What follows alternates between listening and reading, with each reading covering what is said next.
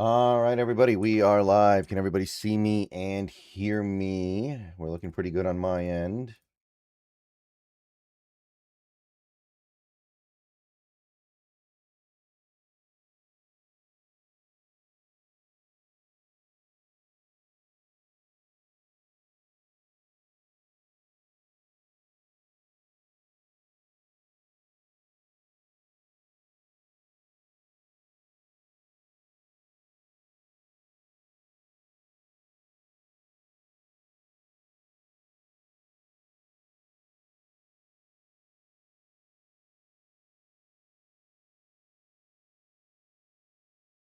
All right. So it's early and we don't pick for a long time, so things are going to be chill here. But welcome aboard to everyone. Day 3 of the NFL draft is just about to start, and we will be playing along.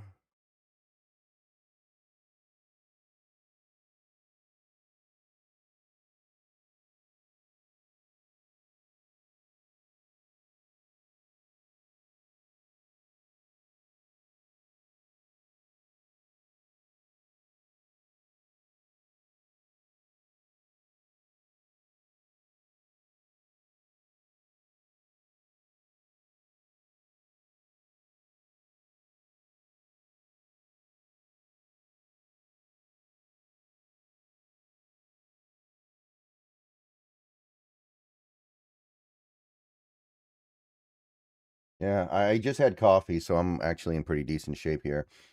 So who's going to end the long nightmare for Gerard McCoy? Once the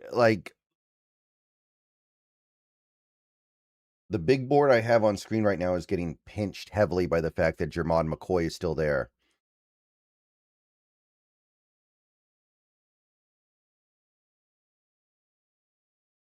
Okay, it looks like the Raiders have traded up with the Bills for this pick, if I'm understanding correctly.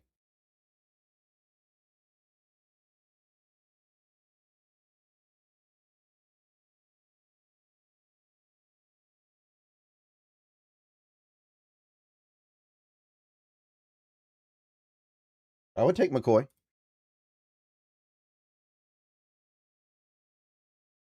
but I don't think he'll be there. By the way, I am going to update my Julian Neal pick from a B plus to an A minus. I was thinking about it last night. I actually think the value and the fit is a little bit better than I initially thought, even. And I liked it a lot at first, but I was thinking about it and I was like, yeah, that's an A minus pick. Yeah, I think Julian Neal will get to play some as a rookie. Same with Bud Clark. Not a ton, but that's not a bad thing. It's not a bad thing to have a player that, as a rookie, doesn't have to take on a featured role. Not everybody has to be Nicky Manwari or Gray Zabel, especially in a class like this, especially on a team that just won the Super Bowl.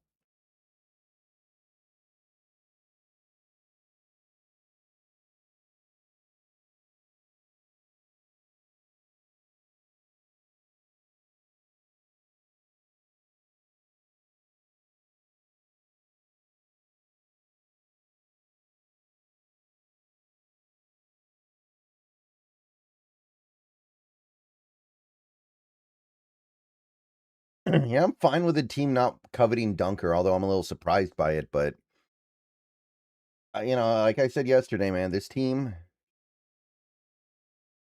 they like Anthony Bradford. Top wide receiver left in the draft. I like Elijah Sarrat, the Indiana guy, and Deon Burks. Those would be my two. Okay, Raiders are on the clock, so they traded up to snipe Buffalo.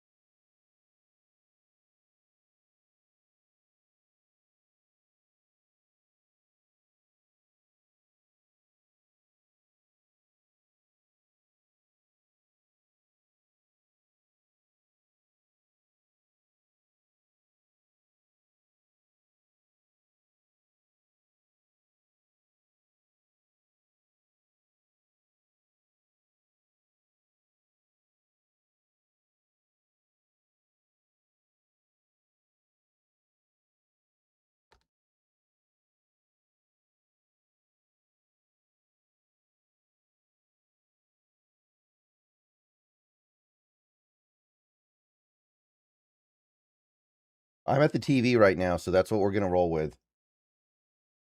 Besides, the Twitter pick pace sometimes misleads you. DDS is sliding because of character concerns. That would do it.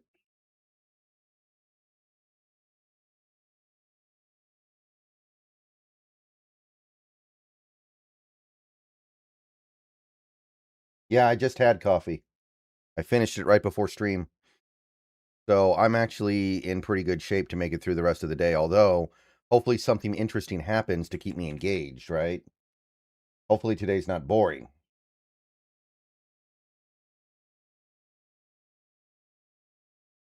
Okay. Raiders pick is in, by the way.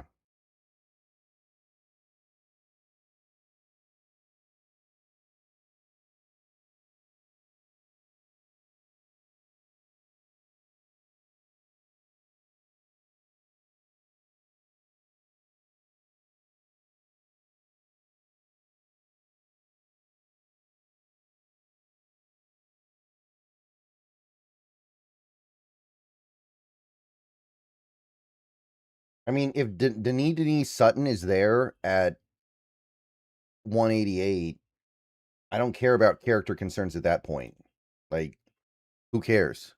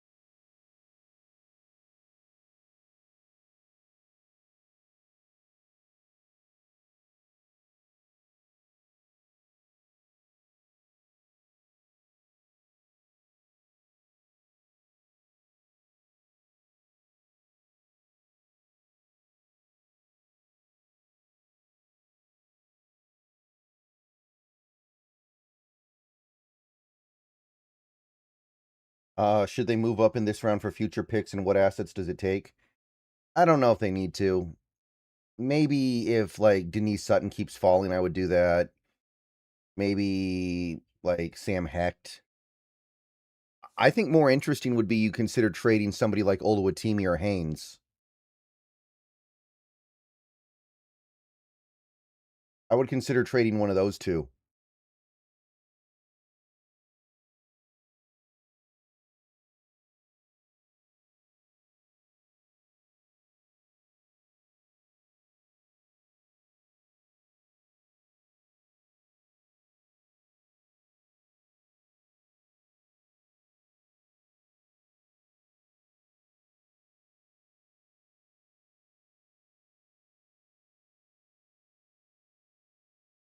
Come on, give us a Raiders pick. By the way, we have 67 viewers in the stream right now.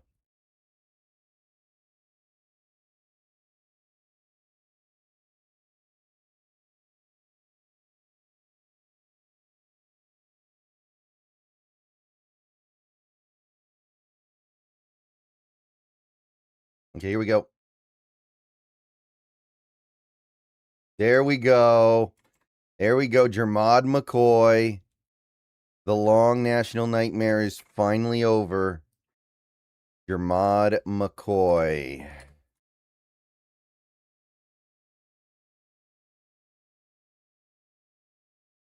Okay. I don't know why they traded up to get him, though. Buffalo wasn't going to take him. Buffalo can't afford to take a player who won't play in 2026. All right. Everyone say bye-bye to Gerard McCoy and the Palladium tier.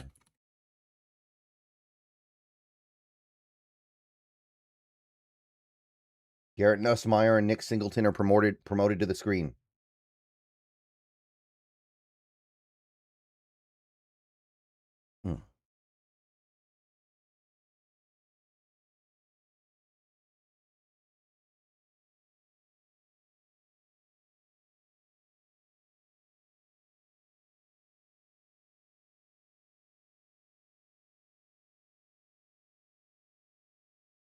Yeah, I think we just wanted somebody who we knew would play this year because we're really valuing this year a lot. And I get it. I don't love it, but it's understandable. Buffalo's pick is in.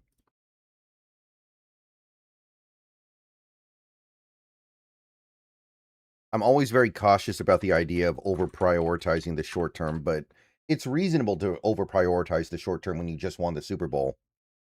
Why do we need 12 picks next year? Because next year's draft is way better. Doesn't Nussmeier have assist in his back? He's got something. Something's going on with Nussmeier. I don't know what, but he's not that appealing of a prospect anyway.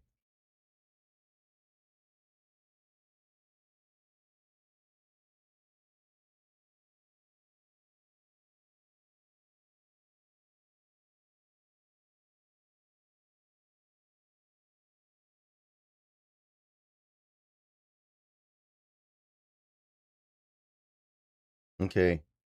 Here comes Buffalo.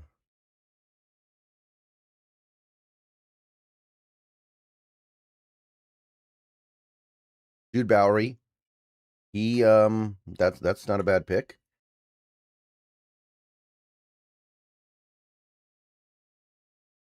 I had him at 85, so yeah, good pick. There we go.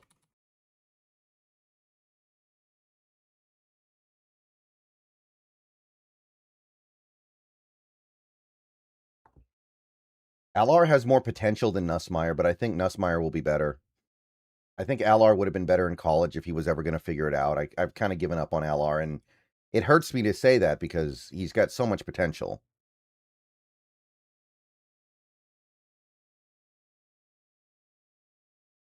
Yeah, maybe Green Earth. Maybe. All right, Jets are on the clock.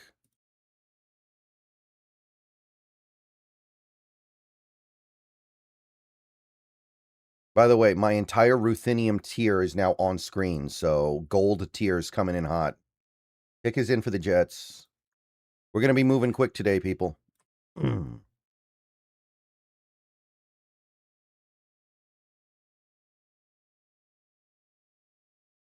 Yeah, Monkey Sprinkle. I agree. I would have been willing to do that, but I completely understand why this team isn't prioritizing this particular draft.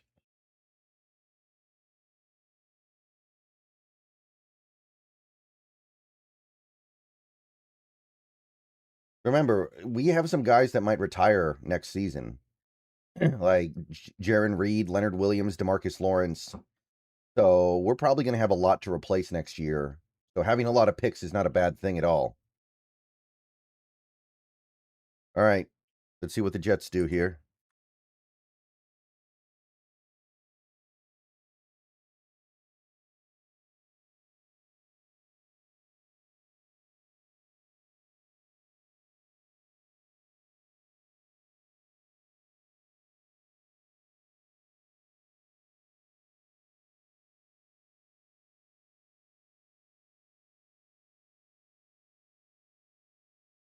All right, here comes the Jets.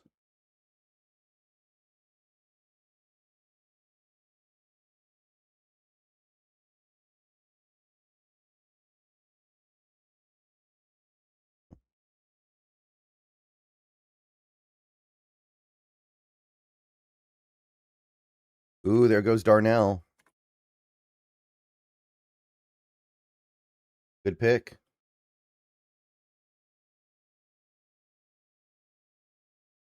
I had Daryl. He was almost on screen. He was just a couple slots away from popping up on screen here. I like it. Good value here.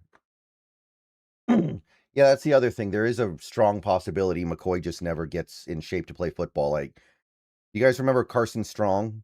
He never actually got to play football at all. He never even made a team because he was so busted.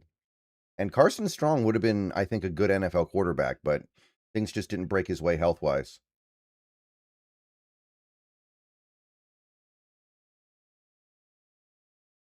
So far, we've only had one player picked that I did not have on my big board, by the way.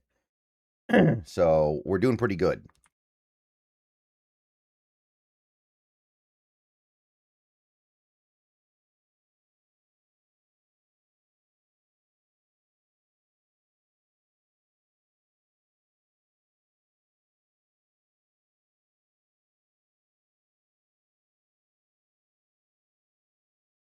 Cardinals pick is in.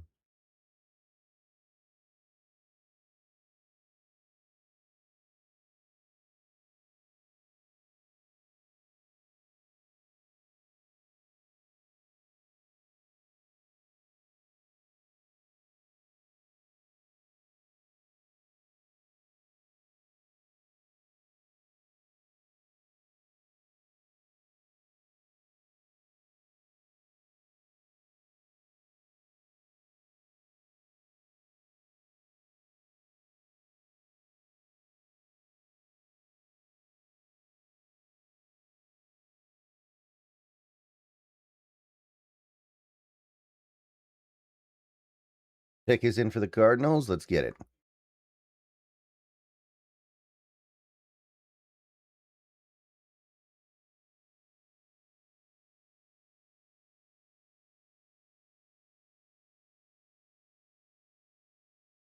Oh, the Grinch.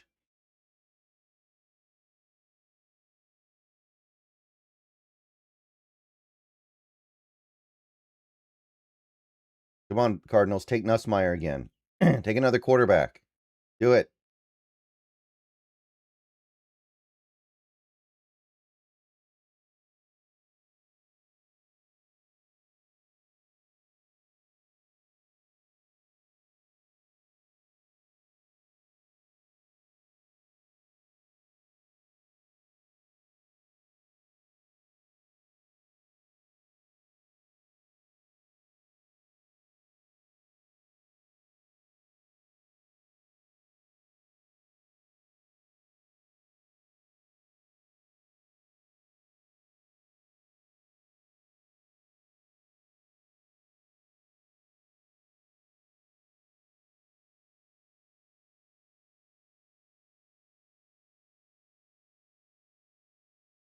Caleb Proctor.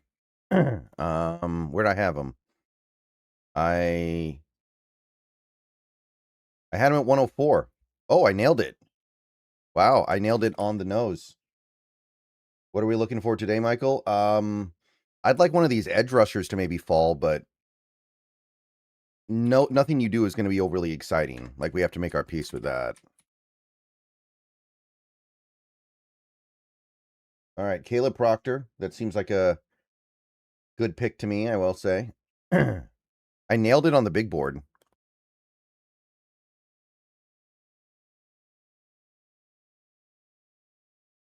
Okay, Chargers and then Houston.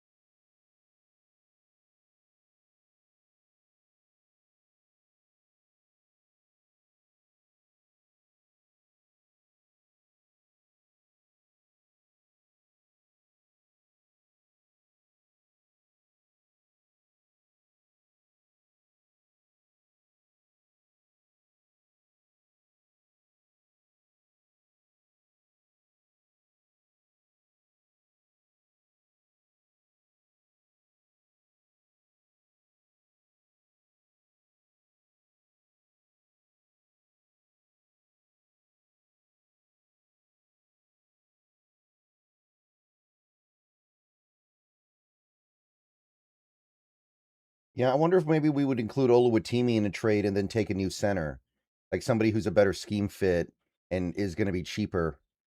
Like that's actually really interesting to me. If you traded Oluwatimi to move up and draft like Connor Liu or Sam Hecht, and then kind of just keep the line moving at backup center, that might be the play. Chargers pick is in. The Raiders got the Tennessee corner. I think you could get like a 4th or 5th round pick for Tyrese Knight, but I don't really want to trade him because I think he's good. I'd rather keep him. Okay, Houston is up next.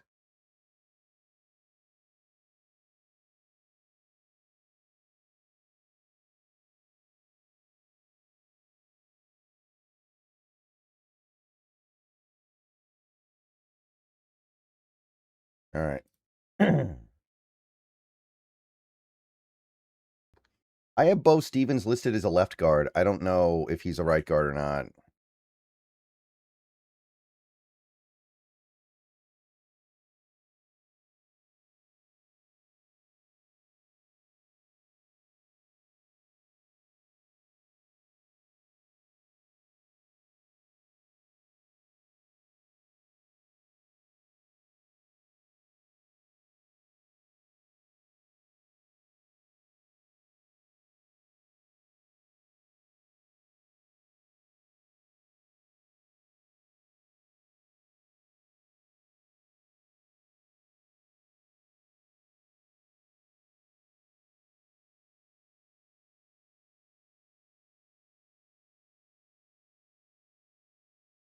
I don't know what an Oluwatimi trade looks like, but I think you could package him in a trade up to maybe move from the 4th to the 6th pretty reasonably.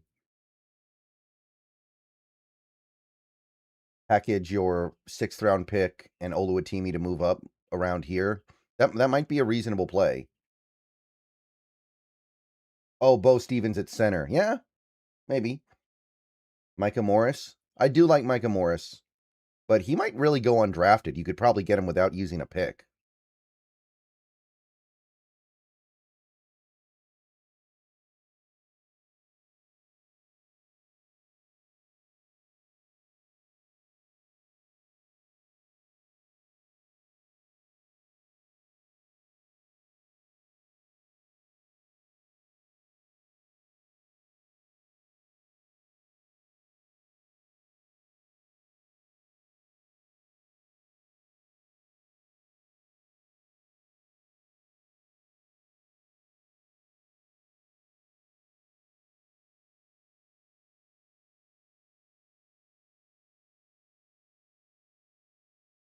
All right, Chargers pick coming in hot.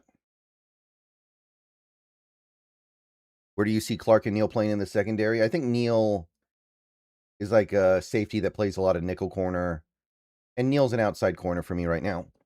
Ooh, Brennan Thompson. The Chargers got this super fast receiver dude. Where did I have him? I wasn't a huge fan of him or anything, but does have fun upside. Yeah, I had him in the early 5th, so that's not great, but I like it.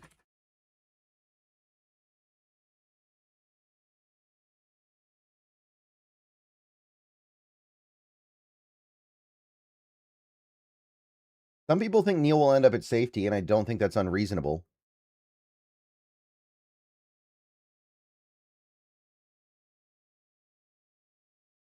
But he's got such long arms. I think that him at corner is really a fun idea. Okay, so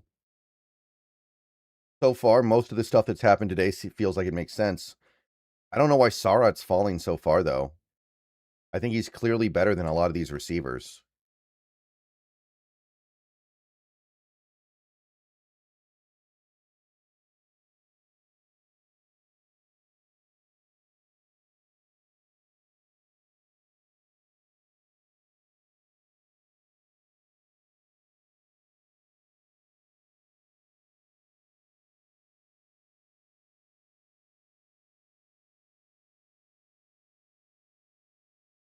Thank you, Danlo.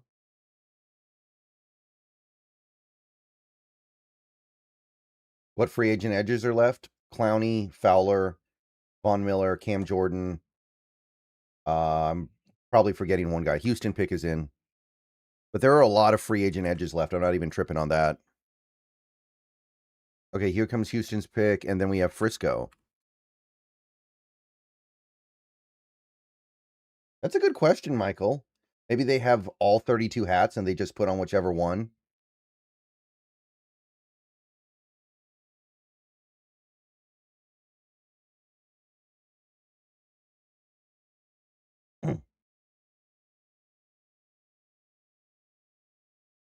Oh, the Oklahoma guard. That feels like a reach to me.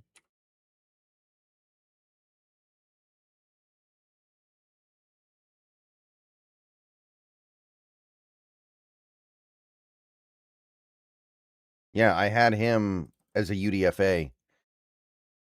I don't really know what's going on there, but whatever.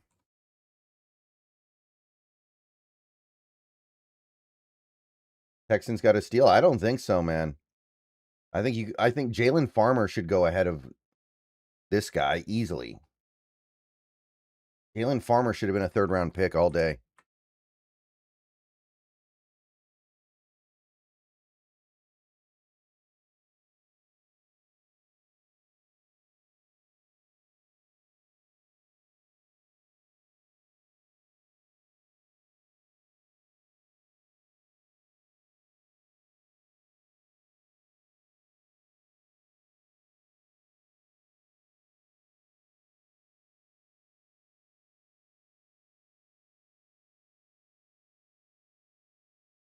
Pick is in for the Niners. They are picking. We are flying, people. By the way, we got 100 people in the stream now. Please like the stream if you haven't already, everybody. Denver is up after San Fran. Yeah, Bryson, I think that's a decent idea. I wouldn't mind moving up with the 2/6. I don't know if you could get all the way up into the 5th, though, because our other 6th is such a low one, but you could try. I'd support it. I'd much rather get one player that I'm excited by than two players that I'm not excited by.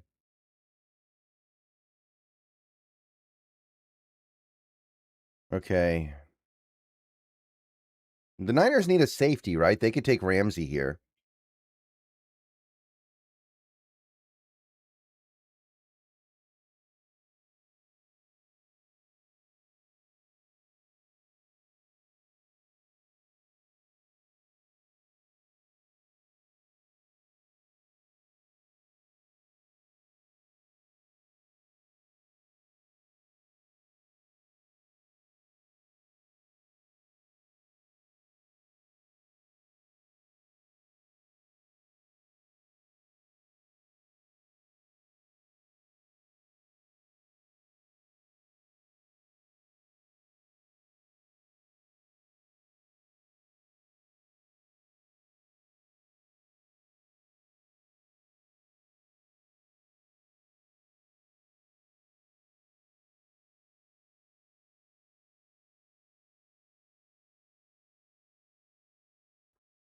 Yeah, the Houston stuff doesn't make a lot of sense to me either, but that being said, man, say whatever you want to say.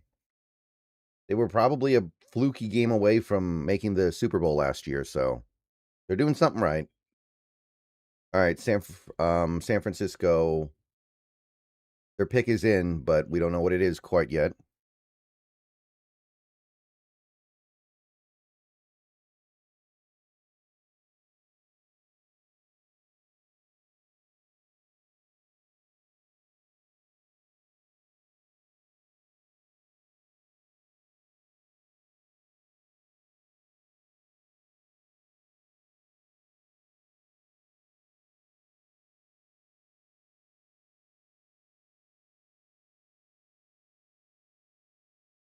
Hmm.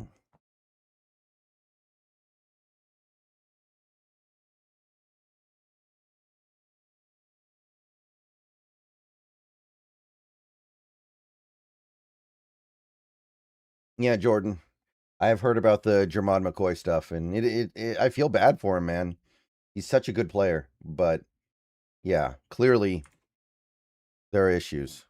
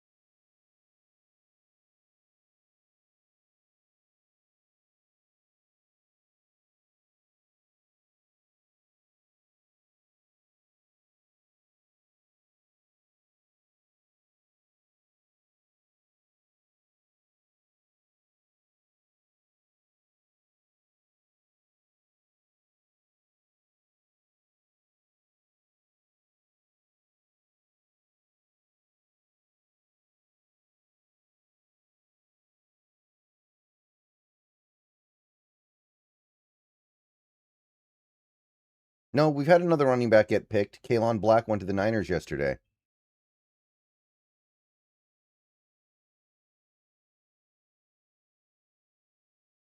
Yeah, Kalon Black went yesterday.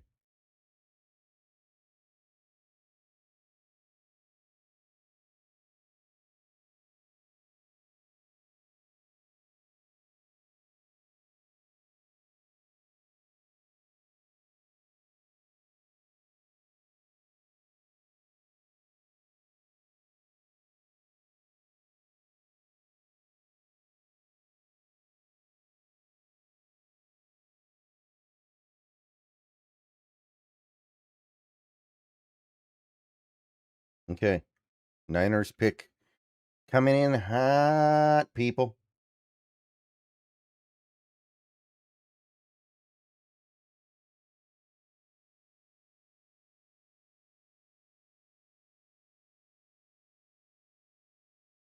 Grayson Halton. All right, the Niners finally made a good pick. That'll get it done. All right, he was almost on screen for me, actually.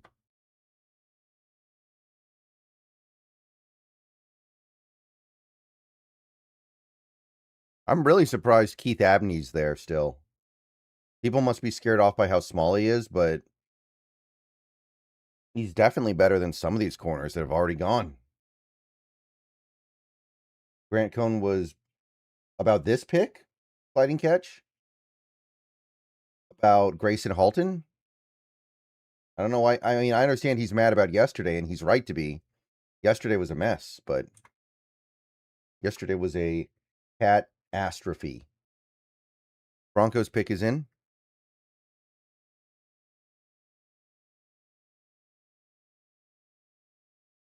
And then we got Kansas City.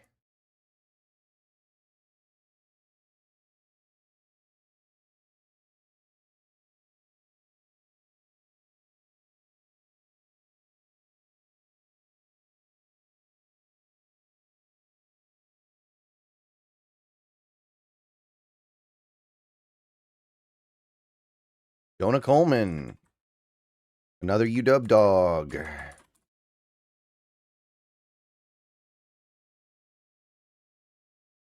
Oh, yeah. Okay, yeah. That's. Would you trade up for Keith Abney? Not now. Not now. We have Julian Neal. Jonah Coleman, come on down. Nice little pick. I will be right back, everybody. If you like sports, the best way to make them better and more exciting is using Prize Picks, where it always feels good to be right. Prize Picks, all you got to do is pick more or less on your favorite players' projections and build lineups with a few taps. It's the daily fantasy stuff, but it's made super easy over there. Whatever sport you're into, give it a shot. And right now, Prize Picks is hooking up users with $50 in lineups after you play your first $5 lineup. All you have to do is use promo code HMA. I've had a great time on Prize Picks so far. It makes this daily fantasy thing very easy, and it makes watching the games way more exciting. Be sure to check out the social feeds feature so you can share lineups with your friends and tail partners or even fade their picks. Right now, Prize Picks is offering odds on the NFL draft. You have who's going to go where, what each team is going to do, how many of each position is going to go in each round, and so on and so on. Get on over to Prize Picks. Take advantage of that. So download Prize Picks today, America's #1 sports app, and remember to use the promo code HMA. And remember, always gamble responsibly. Okay, welcome back. All right, Chiefs pick is coming in hot.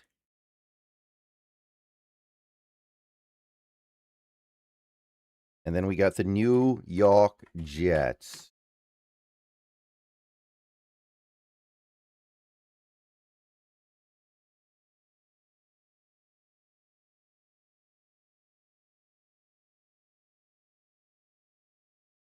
Jaden Kennedy. Kind of a safety, kind of a nickel corner. Maybe more of a corner, actually. I'll go ahead and put that up. But how is Zakee Wheatley still here? How is Keith Abney still here? This is kind of getting insane.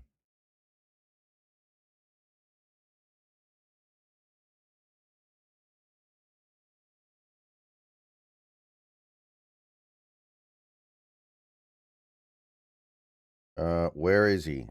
Yeah. I had him at 217.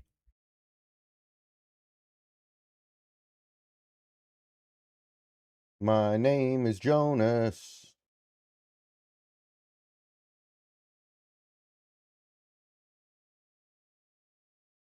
All right, so now we got the New York Jets coming in hot.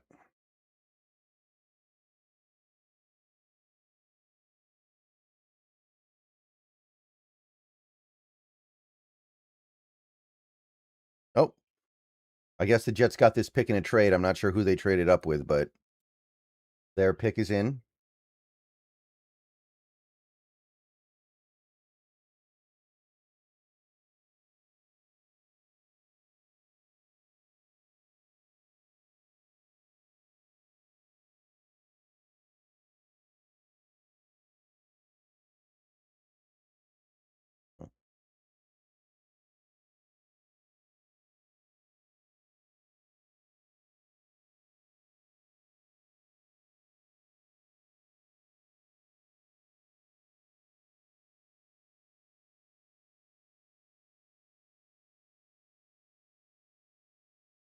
We're in commercial, so we won't figure out the Jets pick for a minute here. But oh, Cincinnati? Okay.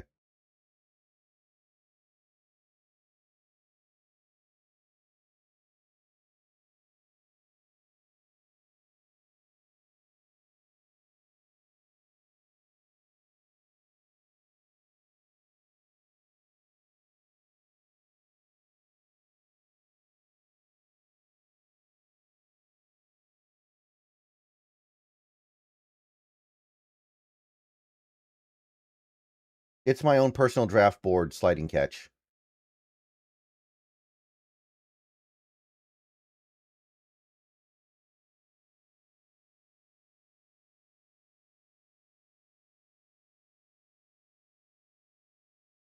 Connor Liu might be the most fun possibility here. That's a guy who should probably be a second round pick, but he's hurt. So if he's actually keeps slipping like this, I'm jumping on that. And then I'm trading Oluwatimi.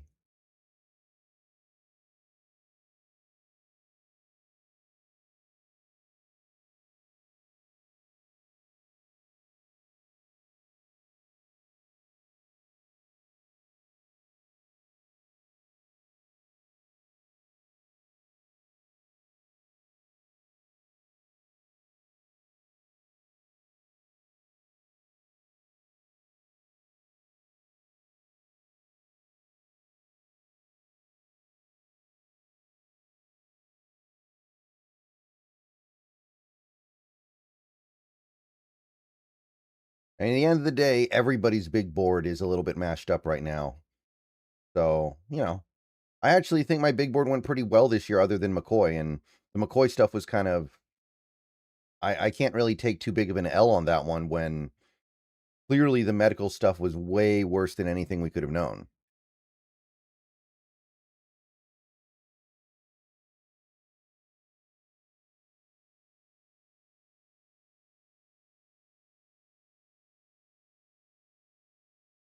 Hmm.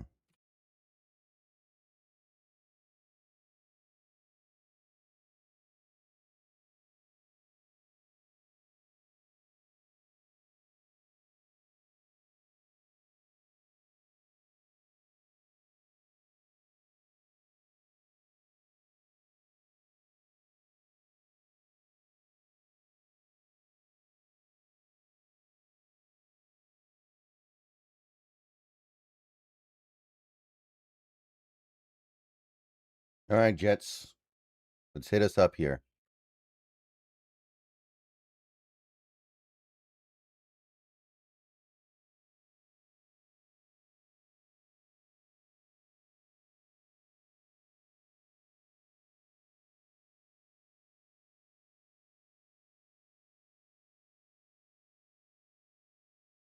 All right, come on, Jets. Let's see it.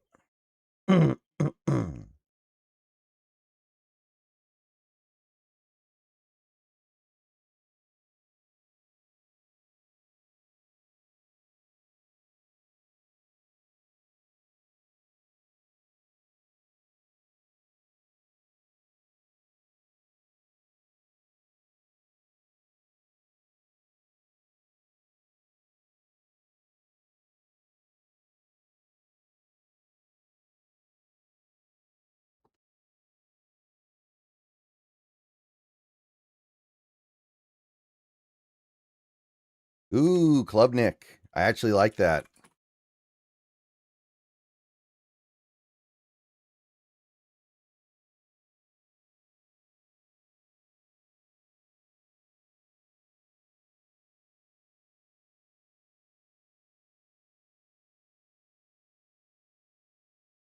Where I put him? Okay, I had him at 121. That's pretty close. Okay, Cade Clubnick. Sorry for your loss, but you're going to the New York Jets. Hey, you know what? Cade Clubnick will be a Seahawk in 3 years after bombing out with the Jets, and he'll be our next franchise quarterback. We don't pick for hours? Correct. We're not picking for a minute. We could trade up. You never know.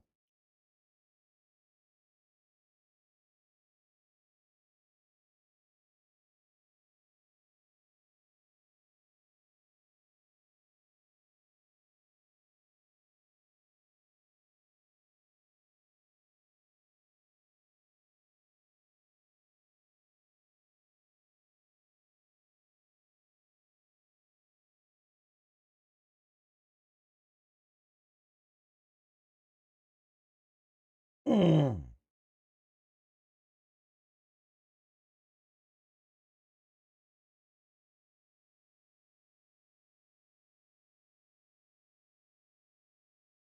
No, it's fine to not be high on Klubnik, but I think there's upside there that you don't see with oh, Denver pick is in. Like there was a point in time where Klubnik was supposed to be a future top quarterback and it just never manifested, but there's something there. All right, here comes Denvar.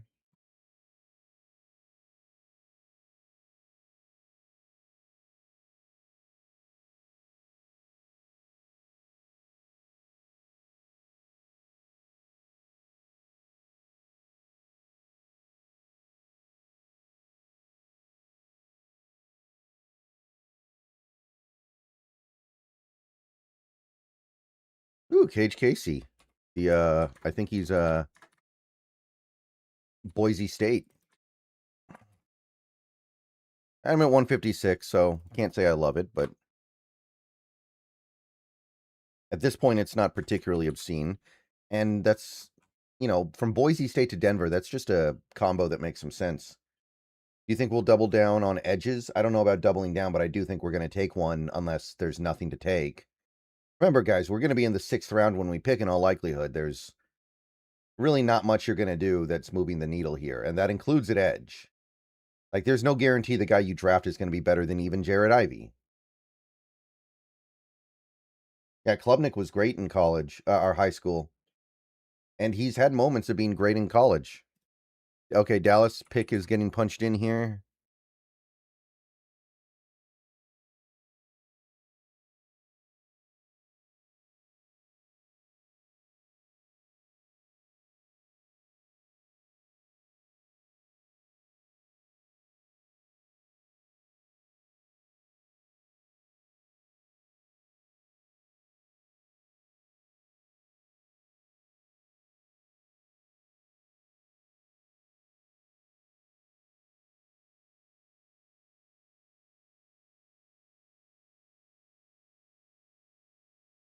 Drew Shelton, tackle.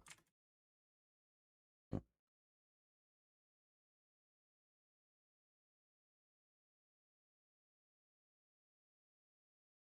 had him at 134, so I did have him in the 4th. Little early to pop, but not really.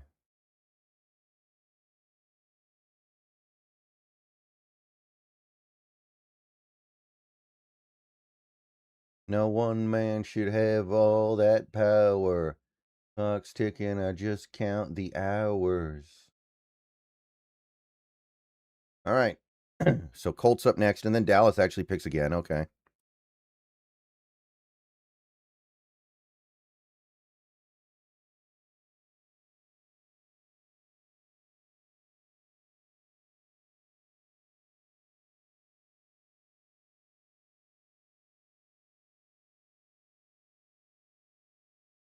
Colts pick is in, but I think we're getting commercials.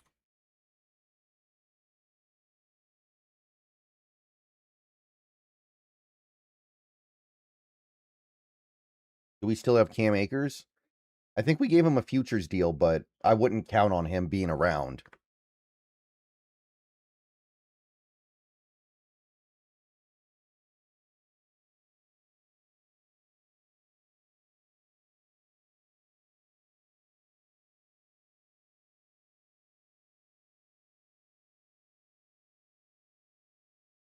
I mean, remember, guys, we can only carry so many running backs. If you're carrying Charbonnet, Price, Polani, McIntosh, like at that point, you're kind of cut off. Maybe you carry another one for a little bit because there's going to be no Charbonnet at first, but you can't carry everybody. Don't forget about Jacardia Wright. He might be more interesting than Cam Akers at this point.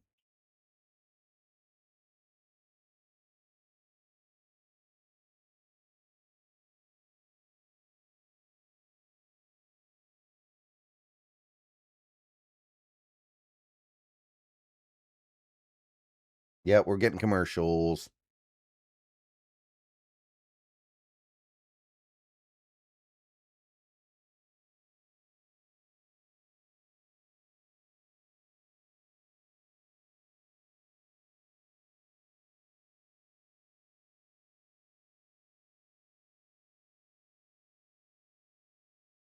$120 people in here right now, by the way. Please like the stream if you haven't already. All right. 1.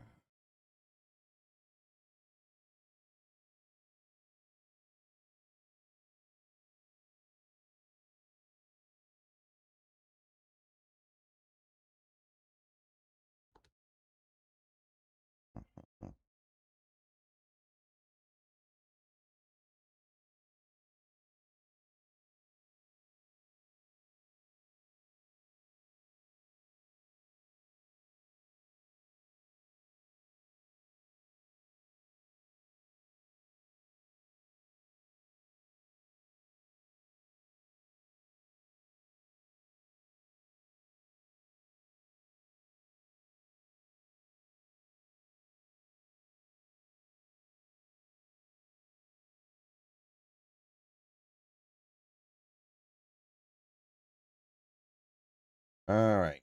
So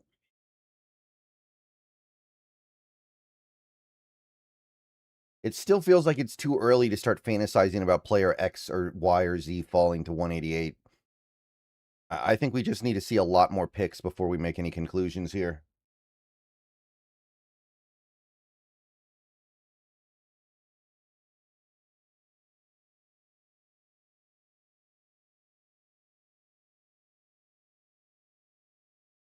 Hmm.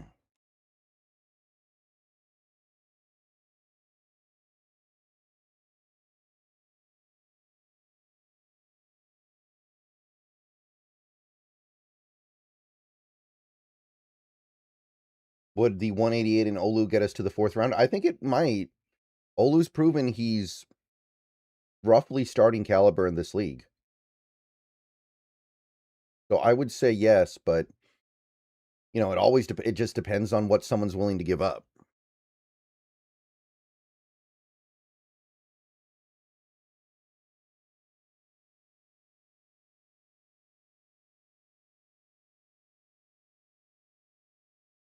Ooh, that's a good pick, Jalen Farmer. He was almost on screen for me.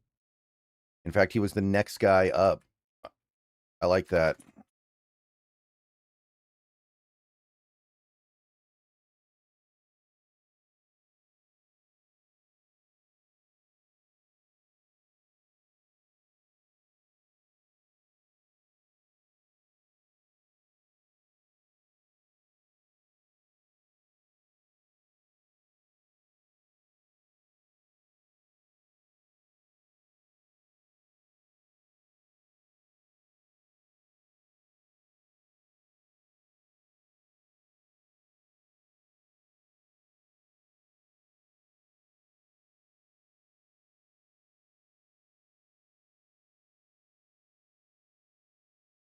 Dallas pick is in.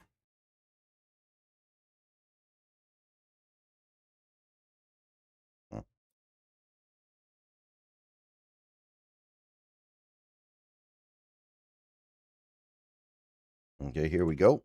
Some dude wearing a cape is going to announce the pick.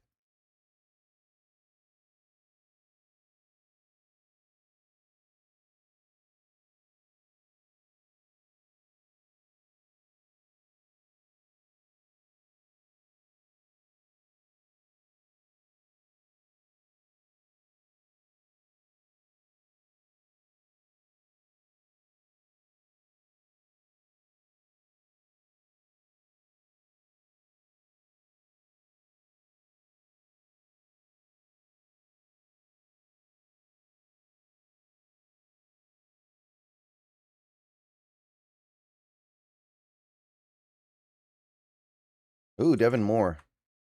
I'm worried about his injury situation a little bit, but Devin Moore was pretty good. Yeah, I had him at 120. No, wait a minute. I'm sorry. Oh, wow. I actually had him way lower than that, but I was scared of the injury stuff. I bumped him to the 5th. Still not an awful pick or anything like that, but I can't believe he's going over Keith Abney.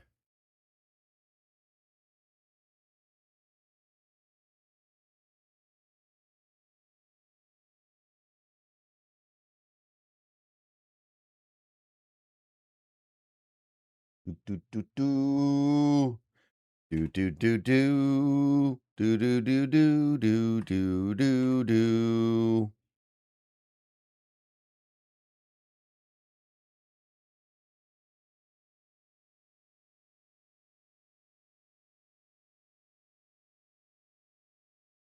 Okay, looks like we've got the Ravens pick coming in.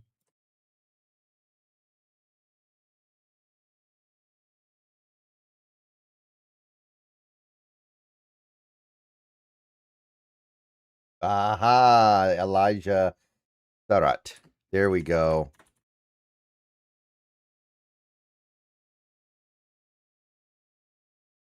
He was getting close to the screen for me. I'm not a huge fan, but I do think he should have been a 3rd round pick, so that's really good. I like that pick.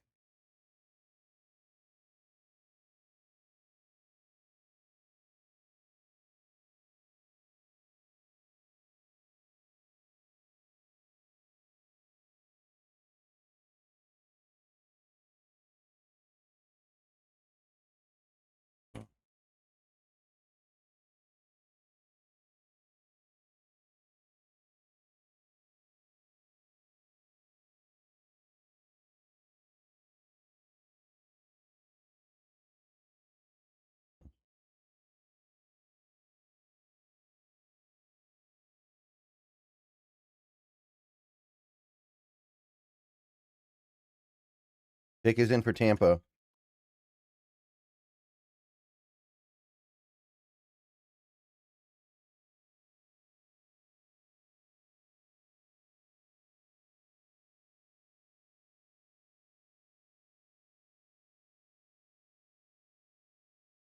Yeah, I like Claiborne, but I don't think you can really pick him now. Unless you're going to cut McIntosh, I guess. And it doesn't seem like we want to do that.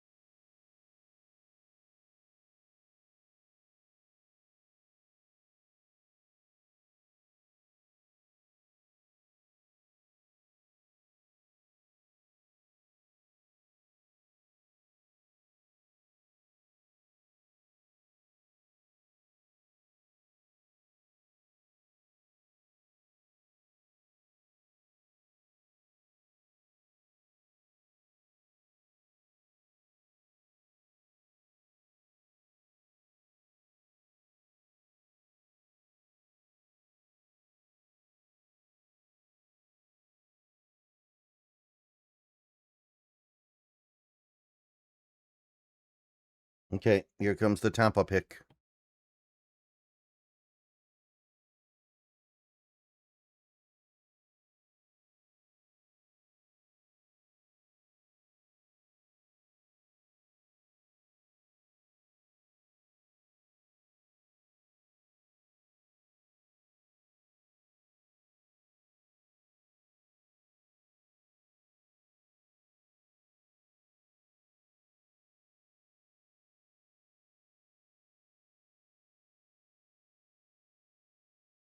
Deontay Scott. Okay. Yeah, I had him at 77, so he was almost on my screen. Good pick. Really good nickel. Nickel.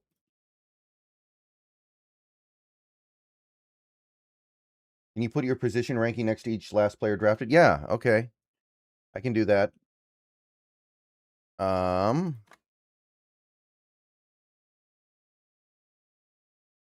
Deontay Scott's interesting because he's a pure nickel, I think, but I think this is really good value. I like this pick a lot, actually. I think Tampa's having a nice little draft, man.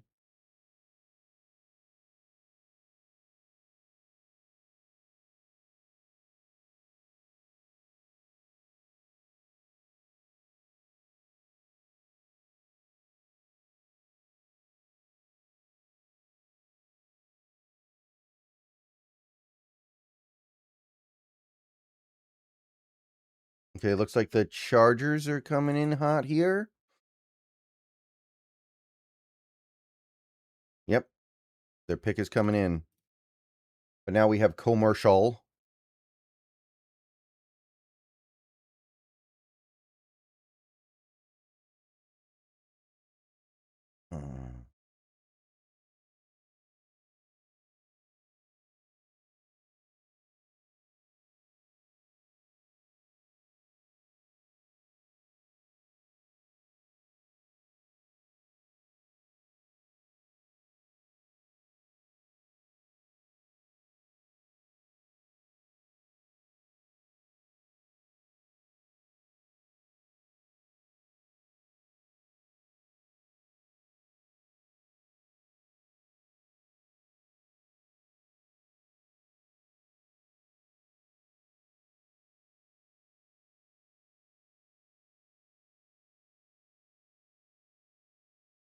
I had Domino's the other day. It was decent. 50% off menu price. That's not bad. Although I much prefer the deals they do on things like, a medium pizza for $7. Why is Sutton falling? Apparently character issues. I don't know what they are though, but word on the street is that you've got character concerns.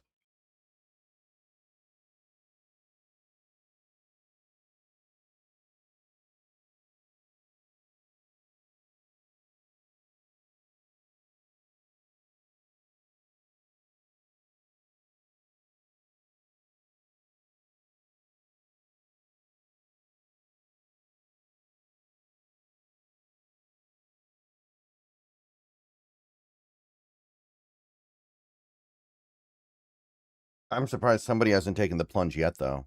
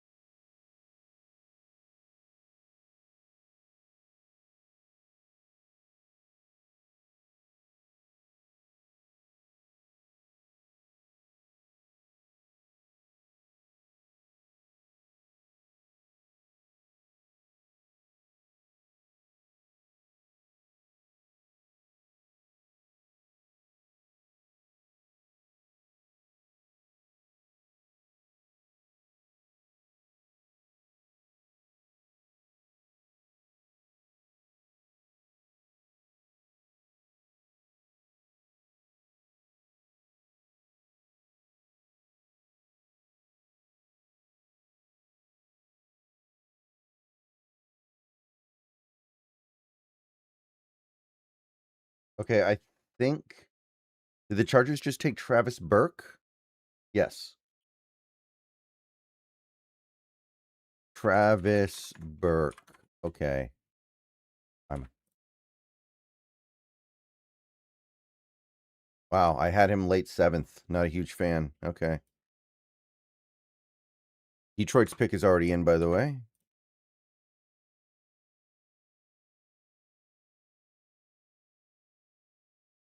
And then we have Jacksonville.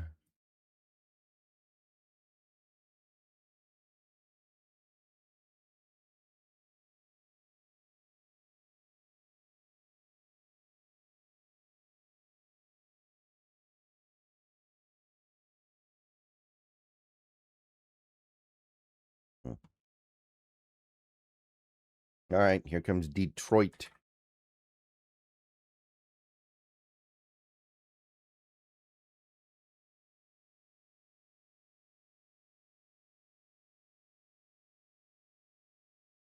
Oh, Jimmy Rolder. I actually kind of like him. A little earlier than I maybe thought.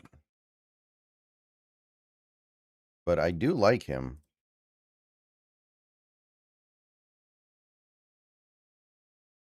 No, actually, I had him at 127, so that's pretty close. He just has very low experience.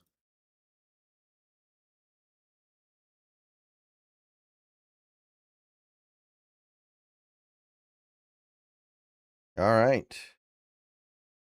Jacksonville, then Green Bay.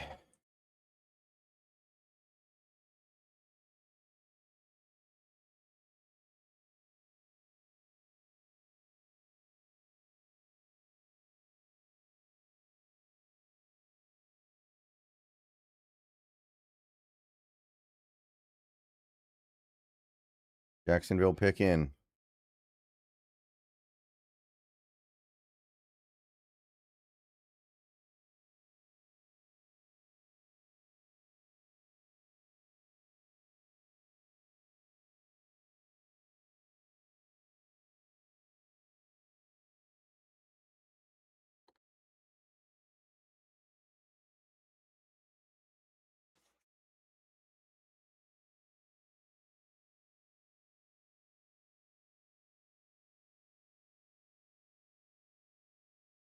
Oh, Wesley Williams.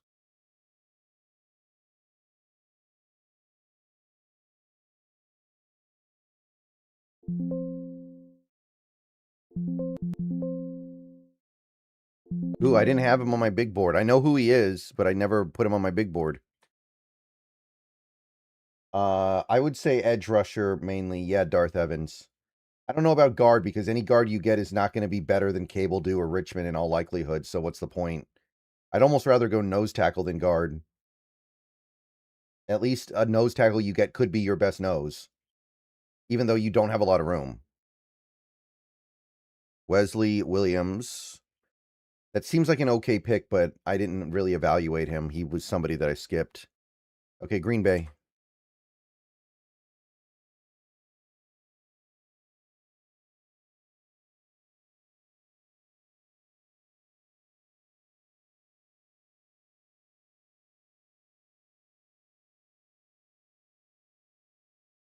We met with Williams, did we?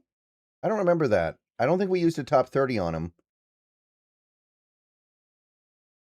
All right, Green Bay pick in. And Pittsburgh after them.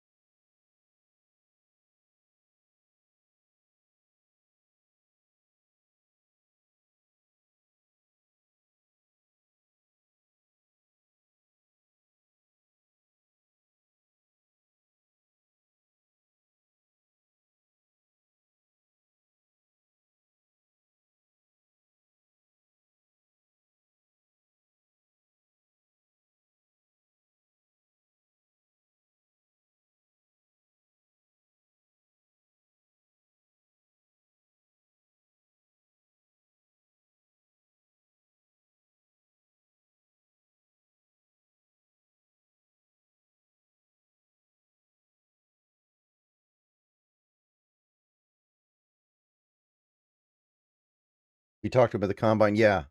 I think I remember that. Is Micah Parsons expected to be ready for week 1, by the way? Does anyone know?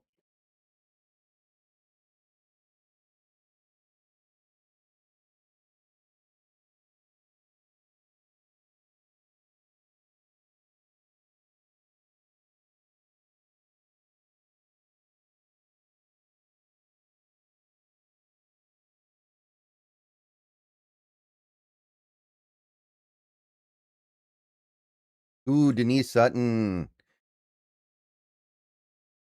It was always too much to hope for.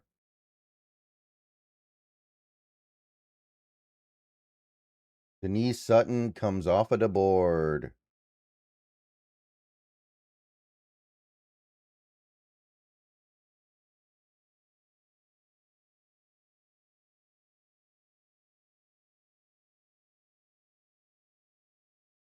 Yeah, he was never going to get to 188. I refuse to believe that was ever on the table. That was a bridge too far. I think the high in the sky hope is LT Overton. And I find it very hard to believe LT Overton's going to be there, but I think LT Overton's the name. That's like the pipe dream for me. I think he'd fit in well in McDonald's scheme.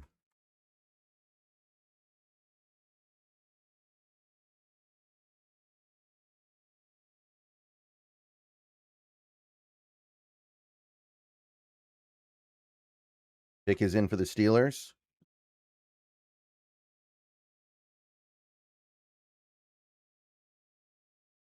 And then we go with Vegas.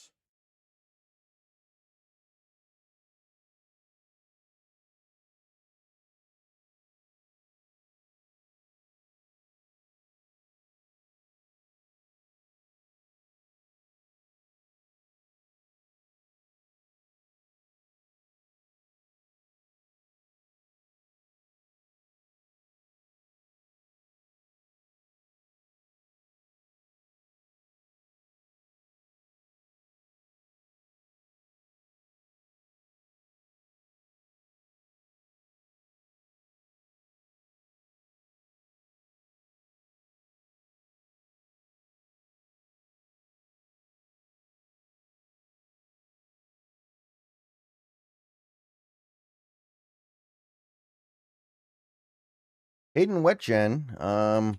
Interesting. I think I had him in like the 7th. Yeah, I did. I don't know about that one. Deon Burks is still there. I know he's kind of small, but that's got to be better than this. Yeah, the Washington Jr. thing. How has somebody not pulled the trigger there, man? I don't get it.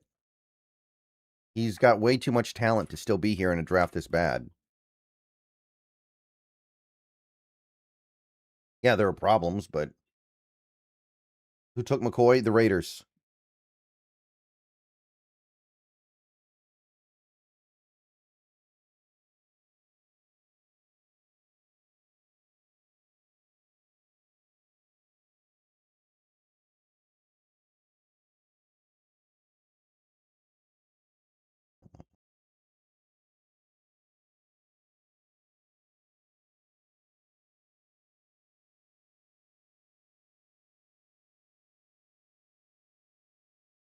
We don't pick for a while, guys. We're chilling.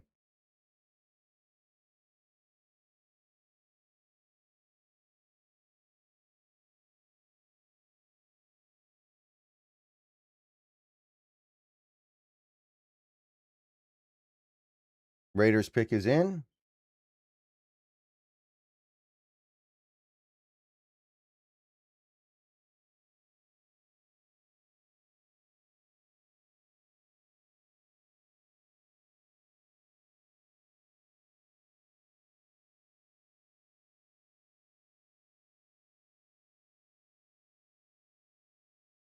Russell Wilson commercial.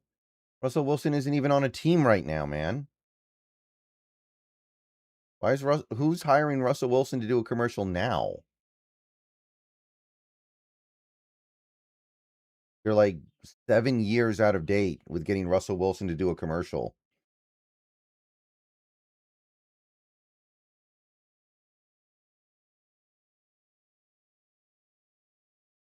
Like, I really think that to the average NFL fan these days, Russell Wilson's just a meme.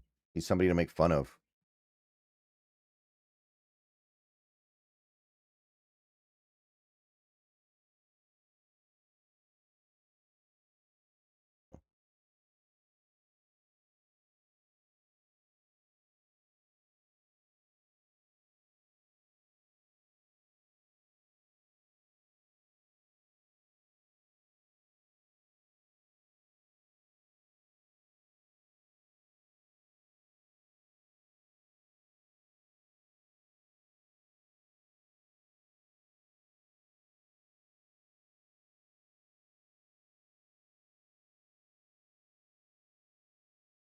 Mm-hmm.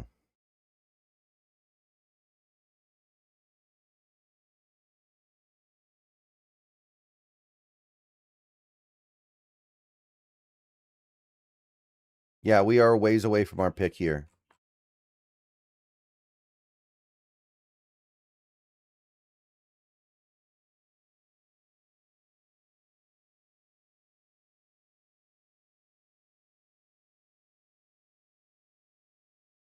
You think Pete makes the Hall of Fame? He should. Remember, you have what he did as a head coach in Seattle. The college stuff probably factors in some, and he's also an all-time great defensive back coach from back in the day. Like, he was a assistant coach on the Vikings teams that went to all those Super Bowls in the 70s. He's probably the greatest defensive back coach of all time. How can you be the best ever at something of that significance and not get in the Hall of Fame? What's the point of the Hall of Fame? Bo Stevens in the 6th. A bit late here, Brendan? What do you mean I'm late? What am I late about? Or are you talking about yourself?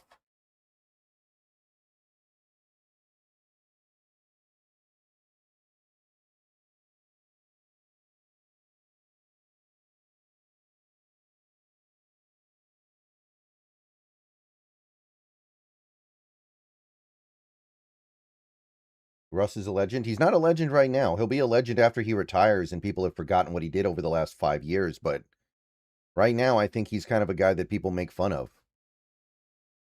And until he retires, that's the way it's going to be. And then people can remember the good times, but hard to remember the good times right now.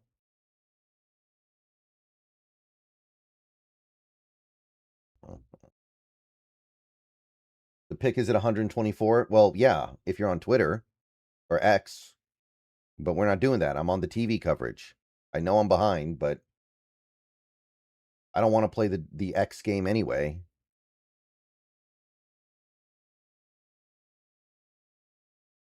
Hmm.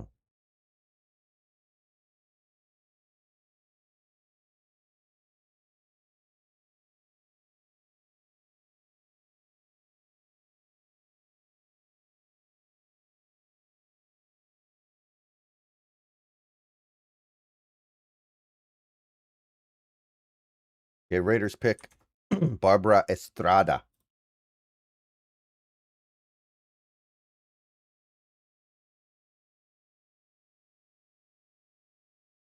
It does drive me crazy that the TV coverage gets so far behind.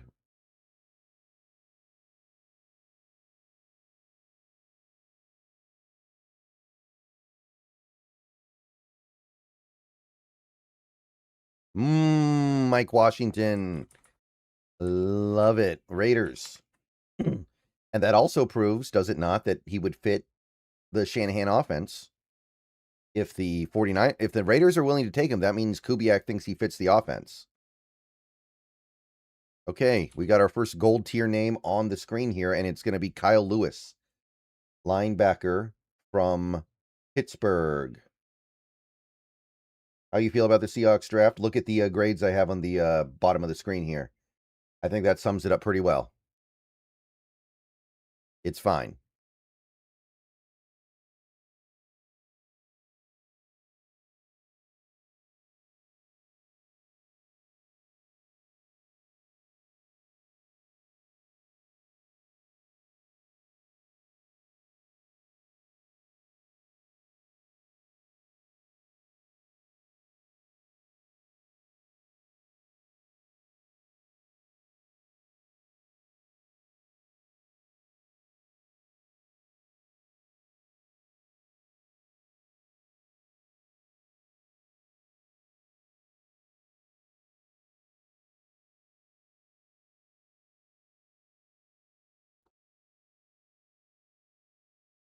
Hmm.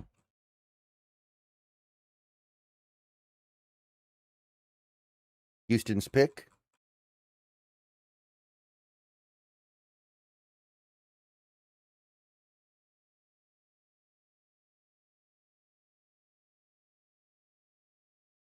I have no idea who this is. Wade Woodz. I've never heard that name before. Does anybody know who Wade Woodz is? Clemson. So he played for a high-profile school, but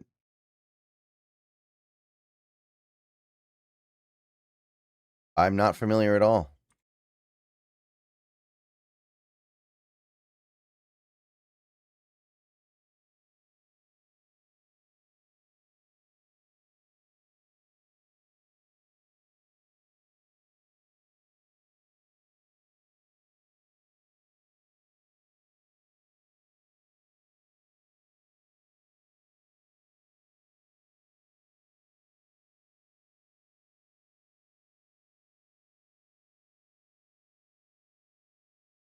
Bears pick coming in.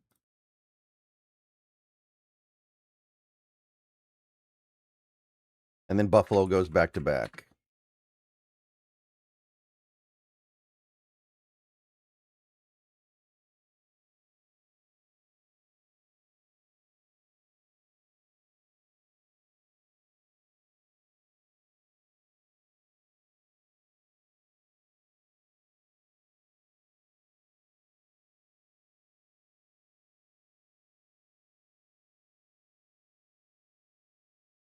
Ooh, decent. Malik Muhammad. I like him. Didn't really want him at this point because we got Neal, but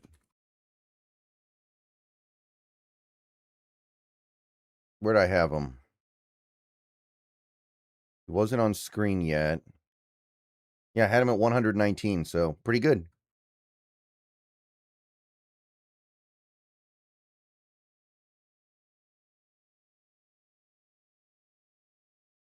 What if Kyle Lewis falls to us? Oh, yeah. Yeah, do that instantly.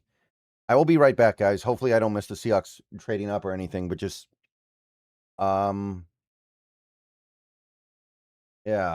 stick around for a little bit. I'm going to do my ad, and then I'll be back shortly. If you like sports, the best way to make them better and more exciting is using Prize Picks, where it always feels good to be right. Prize Picks, all you got to do is pick more or less on your favorite players' projections and build lineups with a few taps. It's the daily fantasy stuff, but it's made super easy over there. Whatever sport you're into, give it a shot. And right now, Prize Picks is hooking up users with $50 in lineups after you play your first $5 lineup. All you have to do is use promo code HMA. I've had a great time on Prize Picks so far. It makes this daily fantasy thing very easy, and it makes watching the games way more exciting. Be sure to check out the social feeds feature so you can share lineups with your friends and tail partners or even fade their picks. Right now, Prize Picks is offering odds on the NFL draft. You have who's going to go where, what each team is going to do, how many of each position is going to go in each round, and so on and so on. Get on over to Prize Picks. Take advantage of that. So, download Prize Picks today, America's #1 sports app, and remember to use the promo code HMA. And remember, always gamble responsibly.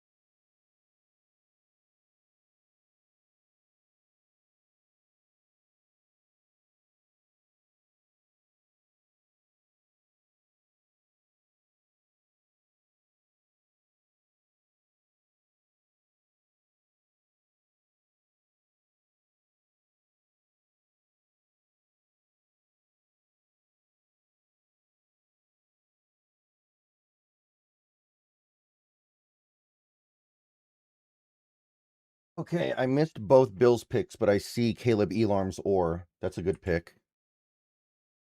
I got to figure out what I missed. Oh, Skylar Bell. They actually made two good picks here. Nice.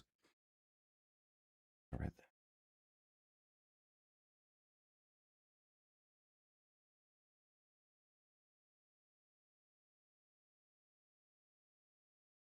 I had Caleb Elarm's or at 117. And then Skylar Bell I had at 108.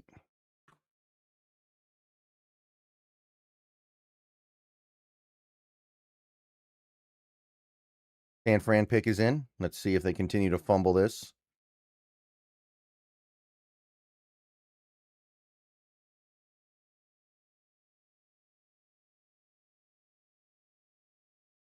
No, they're going to go to commercial, so we won't know for a few minutes.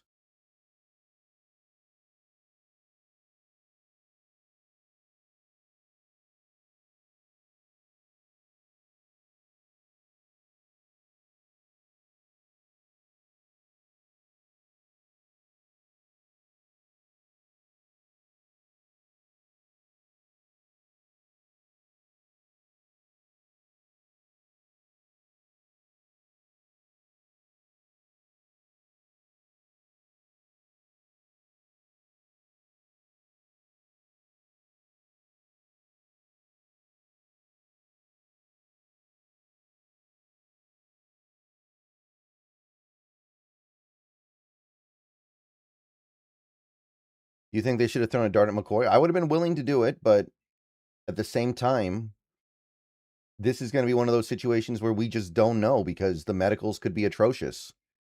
Like if McCoy's leg is about to fall off, then that's not something we get to know about. That's something the teams get to know about because they have their doctors. And we usually don't find that stuff out until much later.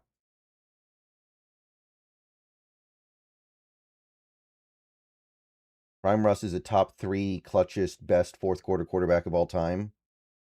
I mean, if that was true, wouldn't he have more than one Super Bowl win and more than 2 deep playoff runs? Like when you think about clutch quarterbacks, you usually think about guys that won or played in a bunch of championship games. It's kind of weird to say that about Russ, and then you take a look at his career and you're like, other than the 2 years where he had a historically good defense, he never made a deep playoff run. That's the thing. So many of those clutch moments happened in like low stakes regular season games that people are not going to remember ultimately. And he never had success without an elite defense. I think he has one career playoff win in a season where he didn't have a top 3 defense. So I don't think so. Maybe he is to us as Seahawks fans because we remember those regular season games where he was so good, but the NFL as a whole will not remember him as anything all that clutch because he didn't do a lot of winning at the highest level.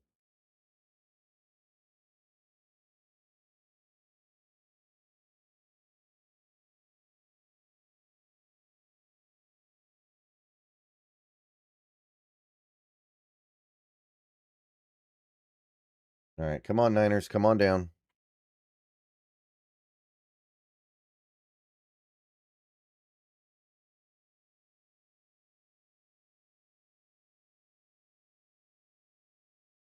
Do you think JS chose Neal because of how physical and raw he is?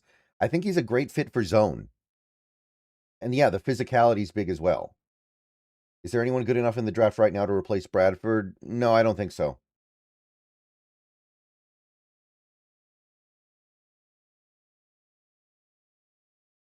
I would put the blame more on the trash defense we had during his actual prime, though. The defense didn't really get trashy until, like, what, 2019? Even the not great defenses that we had were still okay until 2019 and 2020.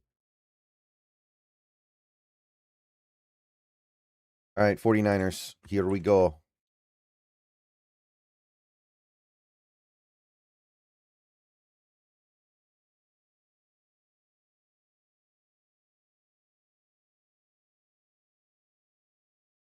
Ooh, Carver Willis, another Husky.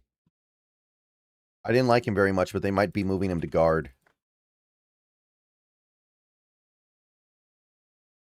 He might be good at guard. I don't know. No, McCoy got taken by the Raiders. Oh, we got 150 people in here now, which is like a new high for the day because we're off to a slow start because we're not picking forever. So let me just say real quick, thank you everybody for coming to hang out with me. Please like the stream if you haven't already. Subscribe if you are new. And if you want to go above and beyond to support, we haven't gotten any donations yet today, hoping to get some of those going. This is one of 2 times during the year where I do ask for donos a little bit more because I am streaming a lot. You can super chat, $sign in the chat. You can tip via the tipping link in the description. You can pledge to the Patreon. You can become a channel member for $2, $5, or $15 a month. And those are the best ways to support. Thank you, Firestorm. All right, Bengals pick is in. Man, yeah, I don't think the Niners are having a good draft at all, man. Life is good. The hate watch is going very well.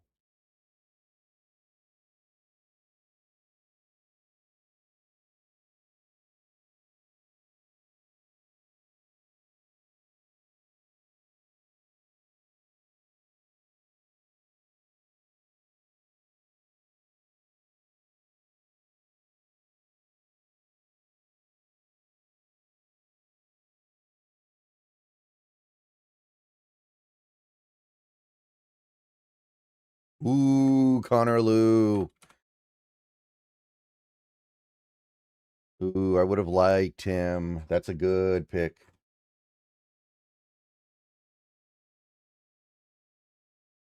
Brendan, do you like Barry he's kind of cringe. He did 1 or 2 things that made him famous, and now he's like clinging on to that pretty pathetically, in my opinion. He does have moments, though. I do appreciate some stuff with him, but he's kind of become cringe.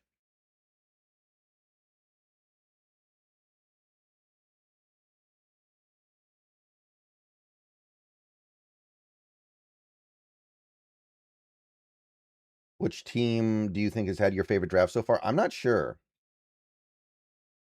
I'd have to like evaluate that. I want to say the Titans, but that Darnell Tate pick has me scratching my head a bit.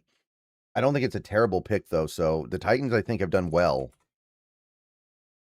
I just don't understand Tate at 4. You could trade back and get him.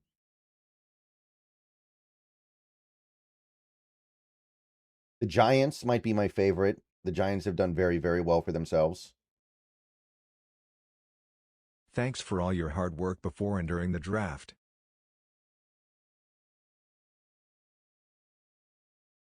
Roy, thank you for the 717. Did the super chat message get read out loud on stream? I didn't hear it because I just realized I never turned my speakers on. Dunker got picked yesterday by the Steelers. Thank you, Roy, though. Sorry if it didn't get read out loud on stream, but maybe it did, and I just couldn't hear it because I forgot to turn my speakers on. All right, Panthers pick coming in hot.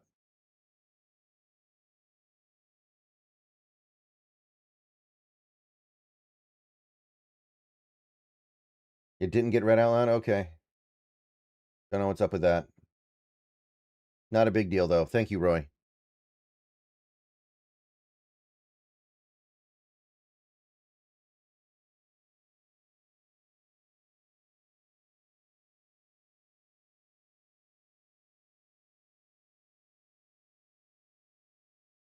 Willie, decent value. I didn't like his game that much, but it's more of a scheme fit than anything else.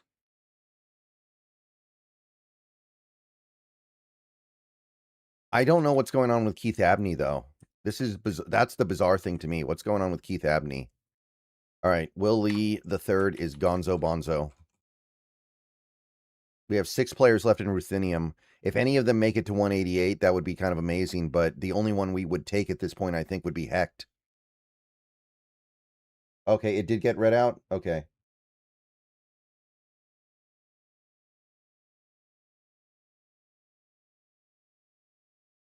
I found a reason for me To change how I used to be.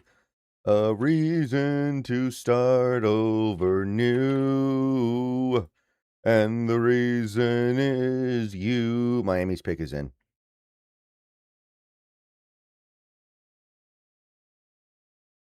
I have one player left in my top 50, and it's Kamari Ramsey. When is someone going to end the national nightmare for Kamari Ramsey? He should be gone by now.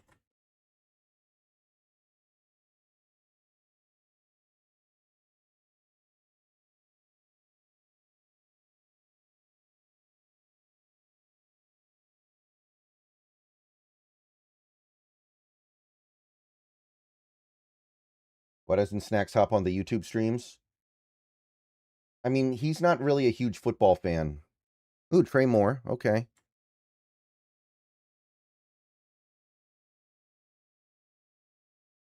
I had him at 168, so especially at this point in the draft, that's pretty reasonable.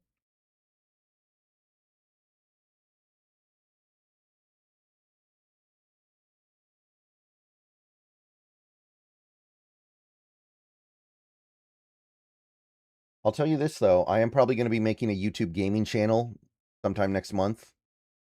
And what I'm probably going to do is Snacks will be on there because we co-op all the time. And even when we don't co-op, he usually hangs out on the call. Okay, here comes the Chargers, and then we have Nollins. Does my brother have a job? Technically, no, not right now.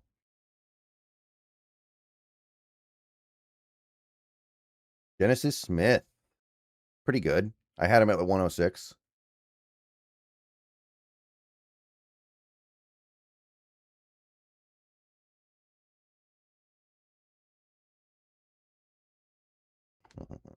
How does my microphone do when I sing? Does it like cut out all the time? Does it freak out? I might be pushing the volume a little too high when I do the singing crap. Ever played Dying Light? No, I have not. I've always meant to, but I've never gotten to it. But yeah, once the draft stuff is over, once we get to May, I'm going to be gaming a lot. Probably be streaming pretty much every day, and Twitch is dying.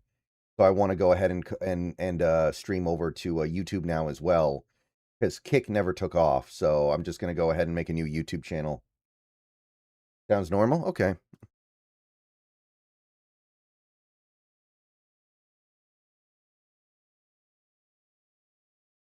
All right, New Orleans, gonna pick after this commercial break.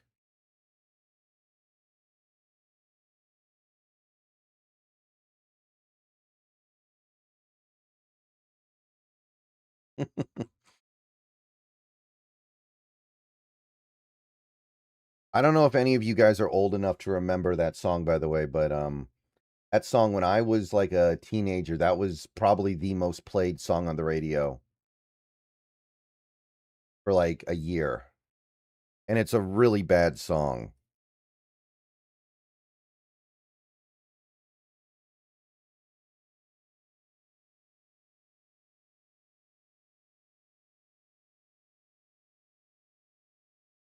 Is it worth it to pick Sam Hecht if he's somehow there? I would do that and then flip Oluwatimi.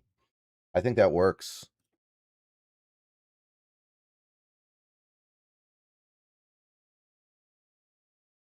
What do we do at nickel now that we have Nick Spoon and Bud? I think Nick is clearly the guy right now. Yeah.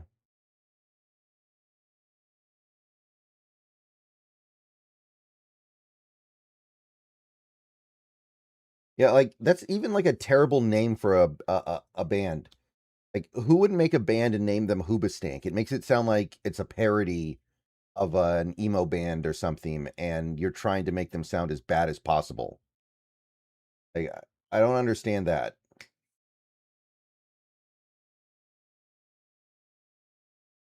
Like it sounds like you're mocking yourself. There was some bad music on the radio a lot when I was a kid.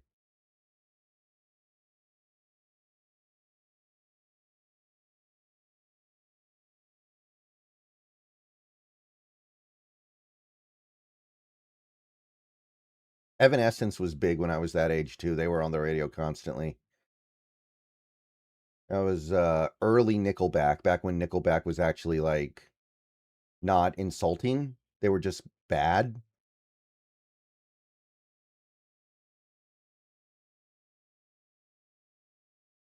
Like there was a time like over the last, I'd say probably 15 years, Nickelback has just been kind of insulting. But there was a time where they were just like generically bad, I think.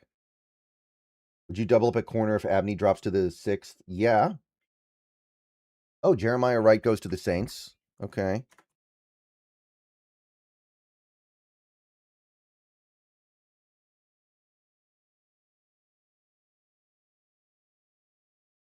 Eh.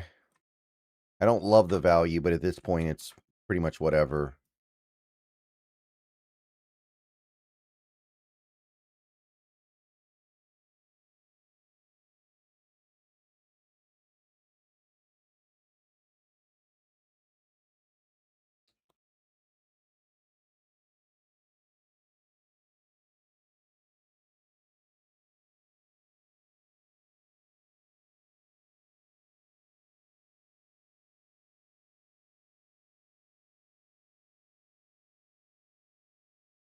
Okay, Jeremiah Wright, decent, I guess.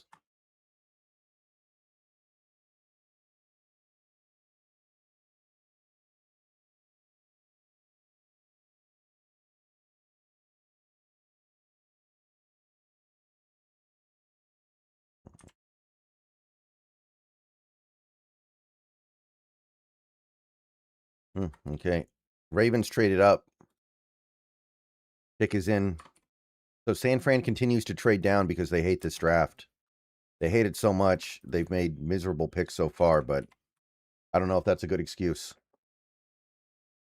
Oh, Niners picked up a 6th round pick next year. Wow, they moved back really far. I guess next year's draft is so much better, that's understandable, but it doesn't seem like a very good trade to me. Thoughts on Joshua Joseph? He's undersized, isn't he? Isn't he like 240?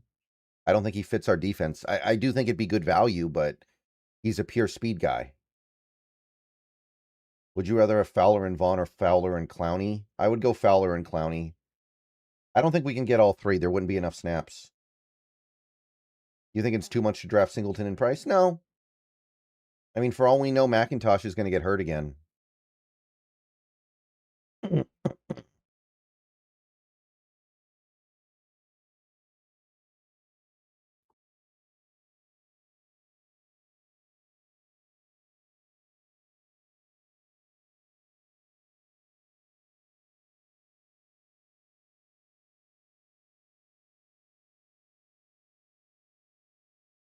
Hibner, another tight end. What is up with all the tight ends, man? These guys aren't even that good. Yeah, I had Hibner in the 7th.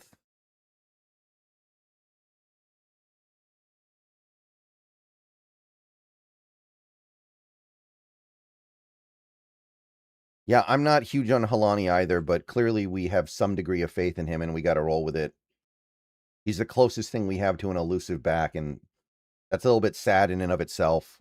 Unless you count Price, he's fairly elusive.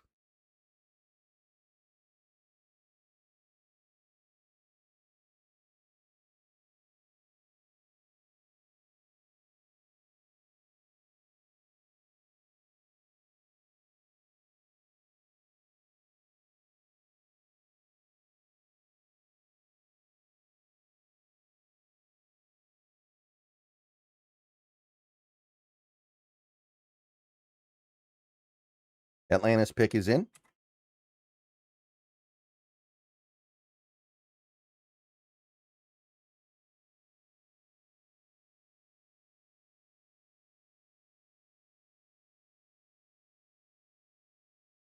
Thoughts on Xavier Harris? He's good. He's almost on screen, I think. I like him. We have no idea if McIntosh will be ready for the next season. We probably, but he's already had 2 catastrophic injuries in his career. It would not be shocking if he's just not ever really going to get to where he needs to get.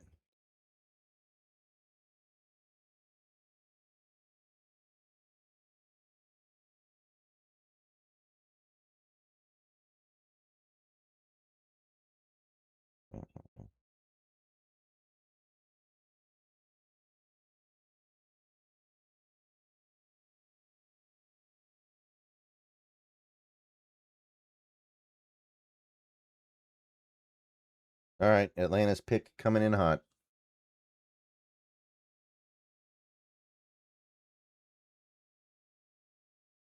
Miguel, I'd go with like LT Overton. I'm going to ride that for a minute here because I think that's a good fit.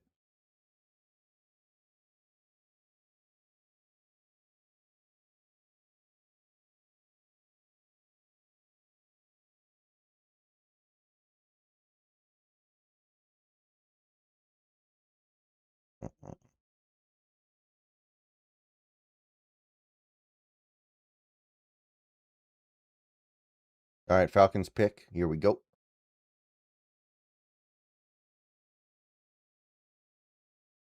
Yeah, Abney must be the size or something.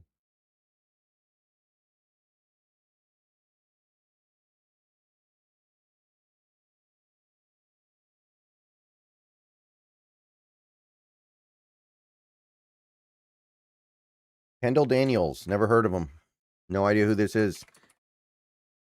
Oklahoma linebacker. Did not have him on my big board.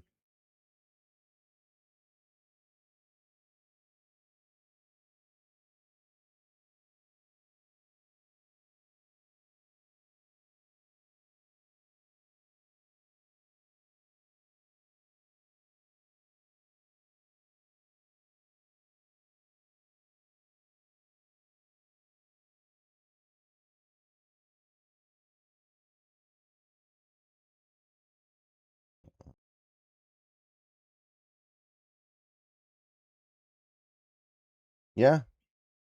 Yeah, that's the thing. There's a lot of flexibility here. Bud Clark can be a corner and safety. Julian Neal might be able to be a safety as well as being a corner. There's a lot of fun stuff that can happen here.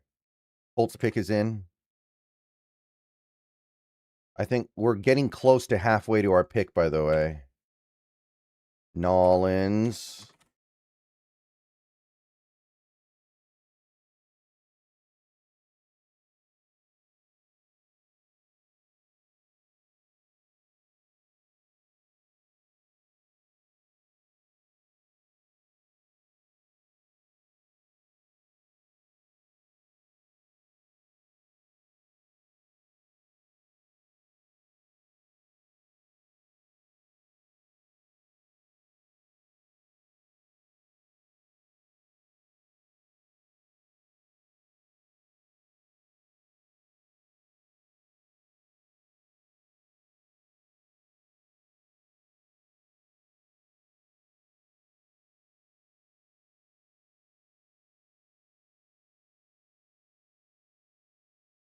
Oh, Bryce Bedecker.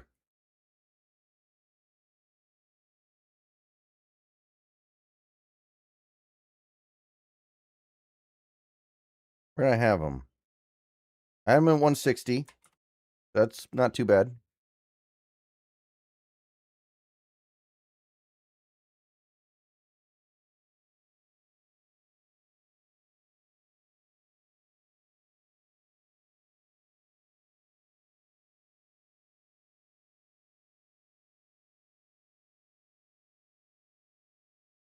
Is it fair if I say Byron Murphy is better than Jalen Carter? I think he is.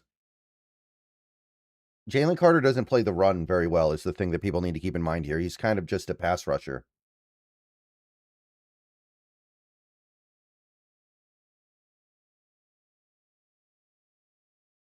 Like, I think Jalen Carter, I mean, obviously he's good and the Eagles are happy with him, but I don't think he's been as great an all-around player as people anticipated.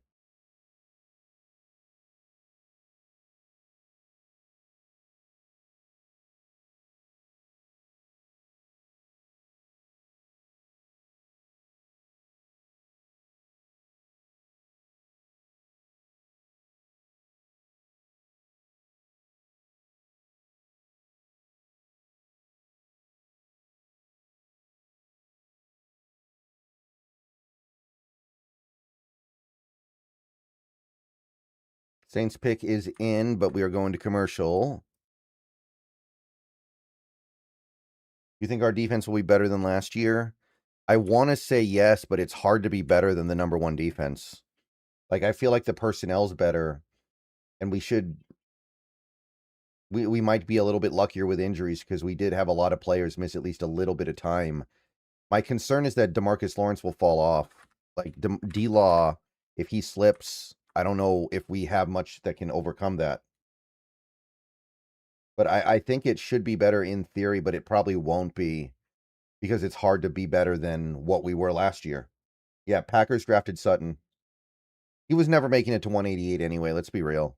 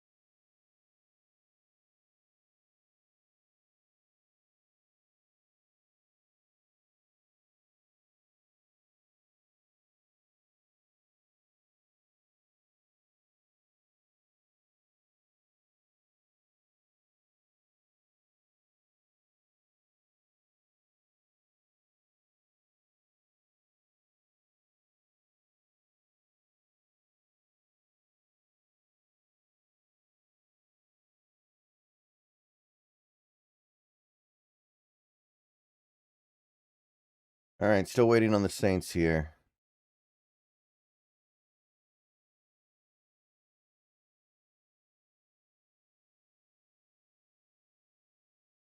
Working on some hot stuff, baby. Do.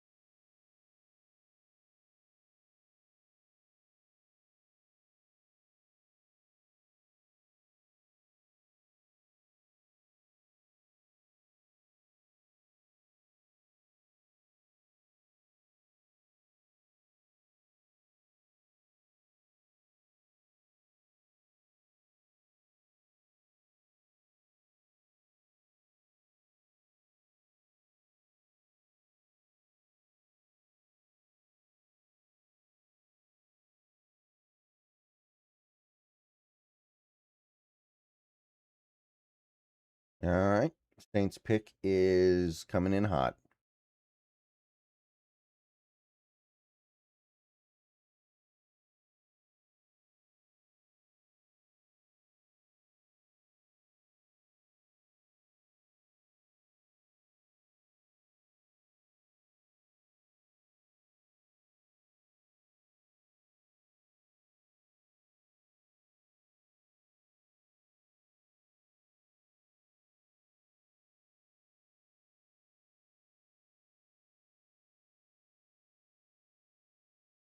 Yeah, Kilgore still being there is kind of wild. Did not see that coming. By the way, we're almost to the 5th round here. We are almost to the 5th.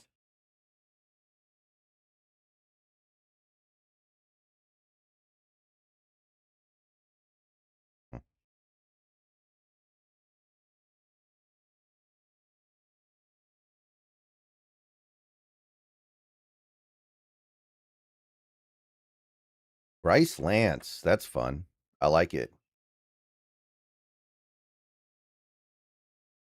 Lance will make him dance, baby. I had him at 137. I almost nailed it.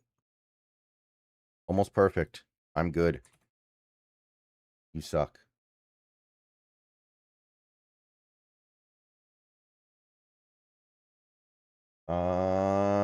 Dallas and then Miami. Okay. So what we got?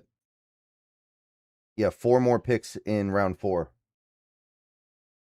We still have actually 3 guys that I thought would be second round caliber in this draft.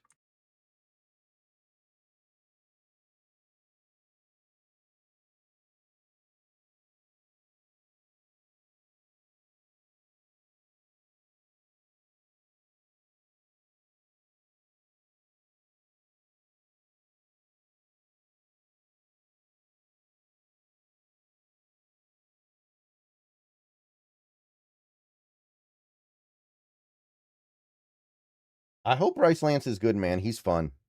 I'm rooting for Bryce. Bryce is the homie. Kilgore at 188 would be really nice, but we already took 2 defensive backs. I don't know if we can do that. I'd be cool with it, but it'd be kind of like, I guess you're cutting Pritchett at that point. I don't know. Maybe you're cutting the backup safety dude. What's his name? Maxon Hook, which I guess would be fine, but a little bit crowded back there. What edges on the board that we've met with? I'm not sure. We didn't meet with that many edges. Dallas pick is in, but I think we're cutting to commercial because, of course, we are.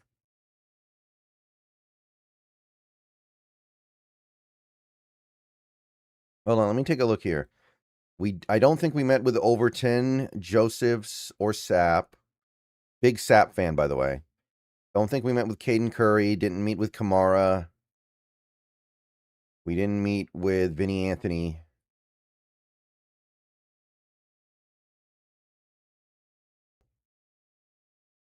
Didn't meet with Riger. Didn't meet with Peyton. Didn't meet with Lucas. Yeah, I don't think we met with these edges, dude. George Gums and Dobby Tucker. Logan Fano, Ethan Burke. Quintavious Hutchins. Yeah. These names don't sound familiar.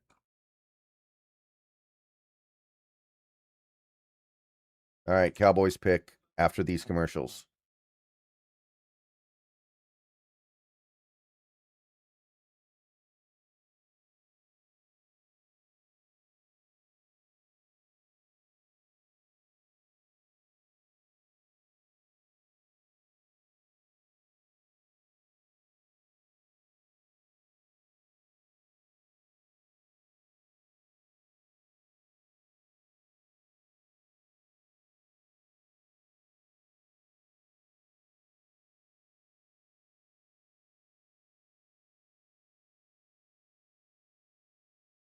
So many commercials.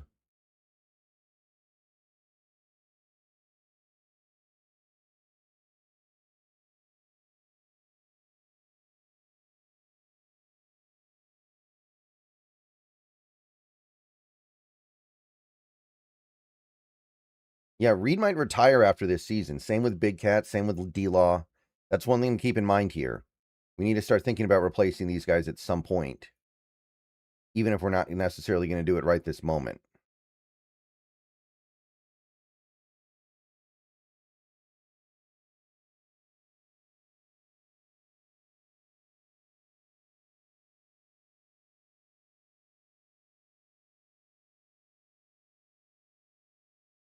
Yeah, Kyle Lewis would be great, man. That's great value. And I don't know what Kyle Lewis is, safety, linebacker, but either way. I mean, I think they're aware of it, Green Earth, but they're willing to kick the can down the road, which is problematic because they're going to have a low pick probably next year. And that low pick is going to be very, very hard pressed to produce a rookie contributor, but maybe they'll sign somebody in free agency like they did with D-Law. Maybe Khalil Mack. He signed a 1-year deal. He could be available again. What do you think of Riley Mills? I really like him. I mean, he's nice, but we need a bigger sample size here.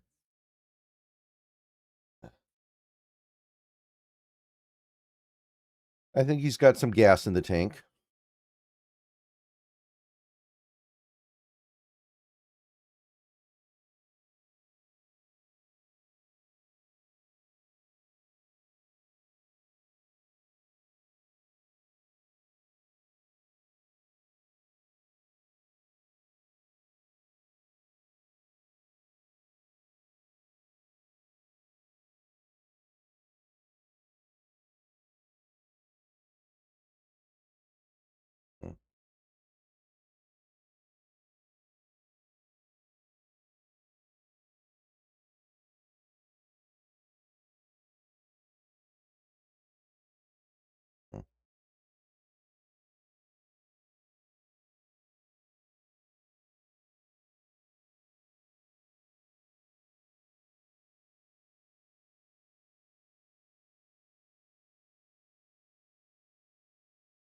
Yeah, I imagine we're going to get a free agent edge, so I'm not worried about it. But next year, like 2027, could be tough. We may be very, very thin at edge in 2027, but that's a problem for future us.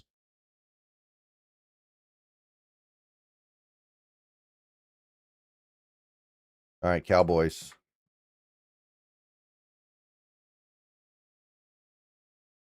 Oof. Oof. LT Overton goes to the Dallas Cowboys. I am not thrilled about that. He was almost on screen for me, by the way. All right, so the next edge that I'm kind of honed in on is Tyreek Sapp. I didn't think Overton had much of a shot, but it was starting to get fun to dream.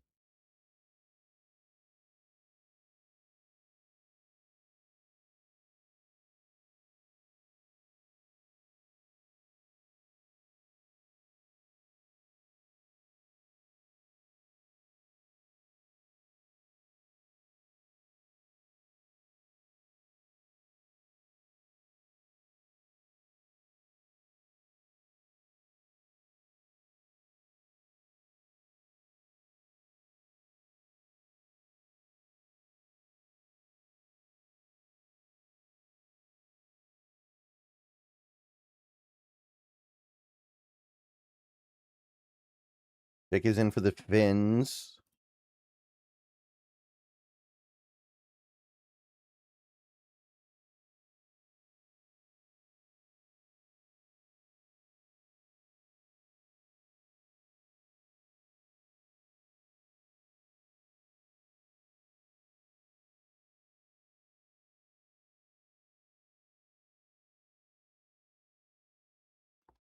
Okay, Miami Dolphins. Let's get it.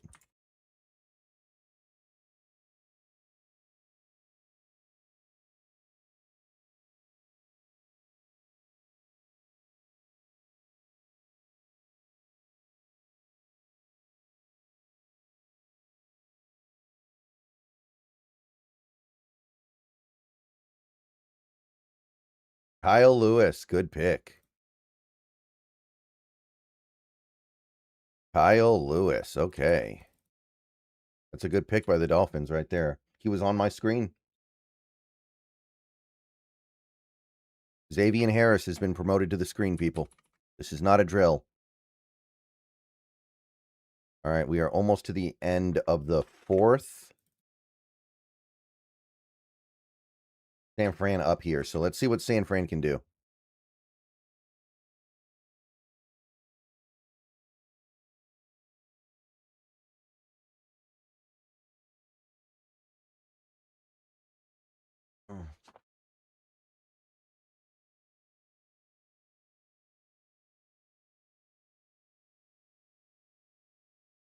Pick is in. Niners are picking.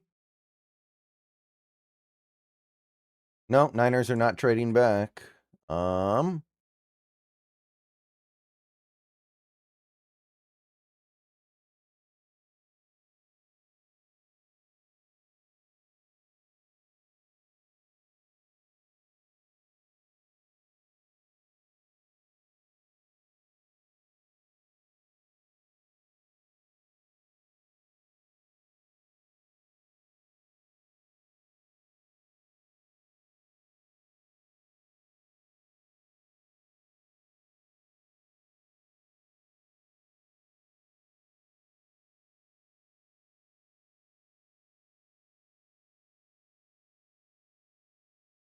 Ooh, they got another Husky, Prysock.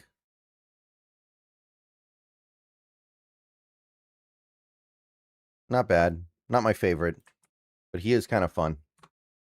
I had him as a early 6th, I think, maybe 5th. But not bad. So we got a little bit of Washington Husky representation in this draft. Okay, Cincinnati's now taking the final pick of the 4th round.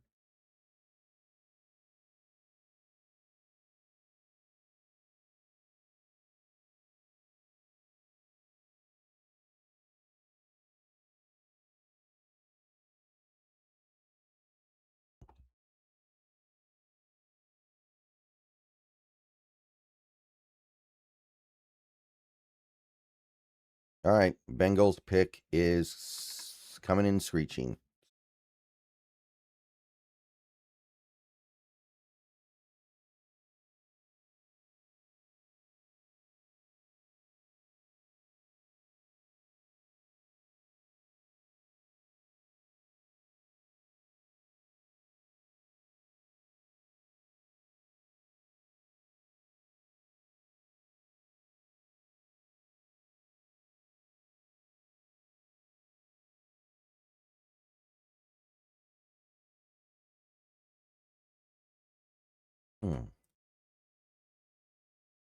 Okay, here come the Bengals.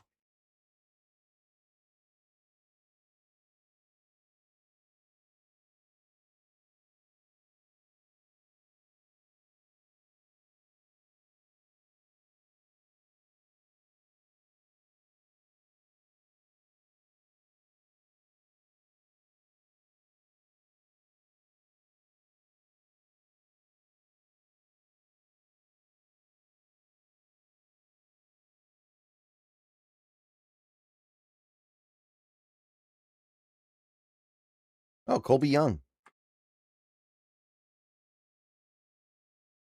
The Raiders got McCoy.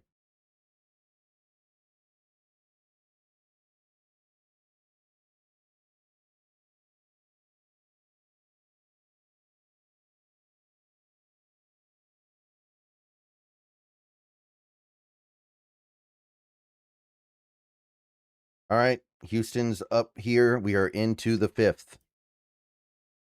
Still not too late to trade up, but not seeing any indications that we think anything's worth trading up for, and I can understand it.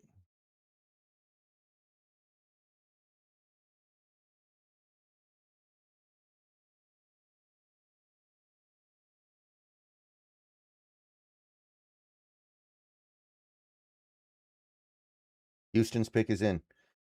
I don't know what's up with Keith Abney, man. He's got the short arms, but he's not the only guy in this draft class with short arms.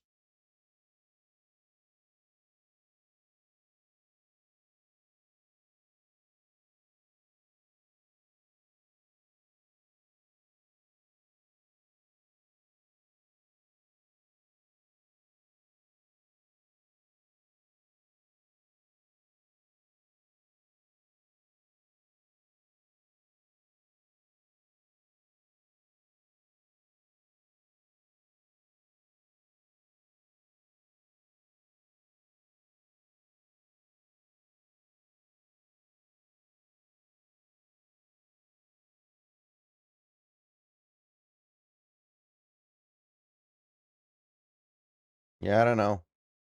I'm just waiting for him to announce the pick. Come on.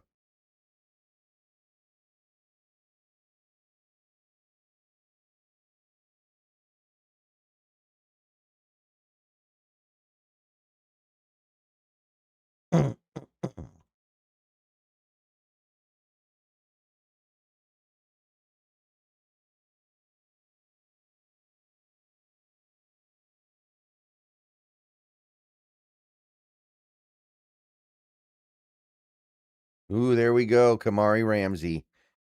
Great pick. And that'll wrap up our top 50. He was my BPA. That'll put the kibosh on the guys I had in my top 50.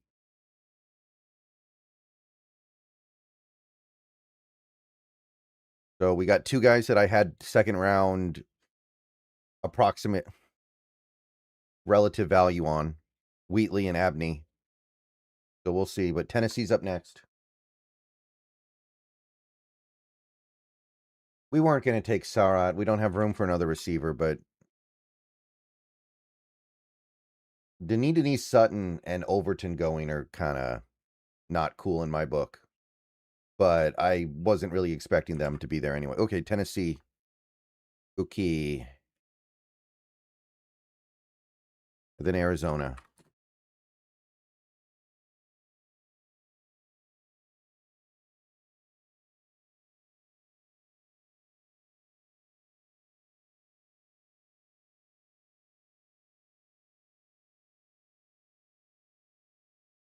Oh, Carmona. I think I had him pretty low. Yeah, I had him in the back end of the 7th, but we're definitely at the point of the draft where it doesn't really matter that much now, does it? Okay, Arizona.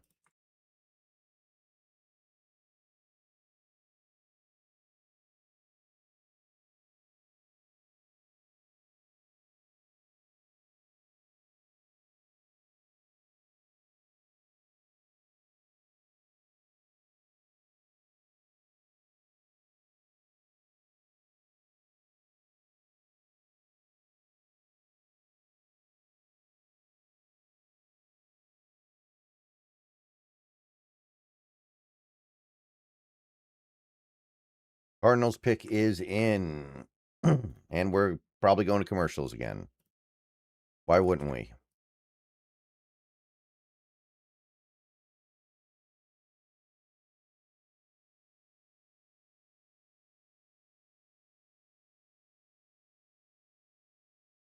Abney at 188. I mean, I don't know if we can take another corner, but value-wise, yeah. I would be thrilled with that.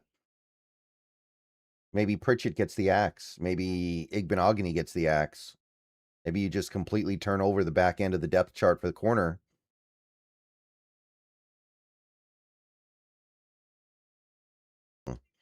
I don't mind that at all. We're at the point of the draft where you shouldn't even be thinking about positional need, really. You should purely be thinking about value.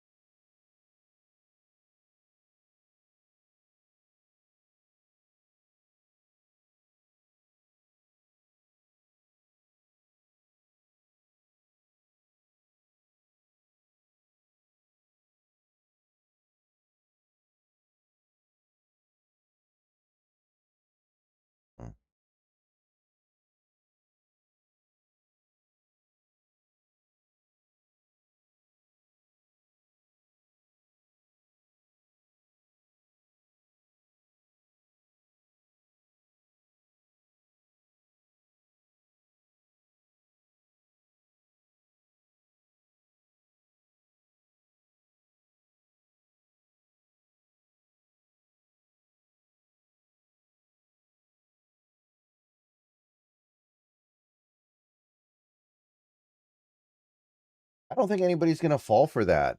Like, does anybody in the world actually think that McVay likes Simpson and he was unhappy because they gave him fish instead of chicken for his draft day meal? Like, who's going to buy that?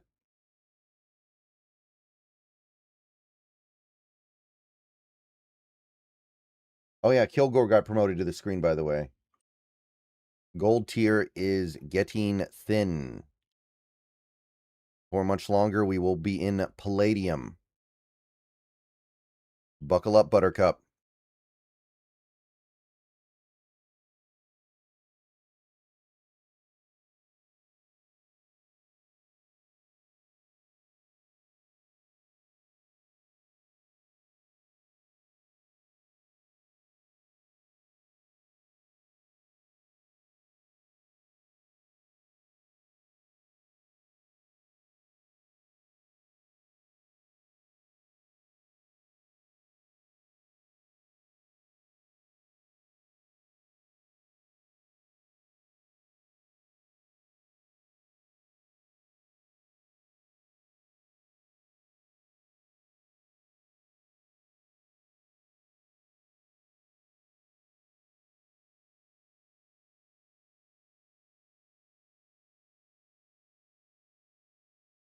Brian Parker would be interesting to try to slide inside, maybe. That's not a bad idea.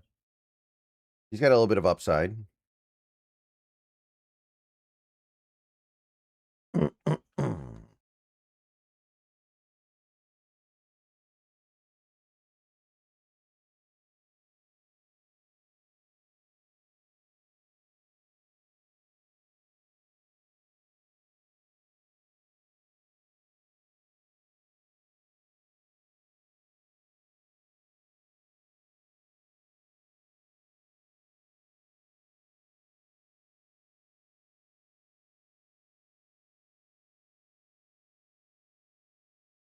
Who did the Saints take with the Shaheed pick, by the way?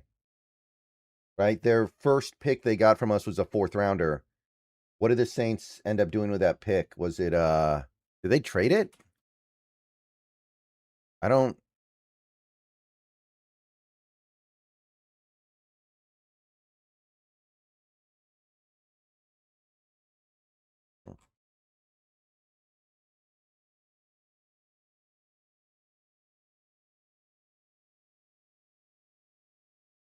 Oh, was that Jeremiah Wright?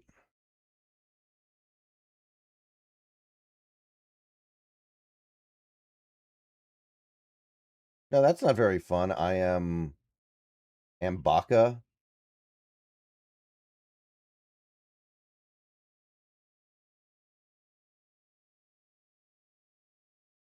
They picked wide receiver. Bryce Lance. Oh, okay, that was our pick. That's actually not bad. They did all right. I can dig that. Pick is in for the Cardinals. Okay, it was either Wright or Lance. Either way, I mean, I like Lance. I don't like Jeremiah Wright as much, but okay. I guess they can live with that.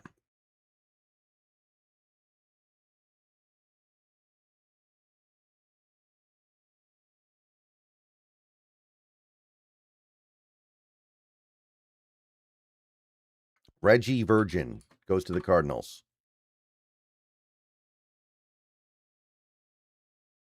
Pretty close. I have him at 153. That's not bad. Proud of that. All right. Reggie Virgin. Okay, it is Jeremiah Wright. Yeah, I'm not a big fan of that then. Okay, Cardinals punched in. Let's go to the next pick. That's a pretty decent pick by Arizona. Hmm.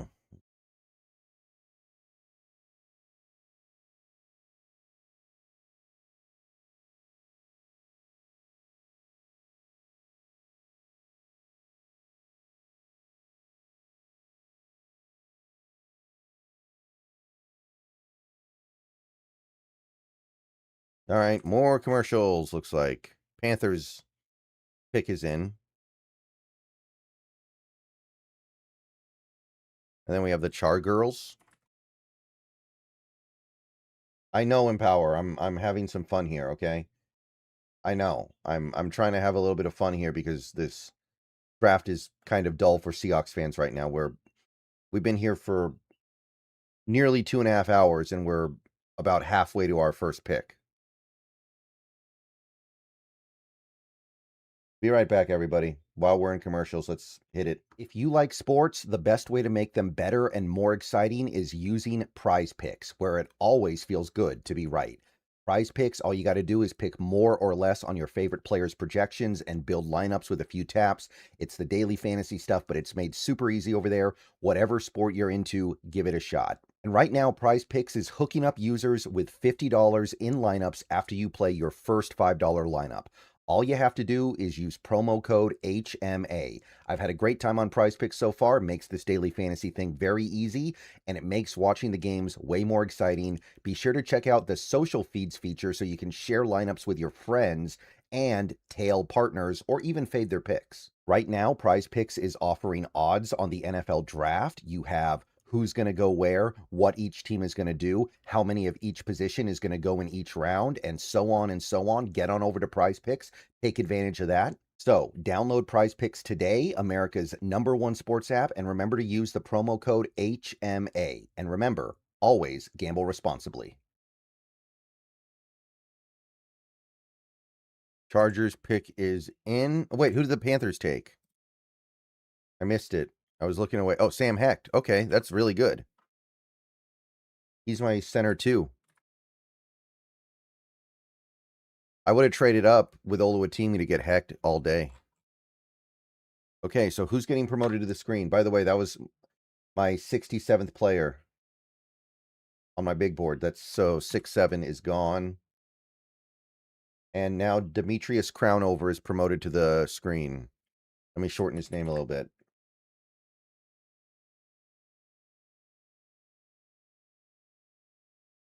Nick Barrett goes to the Chargers. Okay. I know I had him on my board.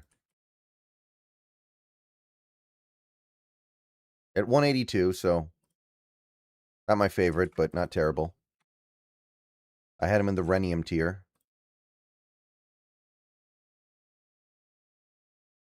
Pick is in for the Browns.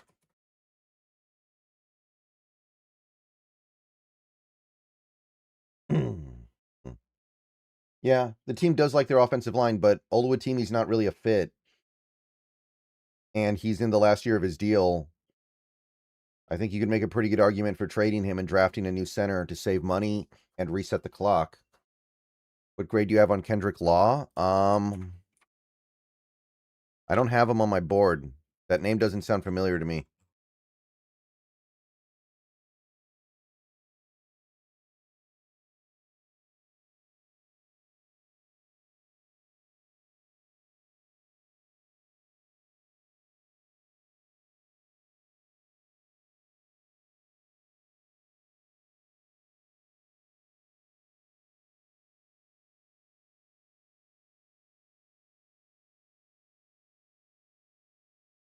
Oh, we traded up.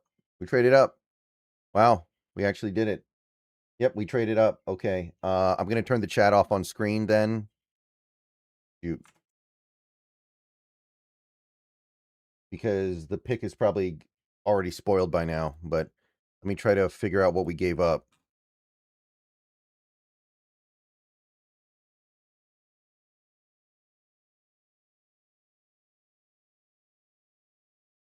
Ooh, a 4th round pick next year.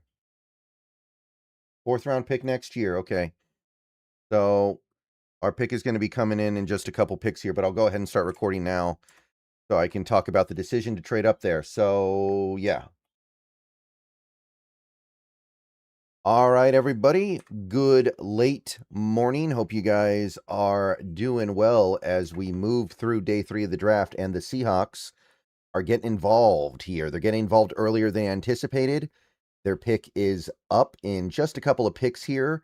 They traded up in the 5th round to 148, and they actually paid a pretty decent price for it. They gave up a 4th round pick next year. Now, remember, the Seahawks do anticipate they're going to get another 4th round pick compensatory for losing Boye Mafe. Right now, that the Boye Mafe draft pick does project out to be about a 4th round pick. But this is a notable thing because next year's draft is anticipated to be very good. And giving up that 4th round pick does mean we see something here we really like. So right now, the Browns just took Parker Brailsford, and now Washington's about to pick. So once we get clear of that, we will be up. Now, if you take a look at the big board that I have up on screen, I don't know if we're really going to take any of the players that I have at the very top. I really like Keith Abney. I think that would be a great pick, but we already took a corner and we also took a safety. So can you really take a 3rd defensive back? Zakee Wheatley, I'm a big fan of him, but again, you already took 2 defensive backs. You already took a running back. So Singleton's interesting, but ultimately probably just not something you're going to do.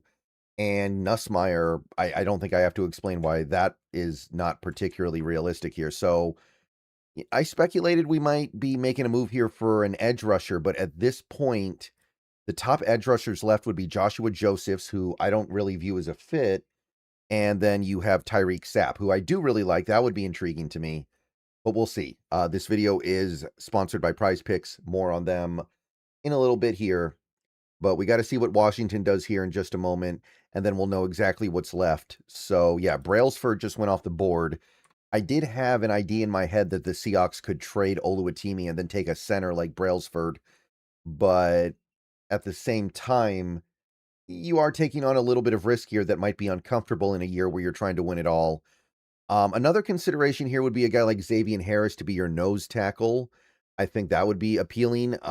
VJ Payne and Jalen Kilgore are nice, but again, do you want to take another defensive back? Maybe a guy like Crownover to play at guard to bump over might be a little bit appealing. There's some stuff here that's going to be potentially pretty fun, but I am a little bit surprised we traded up at this point. I thought we maybe would be trading up for a guy like Denise Sutton, or maybe somebody like a LT Overton, but both those guys are gone now. So I'm interested to see what is coming. And looks like Washington's about to announce their pick here. But we are definitely at the point of the draft where I'm going to be pretty open-minded. The thing is, though, we gave up a 4th-round pick next year. So whatever it is that we do here, I'm going to be placing a little bit more weight on it because ultimately you did give up something that I think is pretty valuable. And my understanding is that we still have our yes. Yes, we still have both of our picks today, so we didn't trade up. We just traded in, to be clear here. So that's an important consideration. We did not trade up with one of our picks. We traded into this pick. So we maintain our 2 6th-round picks for whatever that's worth, which makes the trade technically about equal in terms of value, especially if you assume that our 4th-round pick is going to be a low pick. But that also means there is additional pressure on making a valuable pick here. So while we're waiting for Washington to punch in here, let me give a shout out to the sponsor. If you like sports, the best way to make them better and more exciting is using Prize Picks, where it always feels good to be right. Prize Picks, all you got to do is pick more or less on your favorite players' projections and build lineups with a few taps. It's the daily fantasy stuff, but it's made super easy over there. Whatever sport you're into, give it a shot. And right now, Prize Picks is hooking up users with $50 in lineups after you play your first $5 lineup. All you have to do is use promo code HMA. I've had a great time on Prize Picks so far. It makes this daily fantasy thing very easy, and it makes watching the games way more exciting. Be sure to check out the social feeds feature so you can share lineups with your friends and tail partners or even fade their picks. Right now, Prize Picks is offering odds on the NFL draft. You have who's going to go where, what each team is going to do, how many of each position is going to go in each round, and so on and so on. Get on over to Prize Picks. Take advantage of that. So download Prize Picks today, America's #1 sports app, and remember to use the promo code HMA. And remember, always gamble responsibly. Okay, so yeah, pick is in. Seattle's picking shortly here. They're doing a little interview with, I think that's Brian Schottenheimer. Shout out to the buddy Brian here. So yeah, there's a lot of stuff that I'm open to here, but I hope we do something that makes sense to me because that 4th-round pick next year is not nothing. I think the value is about right, but we have to remember this draft is a lot weaker than next year's draft in all likelihood. So whatever this is, it needs to be something that I think at least makes sense. Something that I think has a chance to positively affect this team. And by the way, we have gotten to the point of the draft where they're not announcing every pick straight up. Washington took Joshua Josephs also. I think that's worth noting here, Joshua Josephs. I don't think we would have coveted him because he is small, but he was my best edge rusher left on the board and somebody that I would have viewed as really good value here. I just don't know if we personally liked what he had to offer. Okay, so pick is in. Just waiting for ESPN or NFL Network. I'm watching on NFL Network to announce it. I'm sure most people already know what the pick is. That's why I took the chat off screen here. But let me bump up the Seahawks pick chart. Yeah, there we go. Plenty of good value here. Plenty of good players that can help us into 2026. A lot of stuff that can happen here that I am on board with. But you gave up something pretty decent to get up here, so make it count. It's very interesting that we kept our 6th-round picks, by the way. You'd think you'd package that in a trade-up like this to maybe defray the cost, but I don't know. I don't know what to read into that here real quick. Okay, come on. Come on, let's get the pick. I'm probably the last person on the planet to know what this pick is because I'm not watching X. I'm sure over on X they've already announced it. In fact, there's part of me that's tempted to go check. And I can just still do my reaction here, but I'm a TV purist here. I've been a TV purist all day. I've been avoiding X specifically so picks don't get spoiled. So it's definitely one of those things where I don't want to abandon that when Seattle picks, but this is trying my patience, man. I like Brian Schottenheimer, cool dude, but I don't need to watch this interview with him. Come on. Come on and come on. Really fun pick here, and I don't think we'd ever do this. We get Talon Green and move him to safety or something. Move him to wide receiver or running back just because he's a absolute freak athlete. Just ride that. Dang, man, they are dragging their feet.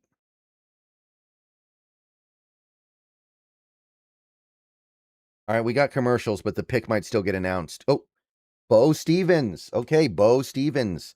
That is one of our top 30 visits. That is somebody that we were intrigued by. I don't know if we look at him as a left guard, a right guard, or a center.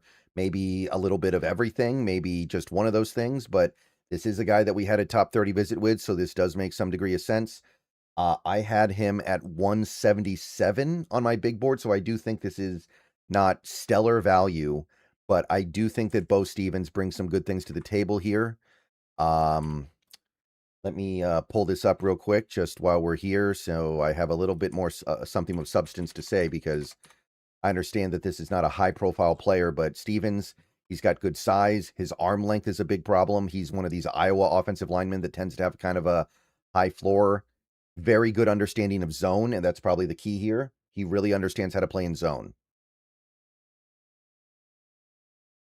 He's also got a good anchor. He's got a good snatch move, which mitigates his lack of length. He's smart. He has good sustain, but he's not a good athlete at all. He's a very limited athlete. So while he understands zone conceptually, I don't think he's a great scheme fit in terms of what he can actually do physically. But zone is the only way he's going to be good in this league. So he's kind of like, in a manner of speaking here, he's a little like an Oluwatimi to me. Oluwatimi was a very experienced zone center, but he was also very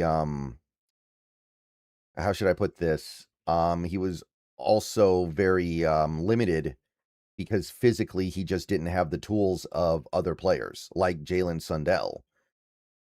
So the Iowa system's a little bit concerning here, but I don't think there's a lot going on under the hood here. I did actually, now that I'm looking at my evaluation, say 5th round grade is about appropriate here, but I did put him in my 6th for the actual big board because of the way things got crowded down there for me. But I think the 5th round is fine. So I'd say this is a pretty good pick. Not my favorite thing we could have done, but this also frees us up. Maybe we're going to deal Haynes. Maybe we're going to deal Oluwatimi. And speaking of trades, by the way, it looks like the Raiders just traded Tyree Wilson to the Saints for a 5th round pick here. So we are getting some player swaps. Seahawks may get involved in that soon. Yes, they traded up for a 5th round pick that is actually just about to get announced. So Bo Stevens is the pick. Seems pretty good. I'm interested to see what position we play him at. If we play him at center, which is reasonable because he's got tiny arms, then you might be looking at an Oluwatimi trade coming up here for a 5th round pick. Maybe you package that with one of your 6ths. So we'll see what happens. But Bo Stevens is your pick. So see you guys later. Go Hawks. Going to keep on streaming until the Seahawks make their picks in the 6th. All right. Let me bring the board back here.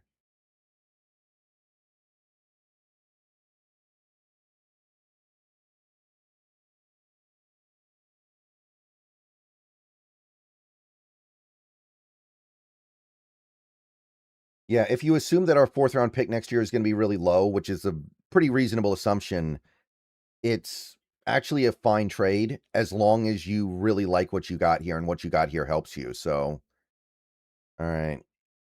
Let me get that video up. And by the way, the Panthers are taking... Oh, we'll get it soon. Let me go ahead and get this video up.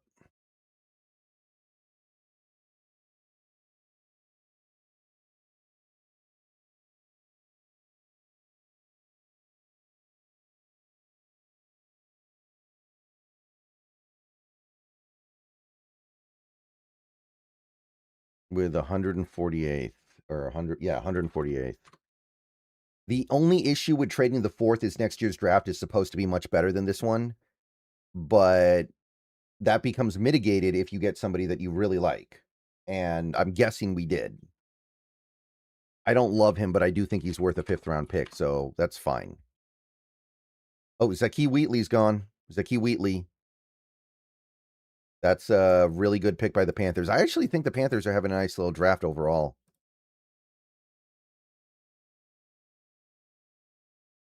I mess with it.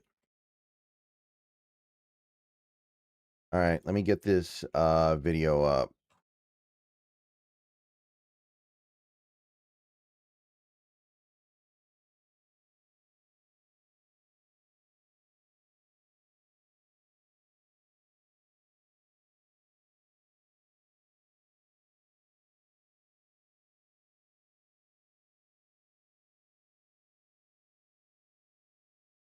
Pick is in for Denver.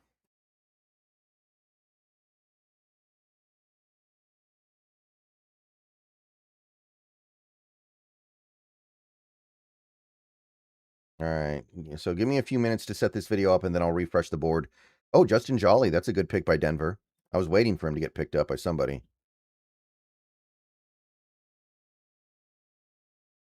All right, so let's see here. Wheatley's gone.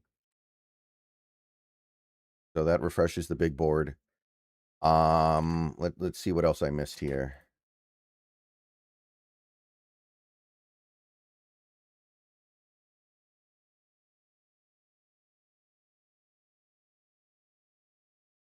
So yeah, Stevens I had near the bottom of platinum tier. I already took Brailsford and Josephs off the board. Okay, Jefferson, the linebacker. Decent pick by the Browns. The safety Johnson. I didn't have him on the big board at all. Wheatley, Jolly, and Jermaine Burton. Oh, Jermaine Burton finally went. Or Jaeger Burton, excuse me. Did I take Jolly off? No, there we go.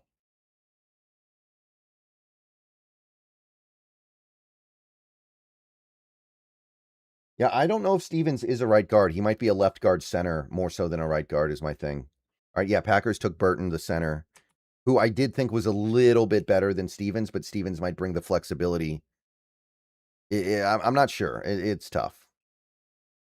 153, DB, D4. Niners pick is in. We are flying now, people.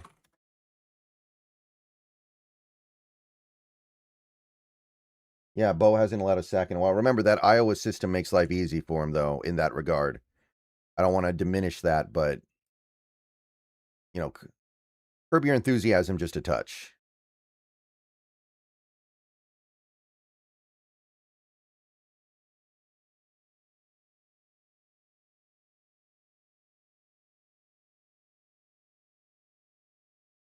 So we still have both of our 6th-round picks. We did not give up either one. Okay. B. Stevens, IOL, Iowa. I'm going to give that pick. I'll go B+. And yeah, that's going to be a little bit. Okay. Cute. Yeah, this is becoming a problem, guys. I don't think anybody's going to be able to read that. Okay, here's what I'm going to do. I'm going to choke up the big board just a little bit.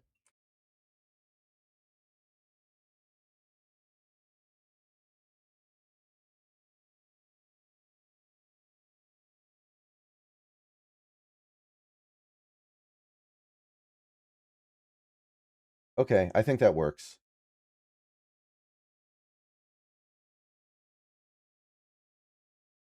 Yeah, I'm hoping we can trade Haynes here for like a 7th. I don't, or anything, whatever we can get. Just move Haynes or Olu. You could actually get something for Olu.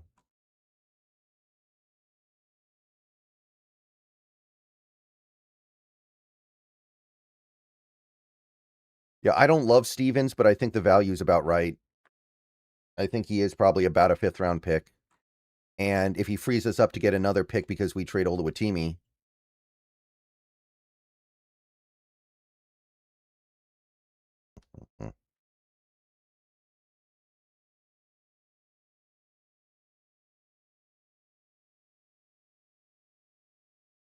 pick is in for the Niners.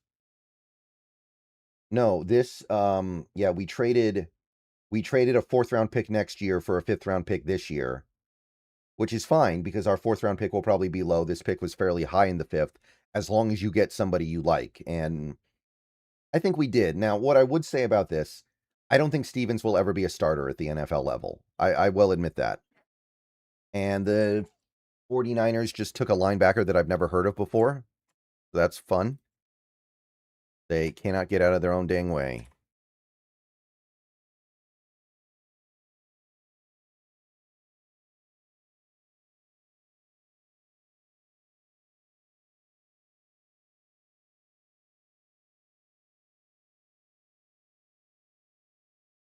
Sundell's way better than Stevens. He's the mobility alone. That being said, having a capable backup interior offensive lineman is not a bad idea. I just hope we can get something for either Haynes or Olu. All right, Tampa Bay's pick is in. Things are moving so fast, I'm probably missing stuff here and there.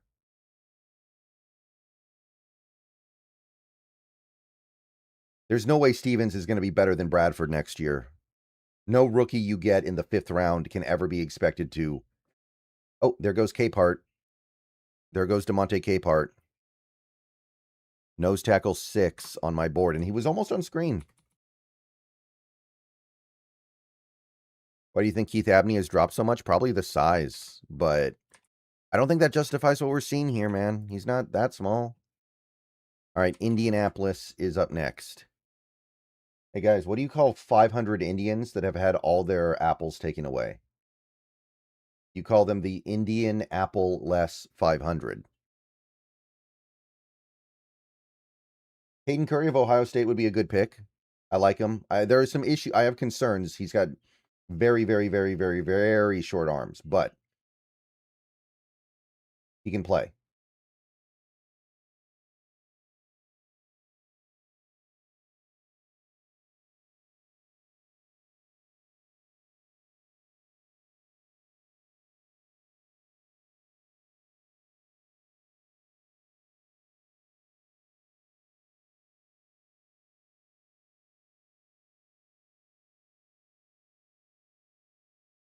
I do think Bo Stevens is mostly just a backup or a very low-level starter in the league, but there is something to be said for that. That's not a that's not a criminal offense.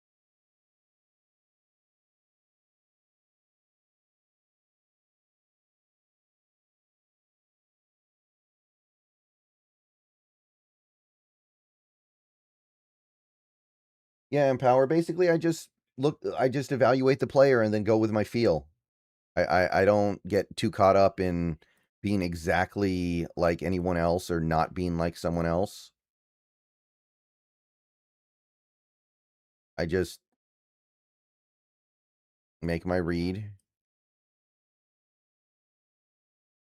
I don't think we would have plenty of him because he is, but he was my best against how to play in zone.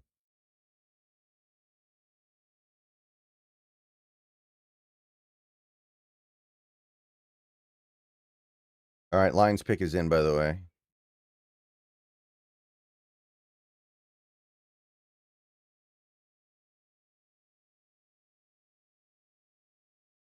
Keith Abney, there we go. Keith Abney, someone did it. Wait, who did the Colts take? I missed the Colts pick. Oh, they took Gums. Interesting.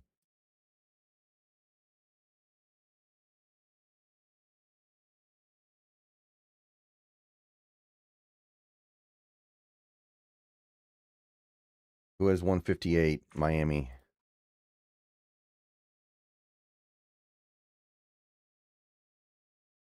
Keith Abney was my best remainer. Ruthenium is down to the dregs. Okay, let's get Gums off the board. He is, where'd I have him? Pretty low. Yeah, I had him in the 7th, actually. Yikes.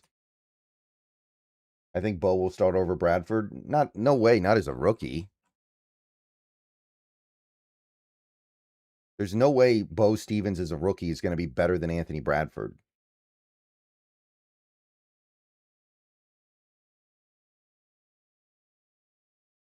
All right. Miami pick is in.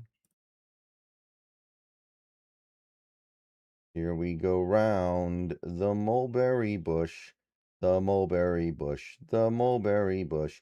Here we go round the mulberry bush so early in the morning. I think Singleton's drafting because of injury stuff. That's the only thing that makes sense.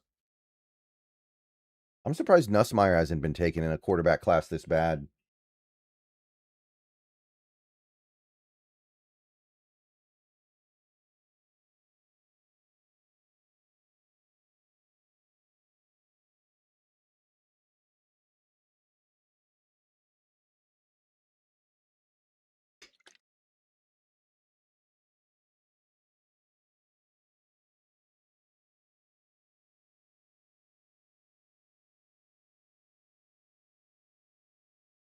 What do we do to get Bo? We traded a 4th round pick next year, so we still have both of our 6th round picks this year.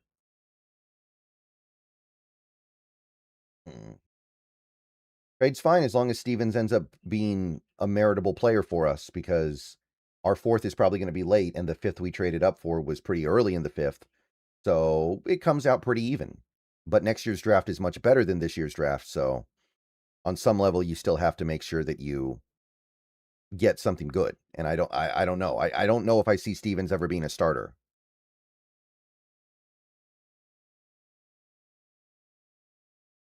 Empower, you're trolling, right? Like, everybody knows that song. That's like a playground song. That's a nursery rhyme.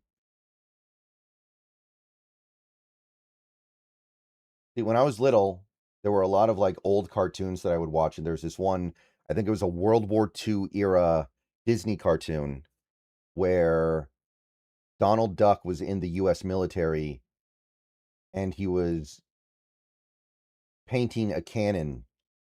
Oh, Michael Taffé went to Miami here, the safety from Texas. But anyway, his job was to paint cannons with camouflage, and he got his hands on some invisible paint somehow.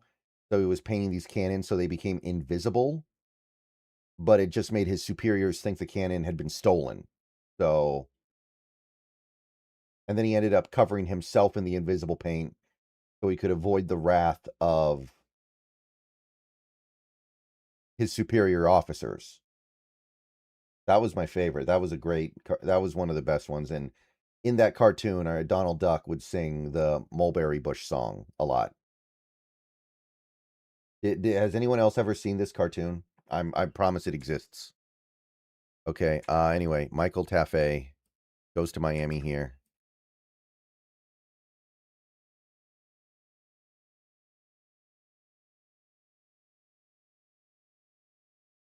Where I put him?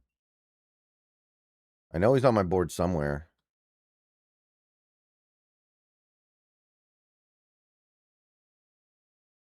Okay, I had him at 207. So 6th round. Sure. And now Minnesota picks, and their pick is in.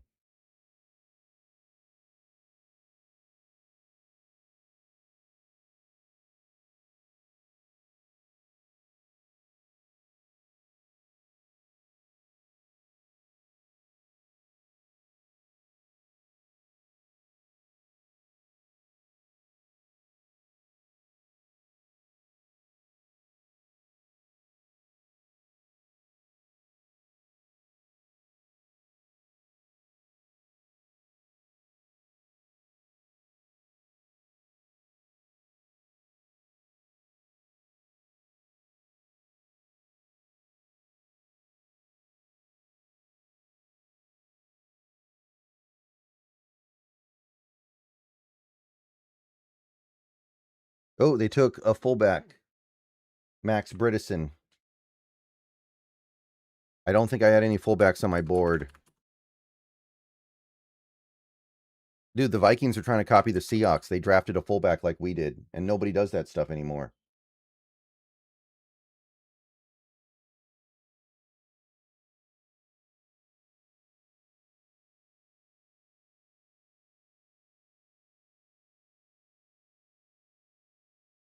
Yeah, Stevens might be a center because his arms are so short. That's something to think about here.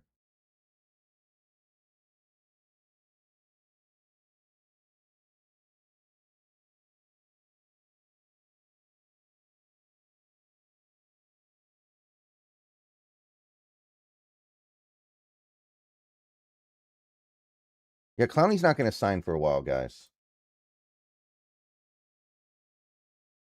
I remember that cartoon. Yeah, see? I knew it existed.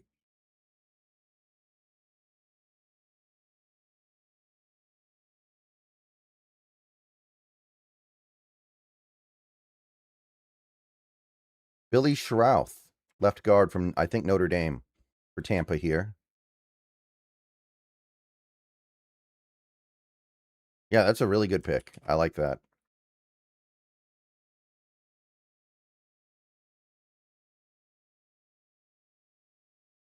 Okay, Billy Schrouth, you are off of the board.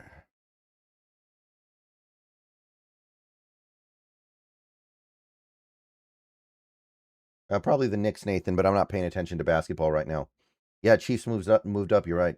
What do you think about Zane Durant? He'd be great value, but I assume he'll be gone before we pick.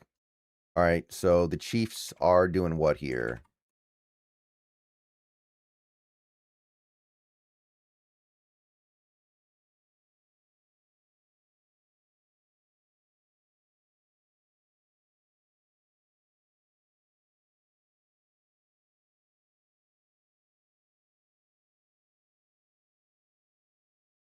So we're going to have to move one of these offensive linemen. Olu or Haynes. I feel like we got to trade one of them, man. I don't even care what we get for Haynes. You could get a 7th round pick for Haynes, and I'm down with that. Olu, I hope you get a little bit more.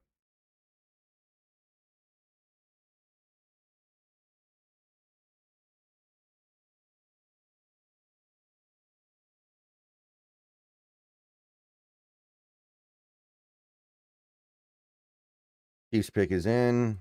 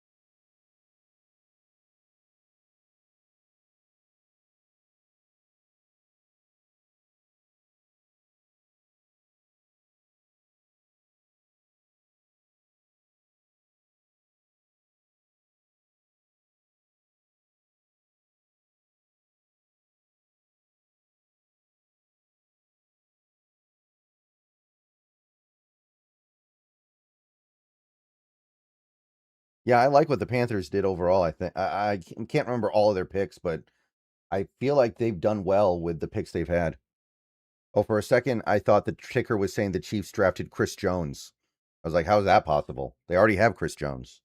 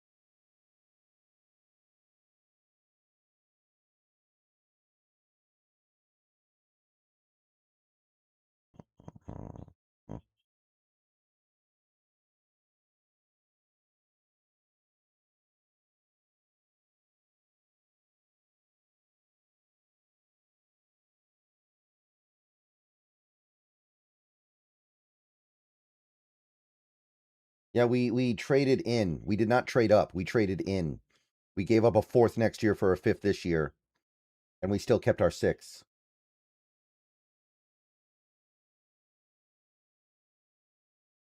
But we gave up our fourth next year, so now we need to be good to make sure that fourth round pick is late. If the fourth round pick is late, it's a pretty good trade.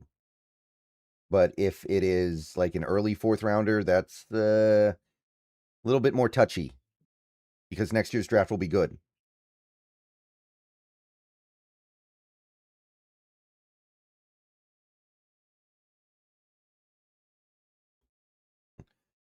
I refuse to believe any team would actually trade a first and a second next year for Milroe. I think he has some trade value, but I think we're hoping he has more next year.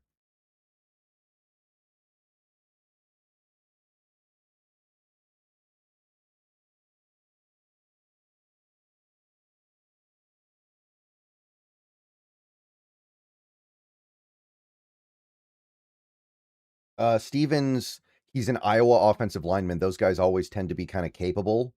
I don't know if Stevens will ever be a starter in this league because he's so unathletic, but he is a really good zone guy.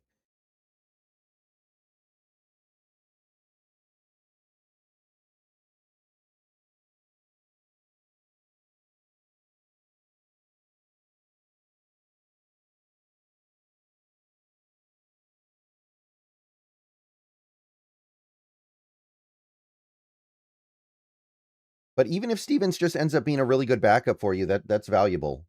I'm not dismissing that at all.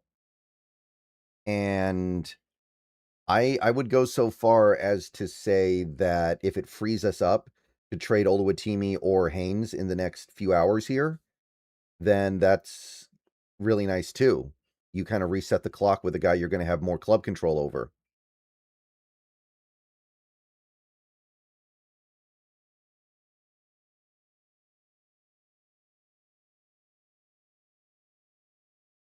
I don't think. Oh, the Chiefs got Emmett Johnson. That's actually good value at this point. I don't like Emmett Johnson very much at all, but I'm into that.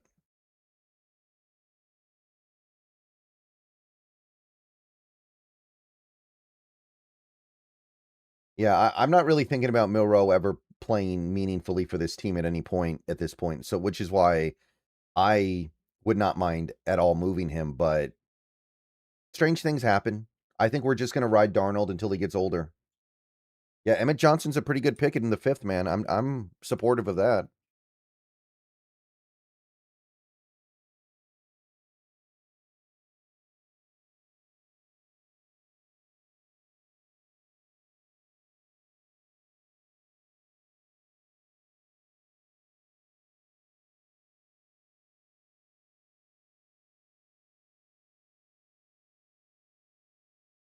Well, the thing to keep in mind, guys, is that Stevens might be more of a left guard than a right guard, but I think he actually might be more of a center than anything else. Stevens with those short arms might be a center, and I look at him, and I think that's probably the best way to go about things. So you move Olu, you reset the clock, you get somebody who's probably going to be as good as Olu, maybe not immediately, but eventually, because he's similar to Olu in the fact that he's a great zone player, but he's not physically built for zone. All right, Ravens pick is in. Chandler Rivers, nice value. I didn't really want him because he's a slot corner, but that's pretty good. Minnesota up next. Okay. So where is Chandler Rivers? I had him at 128. Okay. I had the right idea.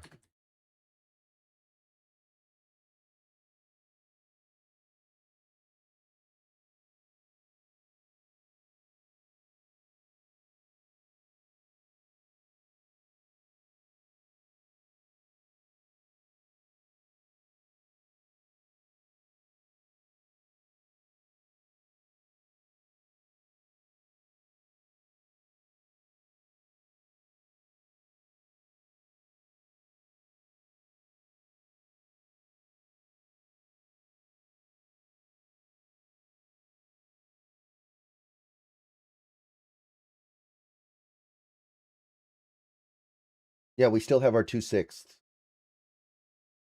I don't know how to feel about that. Like, the 6th round is going to be so dang thin. Maybe I would have rather given up a 6th this year and a 5th next year to move up to the 5th than just give up the 4th. Ooh, the Vikings got a fun one. Charles Demings. He's like the super small school guy this year. I like Charles Demings. I'm rooting for him too, man. He's like a super small school guy. Pretty good value too.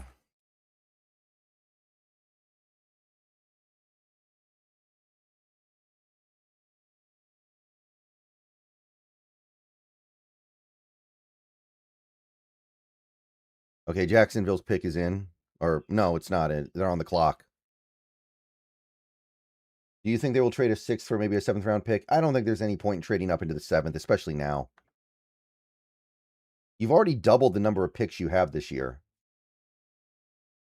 Or not doubled, but you added 2 picks where you were at the start. So it's not like we have a billion needs. It's not like our roster is destitute. Yeah, kind of like Mike Jarrell. I like Demings. I think Demings has a shot. Very talented. Pick is in for Jacksonville.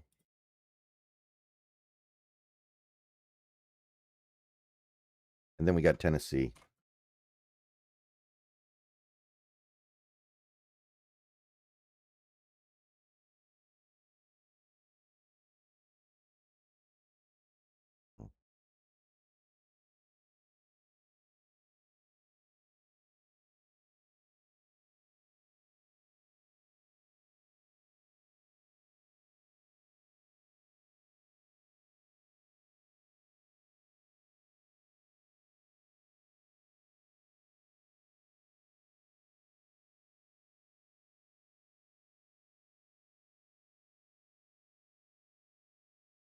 Eli Heidenreich. We don't really have room for another running back at this point, I feel like. All right. Waiting for Jacksonville.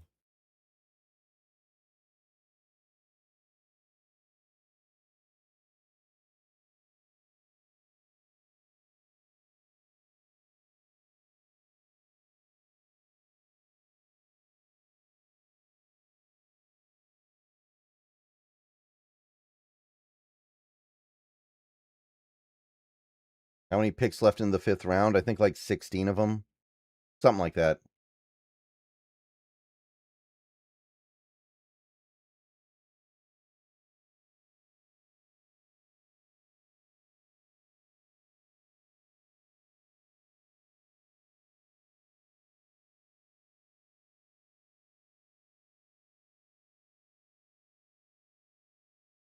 How'd you feel about Deon Burks? We don't have room for another receiver, I feel like, unless you're going to let. You already committed to Bobo. I guess you could clear everyone else out, like Ricky White, but you used a pick on Ricky White last year. I do like Deon Burks a lot, though, so I'd be fine with it. It just would confuse me a little bit. The Jacksonville Jaguars just took another tight end. What are they doing? I don't understand. And they took one that I had in the 7th round, late 7th. Yikes. What is the obsession they have with tight ends? I don't grasp it.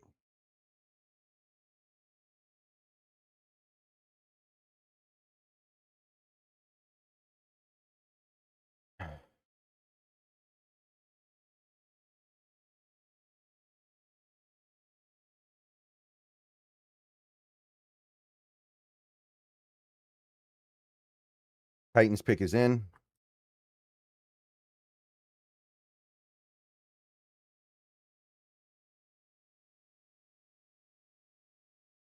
Yeah, if McIntosh is gone, maybe you take another running back because Charbonnet may not give you that much this year, and then he's a free agent. But I don't know.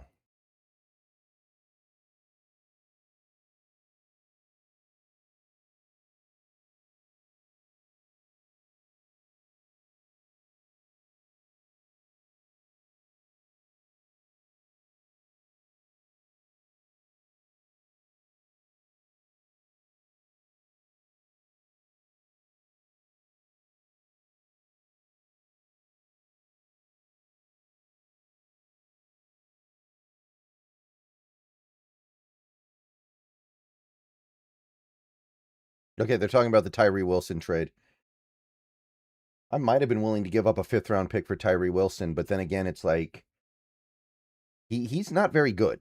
So kind of a tough one. And he's kind of expensive because he was a former top 10 pick. How long till our next pick? We're like, what, 23 picks away?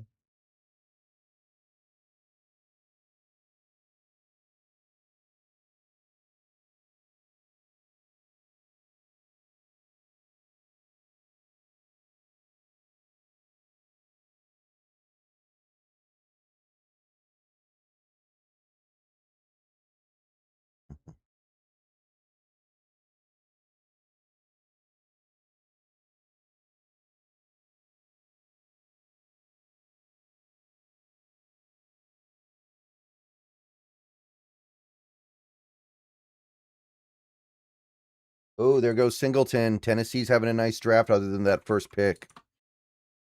Singleton. I like it. I like it. I like it. I like it. And we are almost clear of Ruthenium tier.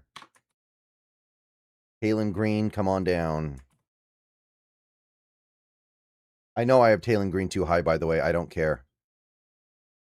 His athleticism is freaky.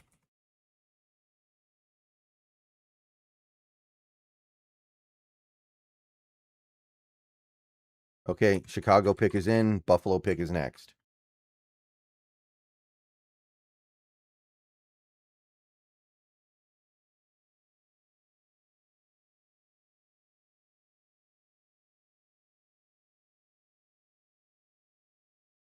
What's the deal with Nick Singleton? He's hurt, right? That's the only thing that could be going on here, I think. He's injured. All right, Bears pick is in.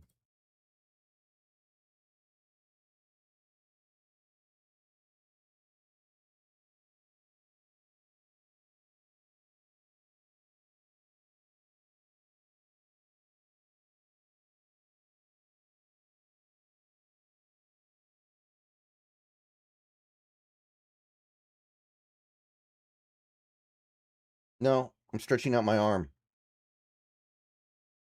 Ugh. I've been doing a lot of sitting in this chair the last few days.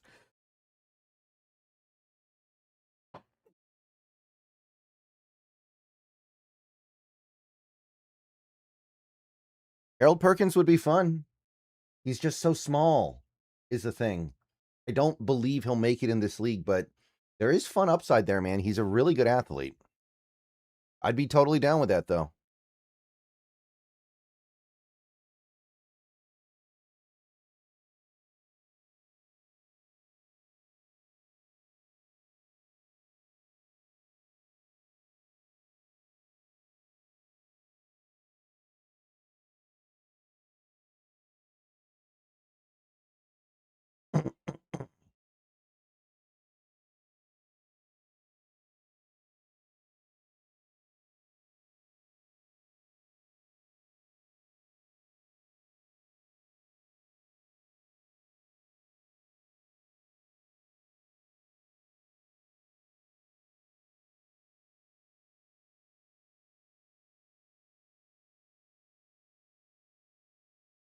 Deshaun Elliott, linebacker.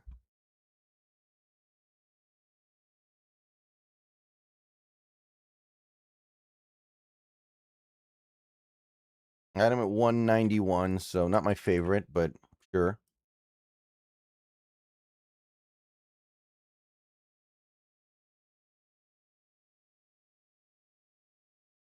All right, Buffalo's going back to back here.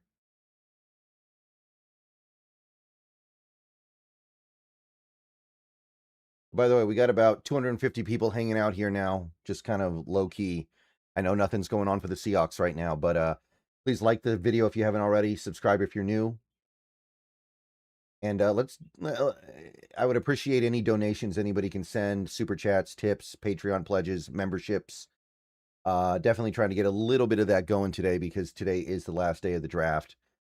And it is like going to be probably the last day of the year where I really go heavy with the streaming.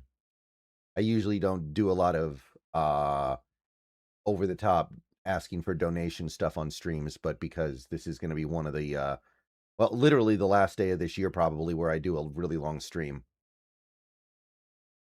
Would appreciate that. Is the Iowa guy replacing Bradford? Not immediately. Maybe in 2027. I don't even know if he's a right guard, though. He might be a left guard. He might be a center. He might be a couple different things. He's got really short arms. So center is, I think, where he ends up, which is why I'm thinking maybe we try to trade Oluwatimi. Because I think Stevens is a lot like Oluwatimi. He's a really good zone guy, but he's physically unathletic. I still can't believe the Bills promoted Joe Brady. Such a weird pick. I know he's good and they didn't want to lose him, but how is that going to make you better? Just keep McDermott at that point.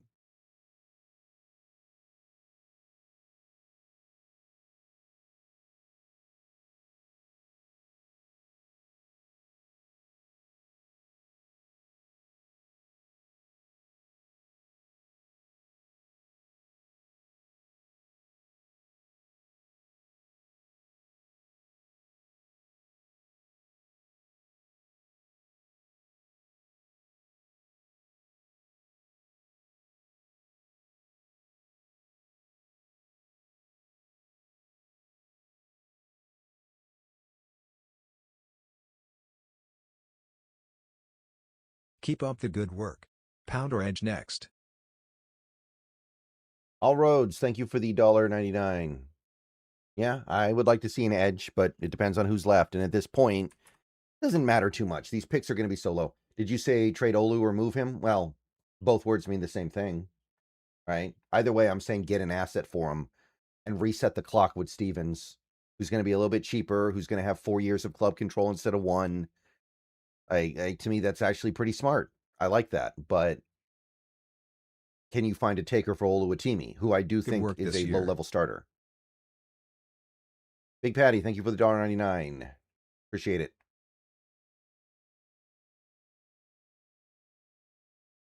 All right, come on, Buffalo.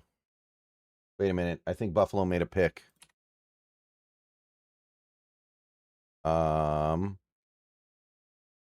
Oh no, they traded to the pick to the Bears. Okay, I see. Oh no, they traded their second pick to the Lions. I see. Never mind. So we just need Buffalo to punch in their pick here. Yeah. I think that we're going to draft edge players, and that's fine. Or excuse me, sign edge players, and I got no problem with that. I think that's a good idea.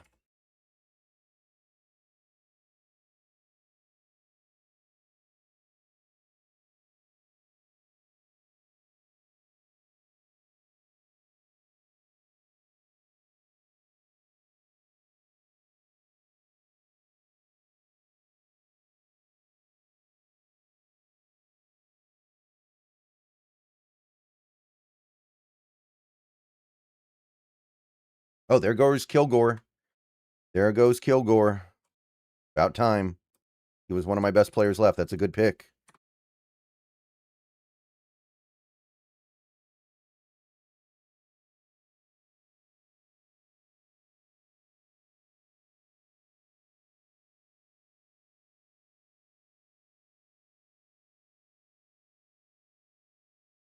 All right, Detroit up next. So that means Katron Allen's promoted to the screen, by the way. I appreciate that, Steve. Thank you very much.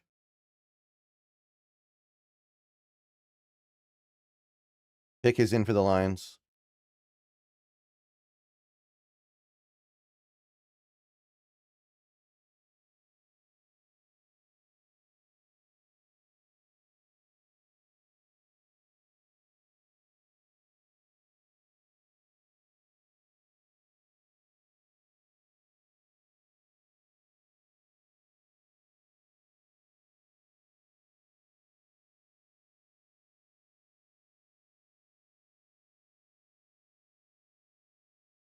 Kendrick Law, Kentucky receiver. He was not on my big board.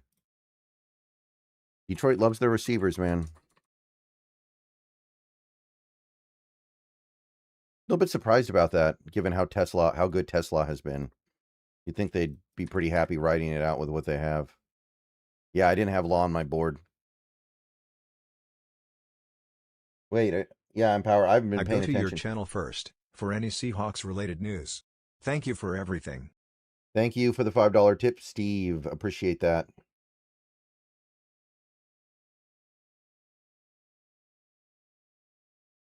Still only the end of the third, though. Ton of time left. Wow, Woo is getting lit up. Weird. Woo is having one of the worst games he's had in years.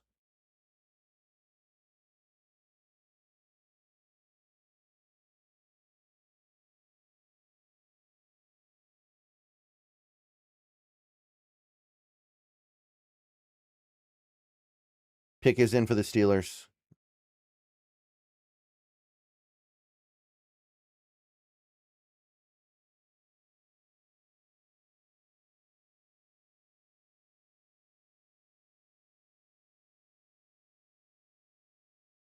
Okay.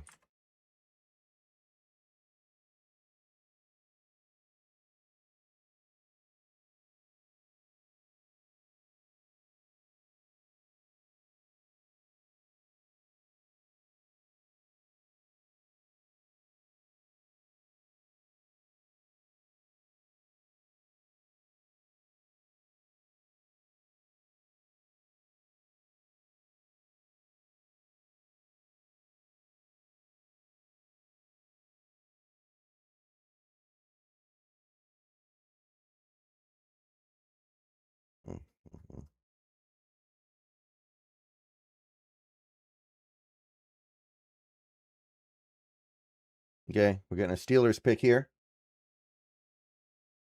No, I never scouted Christian Jones.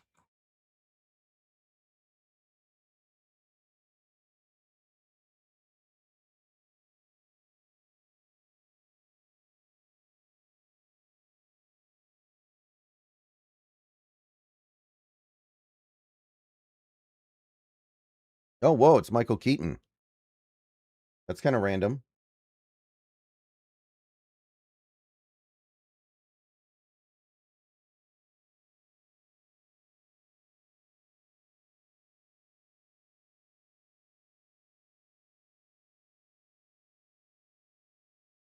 Another tight end. Who I had in the 7th. Not great. Yeah.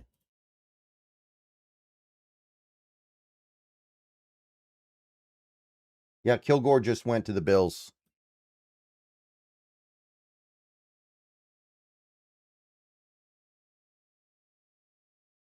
Cleveland and then New England.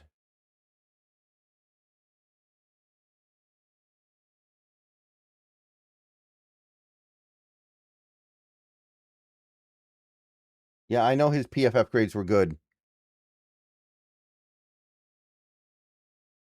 I know Bo was good in college. The thing is, that Iowa system really makes the landing smooth.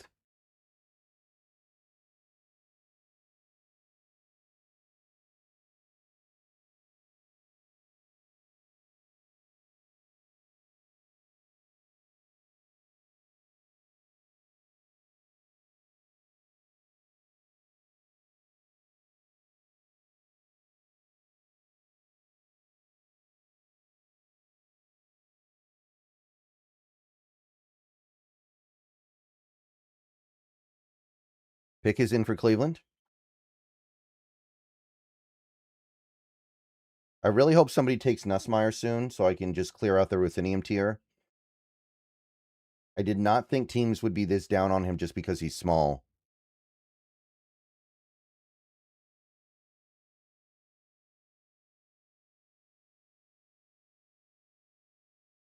Joe Royer, another tight end. This is a weird obsession, man. We're at the point of the draft where nothing matters, and I actually think Royer's good value here. I had Royer as an early 5th rounder, but we're about to have like a world record run on tight ends.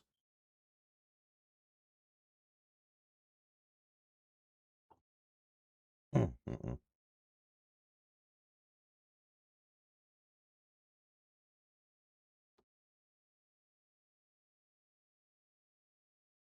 New England pick is in.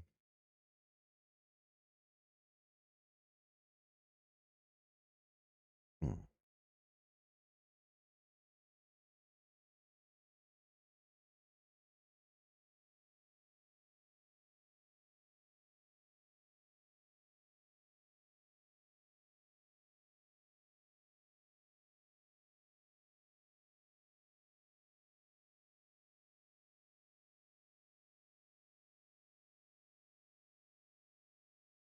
Do you think the Hawks try to draft a running back again in the 6th round?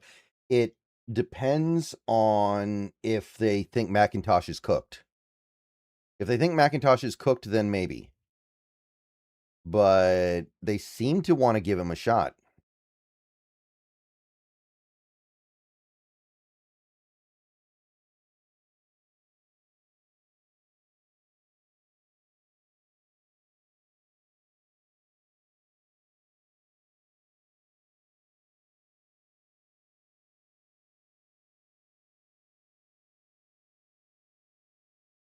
Yeah, what's going on?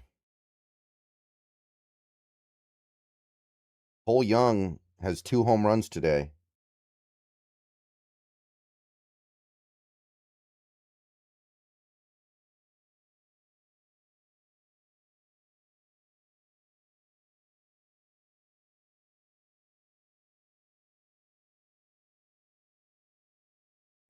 I'm bummed we let Kamari go to the Bears. I don't think we were ever going to take another safety after we took Clark and Neal.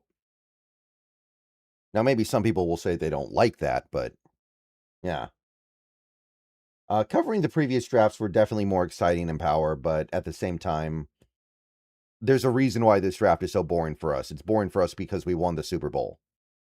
And that's way better than the draft. Do you think Clark as a rookie could be better than Okada? I think he's actually got a shot, man. I'm not ruling it out. People, I think, are a little too accepting that Okada is just going to be a starting caliber safety now when we have a limited pool of evidence that could easily be contradicted within a month of the 2022 or 2026 season, excuse me. Okay, Saints pick is in. Saints pick is in. Wait, I missed the New England pick. Who did New England pick? Dang it, dang it, dang. Oh, K. Prunty? I literally don't know who that is. I've never heard that guy before in my life.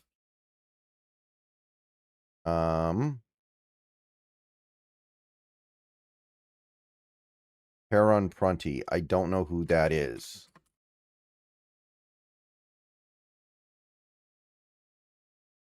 All right, Saints pick coming in hot.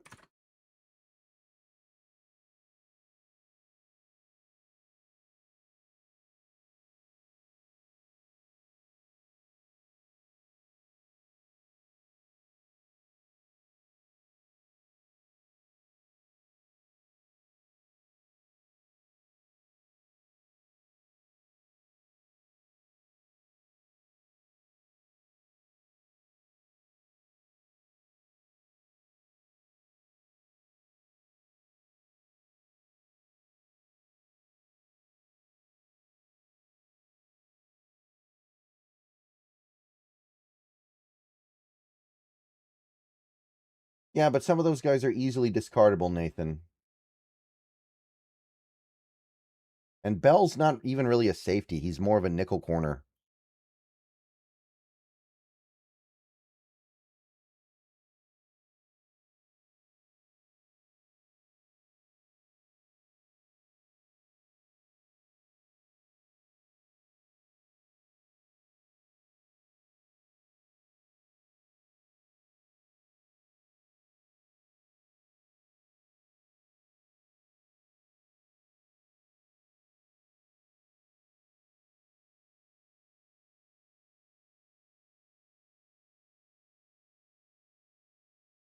Okay, Saints pick punched in. Let's get it.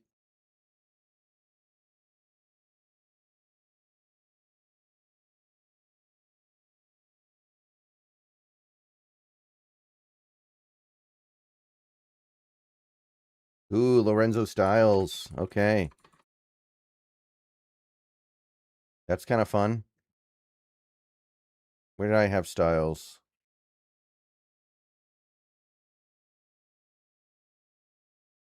I haven't listed as a corner, but he might be a safety. I don't know.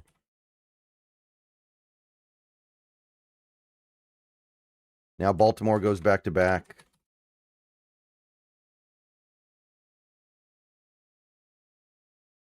This is the Shaheed pick? I think so, yeah. All right, so they got Styles, and then they got Carmona. No, not Carmona, but the guard. Not a huge fan of either of those picks, honestly, for whatever that's worth.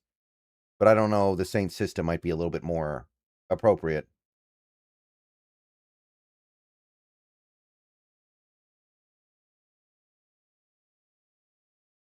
Okay, so Baltimore's going back to back here. Not much left in the fifth, by the way. We're almost to the sixth.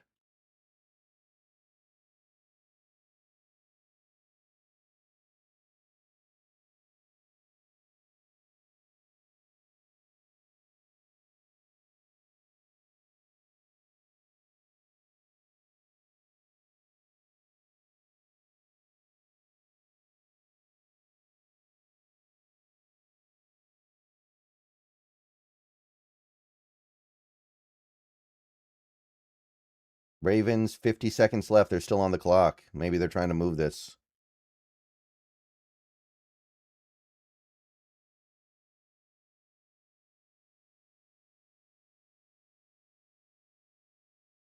They're running out of time. 35 seconds.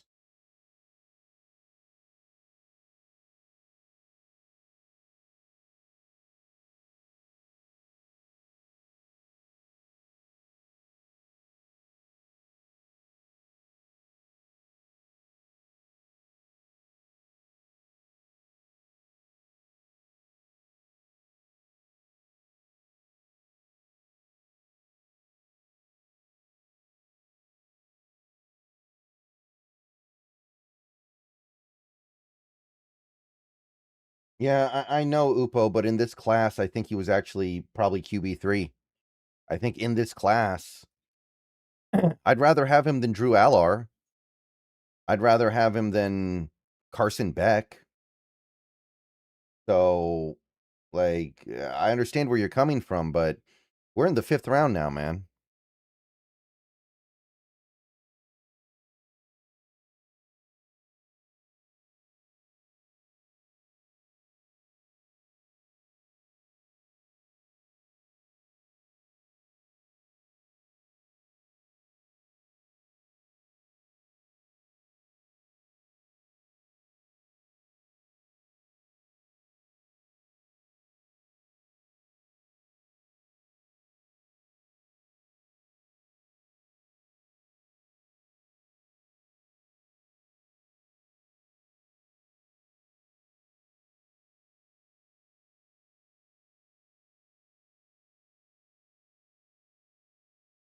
The public perception of RB really has changed. We took a guy that should score a ton of fantasy points and even the casuals really aren't excited. Yeah, Green Earth. I mean, he's going to score a lot of fantasy points because he's probably going to be our lead running back. But I think most people are aware that this is not, like I said yesterday, and I know that some people didn't totally agree with this, and that's fine, but in the good path, the happy path with Jadarian Price, he's going to be a good running back for probably 4 to 5 years for the Seahawks. Josh Cuevas goes to the Ravens, another tight end. Don't know what to say anymore. But there's no reality where he becomes like a franchise caliber back. He's not going to be Christian McCaffrey. He's not going to be Jonathan Taylor. He's going to be a good, capable running back. And that's about it.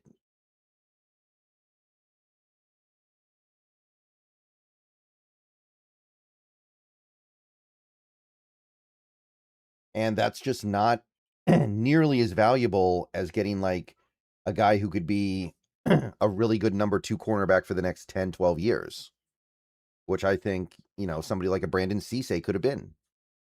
But it's more important for us this year. So I think that won out a little bit. What do we do to get the 5th round pick? We traded a 4th round pick from next year, which is value-wise more or less appropriate, but it's just one of those things where you better hope you get something pretty good with this pick, because that 4th round pick is going to have some value next year. It's a good draft. Isn't this considered to be a weak tight end draft? No, I don't think so. Tim Keenan is still on the board, yes. That'd be a good pick, by the way.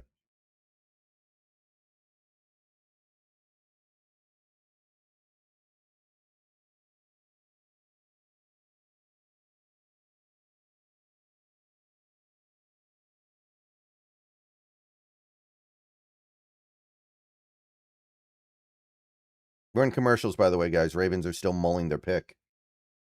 Davian Harris would be a nice pick, yeah. He's one of my best left. If I think Price is on a 4-year, $17 million a year deal. No, $17 million total, I think. So it's like a little more than $4 million a year. Whereas Walker's making what? $13.5 million a year. So do the math. I mean, we're doing well there. The question is the upgrade from Price to Walker worth the money? It's worth something. I don't think it's worth that much, though. What do you think we should do in round 6? I wouldn't mind trying to get one of these edge rushers that has a chance of being better than Jared Ivey. Ugh, excuse me. Disgusting. I think Stevens could start over Bradford day 1. That is a big ask. The thing we got to remember, guys, and I've said this before, I'll say it again, I think these coaches like Bradford. I think they think he's pretty good. I know we perceive him one way. That's not how this team perceives him. If they perceived him the way we do, I don't think he'd be on the team anymore.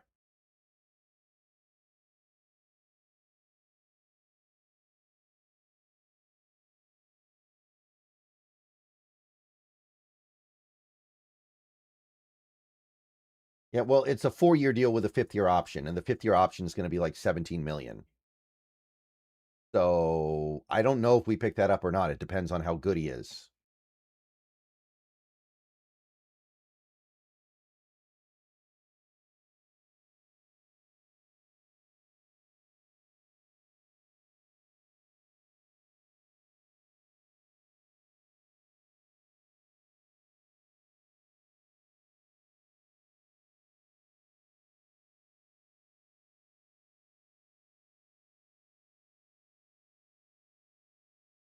I don't think he really plays like K9, though. He plays very differently than K9.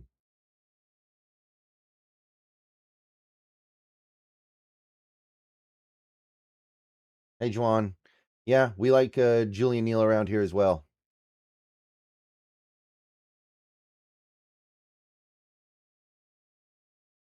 Like, people, I think they think Price is a little faster than he is.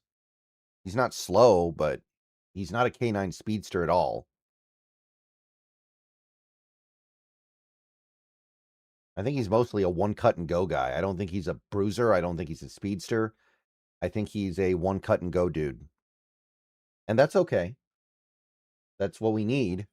It's a decent fit for what we run offensively, but ooh, Adam Randall. He's fun. I like Adam Randall a lot. I don't know if he'll be good, but there's something kind of unique there. Spicy. It's a spicy meatball, people.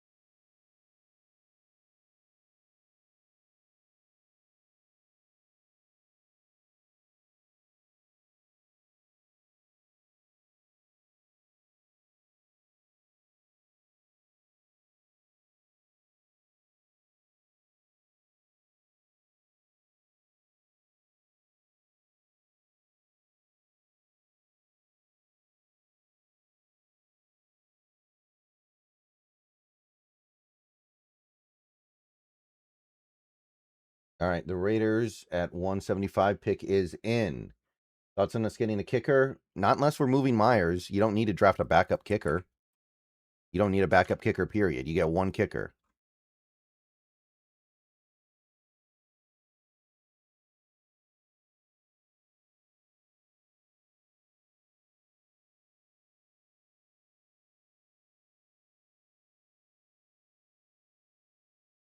I think Logan Fano is the brother to Spencer Fano. My understanding is that is the case, but I haven't looked it up.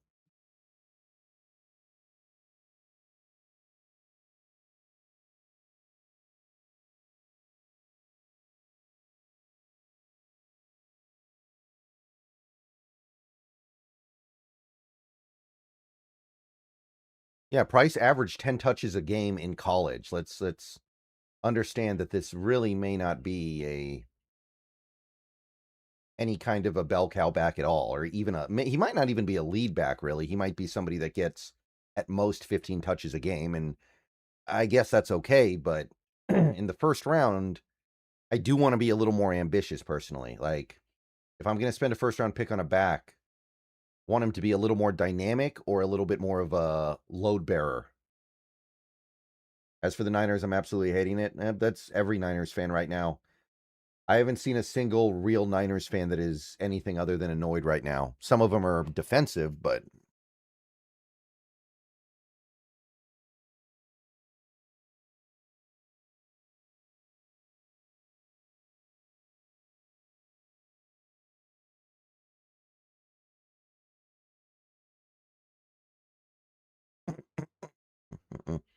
Hezekiah Masses goes to the Raiders. Kind of interesting. Where did I have Masses? I had him at 227, so I wasn't a big fan, but I know some people liked him a lot more than I did.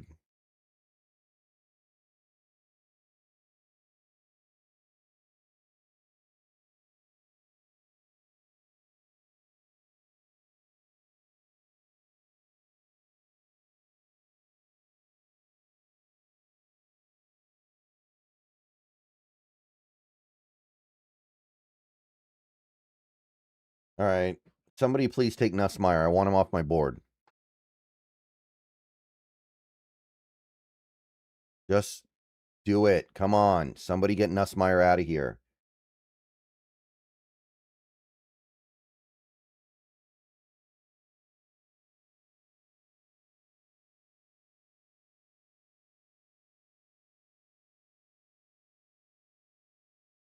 Chiefs pick is in.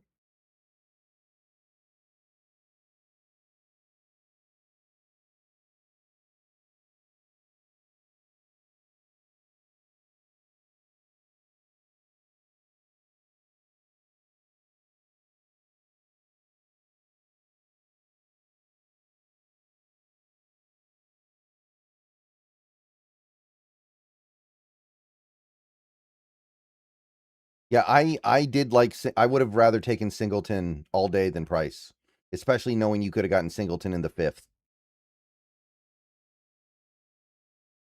I guess Singleton has the foot injury thing. That's the one thing that makes you wonder a little bit, I guess.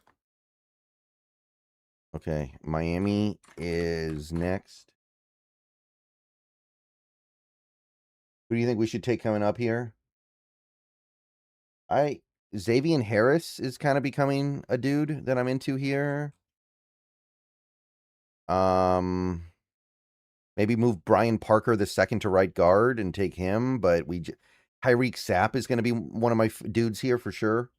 I'm a big Tyreek Sapp dude. Caden Curry. Even Dante Corleone would be okay, even though he's a walking medical red flag.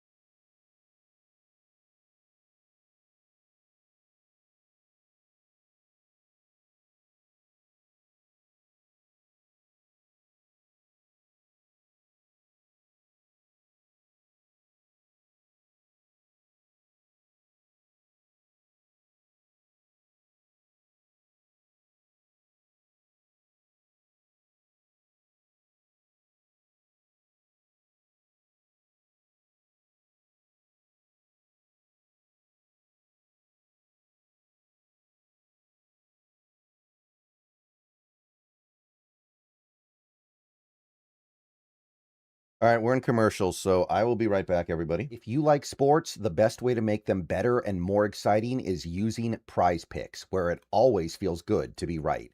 Prize Picks, all you got to do is pick more or less on your favorite players' projections and build lineups with a few taps. It's the daily fantasy stuff, but it's made super easy over there. Whatever sport you're into, give it a shot. And right now, Prize Picks is hooking up users with $50 in lineups after you play your first $5 lineup.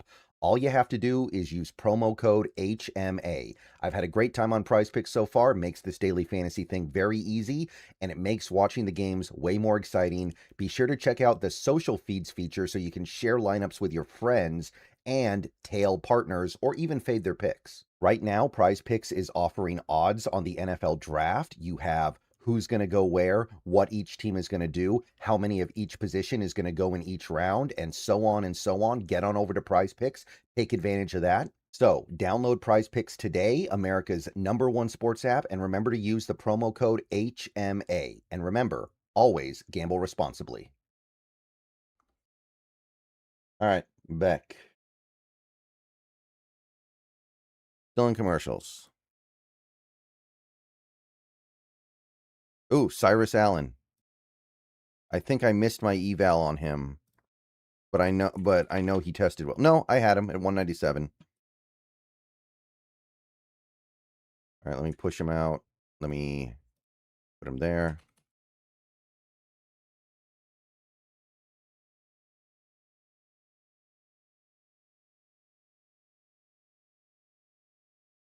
You know.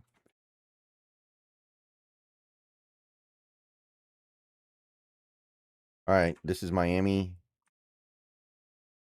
And then Philly. I don't think Philly's picked today. This is their first pick today, isn't it?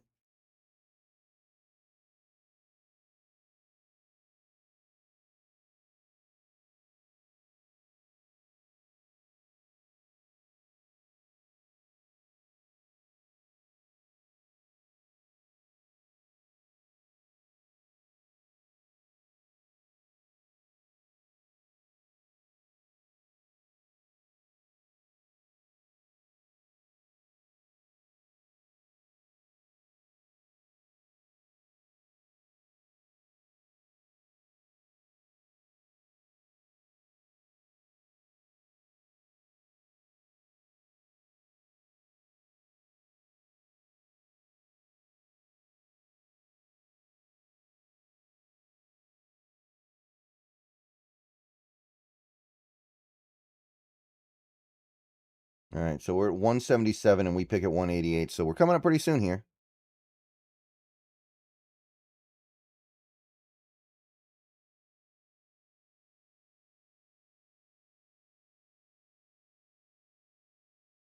Kevin Coleman. There we go. Another receiver. Wow, I had him at 176 and he goes at 177. Pretty good.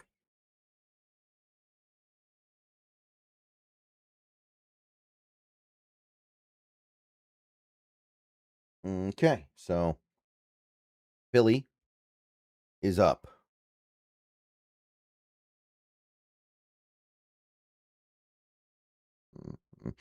And we're almost out of the fifth, by the way.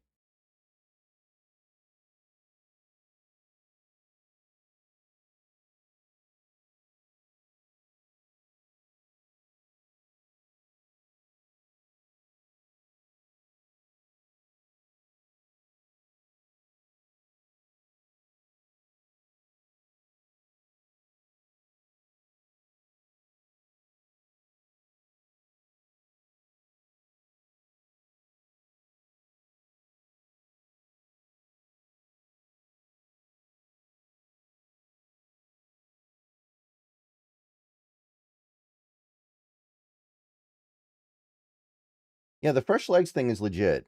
I will admit that.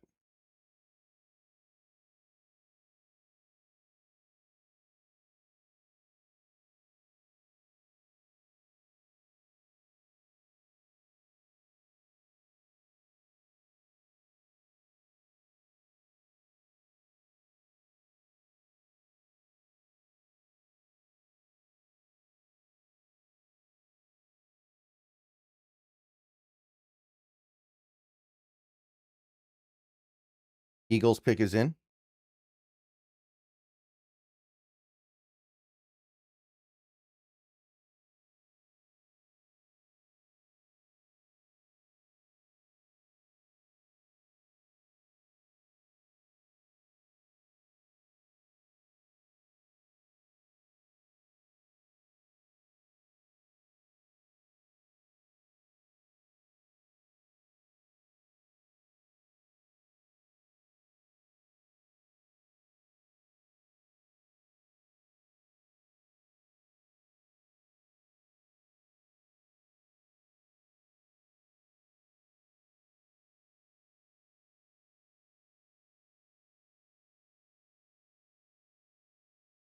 No, I would take Perkins at 188 all day. Nothing wrong with that. I mean, there's really not much they're going to do at 188 that's going to upset me, guys. Like, it's 188 in a bad draft. Nothing's upsetting. There are things they could do that I think would be better, but they're not going to do anything bad.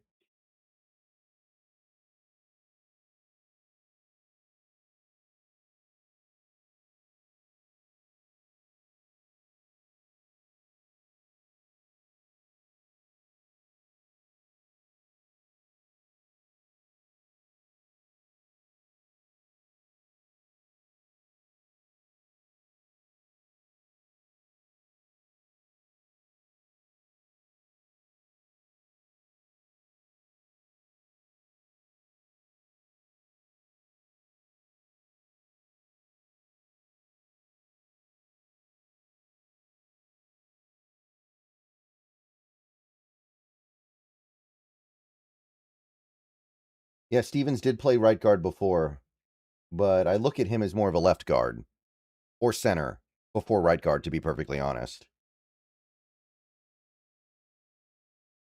Mariners scored another run. Okay, game's not over.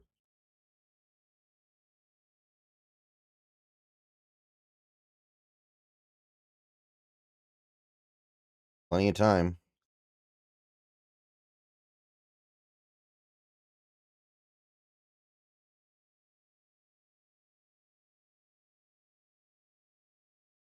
Ooh, Eagles took a quarterback, and it's not Nussmeier.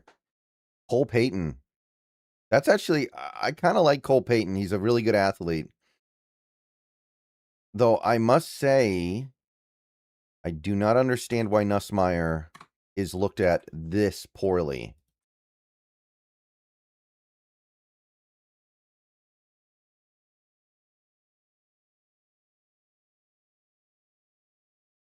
Wait, Jamie, you're not a Bengals fan? Are you a Seahawks fan? Because your username says you're a Bengals fan, so it's a little bit, I don't know, incongruous. Okay. San Francisco's pick is in. Miami's up next.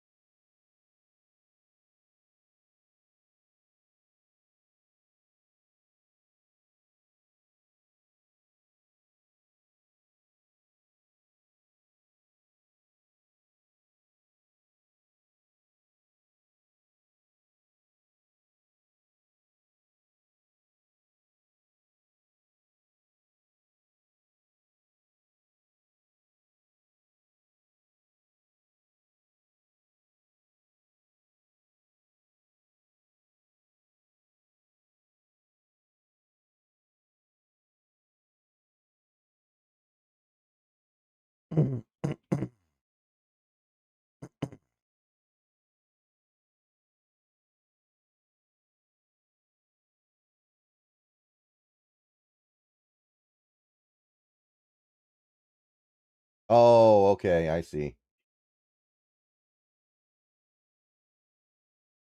That makes sense.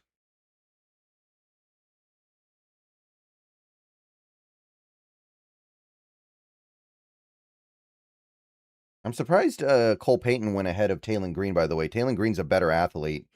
And to me, both players are basically athletes more than they are quarterbacks.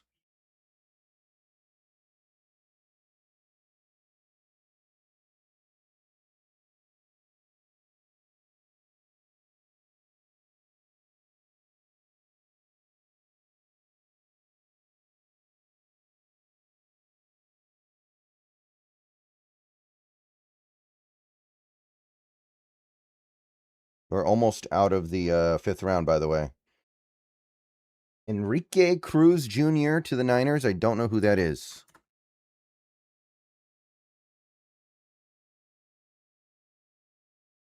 Kansas tackle. Pretty fast. He runs a sub 540 at 313 pounds. Looks like he's a right tackle. Okay. That actually seems like an okay pick, but I don't know very much about Cruz. Why is Xavier Harris fallen? Maybe people don't know if he's a nose or a three tech. That's one thing that I think can happen.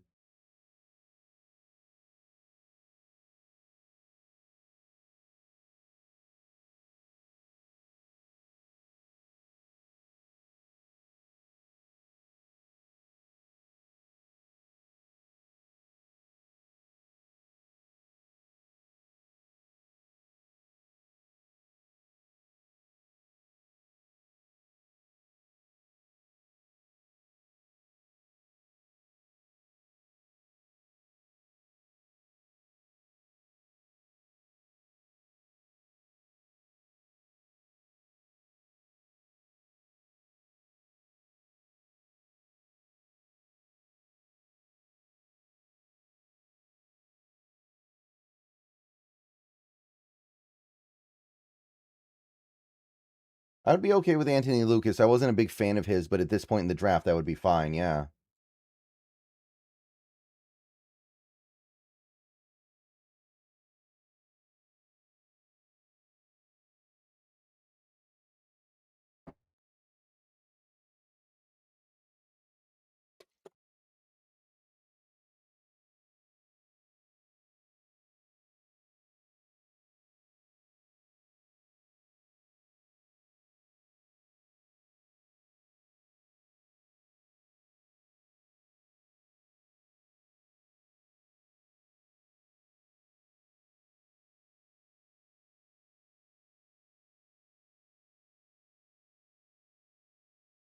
Yeah, we may not do very well in UDFA, guys. That's something to keep in mind here because we don't have a roster with a lot of gaps on it.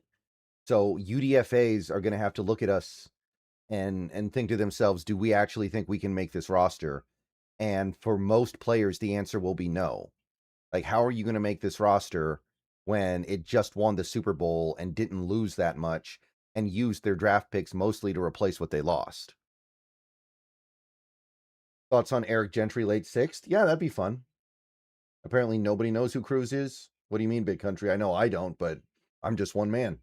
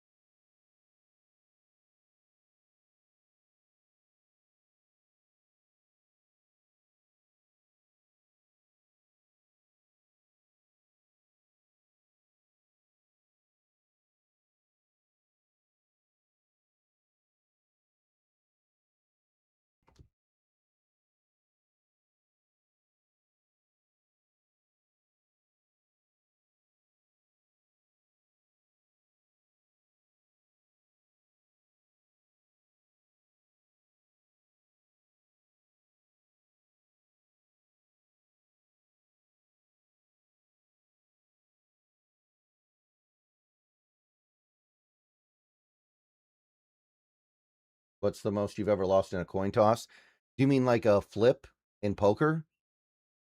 Like getting into a coin toss on an all in poker or something?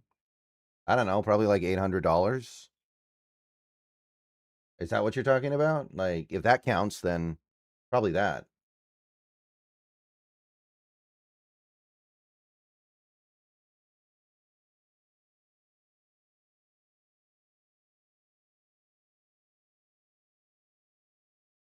Dylan, I think the trade's fine, although there is some pressure on us to move up, or excuse me, move down in next year's draft with our record next year to make sure that we don't end up regretting giving up that fourth. If that fourth ends up being a good fourth, that's at least a little bit obnoxious. Yeah, I don't get this run on tight ends at all, man. Every team is trying to go 3 tight end.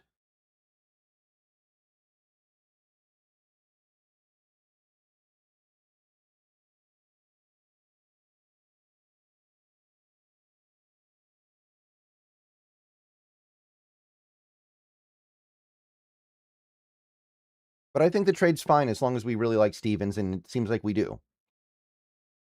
I'm not a huge fan of him, but I do think the value is appropriate, so I can get on board with it, even if it's not my favorite thing on the planet.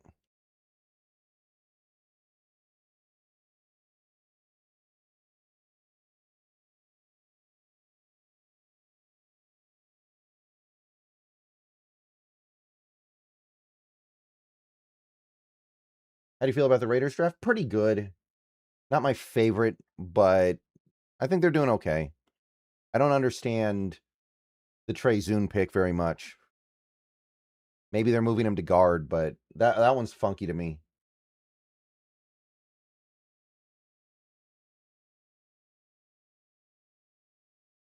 All right, Dolphins pick coming in.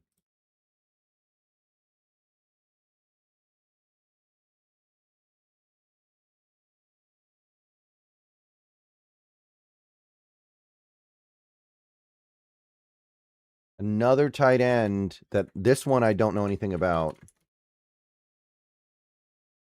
This one I've never heard of before. Mississippi State, so he played at a pretty big school, but yeah, I don't know who this is.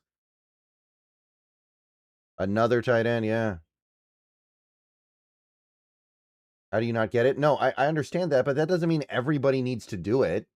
It's not that simple. The Rams didn't just destroy everybody by going 3 tight end. They destroyed everybody by having the MVP of the league, by having Sean McVay, by having Puka, by having Devontae. Like, you can't just say, okay, let's just hoard a billion tight ends. Not that simple. Yeah, Crown Over would be nice if you're planning on moving them inside, but I don't know if Crown Over gets moved inside.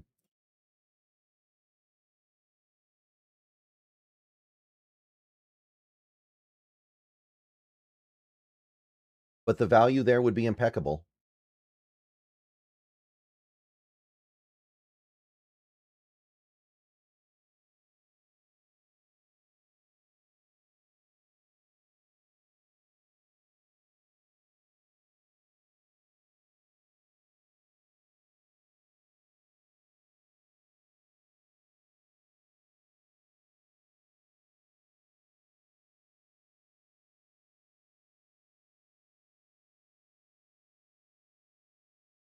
Yeah, the Duke corner fell, but he's like a nickel corner only, so I kind of understand it.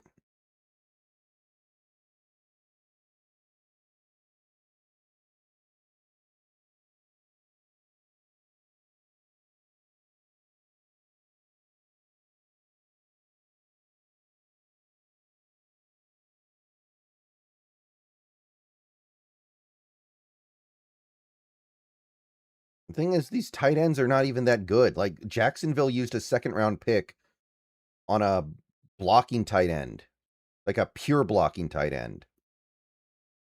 That's insane. Bo Kircher probably would have been there in the 5th. Any bright spots in UDFA? I'm sure there will be, but I don't think we're going to get a lot of UDFAs because it's really hard to make this roster because we just won the Super Bowl. Like, if you're a cornerback prospect that's good and you make it to UDFA, do you really want to try to make the Seahawks roster when you can try to make some team that's destitute at corner, like maybe Tennessee? All right, Buffalo's pick is in.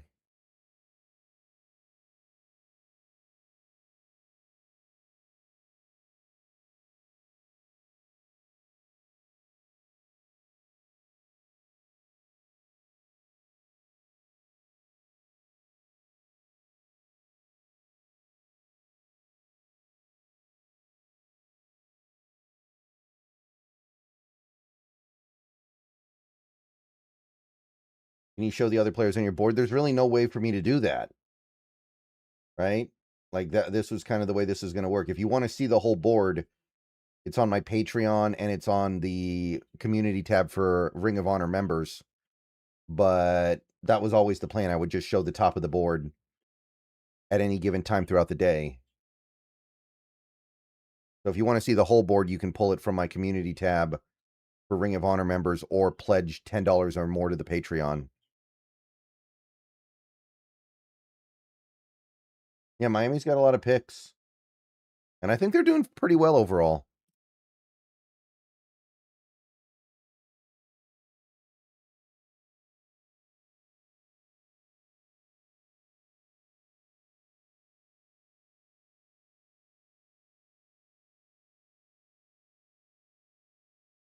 Do we still have Brady Russell? Did we ever bring Brady Russell back?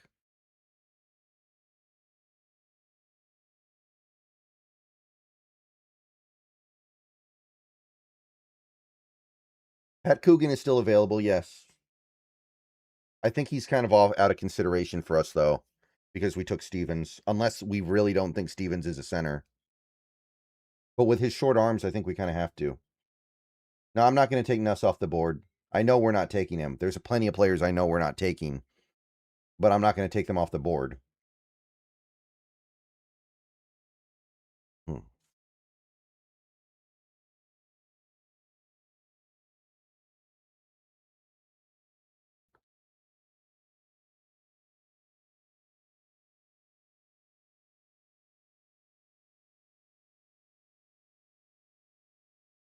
Oh, Zane Durant, another good pick by Buffalo. I love it. And now we're in the 6th round, peeps. Yeah, Zane Durant was almost on screen. He was very close.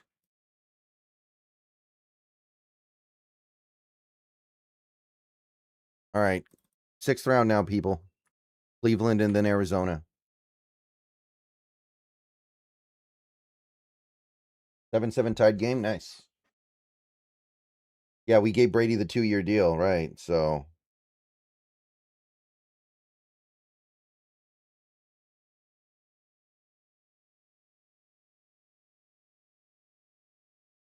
pick is in for Cleveland. Well, the thing is, Nussmeier's small, but he's not really mobile, right? He's not like Wilson or Mayfield or Kyler.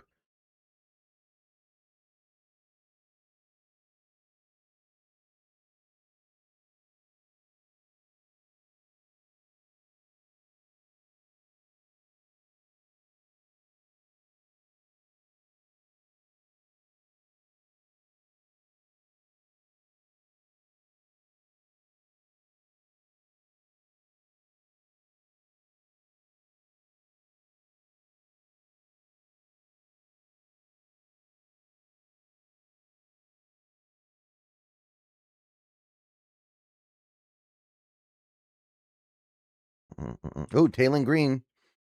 So they took a quarterback, but it wasn't Nussmeier. I think that's a good pick. I had Green on my screen. He's gone now. Lewis Moore, safety, is now promoted. All right, QB5, Taylon Green. I like him. I don't know if he'll be a quarterback in the NFL, but he's such a good athlete. I think he can find a way to be impactful.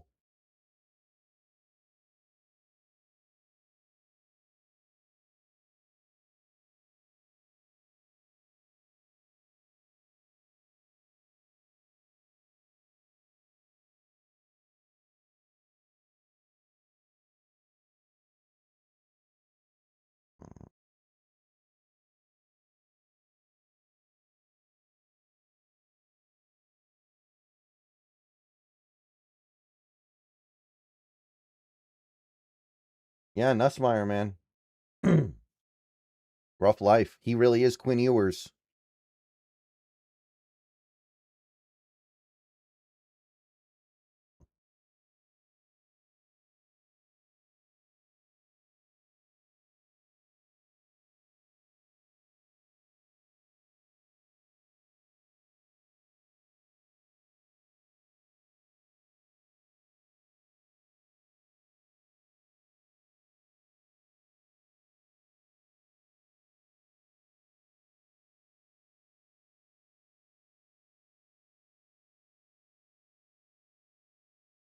Yeah, Harris is still there. Oh, Carson Schrarar goes to the Cardinals. I have no idea who that is.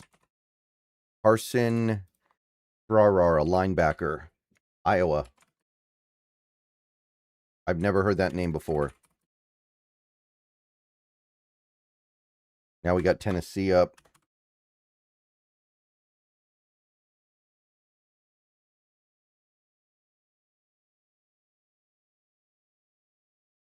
Who's left that had a Seahawks visit? Brandon Cleveland, which would not be a bad pick either, by the way. I'm down with that. Tennessee's pick is in.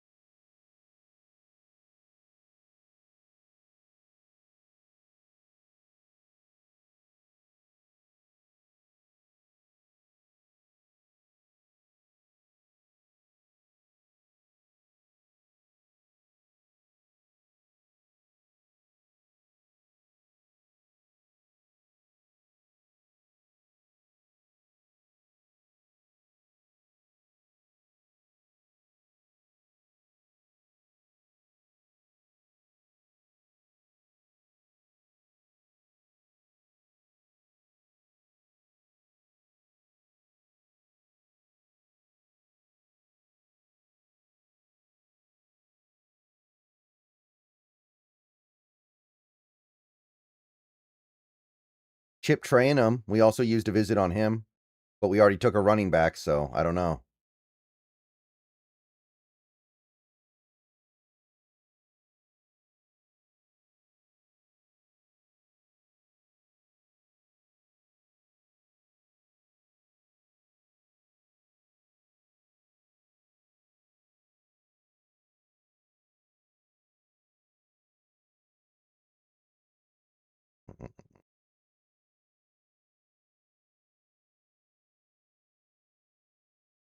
Yeah, Arizona drafted Beck yesterday.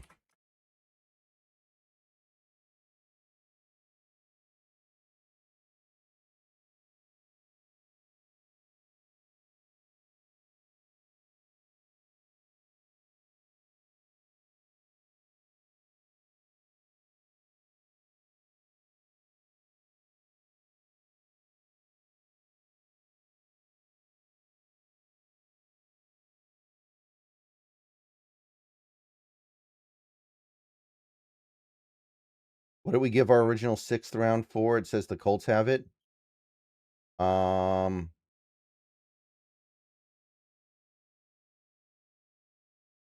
think that was something we sent to the Falcons, and the Falcons must have sent it to the Colts. Jackie Marshall of Baylor at 184. Don't know who that is.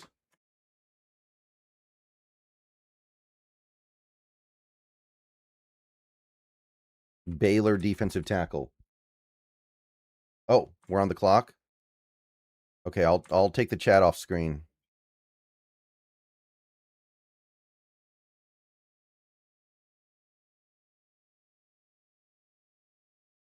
I'm not going to start recording yet, but I am going to start recording soon because we're up in like 3 picks.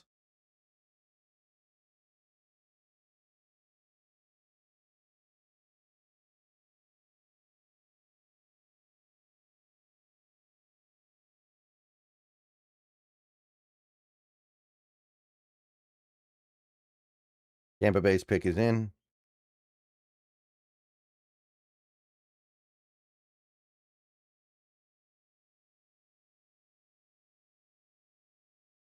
And then we got the Giants. Another tight end, Bauer Sharp. Another one that I don't know anything about. LSU. Okay, Giants up next, then Washington, then Seattle.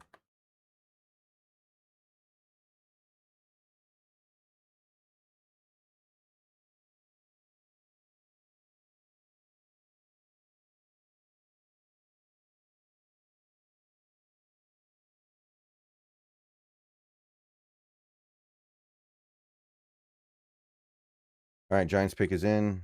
Oh, we traded back. We traded back. Let's try to figure out what for here after I update.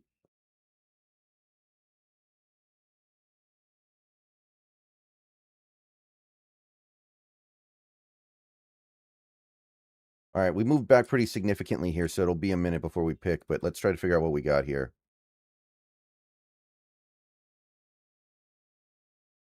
All right. All right, guys. So the Seahawks pick was just about to come up a couple of minutes ago, but it looks like the Seahawks have traded down. So not yet sure what we got, but we traded down with the New York Jets.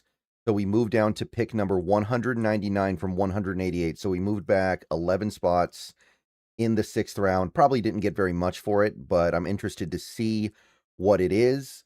Obviously, we weren't super into anything that was available, or maybe we're so into it we feel like we can move back 11 spots and still get something good. I don't know. Obviously, it's the 6th round of a bad draft, so you're not going to really be expecting anything all that crazy, but let's try to figure out what is going on here. Let me turn the chat back on since there's no pick to spoil at this point. There we go. And yeah, the Giants pick is in here, and it was going to be us at 188. We are now at 199.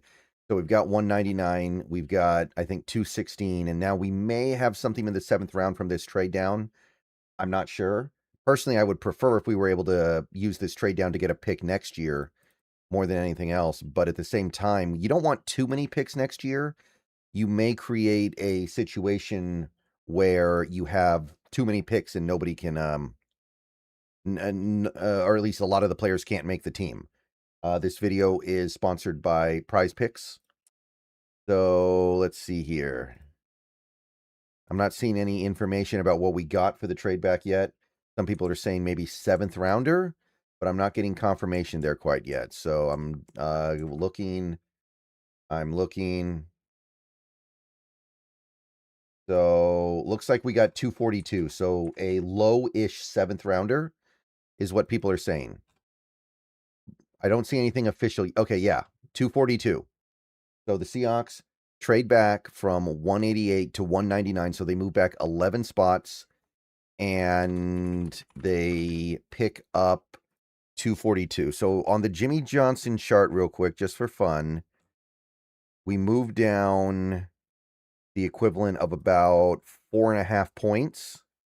Yeah, we moved down the equivalent of 4.5 points and we picked up a pick worth 1 point. So the Jimmy Johnson chart says we lose. The Rich Hill chart says that our move down was worth 1 point, and the pick we got is worth 2 points. So the Rich Hill chart says we won. So I would say that's probably about right. That's probably reasonably fair. Don't know what we value in the 7th round in a draft like this, but the same is true of the 6th. So what's the dang difference? All right, so we've got another pick now. So I guess that's could be good. I don't mind taking more bites at the apple here, as long as you get guys that you still have some degree of belief in. So yeah, Katron Allen just went to Washington, by the way, so he's finally off the board. All right, that'll do it. See you guys later. We traded down. We'll be picking soon. All right, Katron Allen just went. So let's, and I don't know who the Giants got, so let me check that. Defensive tackle that I've never heard of. Fascinating.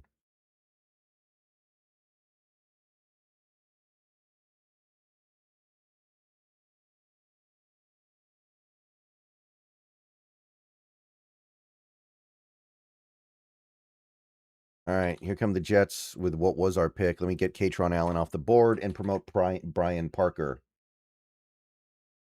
Well, the advantage that a 7th round pick has over a UDFA, you can guarantee that you get them. UDFAs can choose just not to go to your team. And a lot of UDFAs would probably choose not to go to this team because their roster is so finalized. Okay. So let me get that video up.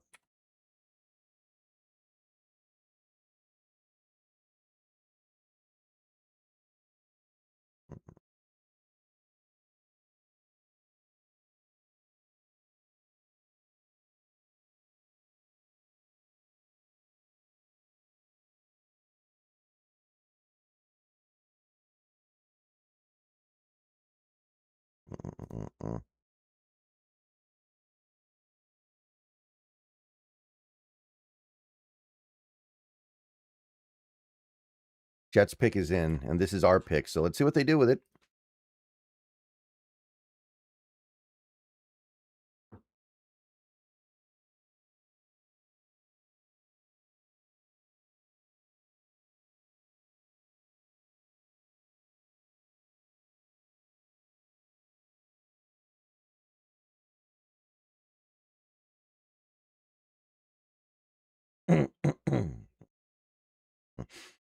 I scouted Riger, but I don't remember him super well. I'd have to look up my notes on him, which is not a great sign, but I looked at a lot of players. It doesn't matter that much.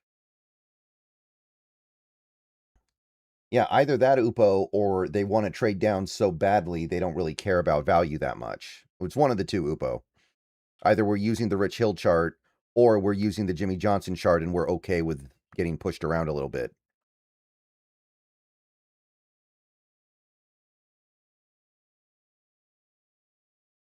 This looks like a case where John Schneider wanted an extra pick for a player who Seahawks may not be able to get as a priority undrafted free agent from Corbin Smith. Makes sense.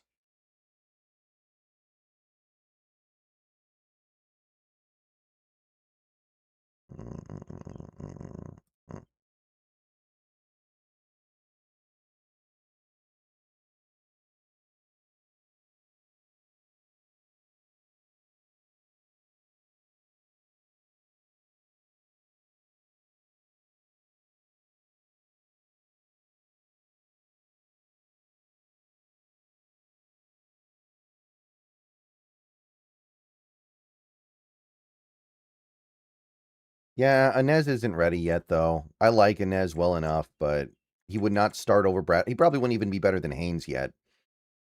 So what's the point? Unless you're moving Haynes.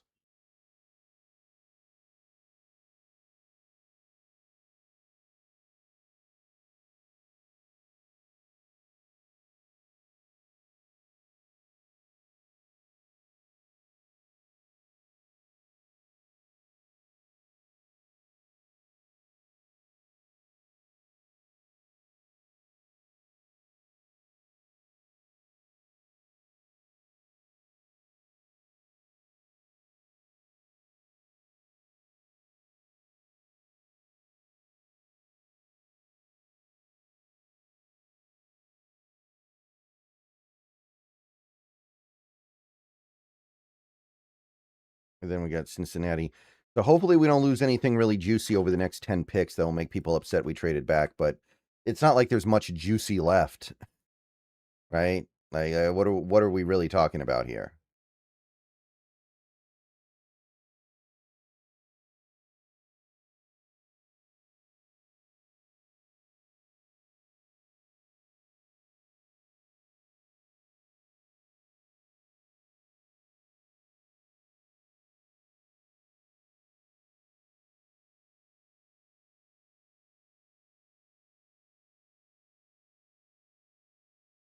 When did we get 5th round pick? We traded for it today by giving up a 4th round pick next year. It was a straight up trade, by the way. We didn't move up, we moved in.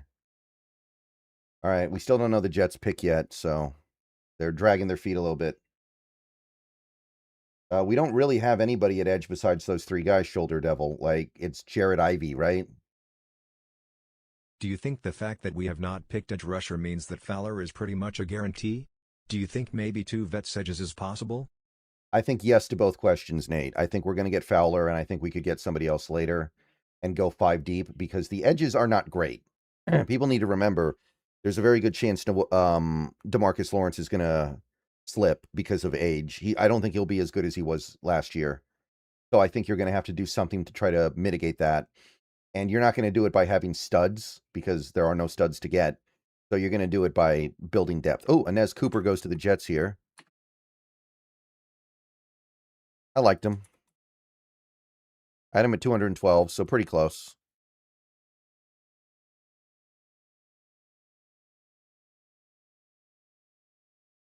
What did we trade with the Jets to move back? We picked up a late 7th. Probably what it is there's some UDFA prospect we want that we might not be able to get in UDFA. So that's what you use the 7th for. You don't want to leave it up to the player because they'll often choose to go somewhere else.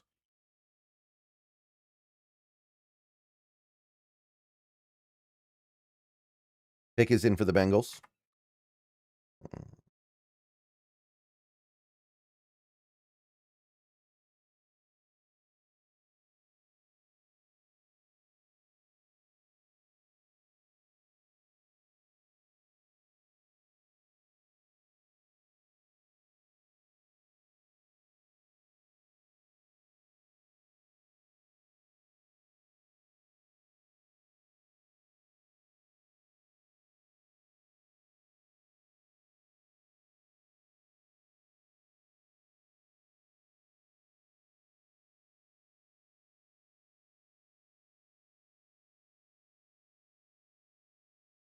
I think we're getting Fowler. I think we're getting another guy. I hope we're getting another guy. I think that would be fun. Yeah, Nathan, something like that makes sense. Somebody that we don't really know about or think about, but they value. Commercials, by the way, guys. You're not missing nothing.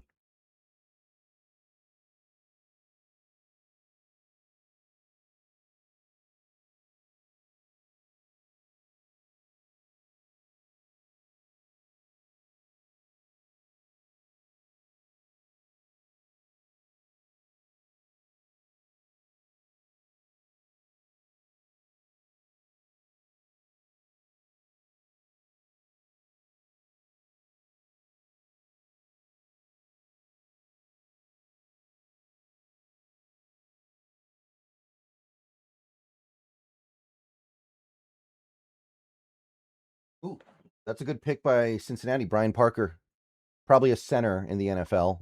Saints pick is already in, by the way. Okay, Brian Parker was on screen. Now he's not because he just got taken.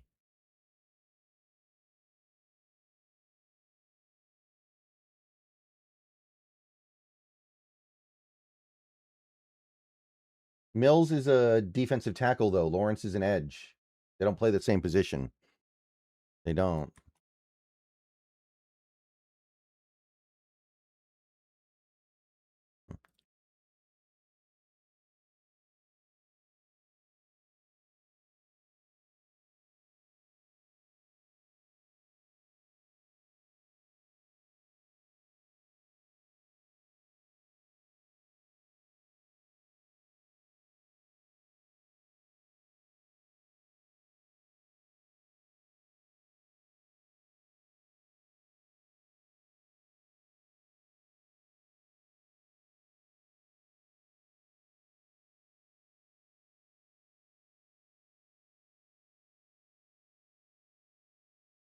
All right. Oh, who did the Saints take? I missed it. Oh, Barry and Brown? Okay, I didn't scout him. I know who he is, but I didn't Good scout him. show.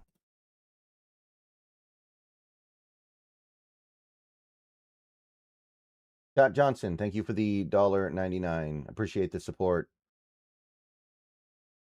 Where did we get the 7th round pick from? We moved back in the 6th. We moved back to 11 spots in the 6th.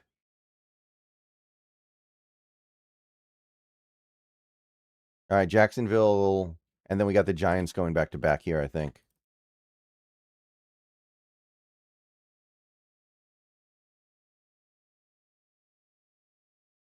I know who Barry and Brown is, but I never scouted him.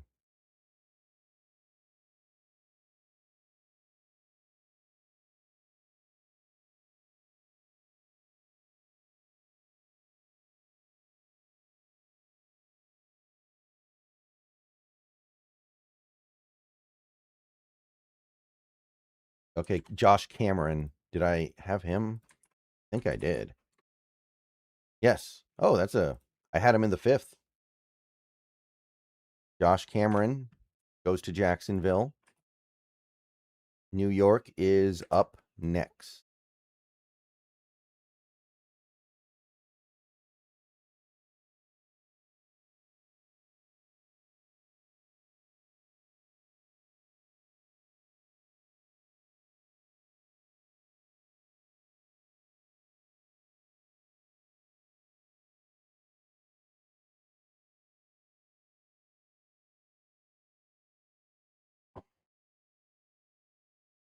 JC Davis.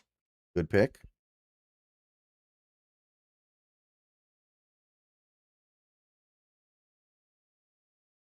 I had him at 198, so almost spot on. That works.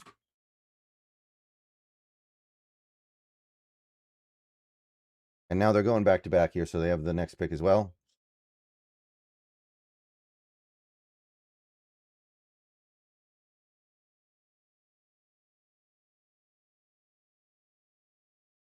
New York pick in.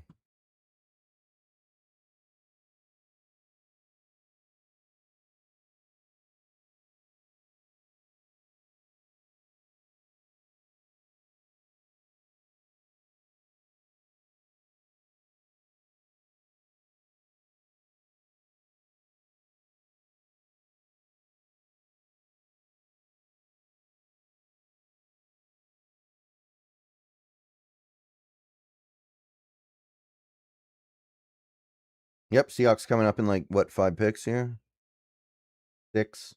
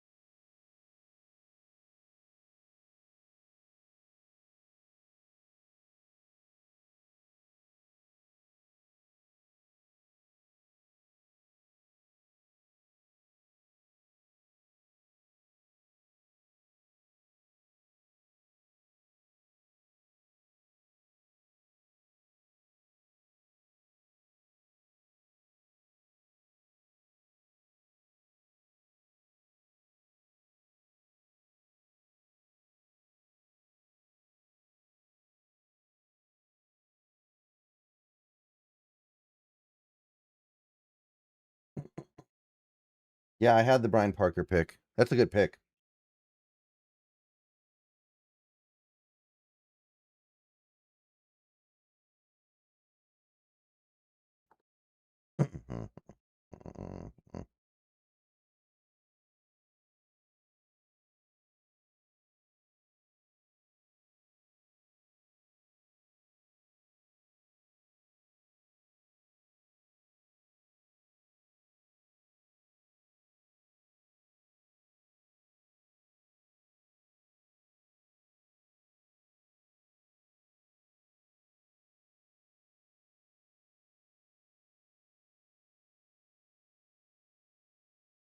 Come on, give us the Giants pick. Move it.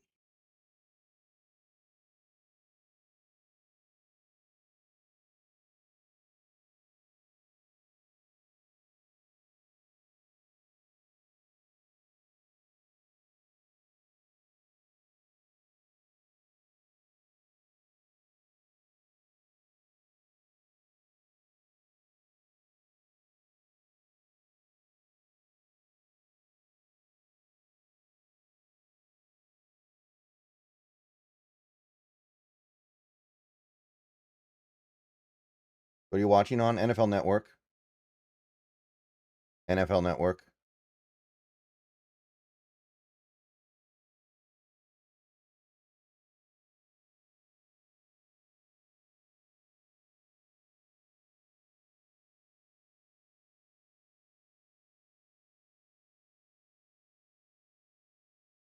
All right, come on.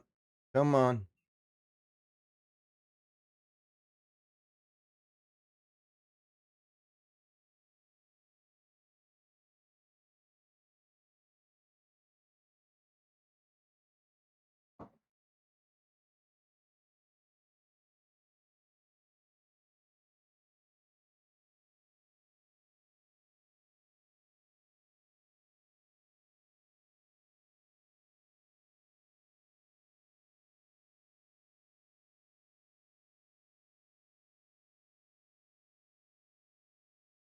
Oh, Jack Kelly.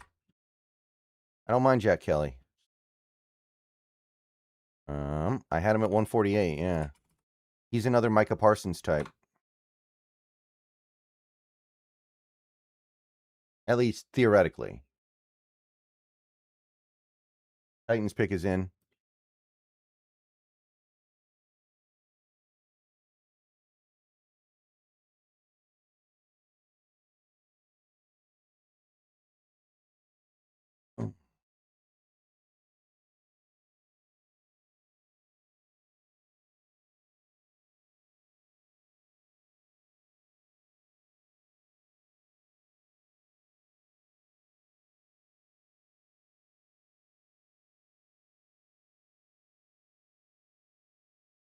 Yeah, I like Jack Kelly.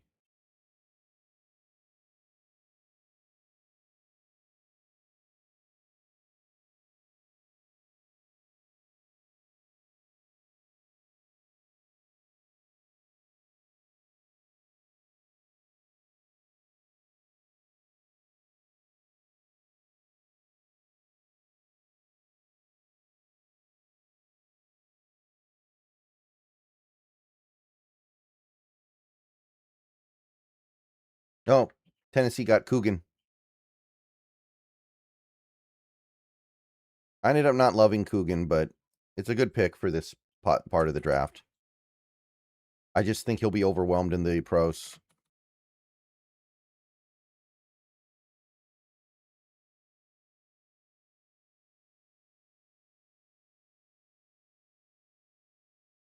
Okay, New England is up after Vegas.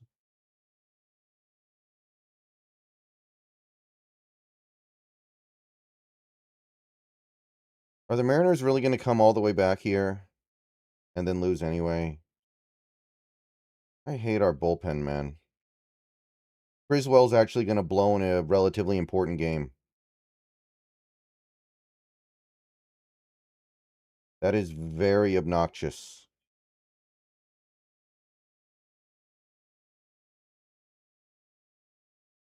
Anyway, pick is in for the Raiders.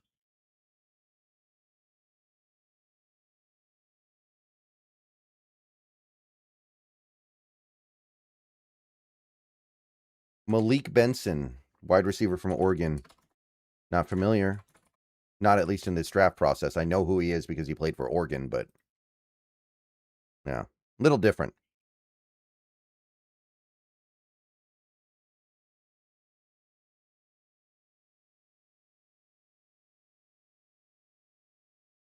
Harold Perkins is still available.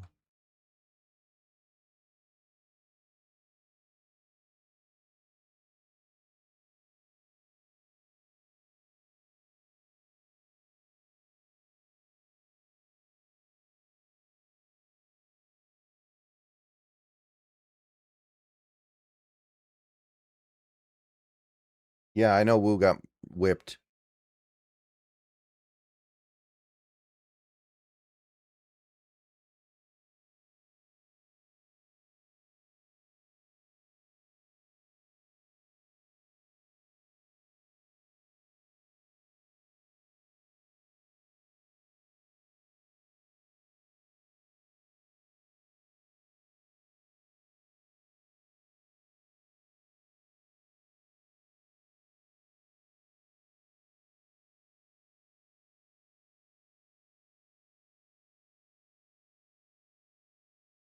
Pick is in for the Patriots.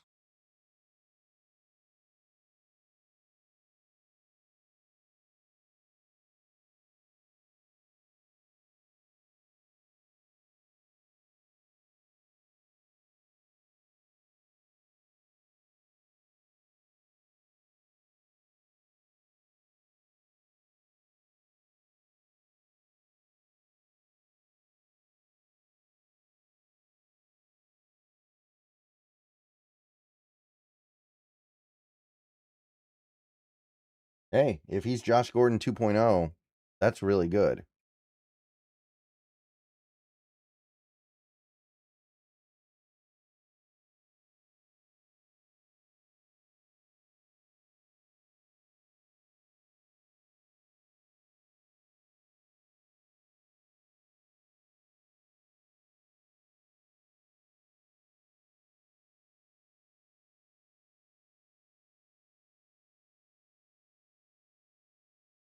Hmm.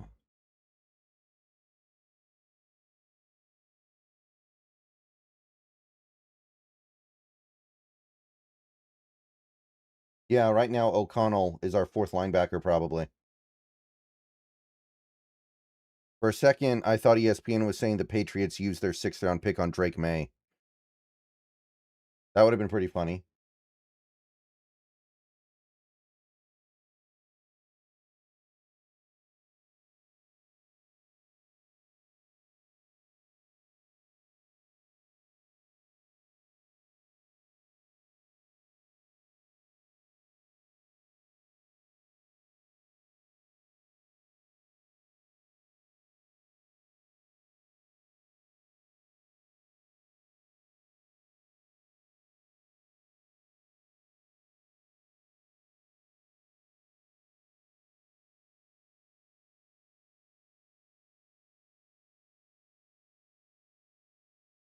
Come on, give us the New England pick. I'm going to turn the chat off after we get the New England pick, by the way.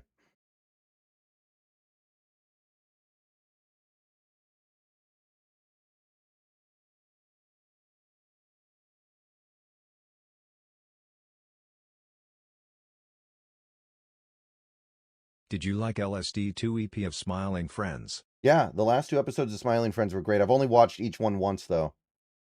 Thank you, Sandman, for the donation, by the way. But yeah, I think Friendbot is the closest thing that Smiling Friends ever did to social commentary. Which is interesting, right? Because they really shied away from social commentary. Unless you want to count, like, Mr. Frog being a commentary on celebrity culture and cancel culture. But there, it felt so ridiculous that it was hard to really take seriously as commentary. But the Friendbot thing felt like legitimate, so like critique.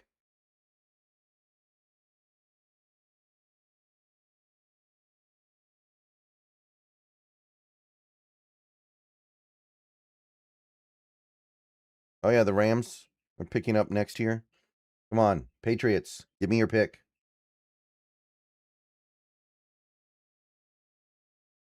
We require information.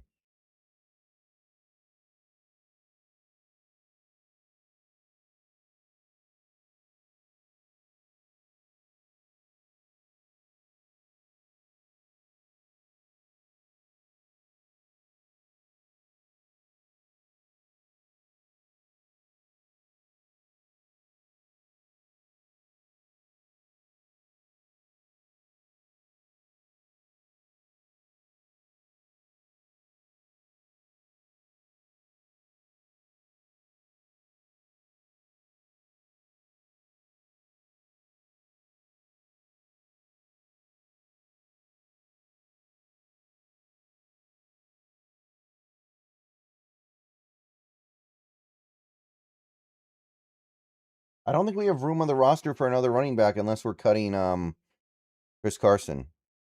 Okay, where's the Patriots pick? Come on, this is getting ridiculous. It's been like 10 minutes since they said the pick was in.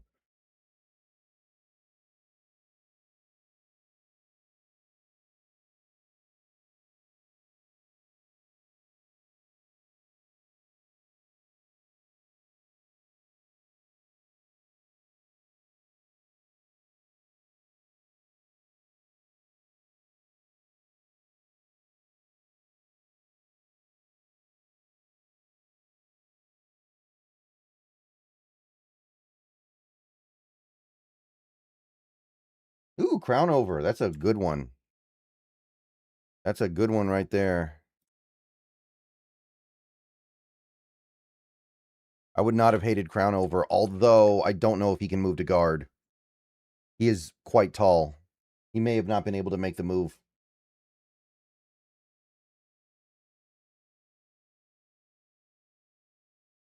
Okay, I'm turning the chat off now because we're probably going to find out what the Seahawks did soon.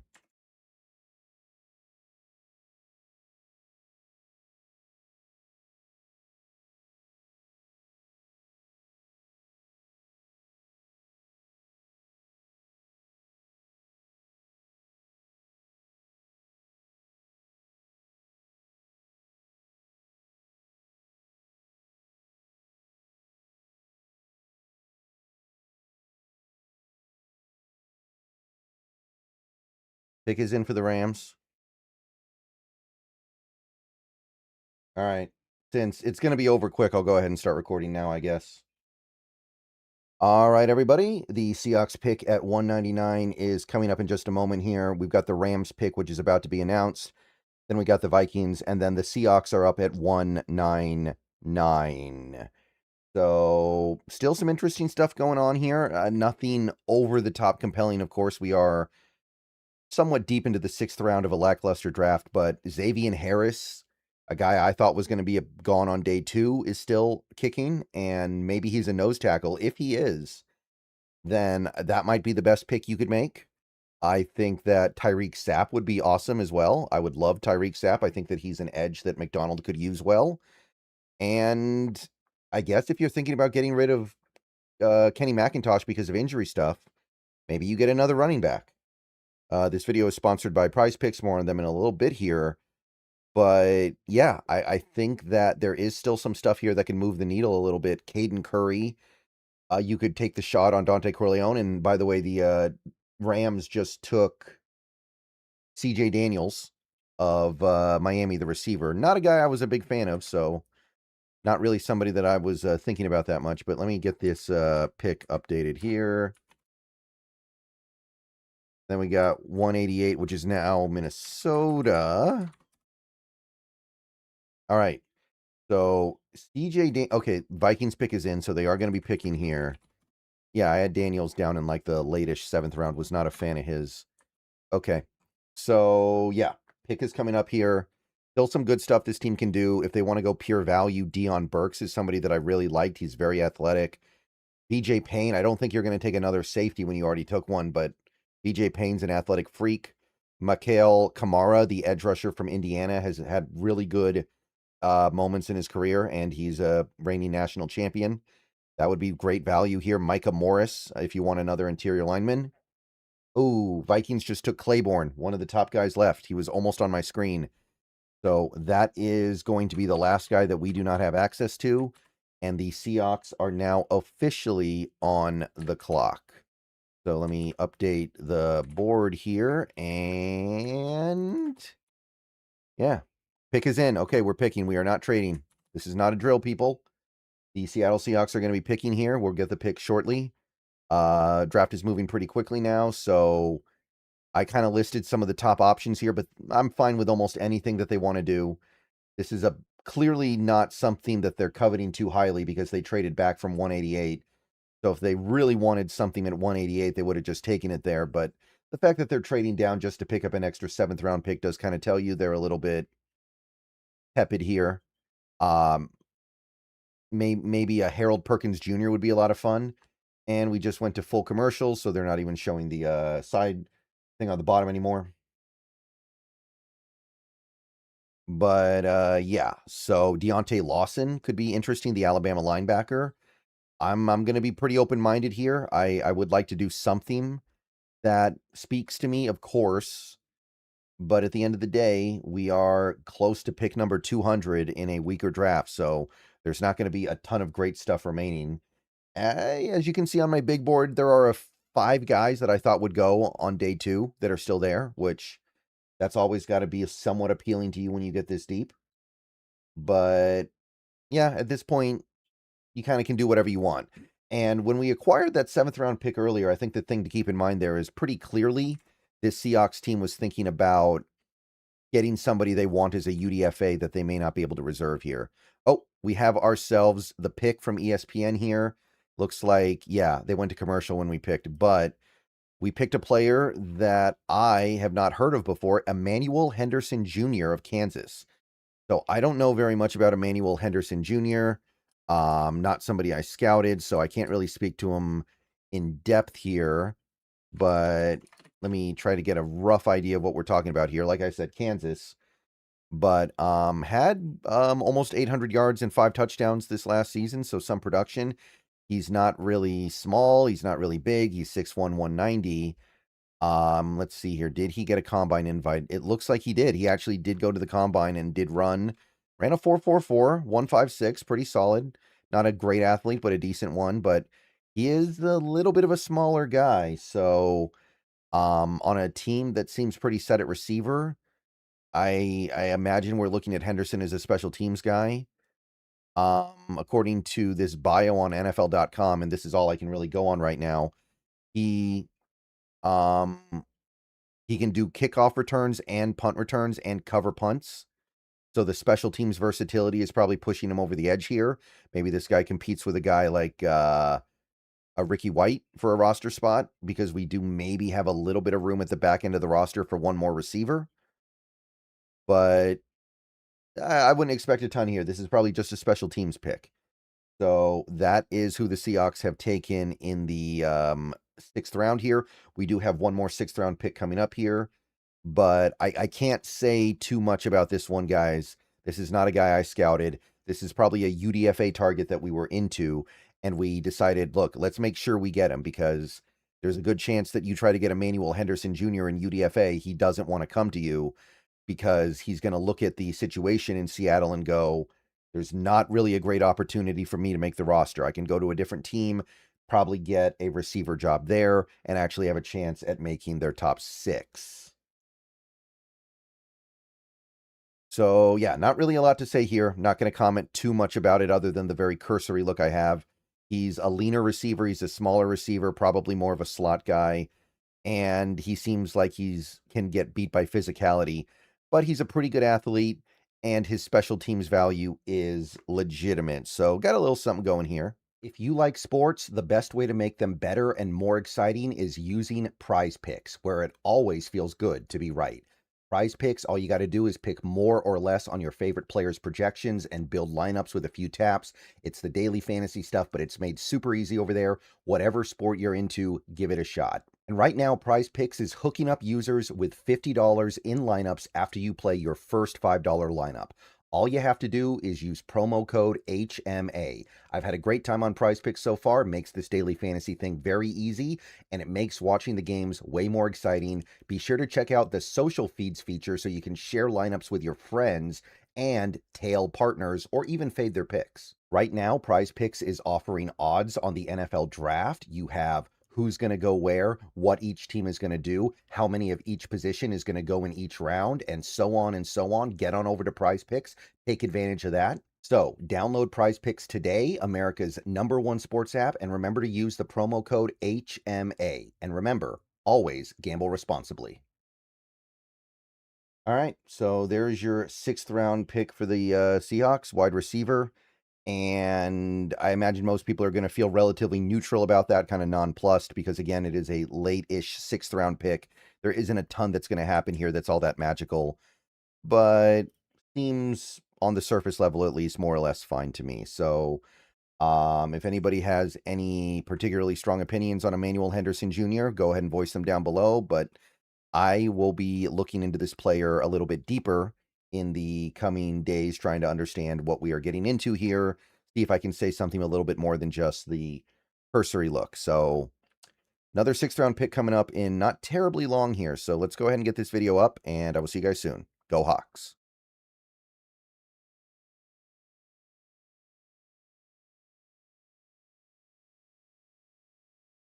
Let me turn the chat back on here.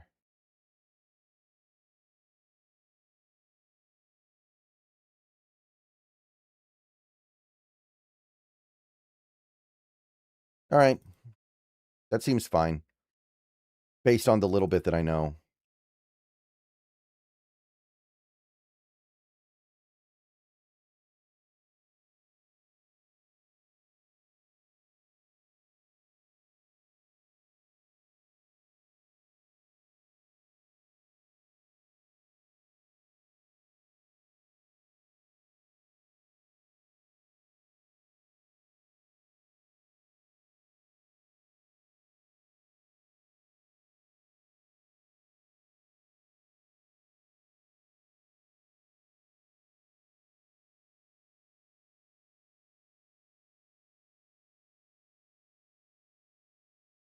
Probably just a special teamer. I don't think we're looking at him as a receiver, but that's fine, except he's got an uphill battle to even make the team. Maybe he's a practice squatter, but there is something to be said for taking guys like this in the 6th and 7th that I think is very valid and fair. Okay, let's get doop.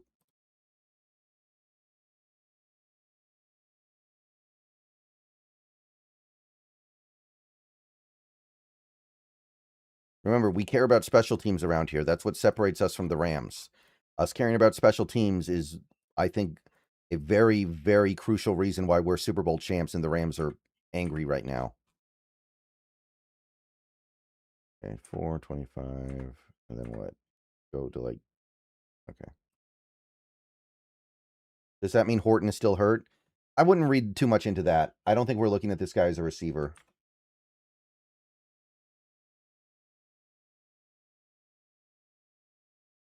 Yeah, he is fast. It's not like he has no talent.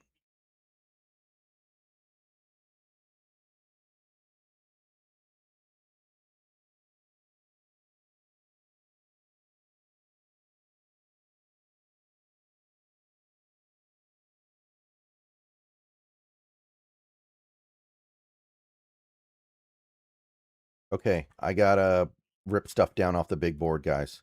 Give me a few minutes. All right.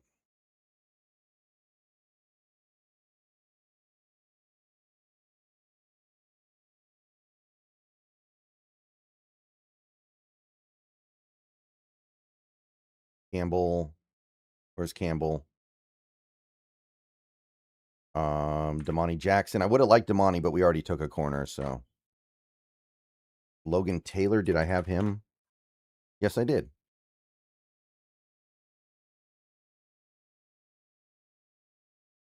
CJ Williams, I don't know who that is, but Jacksonville just took him, I guess.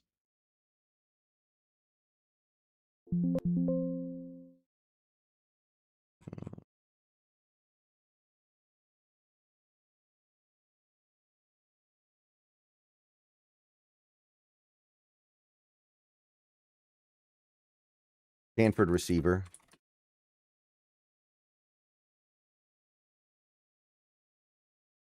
Houston.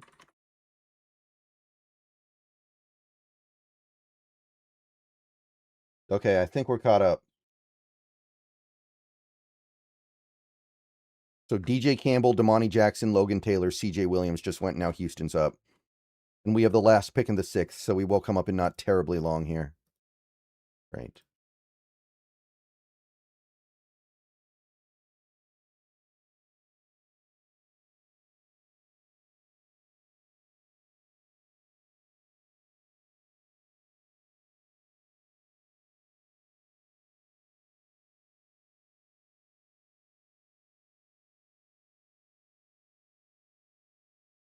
Yeah, he could make the special teams unit, but he'd have to make it as the 6th receiver, and I don't know. That means Cody White's gone, I guess. I don't know. It's not easy. He has an uphill battle. How do you avoid burnout? I can't afford to burn out, man. This is my job now.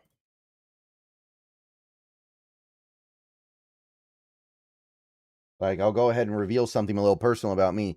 The week that I did the free agency streams, which was literally 40 hours of streaming over a 5-day period.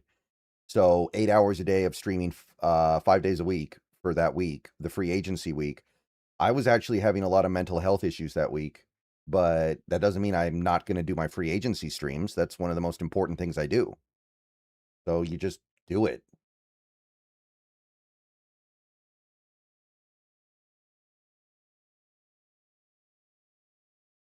Yeah, Kansas does run the ball a lot. That is true.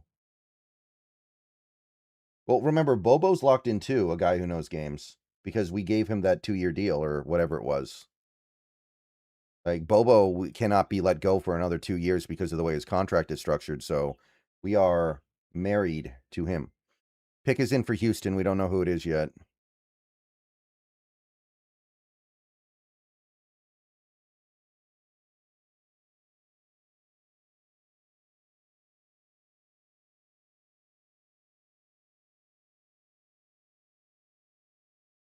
Who drafted Gerard McCoy? Raiders. Yeah.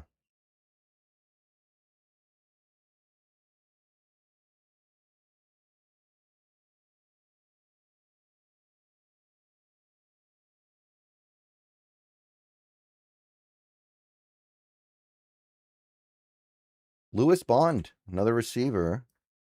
Okay.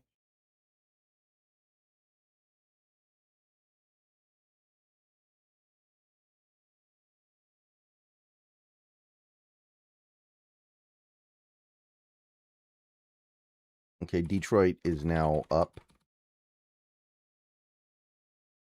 Oh yeah, yeah. You're right. I don't know what to say. I'm just gonna give it a NA because I don't really know him. I can't grade it, right? Like it seems fine, but I'm not gonna grade it because I don't know much about the player. Detroit pick is in.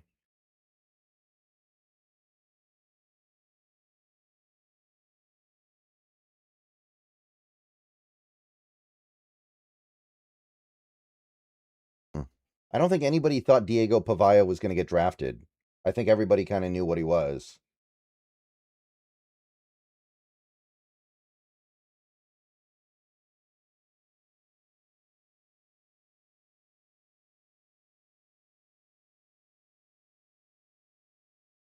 What are the chances we trade for Thibodeau? I think he's too expensive. I'd rather spend way less money on a guy like Clowney or Fowler. Because it's not like you're getting Thibodeau for the long term. You trade for him for 1 year.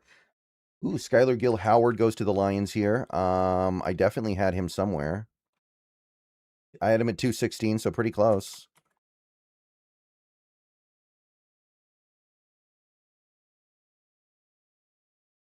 I don't want it back up.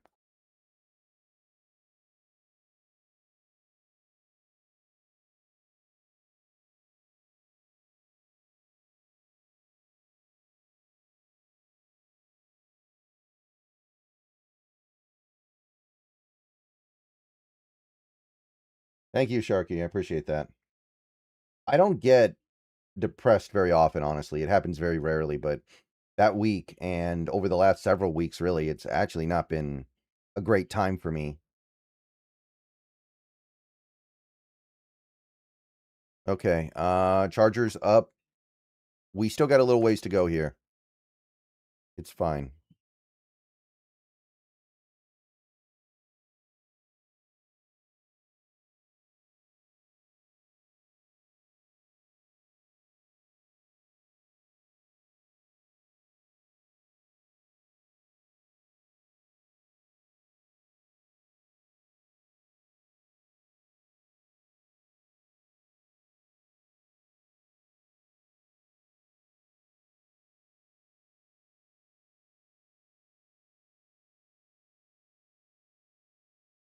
I want Tyreek Sapp, man. Xavier Harris, Tyreek Sapp. Those guys are intriguing.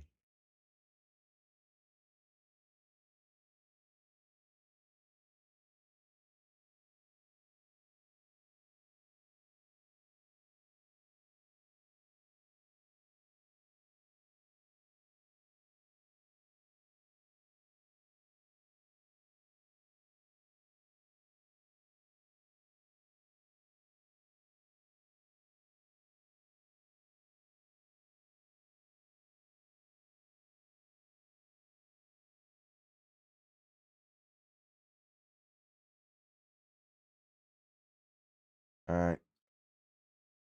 Chargers have 40 seconds, and I guess they haven't picked yet. Are they trying to trade? Come on, just make the pick. It's the 6th round. No one wants it. Give me a break. Yep, okay, pick is in.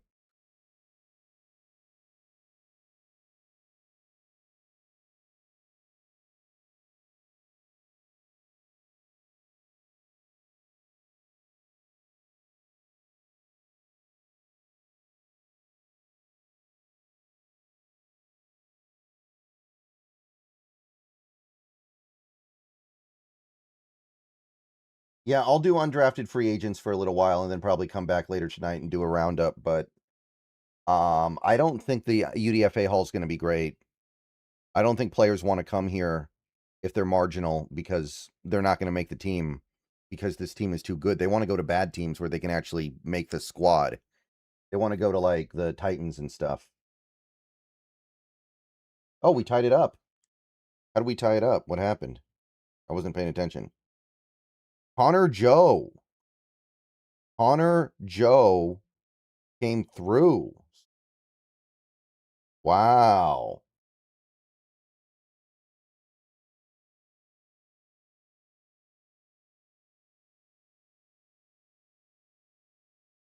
How's Caden Curry still on the board?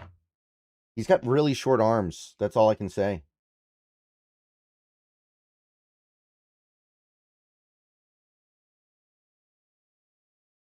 Alex Harkey. I did have him on my board. I know who that is. I didn't love him that much, but he's appropriate for here.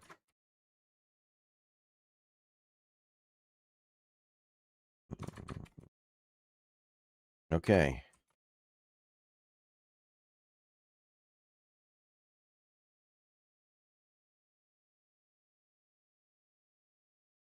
Yeah, I had him at 232, so not a fan, but it's fine.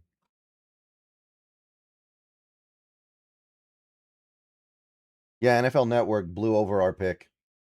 I mean, I don't blame them. I don't have anything to say about Emmanuel Henderson either, but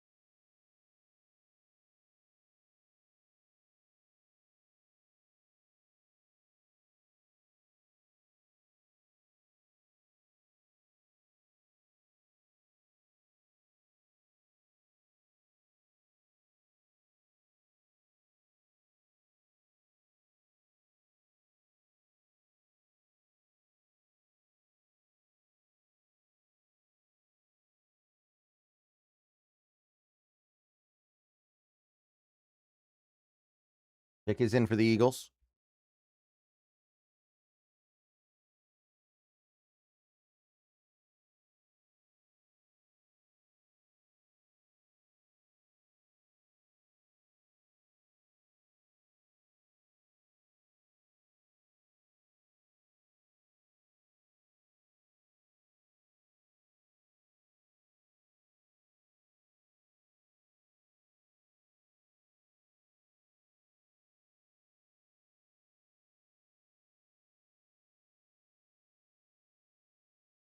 Yeah, a lot of commercials.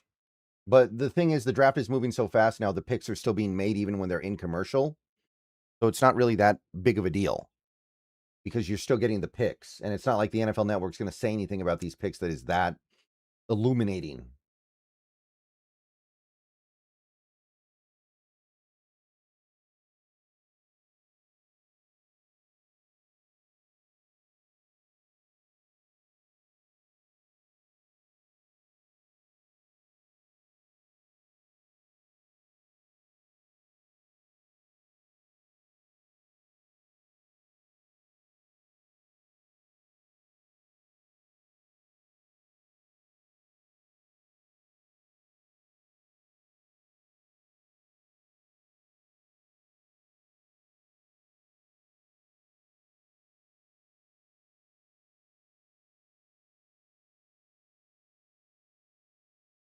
Okay.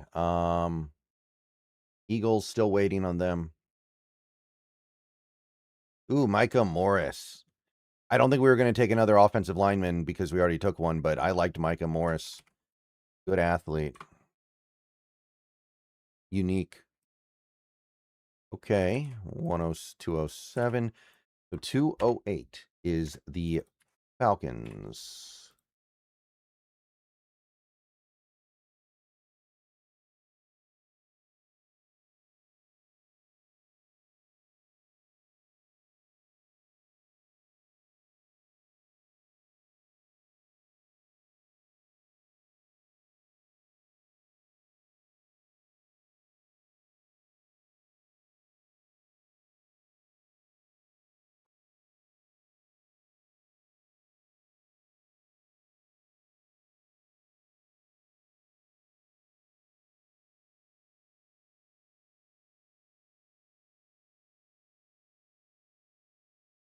Katron Allen went to, I think he went to Washington. If I recall correctly, he went to Washington. Somebody double check that for me, but I'm pretty sure he did.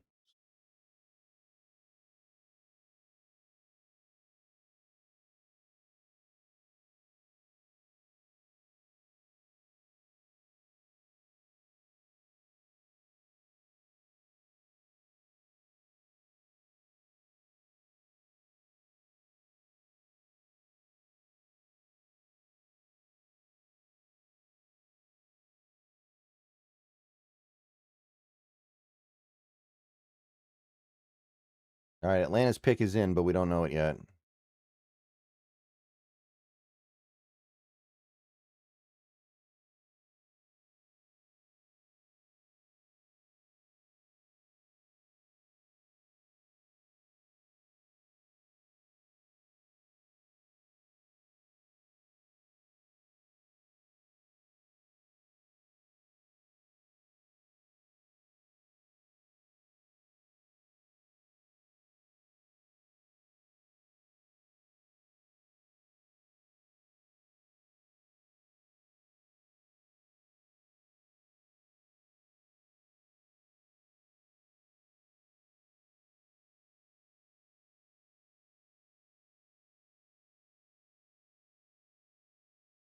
I really want someone to just hurry up and take Nussmeier. I want him off my board. I really want him off my board.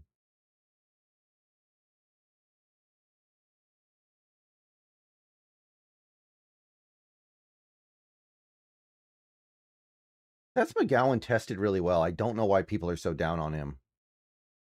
And Terrio Thompson, a defensive tackle, never heard of him. Just went to Atlanta. Whoa, wait a minute. This guy played for Washington? How do I not know who he is? He played for the Huskies, and I don't know who this is. Did he not play? What? Wow. My brain must be going, man. I don't know what to say.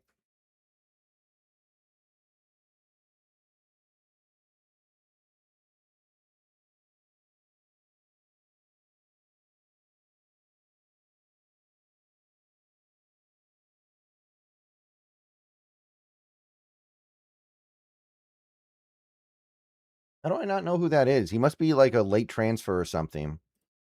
I guess he did play some, but man, I don't know that name. Jeez. Okay.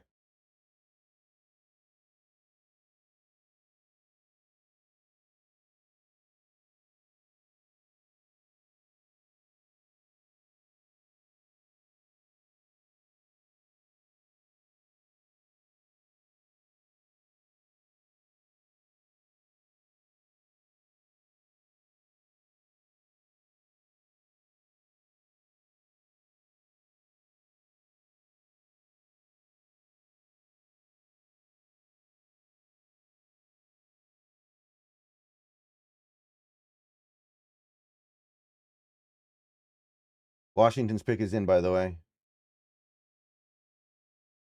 I think the draft so far is fine. It's a B draft for me. I don't know about Henderson though, because I didn't know who he was before this draft. So I'm gonna have to look into that a little bit here. And that's probably gonna be true of at least one of our next two picks. So it's one of those things where it's hard for me to fully answer yet, but I think the draft is fine.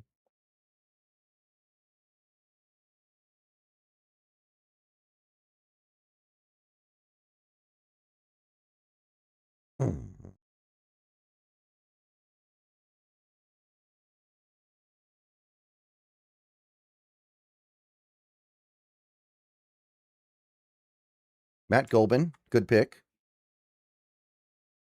I like it.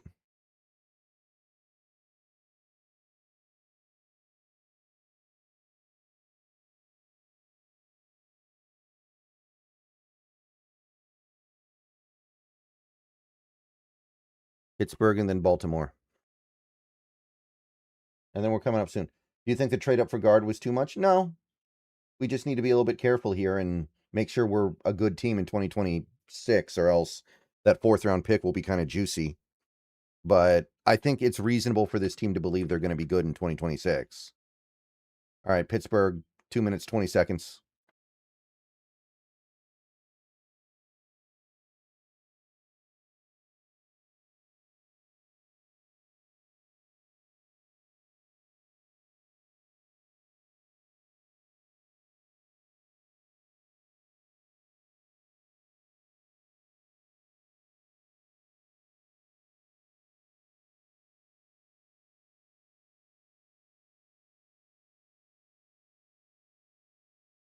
No, ever. I don't even know if Bo Stevens is a right guard. He might be a left guard. He might be a center. I think that's actually more likely. I don't think about it like that at all. I just think of him as interior offensive line depth and somebody that gives us the liberty to maybe try to trade Haynes or Oluwatimi.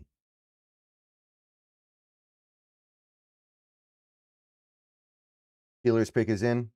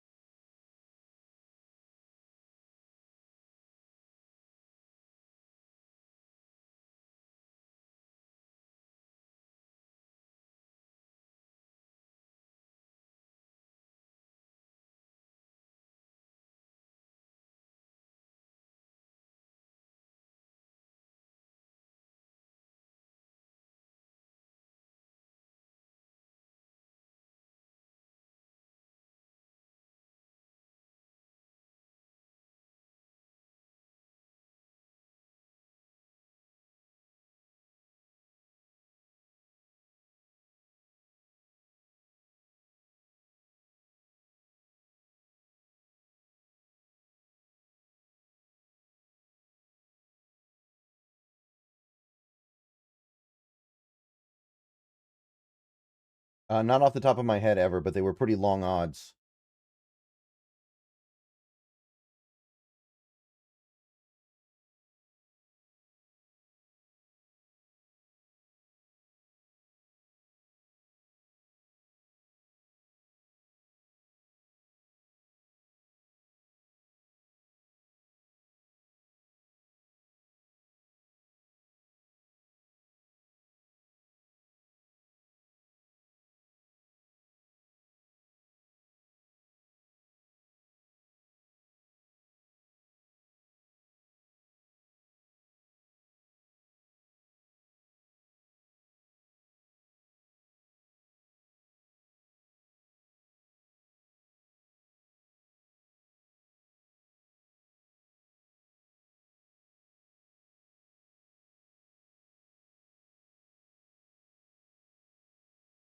We're in commercials, by the way, so we don't know what the Steelers pick is yet. You know what? Yeah, we don't have it from ESPN yet either, so I don't think we're radically behind or anything. We just don't have it yet.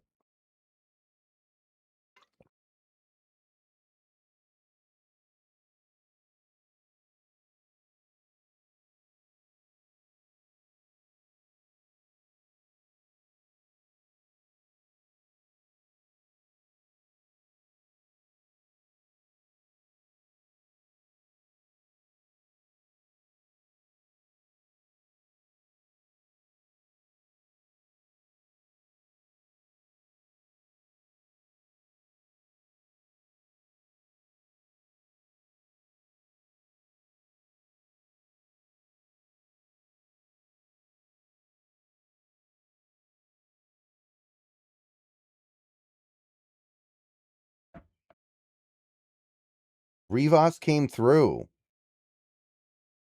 Rivas actually came through. I apologize for this, but I'm shocked.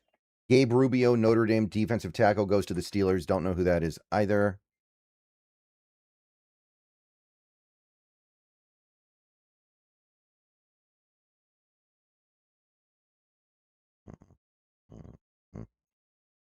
It means what you think it means.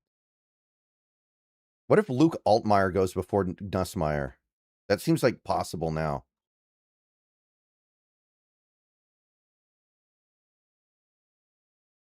Yeah. Henderson adds stuff on special teams. I imagine that's why we took him. But it's still going to be hard for him to make the team, so we'll see. Who picks after Baltimore? I went to commercials again. Oh, New England. Okay.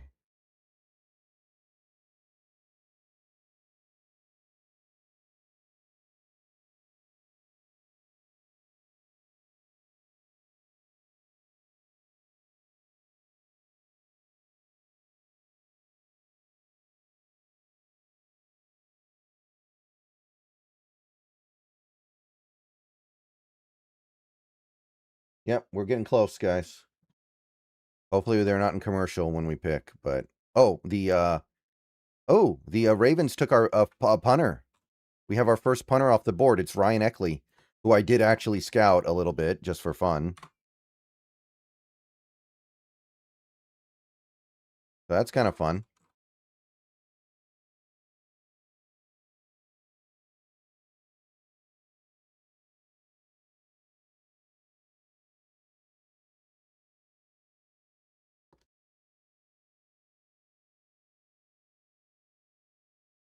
Pick is in for New England.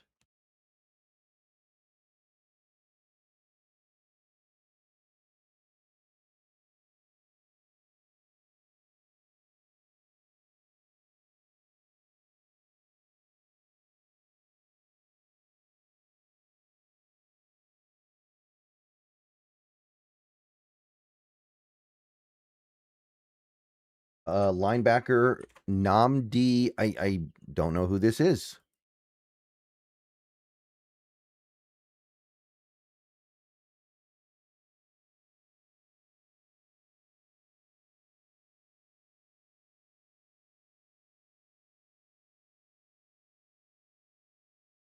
Never heard of him.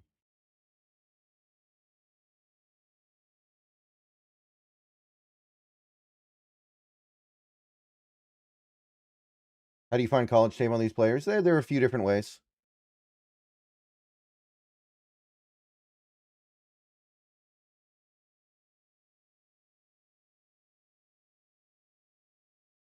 Oh, yeah, the Bears got this pick via trade, by the way.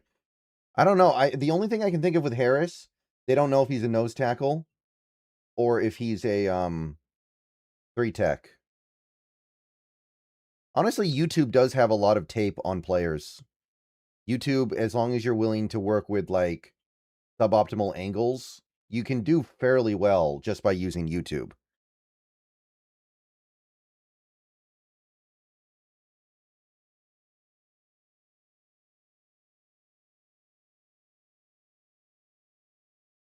Okay, after this Bears pick is punched in, I'm taking the chat off stream.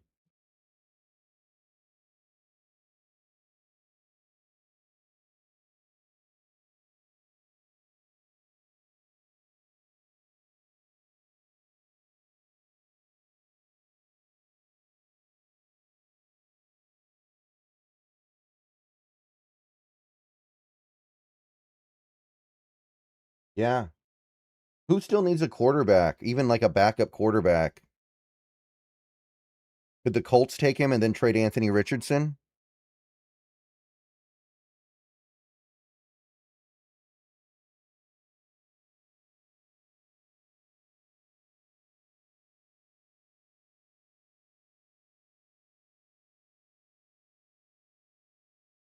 All right, Bears pick is in.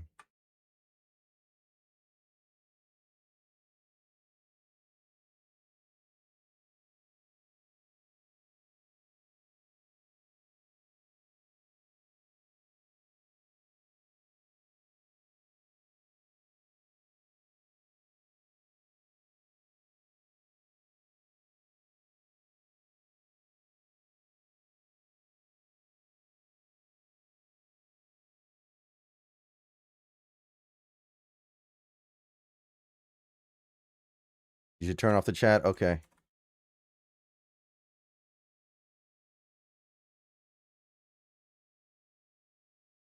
All right.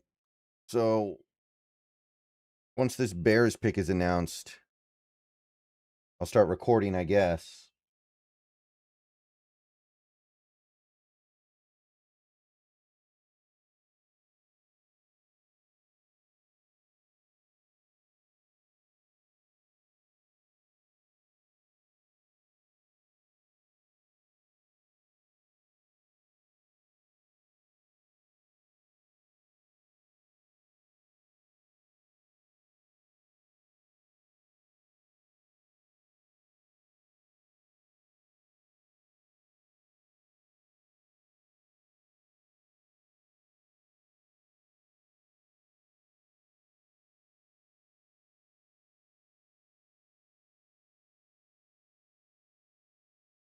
Come on, give us the Bears pick already.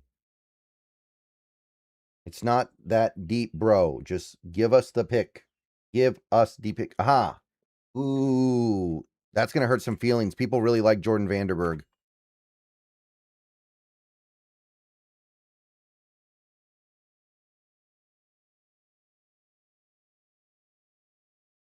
I didn't scout him, but I knew about him. I liked him too. I never got around to doing a full eval of him, but I did like Vandenberg. Fascinating name, by the way.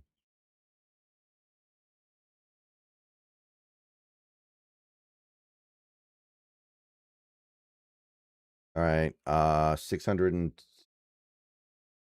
Atlanta. Okay.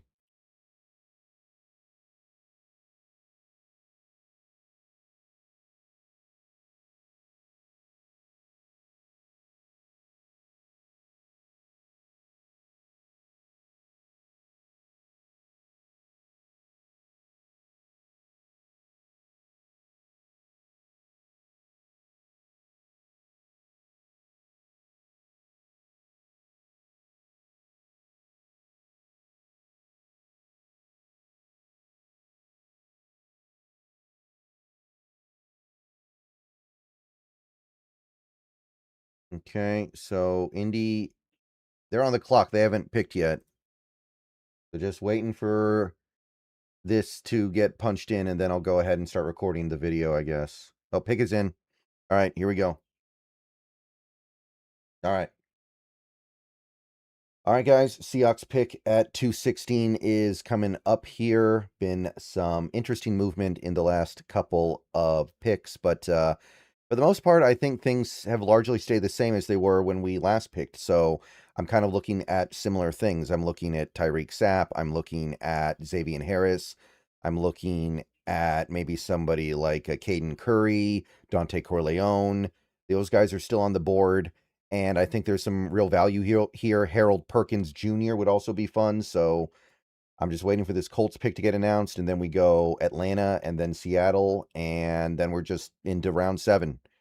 In round 7, we pick pretty late, so it's going to be a little while. So a lot of the guys who are even a little tiny bit appealing are probably going to be gone, but that's what we got. So this video is sponsored by Prize Picks, and just waiting to see when the Colts pick is going to scroll by here at 214. Then we're waiting a little bit longer, but you know, At this point, obviously, there's not a ton that can happen one way or the other that is going to drastically affect this draft. We are now at the very back end of it. So overall, I think the Seahawks did a good job over the last couple of days. I can't say much about Henderson because I didn't scout him. Oh, ooh, Caden Curry. Ooh, gonna hurt some feelings. Caden Curry goes to the Colts at 214. So that is a good one in my mind. So he's off the board. That's somebody that the Seahawks and I think Seahawks fans may have wanted. I think his arm length makes it a little bit of a tough sell, but I'm I still thought he was good. He roasted the Huskies when we played them Ohio State last year. So that would have been an interesting pick, but not to be. But my fundamentals have not changed here. I'm looking at Tyreek Sapp. I'm looking at Xavier Harris. Well, we're guaranteed to have a shot at least one of those two. But there's also a very good chance they draft somebody I've never heard of before because that's what these picks are kind of about. You don't draft players for value here. You draft the players that you've kind of circled. Atlanta's pick is in, by the way. And it looks like the Seahawks have traded. The Seahawks have traded out to Green Bay. The Green Bay Packers are now picking at 216. So once again, the Seattle Seahawks have traded out. Let me yeah, I will go ahead and turn the chat back on because there's nothing to spoil. I don't even see where our pick is from a trade back. So let's try to figure out what we actually traded for here. Give me one moment. We are doing it live. Yeah, we traded out at 216, but I'm not seeing any indications of what we got out of it yet. But it looks to me like we may have gotten a pick next year, which I'm all for that because next year's draft should be better and we don't necessarily need this pick right now. Although, again, the issue with that is you give yourself too many picks in one draft. You resign yourself to a lot of your guys that you draft not making the team because you don't have that much room on the roster. And there are some intriguing players here that I would not have minded picking up. So I'm not going to say that I'm a huge supporter of it, but I do understand it. I'm still waiting to see what the actual compensation is. And my stream is starting to have some buffering issues, it looks like. So that's not cool. Harold Perkins goes to Atlanta. Ooh.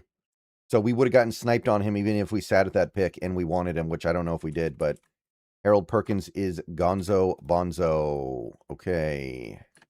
Good pick by Atlanta, by the way. And then Green Bay takes our pick here. So let's see what they do.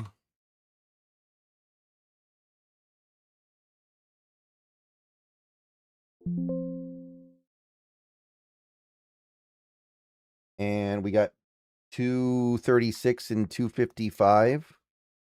Oh, yep. 236 and 255. And that is basically you trade one bad sixth rounder for two kind of not so good seventh rounders. So what this says to me is that we have a bunch of guys that we like for UDFA, but we don't think we're actually going to be able to get them because they're not going to choose to come here. So we want to draft them to make sure they have to at least come here. So, well, very good chance that these last three picks that we now have are going to be used on guys that we know very little and maybe even nothing about. But that is a logical way to look at this draft. And the Packers just took a kicker, by the way, so I don't think anybody's going to be too upset about that. But yeah, that's the trade. Seahawks give up 216 and they move to 236 and 255. So they probably have a bunch of UDFA level targets they want, and they want to get as many as possible. They are now picking, I believe, 3 times in the 7th round. All right. See you guys later. Go Hawks. Not going to get into trade value here because the picks are so low value. It like who cares? But yep, that's the way it goes. All right. Go Hawks. Okay, I think the stream's stable now, by the way.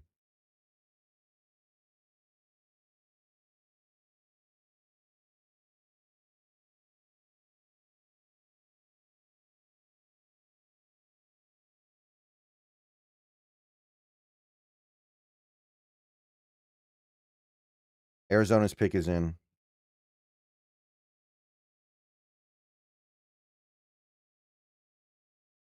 Okay, so 236 and 255.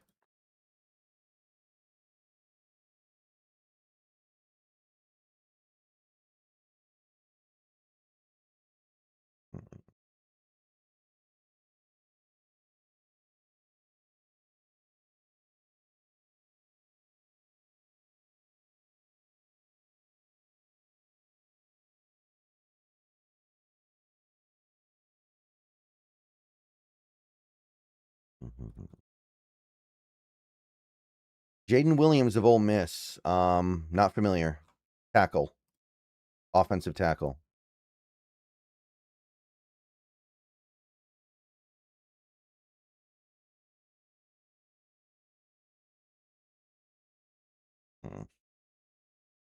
No, Eli Heidenreich has not gotten picked yet, I don't think. Okay, let me make sure I'm caught up.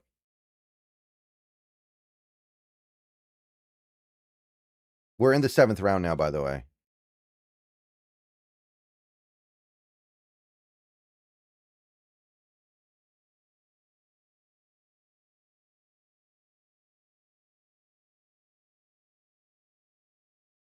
Okay, Trey Smack, I need to take off here. And he was my number 2 kicker in this draft. Most people had him number 1. Pick is in for Dallas here. So let's just jump to 218 and wait for Dallas.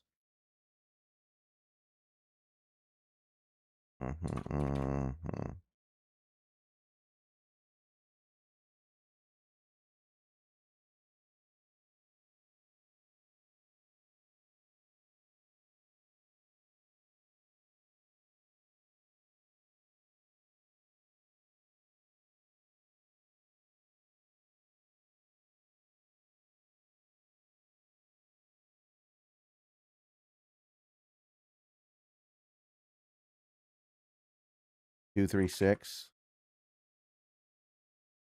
And 255.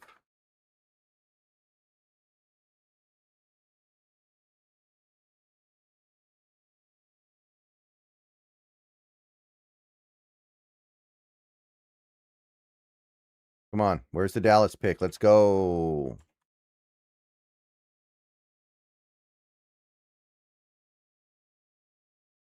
Anthony Smith, wide receiver from East Carolina. Not familiar.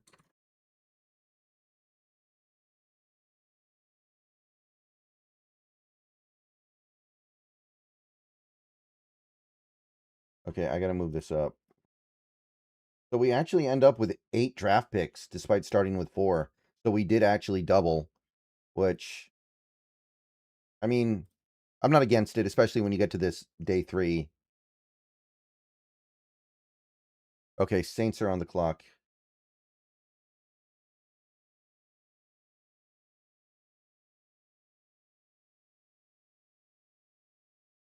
I think we must kind of feel like all the players available around here are basically the same.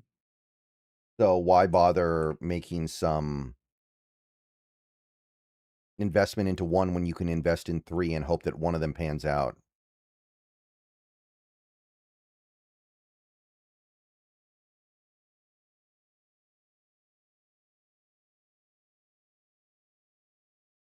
Who's picking last? I'm not sure.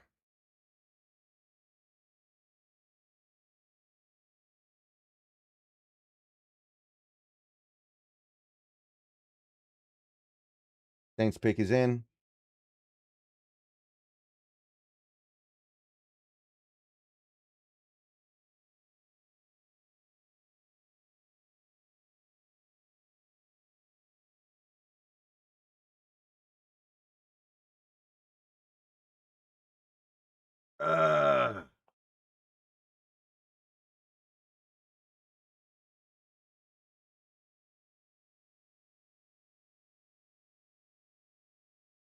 I know Deon Burks is small, but I'm shocked he hasn't gone yet.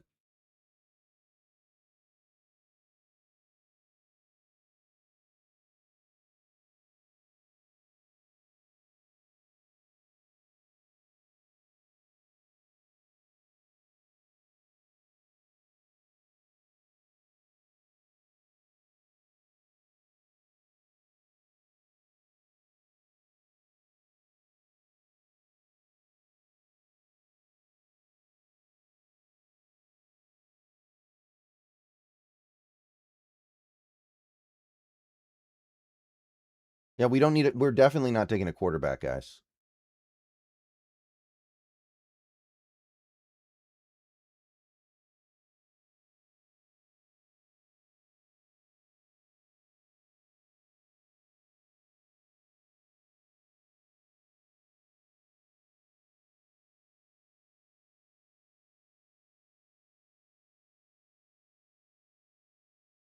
Oh, Mariners win.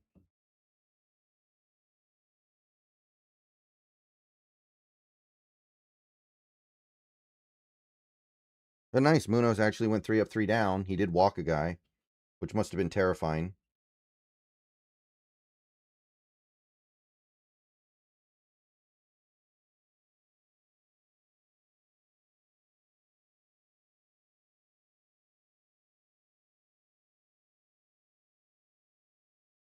Oh, TJ Hall.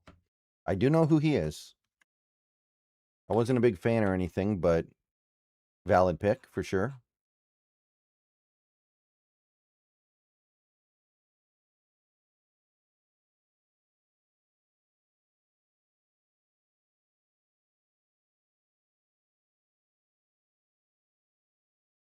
No, we got 2 7th rounders.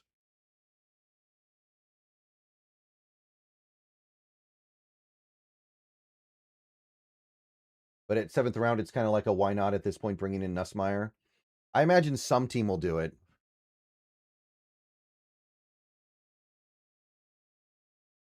I don't think it'll be us, but some team that needs a third quarterback for camp. I could see it. He does have a pretty decent arm for a small guy.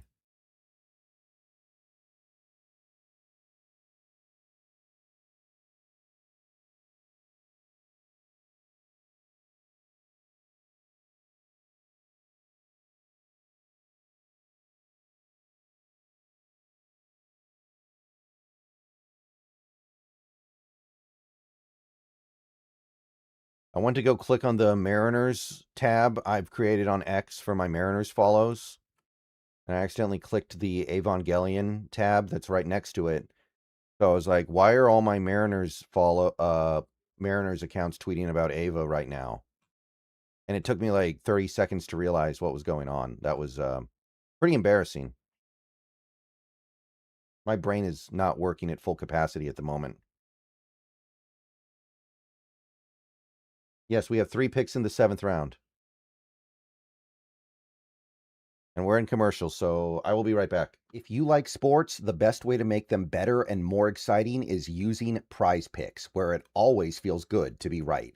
Prize Picks, all you got to do is pick more or less on your favorite players' projections and build lineups with a few taps. It's the daily fantasy stuff, but it's made super easy over there. Whatever sport you're into, give it a shot. And right now, Prize Picks is hooking up users with $50 in lineups after you play your first $5 lineup. All you have to do is use promo code HMA. I've had a great time on Prize Picks so far. It makes this daily fantasy thing very easy, and it makes watching the games way more exciting. Be sure to check out the social feeds feature so you can share lineups with your friends and tail partners or even fade their picks. Right now, Prize Picks is offering odds on the NFL draft. You have who's going to go where, what each team is going to do, how many of each position is going to go in each round, and so on and so on. Get on over to Prize Picks. Take advantage of that. So download Prize Picks today, America's #1 sports app, and remember to use the promo code HMA. And remember, always gamble responsibly.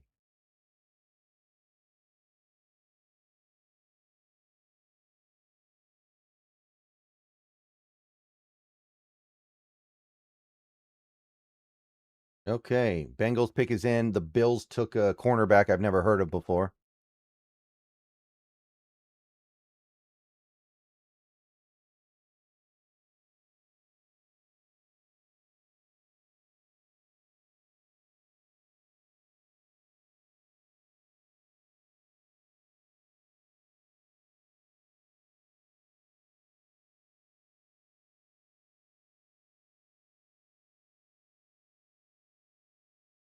Henderson was a teammate of Milroe at Alabama. Really?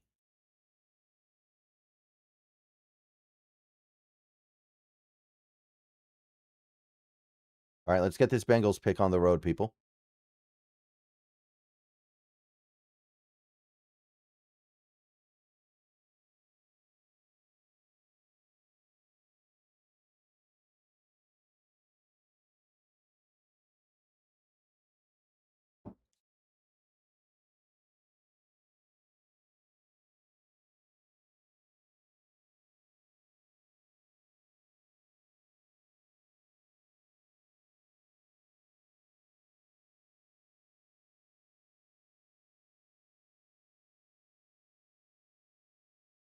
Trigg would be tremendous value, so I'd be for it, even though I don't know what we do with another tight end.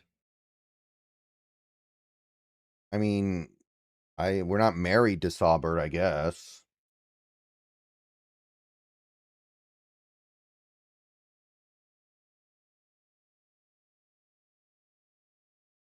You think they'll go after another edge or defensive end in post-draft? Yes, almost certainly. It would be very weird if they didn't.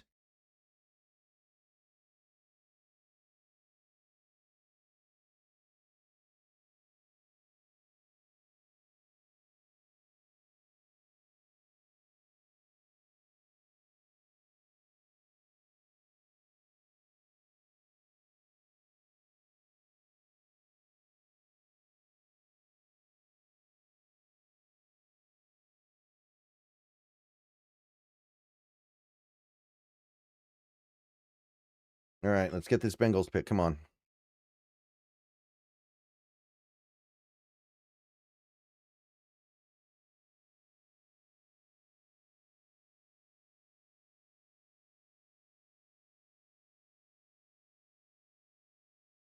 Ooh, Jack Andres, another tight end. I actually thought Jack was all right, though. That's a good pick. Good value.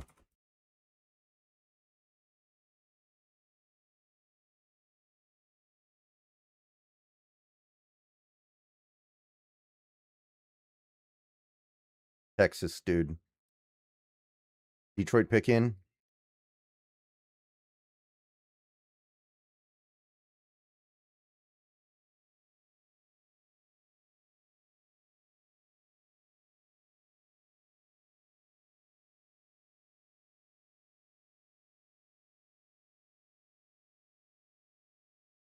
This is kind of the annoying thing. We could take Michael Trigg now in the 7th round, and I feel like I would like that more than Elijah Arroyo in the 2nd.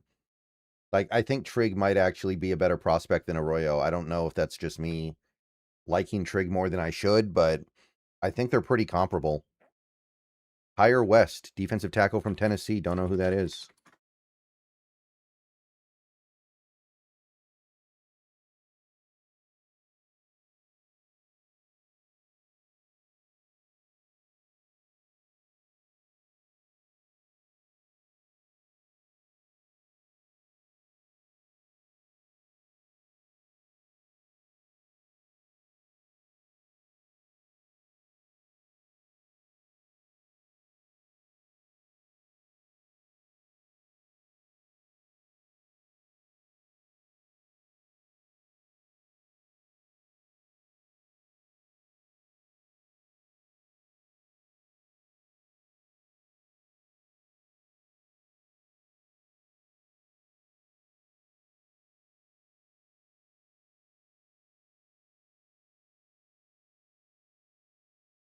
All right, Washington is here.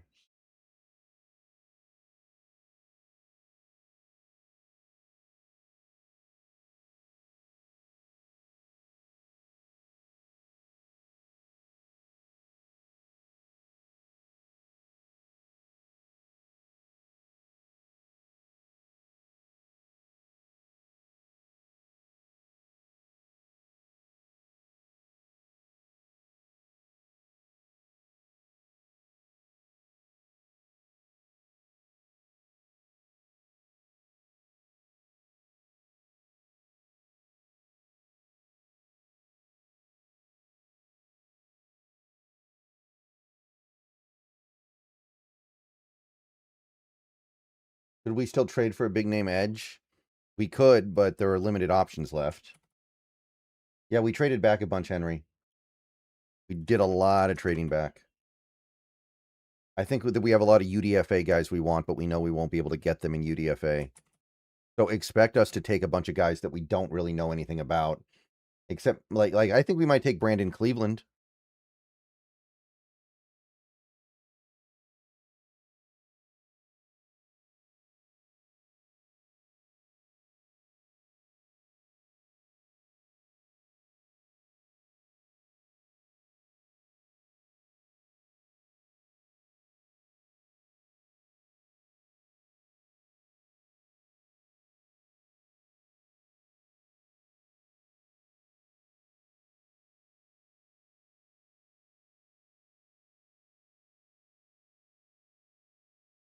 Wow. So Washington just took a quarterback that I've never heard of before from Rutgers over Garrett Nussmeier.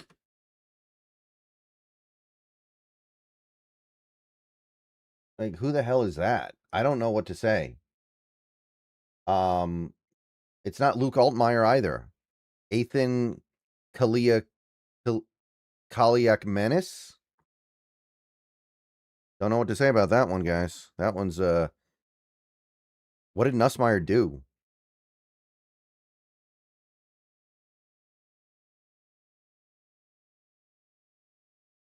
No, Eric, I don't think that's true, Eric. I think most years there are lingerers into the very late part of the draft that I had a lot higher. I don't think that that's entirely true. I think that every year I have a few guys that just I saw something that no one else did, or at least most other people didn't. No problem, Narc.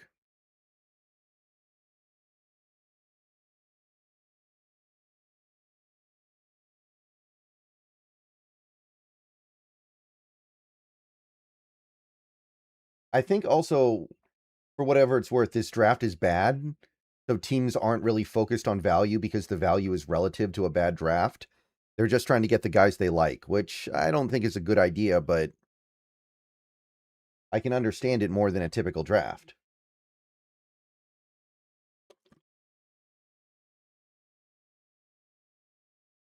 I don't know if we need a running back for the practice squad. Isn't Jacardia Wright still kicking?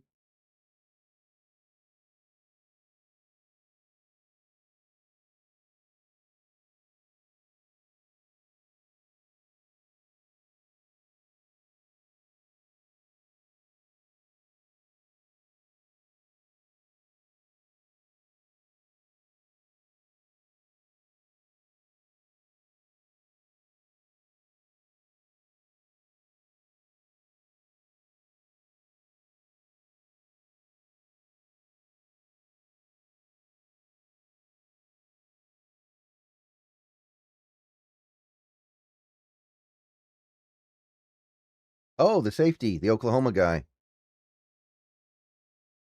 I know who that is. I had him at 193.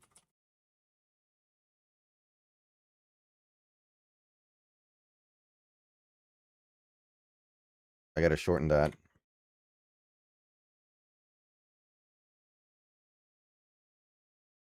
McGowan would be nice, yeah. I want to take Nussmeier just because I feel bad for him, honestly. That's the only reason why I would want to take Nussmeier. I just kind of feel bad for him.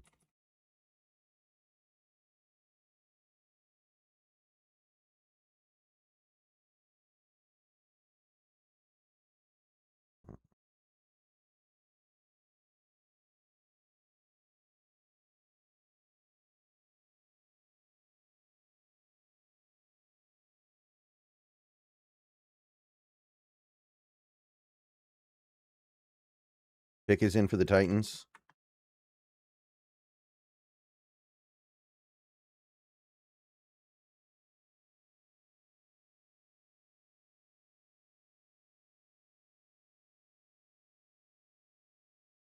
Kalon Black. I think he matches their skill set that they want with a running back. I still think it's a bad pick, but I think the other guys didn't really fit their scheme.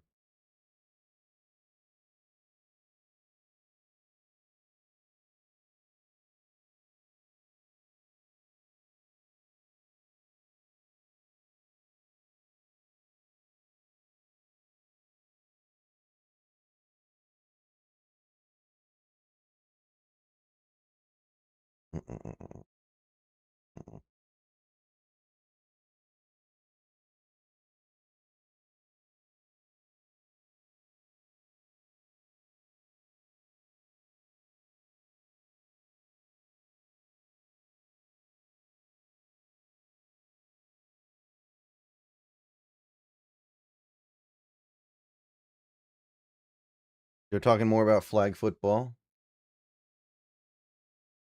So they're probably taking a little bit of a pause.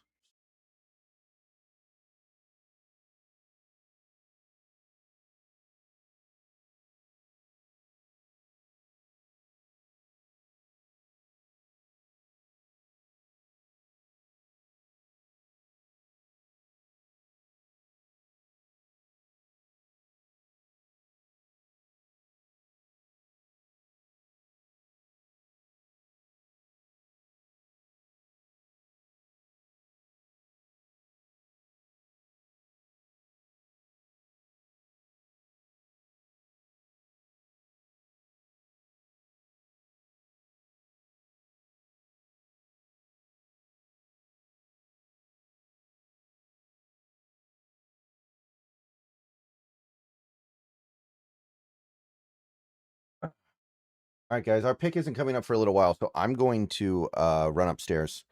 I will be back well before we pick unless we trade up suddenly.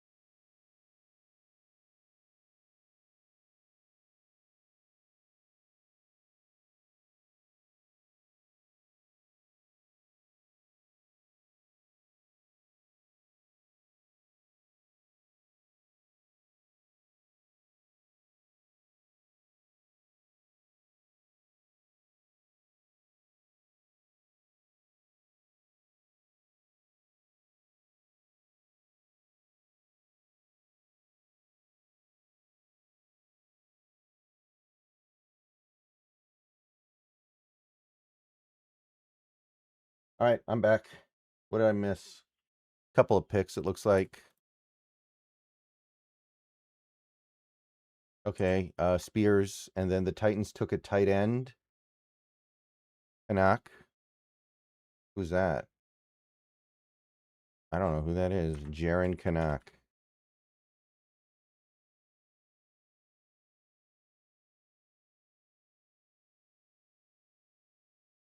Okay. Now Cincinnati's up.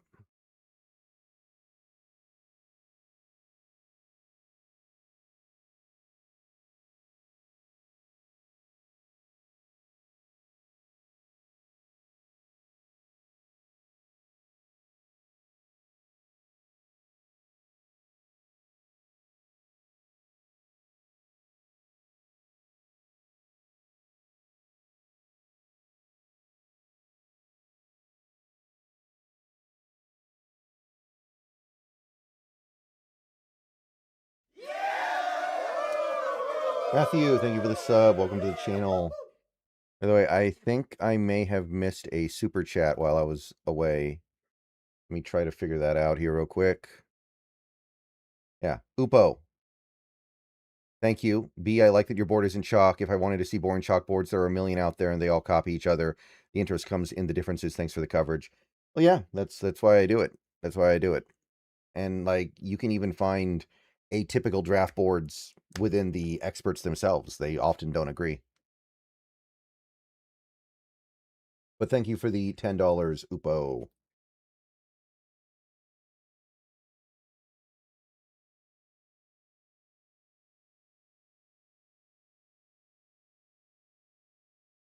Okay, Bengals picking.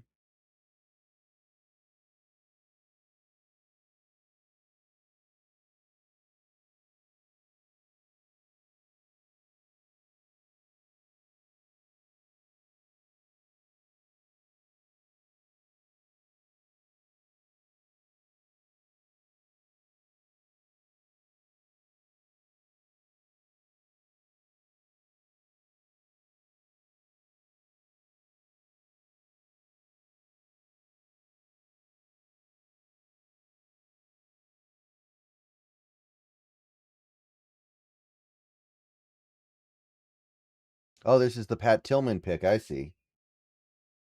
Makes sense. Yeah, I expect Fowler to sign at some point. Maybe not immediately, but it'll happen at some point, it sounds like.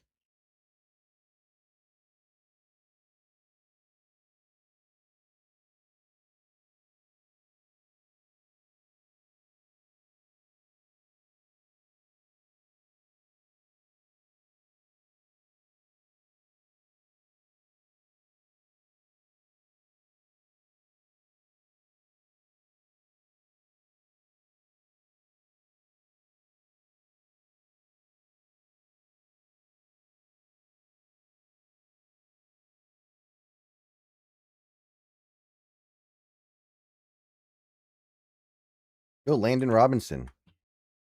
Undersized nose tackle.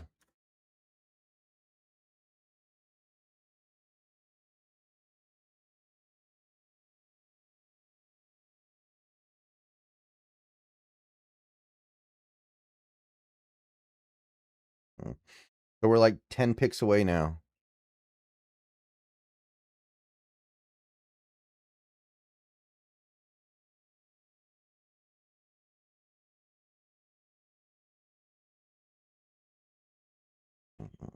Panthers pick is in.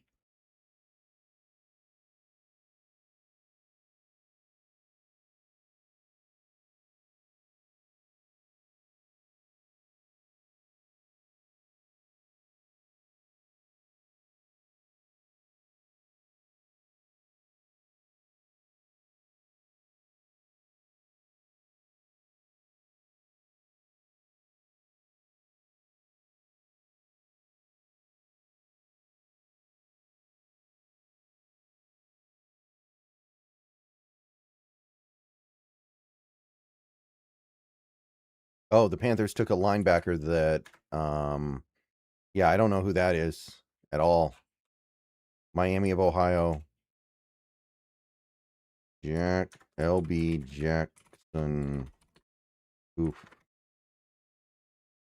So my big board still has, hold on, 1, 2, 3, 4, 5, 73 players, I think. Yeah, I think 73 players that haven't been drafted that I did a write-up on. Jets pick is in.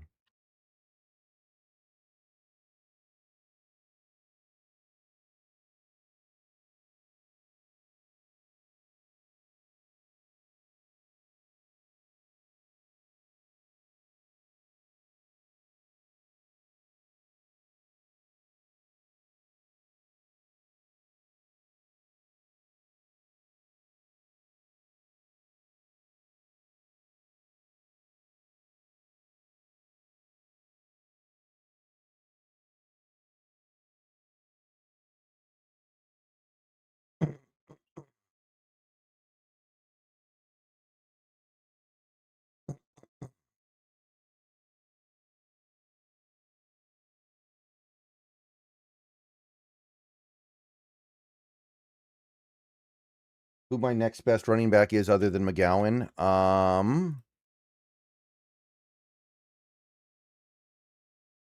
Roman Hemby, the other Indiana guy. Ooh, VJ Payne. VJ Payne, finally somebody took him. Good pick by the Jets. I like VJ Payne. Now we have 4 different tier markers on the board, which is annoying. Somebody take Nussmeier. Put him out of his misery.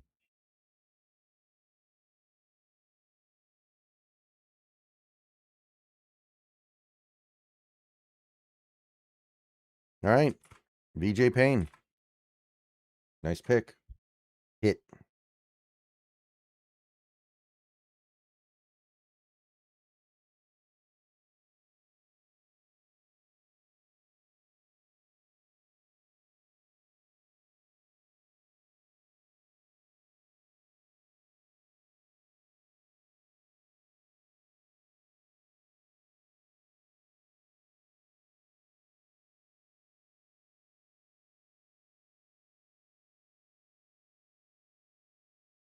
Oh, they took Brandon Cleveland. That might have been a guy we wanted.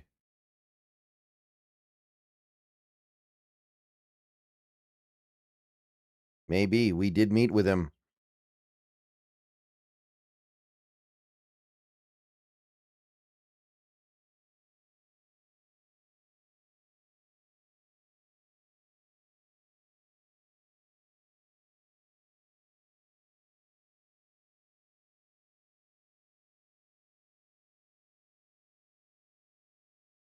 We didn't use a top 30 on Hemby. Maybe we met him at the Combine? Is that what you mean? All right, ATL.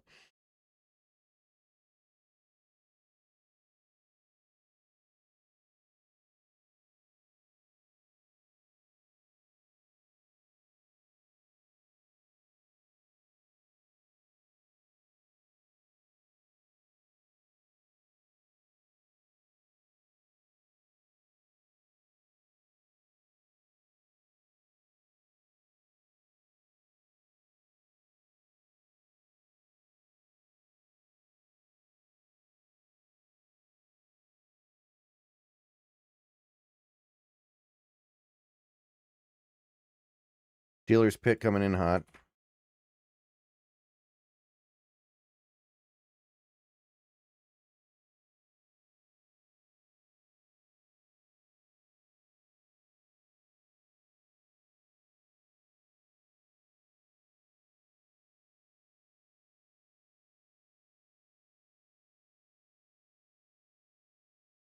I think this is the Steelers' last pick, so they're doing a little bit of a send-off.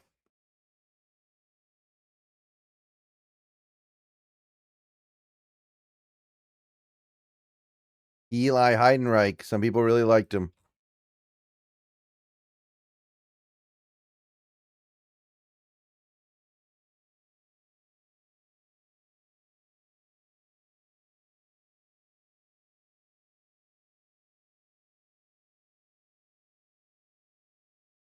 He was almost on my screen. I think that's a good pick. Well, no, he wasn't, but I think it's good value. I think he was a top 200 player.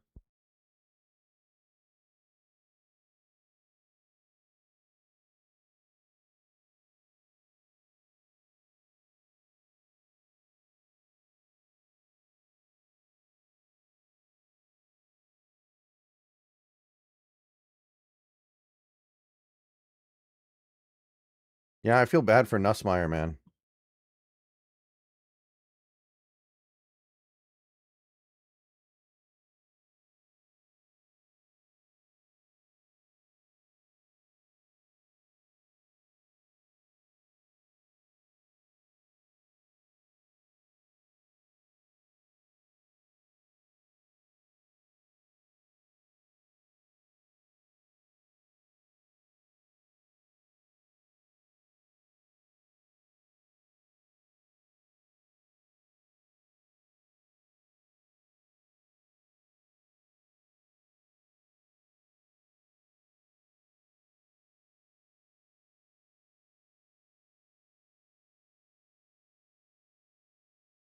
You're going to have to ask somebody else for that, real Jimmy John. I haven't been to a Seahawks game in a while.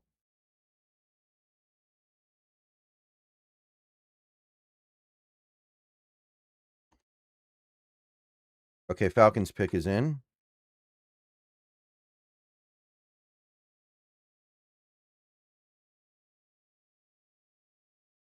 And our pick is not too far away.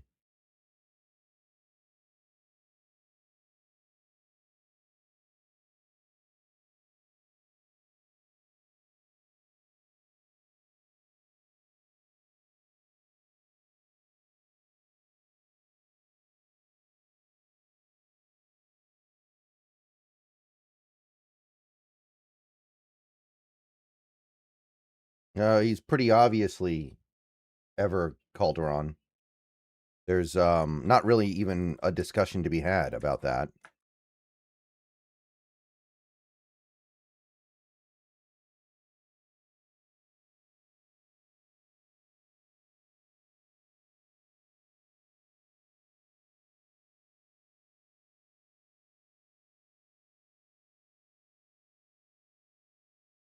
Yeah, maybe Scott, they didn't like what they saw with them, or maybe they didn't scout them at all. Remember, one thing about the Seahawks that they have done in recent years is they've shortened their board. There are a lot of players that are good that they do not look at because they don't want to spend too much time on a wide range and keep things narrow.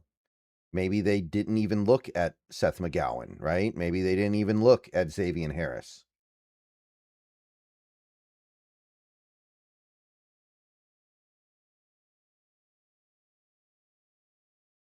You always have to be open to that kind of stuff. And remember, the Seahawks have been a much better drafting team ever since they choked up on their board, so it's good.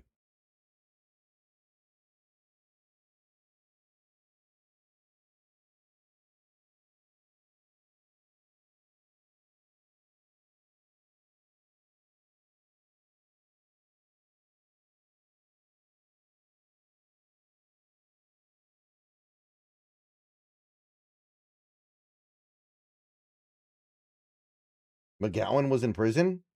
Really? I didn't know that. What happened? Anyone behind Hemby? Jamari Taylor, the Virginia guy. Le'Veon Moss, Texas A&M. And Robert Henry Jr. of UTSA.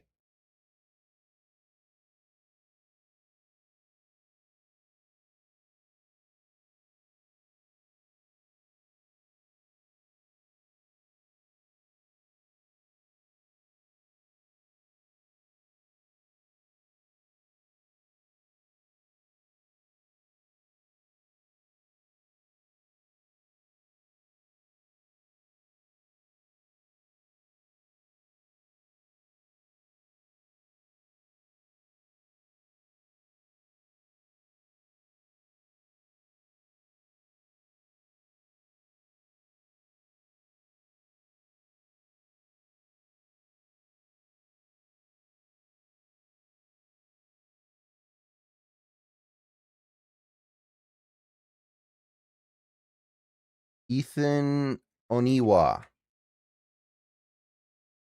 Don't know who that is.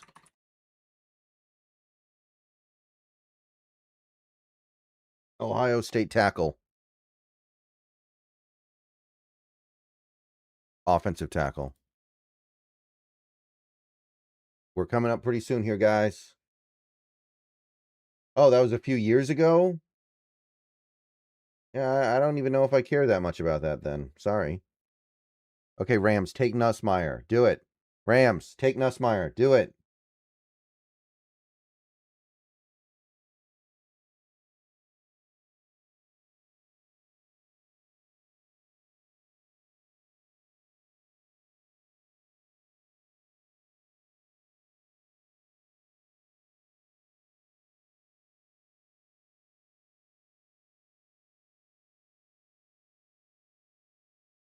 Pick is in for the Rams.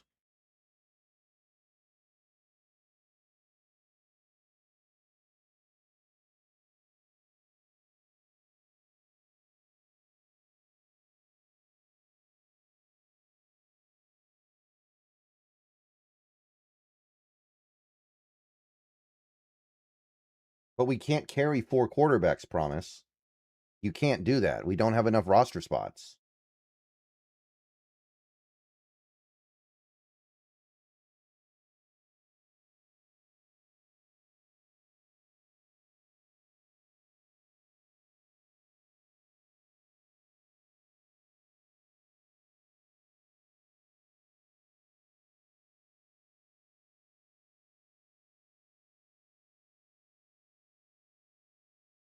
All right, Rams pick coming in.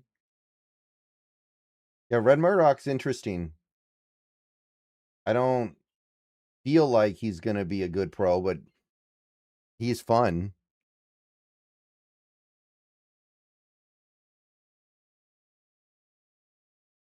Oh, there goes Tim Keenan. That would not have been a bad pick at all.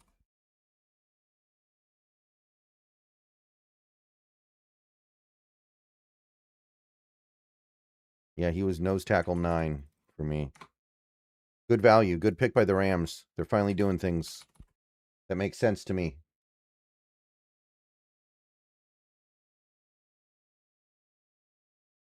That's a pretty good pick. I'd much rather the Rams make their good picks this late in the draft, though. Jacksonville's pick is in.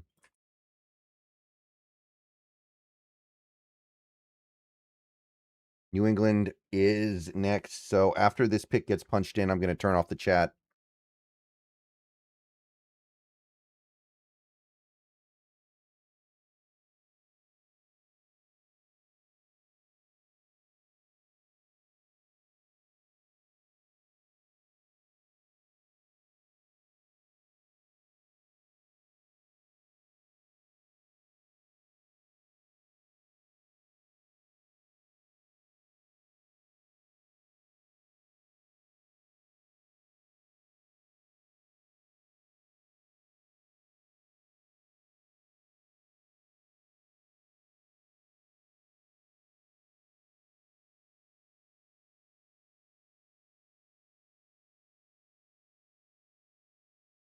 Zach Durfee, another UW player that I did not scout.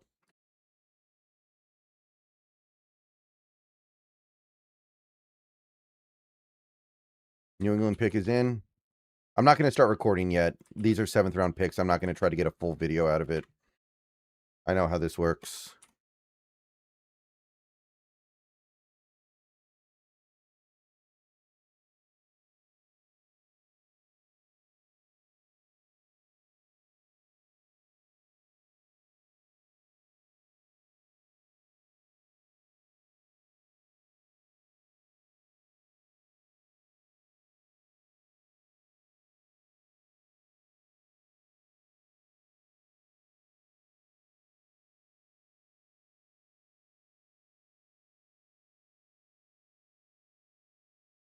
Oh, they took a quarterback, Bayron Morton of Texas Tech. Wow, Nussmeier's in ruins, man. What is going on with Mr. Nussmeier, man? This is brutal. All right, Vikings pick is in, and then the Seahawks are up. And we're going to commercial. Hopefully, we're back before we pick, but...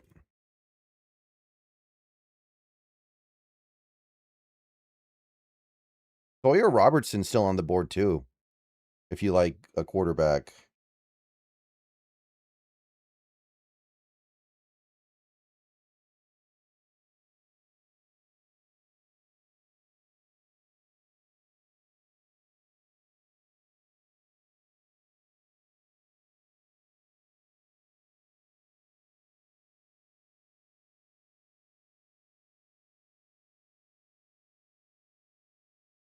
Man, nobody's drafted Isaiah World yet. That surprises me. The Oregon tackle.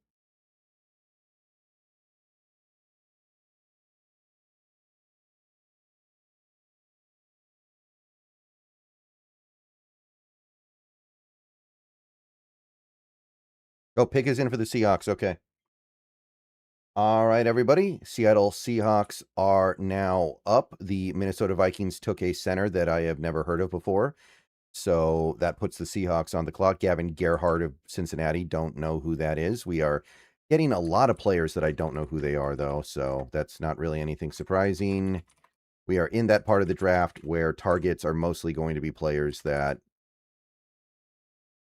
are just kind of UDFA targets that the team has an interest in, but not necessarily somebody that was going to get drafted. Again, this is the part of the draft where you go after your UDFAs that you don't know are going to choose to sign with you. This video is sponsored by Prize Picks. Just going to wait and see for the pick to be announced. They just got back from commercial, so we will get to be seeing it on the broadcast. Maybe. Ooh, Andre Fuller. Okay, this is one of the guys. This is one of the guys that we were checking out. Andre Fuller. I did scout him. I did take a look at him. Wasn't a huge fan, but I did think he was worth about a 6th or a 7th round pick, so no issues here. Let me take a look. Yeah, this is the Toledo cornerback. He got pretty decent size. Tested mixed, but pretty decently for a bigger corner. Arms are short, but not super short. Very good in press. He's very disruptive, plays physically. He's got strength.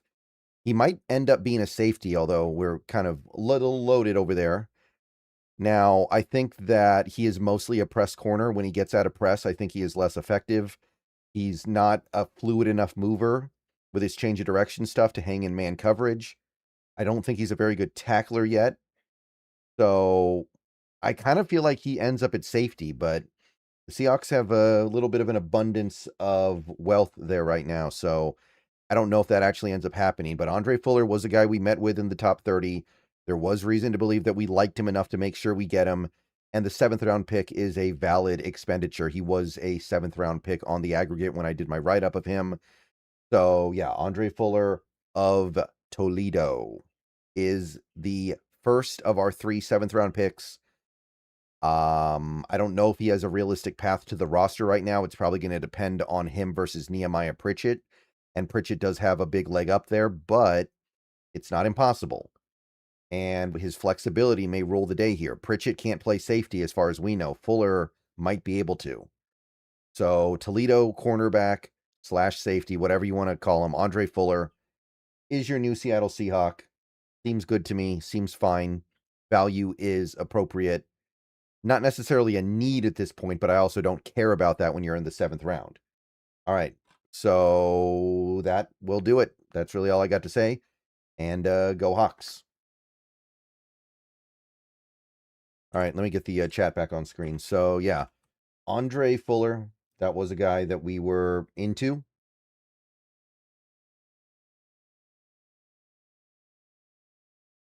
Marcus, we traded down a couple of times.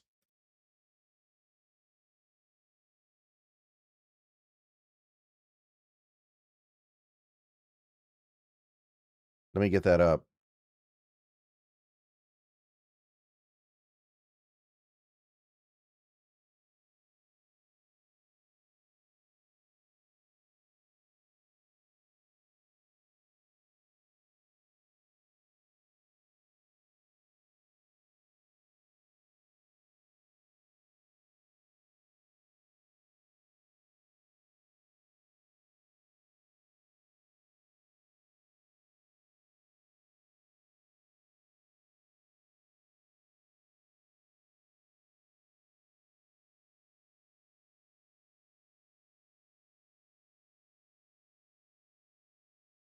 Okay, Colts pick is in, but we don't know what it is yet.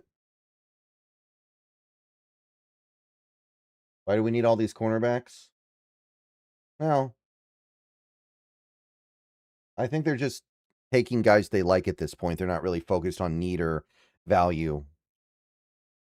And Fuller was somebody that was getting hype. I personally wasn't a huge fan or anything, but he was someone that was moving up boards late in the process here.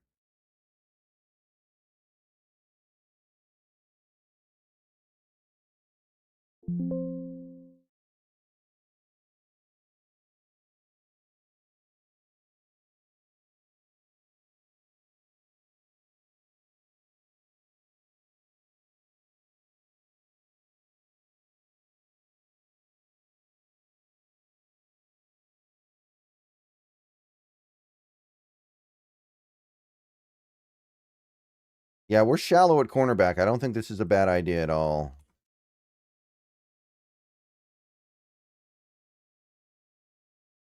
The Toledo Rockets.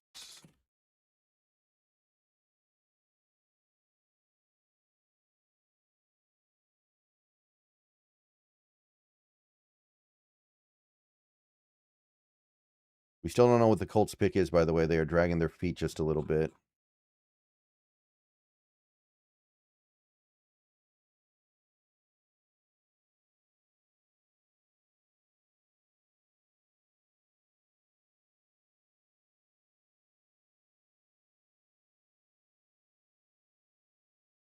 Wow, I had Fuller at 237 on my big board, and he went at 236.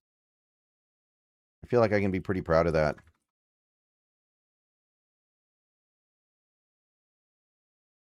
I'm going to go B+ with the Andre Fuller pick. I didn't quite see it the way some people did, but it's totally fine.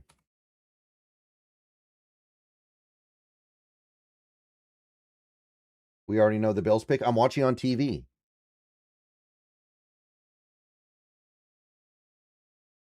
Okay.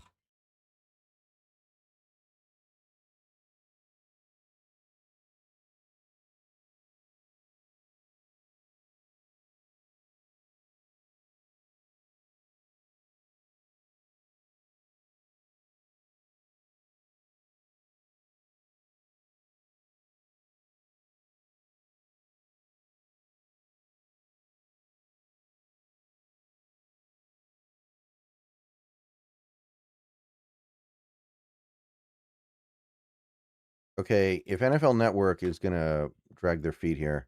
Oh, Max Llewellyn got picked by Miami.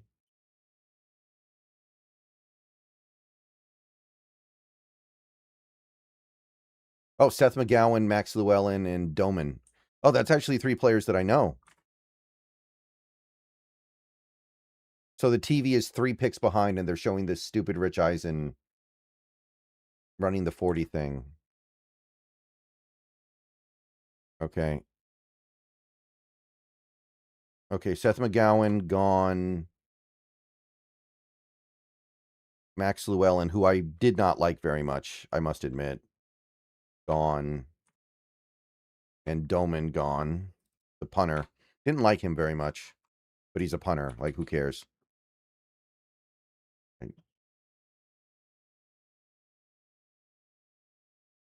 Hughes. Okay.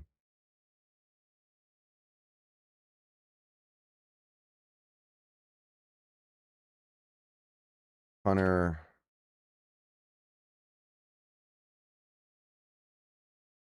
All right.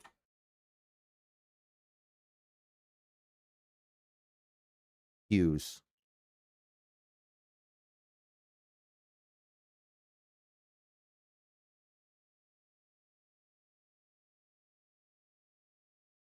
Parker Hughes. Yeah, I don't know who that is.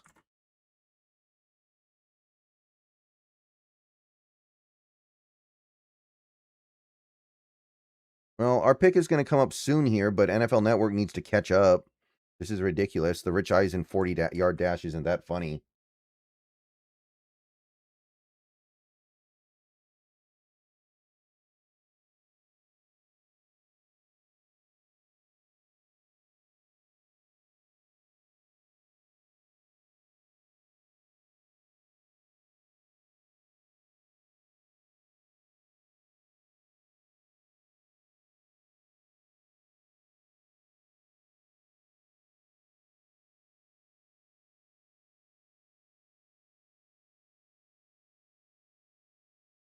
Dude, NFL Network is still on the Colts pick.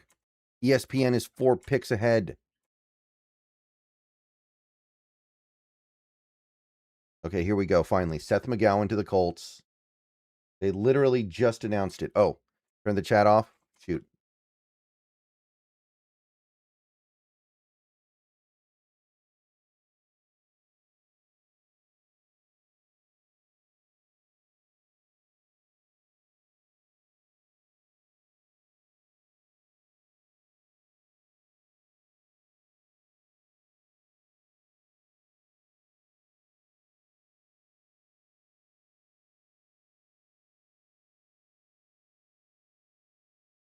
Yeah, Max Llewellyn goes to Miami.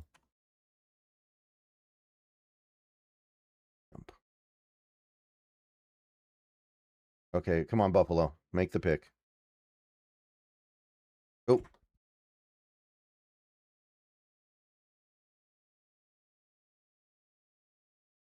Armaj Reed Adams. He's on my board somewhere. Yeah, there he is. 199. That's actually a good pick. I can get behind that all diddly day. And now the Seahawks are on the clock. But NFL Network's so far behind, I'm just going to watch it here on Frickin' ESPN. All right, everybody, welcome back. I know it's a quick little turnaround here, but the Seahawks have yet another pick coming up here. We just had a little bit of a run on players that I actually recognize, so that was kind of nice. But the Seahawks are now picking at 242, the 26th pick in the 7th round.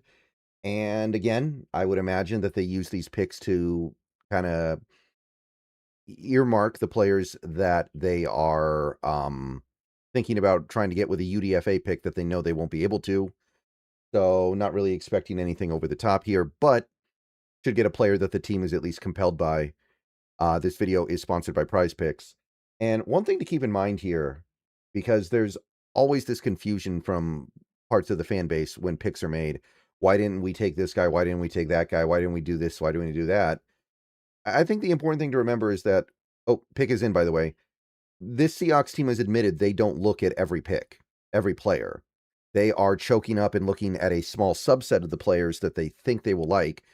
So there's probably a lot of players that they just never look at. All right. So we have the pick here. I see it on ESPN. I'm just going to go ahead and take a look at it now. It is Devin Eastern. I've heard of him, but I don't believe I scouted him. He's a defensive tackle from Minnesota, but I do believe I know the name. I just never did get around to doing a full evaluation of him. Let's quickly take a look just so I can have something to say in the meantime. But he is a bigger nose tackle. He's 315. He's not huge. He's very tall, though, 6'5" and a quarter. He's got long arms. Wasn't very productive in college. Isn't a great athlete, but it's reasonable for his size.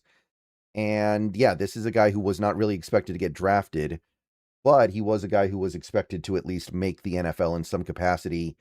So again, this is going to be another pick that I can't really comment on in any overly detailed fashion because I didn't evaluate him. I'm going to have to take some time after the draft to look at him and see what I think, but he's got the length to be legitimate here.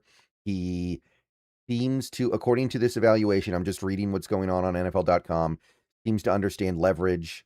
He seems to have some good traits to him, but he is someone who is physically limited in his athletic ability.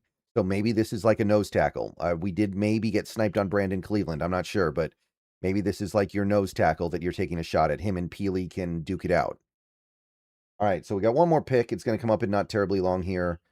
NFL Network got way behind on the picks for a little bit there. Aiden Fisher just went to Houston, but they've caught up. So we will do one more pick. I do plan on keeping the stream going for a little bit after we're done here, by the way, because of UDFA, but I'm not expecting the Seahawks to be super active in UDFA because I don't think they're going to be able to be very appealing to these teams with their roster. All right. See you guys later. Go Hawks. Devin Eastern is your new Seahawk defensive tackle. Might be looked at as a nose. I'm not sure. I'll consider that, but let me know what you guys think. All right. Go Hawks. See you guys soon.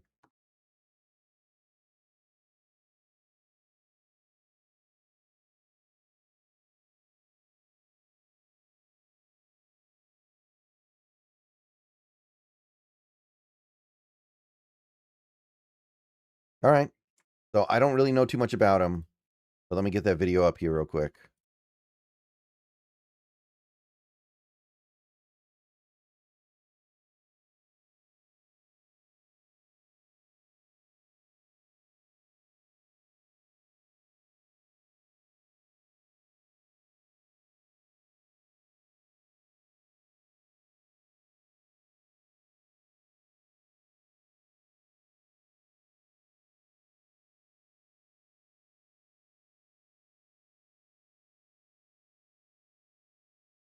Yeah, I'd love Sap.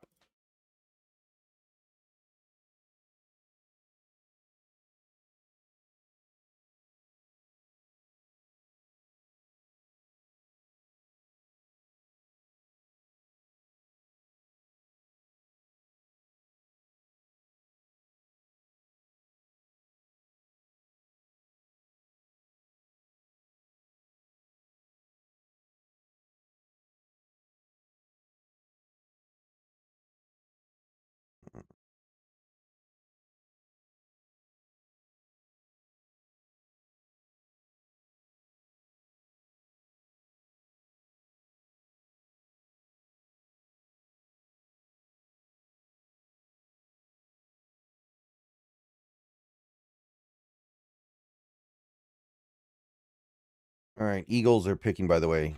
After I get this video up, I'll update my boards and stuff. I know I'm a little bit behind.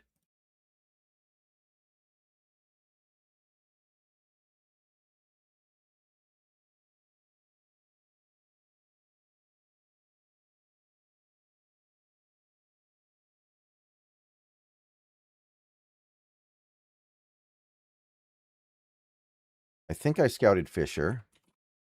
Yes, I did. I had him in the 6th.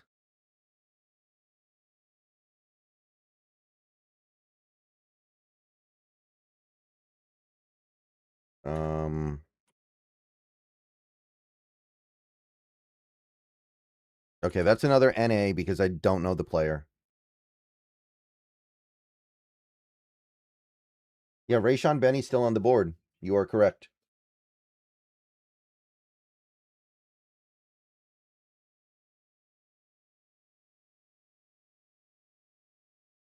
By the way, my big board has how many players? 1, 2, 3, 4, 5, 6. So 63 players are left on my board. That's actually not bad. I'm not upset about that at all.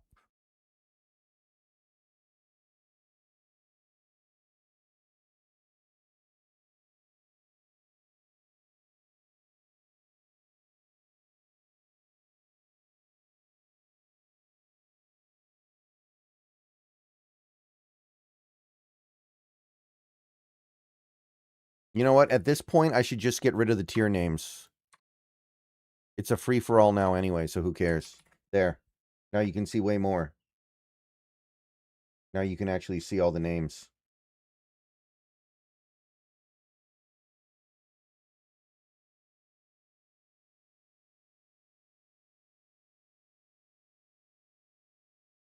Oh, Philly made a nice little pick here. Cole Wisniewski. I actually like him. He's a really intriguing physical talent at safety. Where did I put him? I know I have him here somewhere. Yeah, there we go. Why was it so hard for me to find him? I'm losing my mind here, people.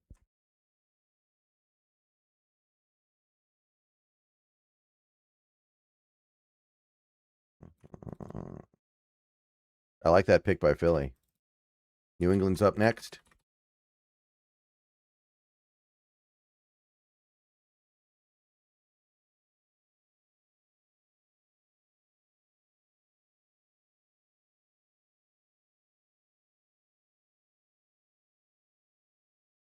Okay, we're 10 picks away, I guess.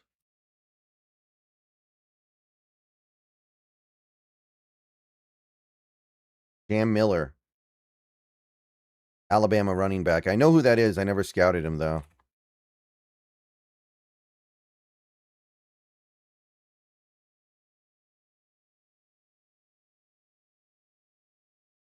All right, Den's on the clock. Denba. Is D Eastern a good pick? It seems fine, but I don't know anything about him other than what a cursory glance told me, so I can't really speak in any detail about it. It seems fine.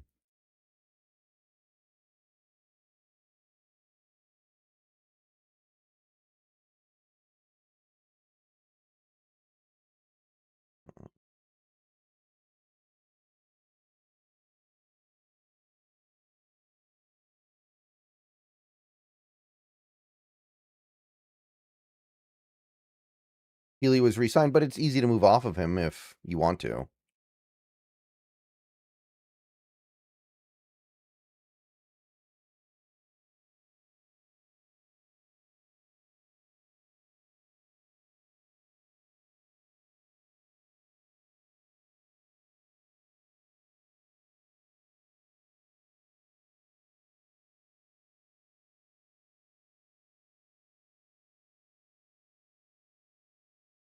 Pick is in for Denver.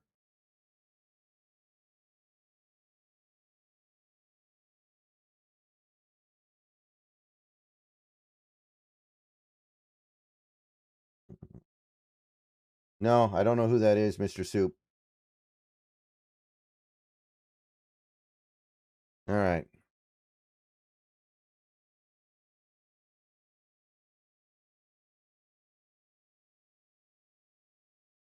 Be right back, people. If you like sports, the best way to make them better and more exciting is using Prize Picks, where it always feels good to be right. Prize Picks, all you got to do is pick more or less on your favorite players' projections and build lineups with a few taps. It's the daily fantasy stuff, but it's made super easy over there. Whatever sport you're into, give it a shot. And right now, Prize Picks is hooking up users with $50 in lineups after you play your first $5 lineup. All you have to do is use promo code HMA. I've had a great time on Prize Picks so far. It makes this daily fantasy thing very easy, and it makes watching the games way more exciting. Be sure to check out the social feeds feature so you can share lineups with your friends and tail partners or even fade their picks. Right now, Prize Picks is offering odds on the NFL draft. You have who's going to go where, what each team is going to do, how many of each position is going to go in each round, and so on and so on. Get on over to Prize Picks. Take advantage of that. So download Prize Picks today, America's #1 sports app, and remember to use the promo code HMA. And remember, always gamble responsibly. All right. Denver's pick is in, but we don't know what it is yet. No, Hankins retired.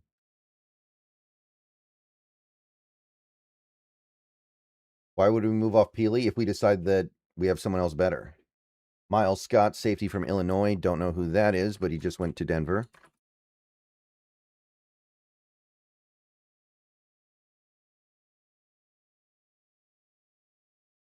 I don't think so.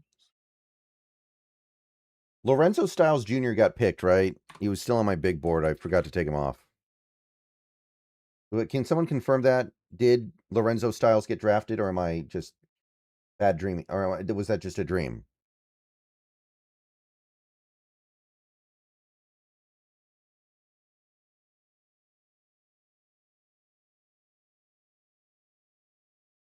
I can't believe somebody took a punter that wasn't Brett Thorson, by the way. Thorson's clearly the best punter in this draft.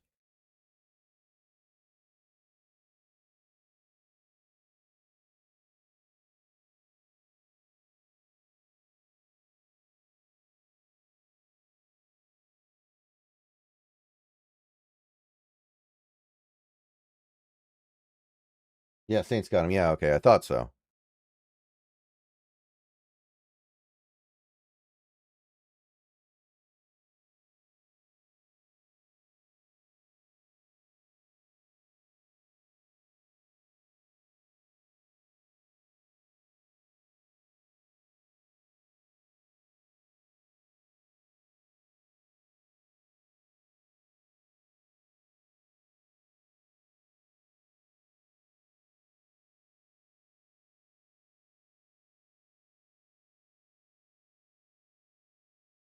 No, Quintavious Hutchins, edge rusher.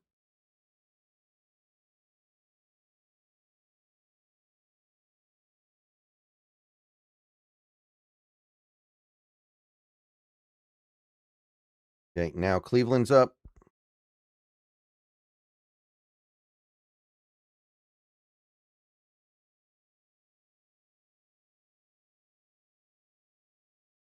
Yeah, I don't think Nuss makes any sense. He has no shot of making the team. Don't you want somebody with at least like a chance?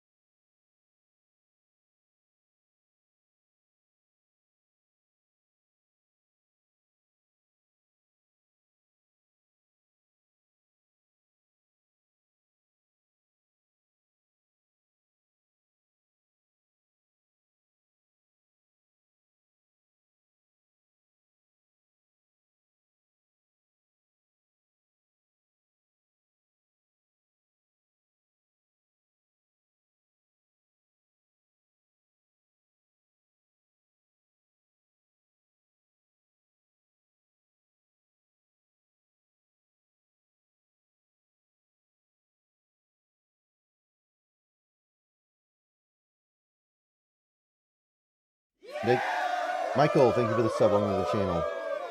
No, if a player doesn't get drafted, he can choose where he wants to go from the teams that are willing to sign him.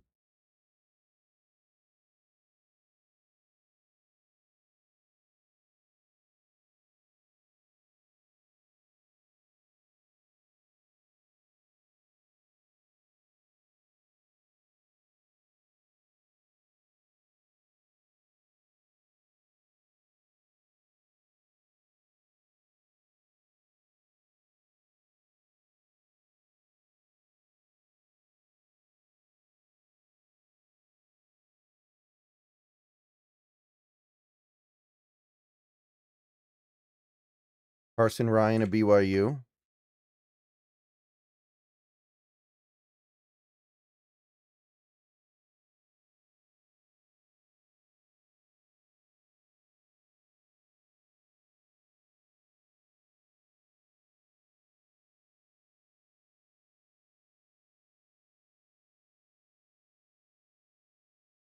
I don't know what's up with Xavier Harris. That one's very confusing to me.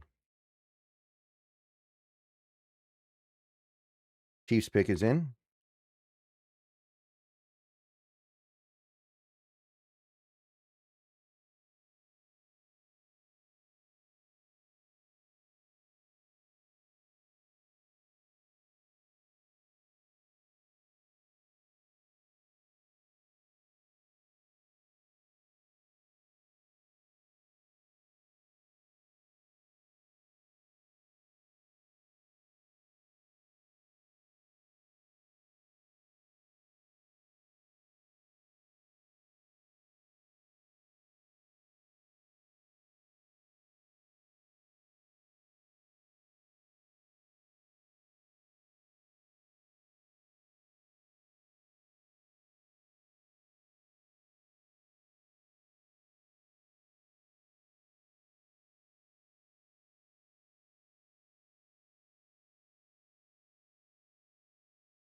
Maybe the Chiefs take Nussmeier. They don't, who's their backup quarterback right now?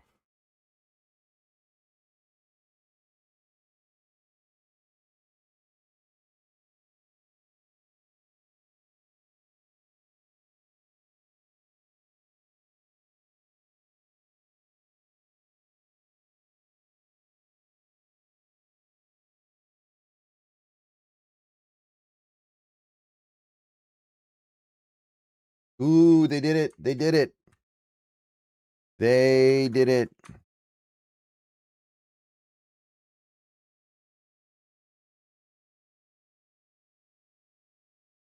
The long national nightmare is finally over.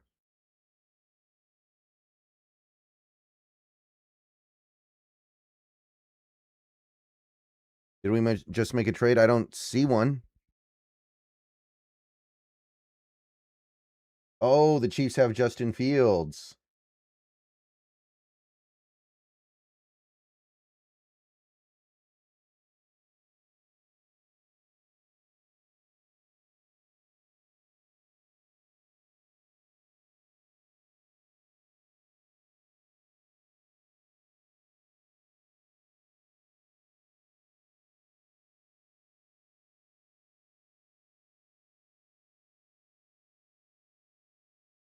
All right, I think the Chiefs did good there.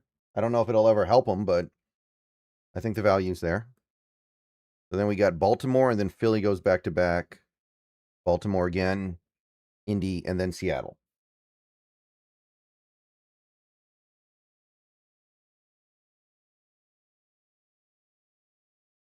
Yes, Jordan, I think both those are pretty awful picks.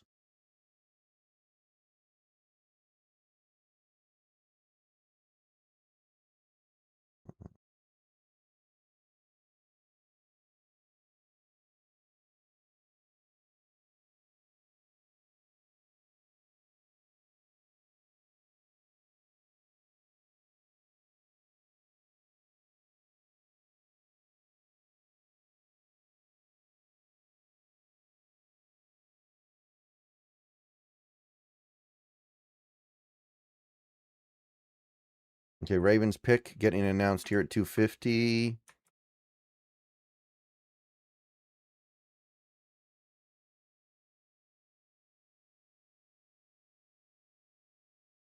Ooh, Rayshon.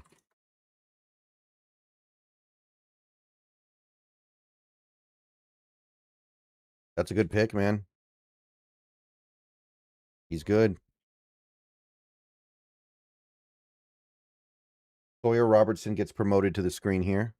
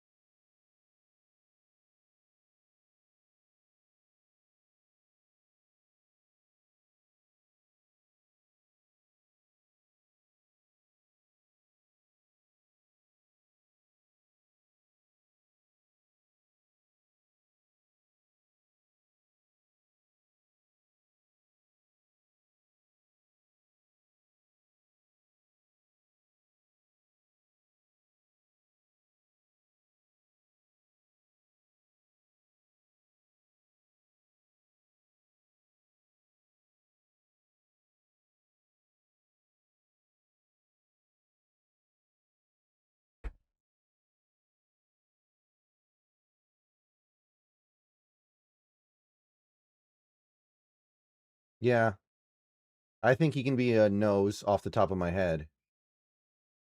That's what I would expect here, but we'll see.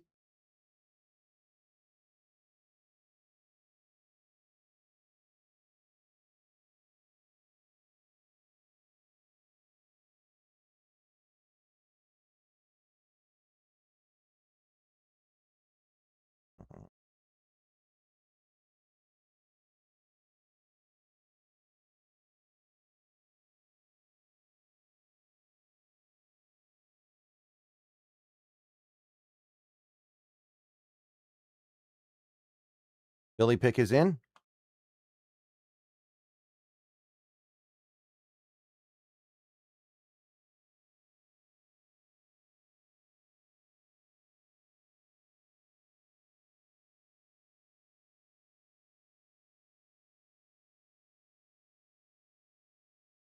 Uh,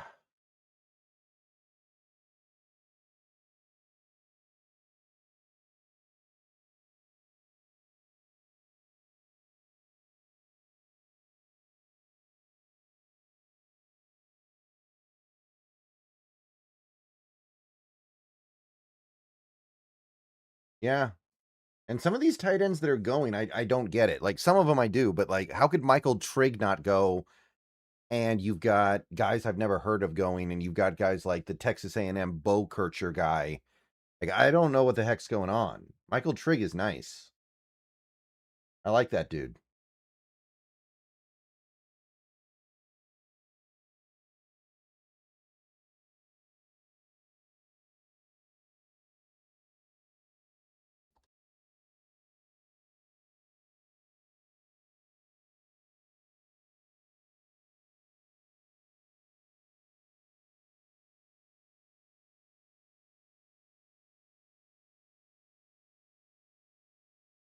Who are Bernard? Do not know who that is.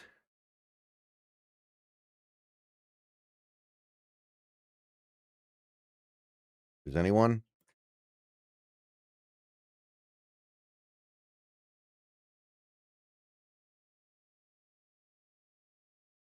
Is Sapp a fit? I think he could be. I think he's an oversized edge and undersized tackle, but I kind of like him as a bigger edge. I think he could fit.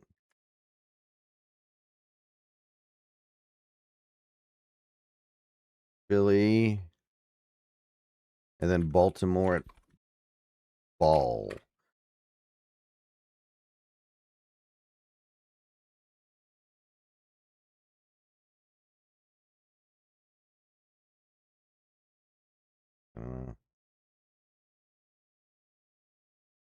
I got 58 players still on my board.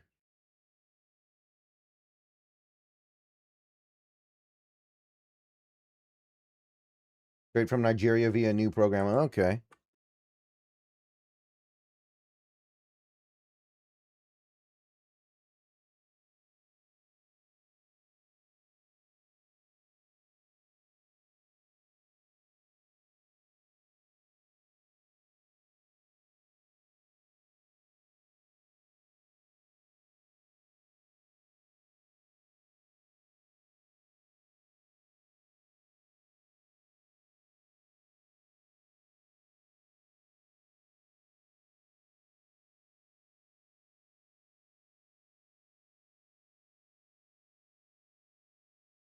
Could Easter be a Calais Campbell type? I think Campbell's a little bit more of an athlete, but I don't know. I'll have to look at Eastern more.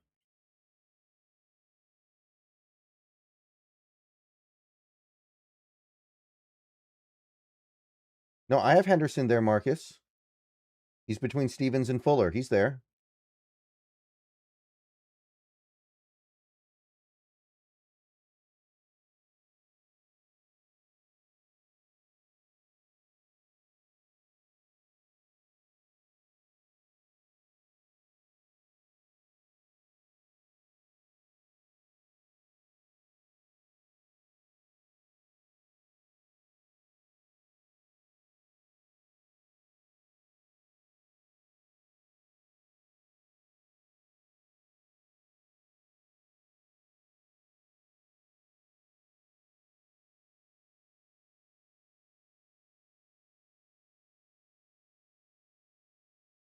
We're going to be one of the least appealing We teams for treat RB UDFAs, as a I think. rotational position, pass v rundown, and both players must be drafted in the 25 to 50 range.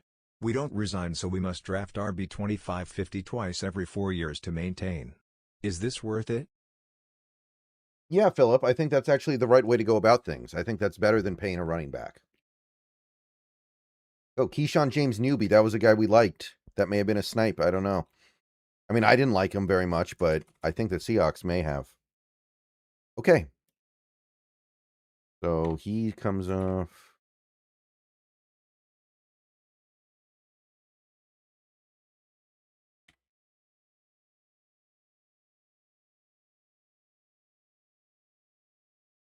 Okay. I'm going to take the chat off the board here, off the screen here.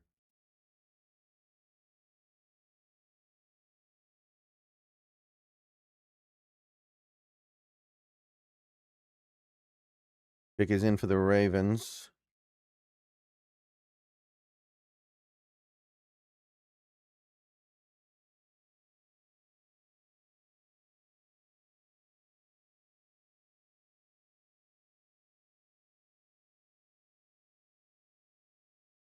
Let's see if we can get maybe we can get the number of players on my big board down to under 50 before the day's over. We're going to have to walk the line here, though. We're going to have to walk the damn line.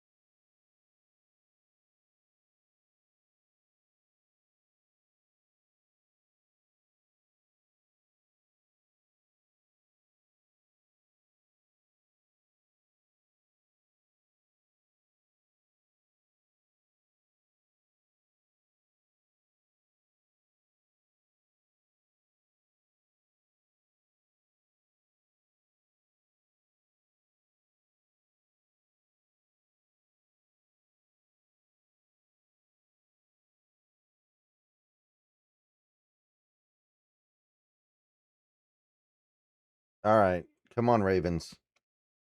Don't make me go to ESPN here to try to figure out what's going on here. You know what? Okay. ESPN isn't any further ahead. So they're just dragging this out a little bit.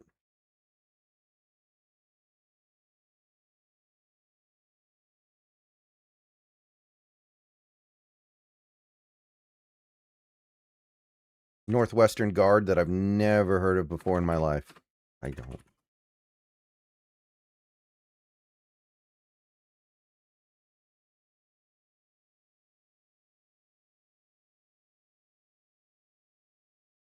Okay. All right, Colts are going to be on the clock here in a second.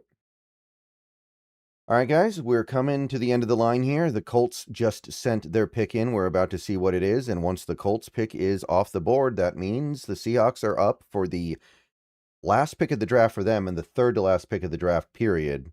Denver goes twice right after them. So we're going to get this pick from the Colts here first, and then we will know what's left. Obviously, at this point, what's left doesn't even really matter that much. It's pretty obvious this team is going to just take a player that they covet as a UDFA. Ooh, Deon Burks. That's actually really good. He was one of my top remaining players. I was shocked he fell this far. All right, let's get that up on the board. Let's get him off the big board. So right now there's one player left, and apparently this guy has some like legal issues, but Xavier Harris is still there. To me, he was a third round guy in this draft. You've got 5 guys that I had going in the 4th. And then you've got a decent collection of guys that I thought would be 5th rounders. Blessings to you, bro. I can't wait for another season of dominance. 2x time champs here. #Go Hawks. Thank you, Talahassan, for the $4.99 and the donation. This video is sponsored by Prize Picks. And yeah, there's Xavier Harris is kind of by far my best guy. Pick is in, by the way. Not much trading you're going to do at the very back end of the 7th. Luis Moore, you don't need another safety. Tyreek Sapp might be my favorite guy that you could get here. And there's plenty of value here with guys like Michael Trigg if you want to go that route. Or you can just take Chip Trayanum because you liked what you saw from him when you had the top 30 visit. Oh, okay, another cornerback. Wow, we are stacking up on the cornerbacks here. Michael Dansby. Michael Dansby is the pick here. I do not know who that is, but he looks like a very small corner. He looks like he's kind of slot sized based on the measurements on the screen. So Michael Dansby of the Arizona, what are they, the Wildcats? I think they're the Wildcats. So I'm not going to go into detail here on what I think of him because I don't think anything of him because I don't know this player. Now, some people might wonder, why do we keep taking cornerbacks here when we already took 2 defensive backs in day 2? It's the 7th round. You're just going to take the players that you like and get them in there and see who ends up earning a job and who doesn't. So I don't really pay much consideration to that. Not to say that there aren't some things I wouldn't rather have done there. A guy like Tyreek Sapp is very appealing to me, but also, I mean, for all you know, maybe you'll be able to land one of those guys as a UDFA, although I do think we are an unappealing destination for a UDFA. Maybe that's not the case for the edge rushers. Like, if you're Tyreek Sapp, you have a better chance of being able to earn a job on Seattle than you do on a lot of other teams because they are Seattle's thin at edge. All right, so another cornerback. Not much to say there yet. I'll have to speak more later, but that is my reaction to the Seattle Seahawks pick. It seems fine, but there's not really anything they could do here that wouldn't be fine in my mind. So see you guys later. Go Hawks. We are wrapping up. Okay, let me get the thing back on screen here.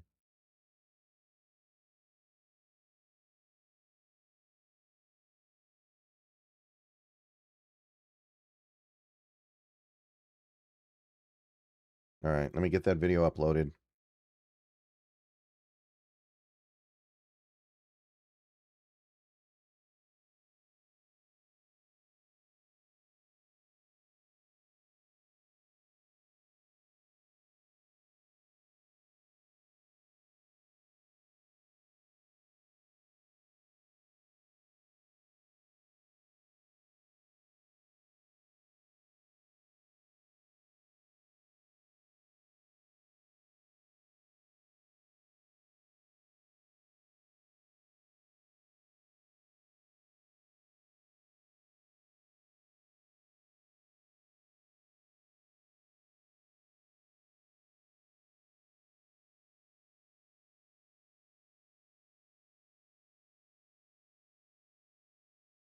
All right.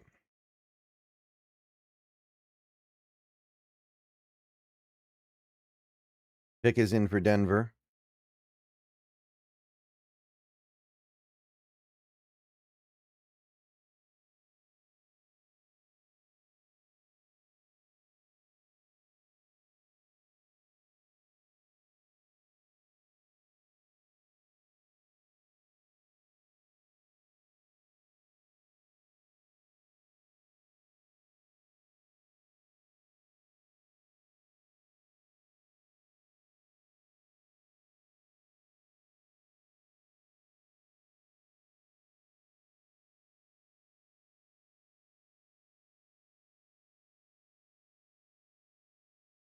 He had 4.3 speed. That's good.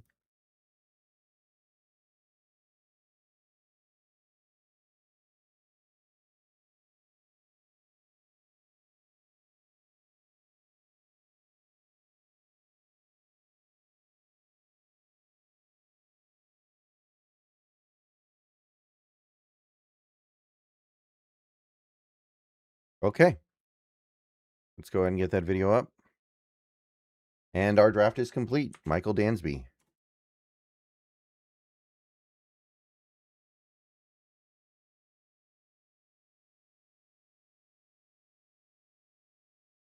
So I can't grade that pick either because I don't know very much about the player, but I don't think he was a combine invite. Okay, Denver is picking here, and then we get the Mr. Irrelevant pick.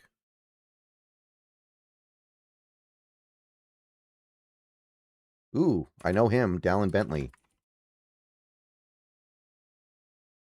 Yeah, Utah tight end. He's actually kind of fun. Denver.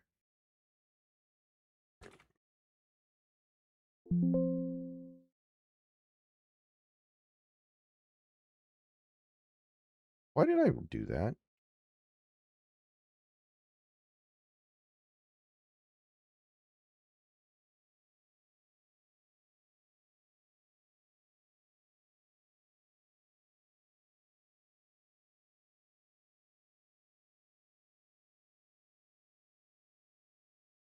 All right, yeah, there are 55 players left on my big board.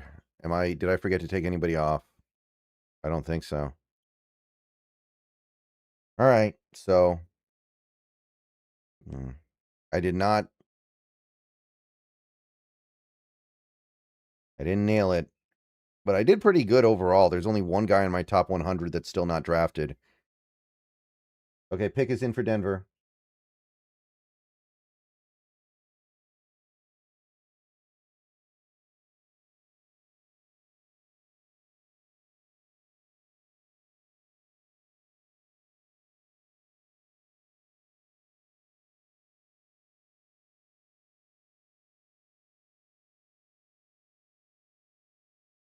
Is the backup quarterback for Denver still Zach Wilson? What if they take, like, Sawyer Robertson?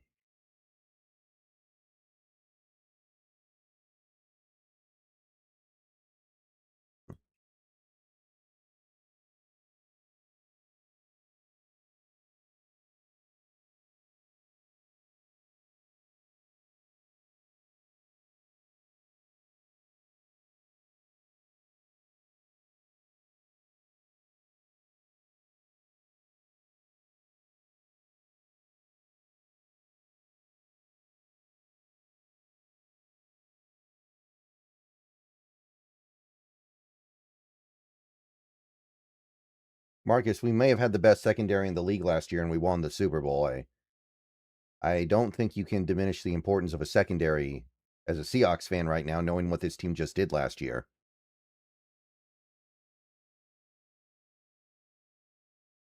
Not like we had great stuff going at edge rusher last year, and we still won, so not that simple. All right, Mr. Irrelevant time.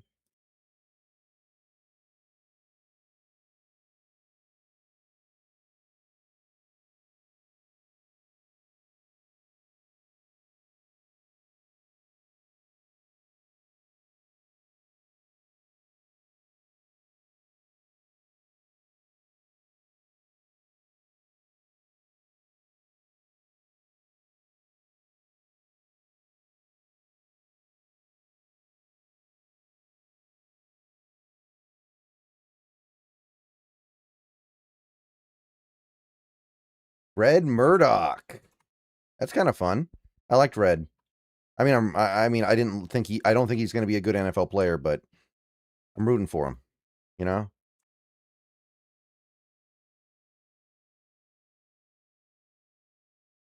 Zach went to New Orleans. Oh, okay. Bunch of UDFA stuff already out. Okay.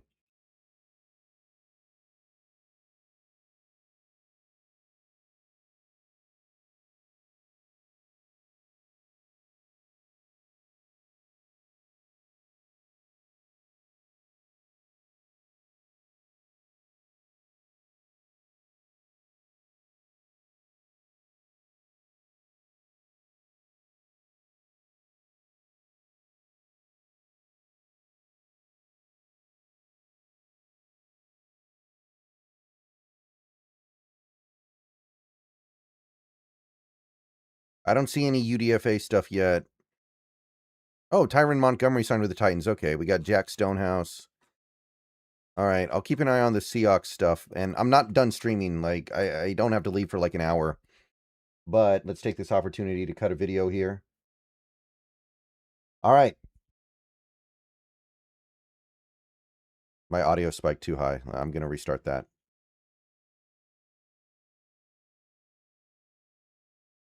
All right. All right, people, what is going on? The draft just wrapped up. Over to my right here, we just had Mr. Irrelevant, and it was kind of a fun Mr. Irrelevant. It was somebody that I actually knew about. So the draft is over. The Seahawks have made their 3 7th-round selections after coming into the day with none. Or, yeah, I think they came into the day with none of them. And they also actually used a pick for next year to go up and get somebody this year, which everybody's going to have their own opinion on that. I think that it's fine. But yeah, the Seahawks actually ended up picking 5 times today, which is way more than I expected and way more than they were expected to draft when you came into the day. So the draft is over. Day 3 is over. UDFA is kicking off, and I am going to be here on stream for a little while discussing that as it goes through. But before we get there, I do want to kind of talk about the day that was day 3 of the 2026 NFL draft. So overall, I think the Seahawks did a good job today. But the thing is, of the 5 players they took, 3 of them are players that I don't know anything about individually. Henderson, Eastern, and Dansby are not players that I scouted. So there's only so much I can do there. So understand that I'm working with limited information. This video is sponsored by Prize Picks. More on them a little bit later. But what I can say about those 3 guys is you have Henderson, wide receiver, clearly brings special teams value. That's the main thing that he brings to the table here. He's a smaller guy, more of a slot guy, not something we necessarily need, but for a late-ish 6th-round pick who brings special teams flexibility, it makes sense. This team cares about special teams a lot.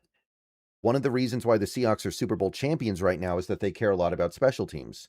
And whereas you have a team like the Rams that purposefully decided not to care about special teams, and look where it got them last season, a team that was clearly capable of winning it all did not, because they blew off special teams.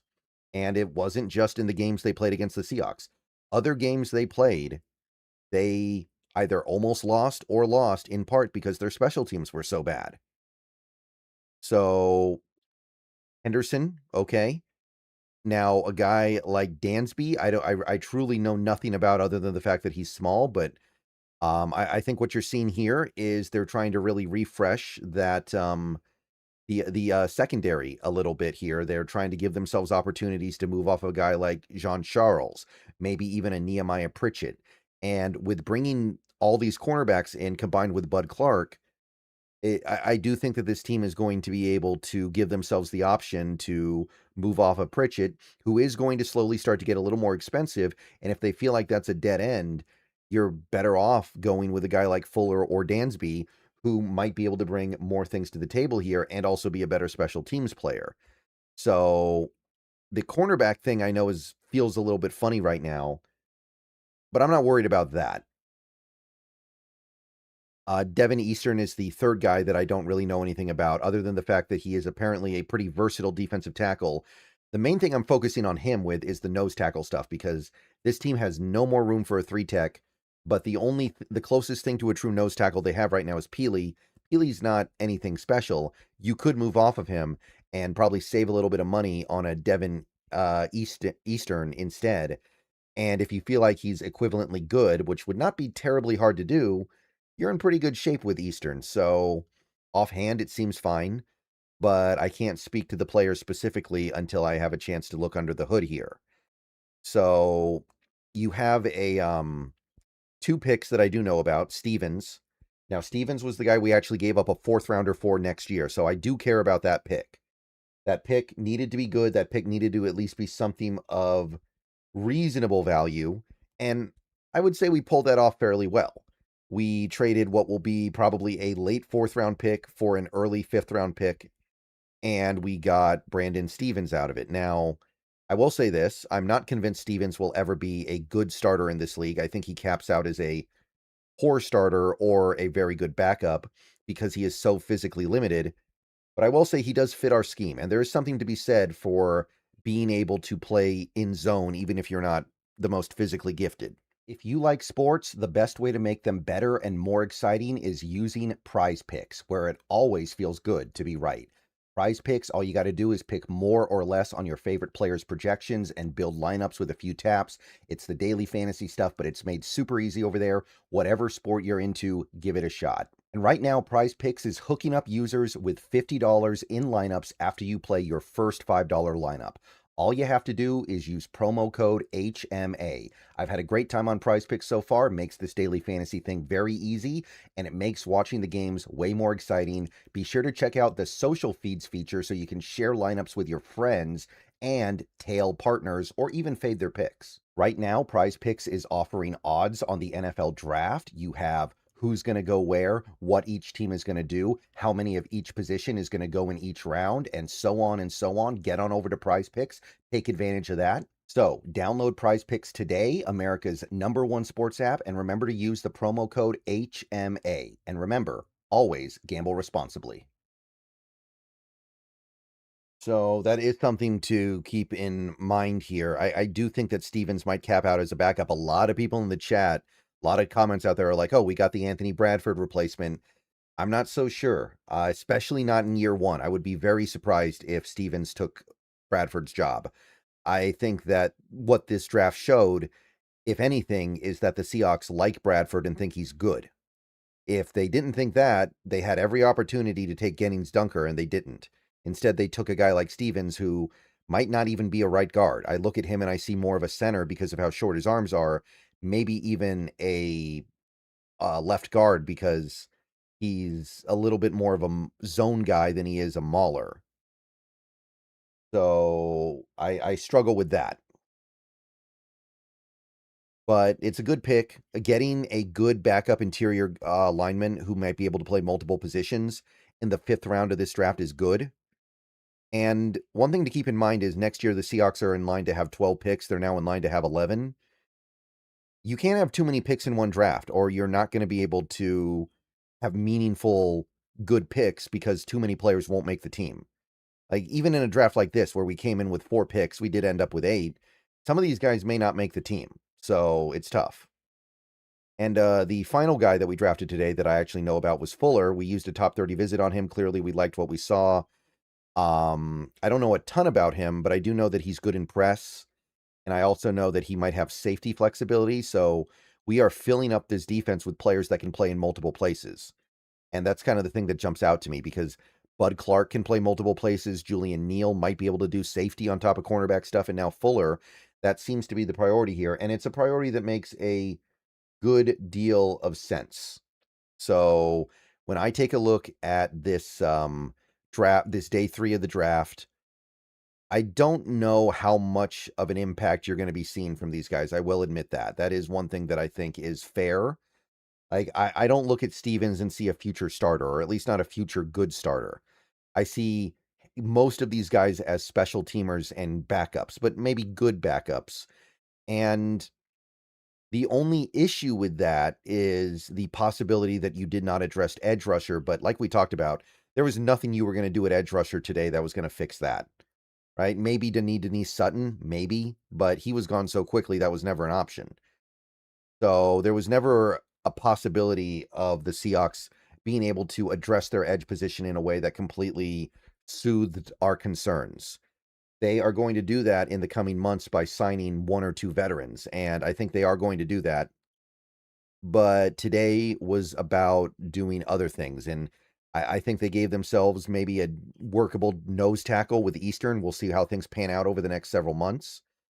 But yeah, it was depth day, and that's what you should expect in a draft like this. Remember, they came into this draft day 3 with 1 pick. Or, well, actually, they expanded it out to 2 by the time they got to the day, but they went in there with 1 pick. Okay. I think that's really all that can be said right now. UDFA starting. I'm going to track that on stream here for a little bit. And then later today, we'll do a roundup of who the Seahawks get, but I'm not expecting a busy UDFA at all. So see you guys later. Go Hawks. Pretty good third day. Not anything over the top great, but I think what we did was fine overall. And I'll have more to say in the coming days. All right, go Hawks.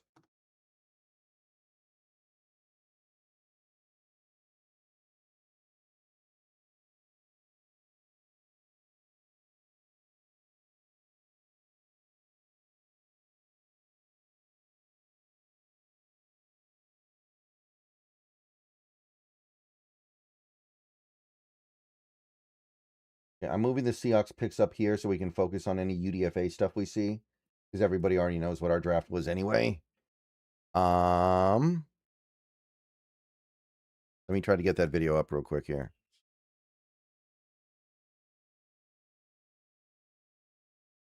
I know.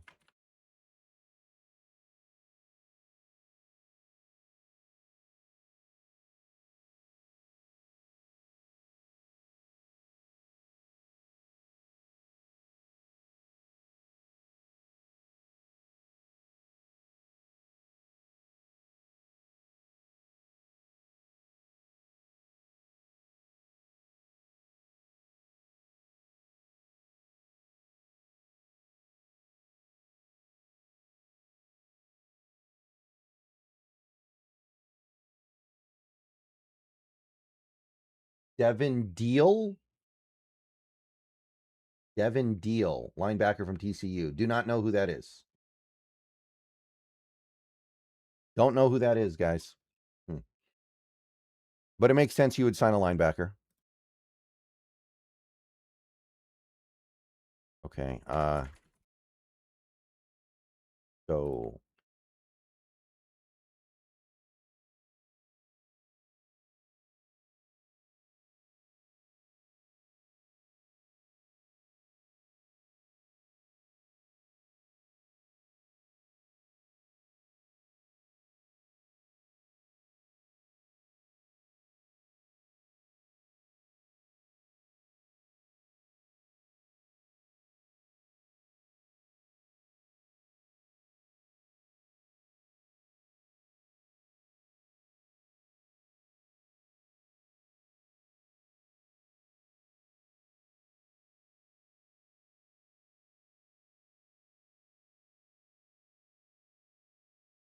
all right. There we go. Dolphins got Riger. Okay.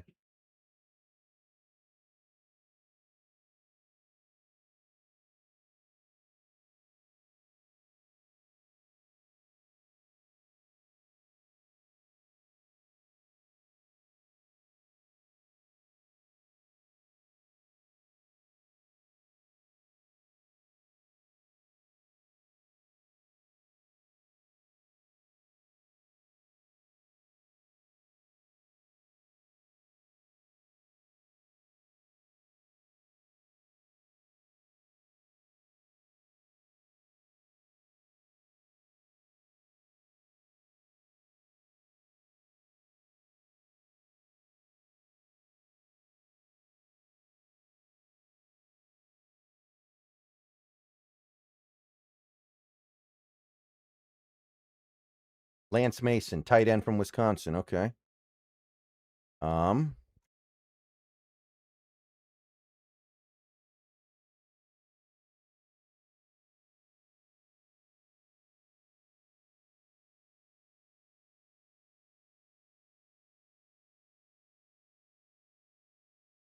Michael Dansby claims he ran a 4.2540.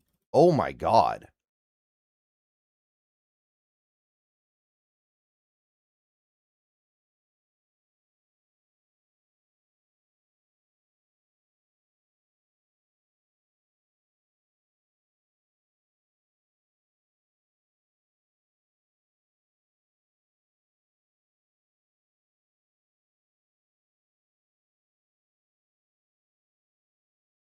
All right.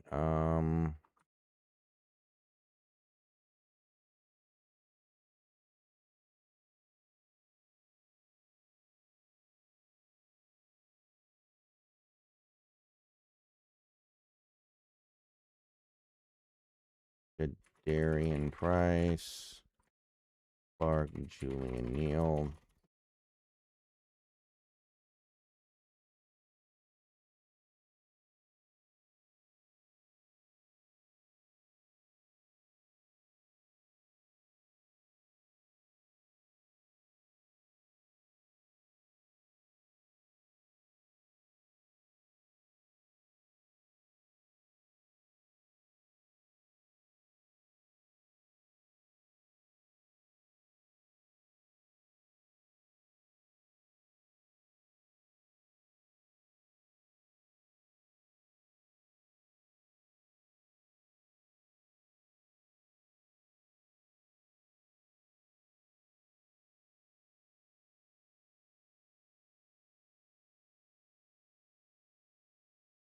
Yeah, I guess it's off-field stuff. I don't know. I still think in this draft he's worth something. All right, so we've got 2 UDFAs that I've seen so far. Lance Neal and Devin Deal. So that's fun. What do you think of those 7th-round corners? Fuller's fine. I don't know anything about the other guy, Dansby, other than the fact that apparently he's very fast.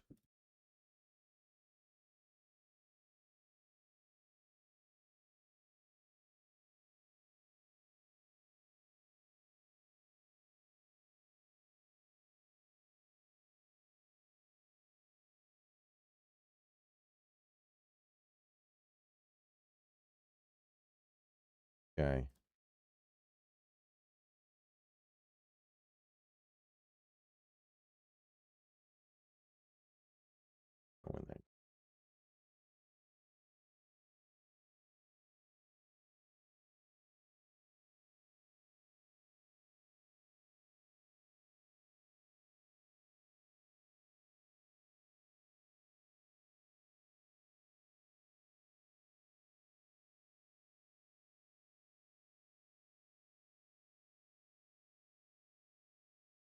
So the only significant hole on this roster right now, I think, is edge, and that is going to be addressed in free agency almost certainly. So there are things about this draft that I don't love, but I will say they've set themselves up well for 2026. Not worried about that. I'll go with that.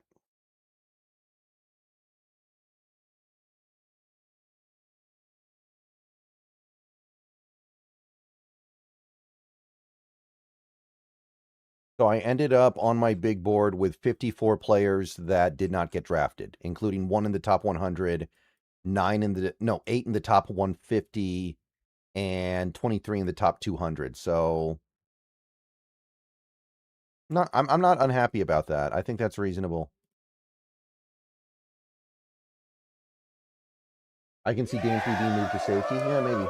On Tix, thank you for the sub. Welcome to the channel. All right.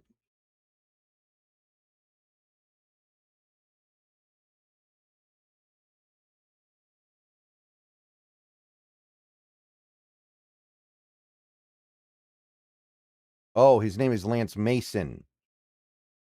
What the heck? What is wrong with me? How did I come up with Lance Neal? It's not even close. Is it possible they try to trade for Thibodeau? Yeah. I just think it's unlikely. He makes too much money.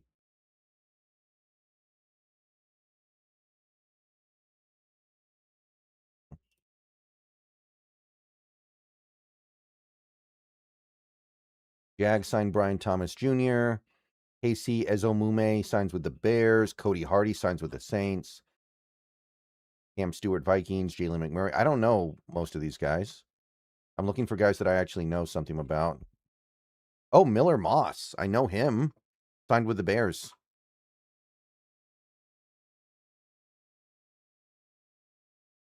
Who are these people, man?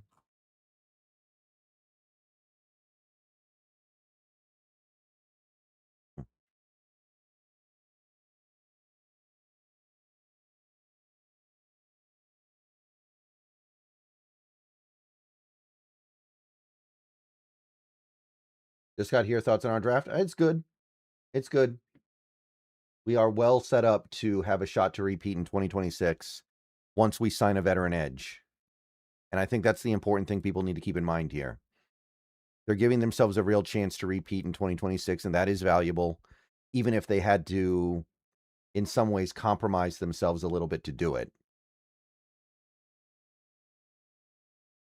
And they didn't compromise themselves in terms of like setting themselves up for salary cap hell later. They compromise themselves by taking players that are probably suboptimal because they need them now, which I don't like, but for a team that just won the Super Bowl, I can kind of see why you would do it, why you would convince yourself that it is okay to do this time. Okay, so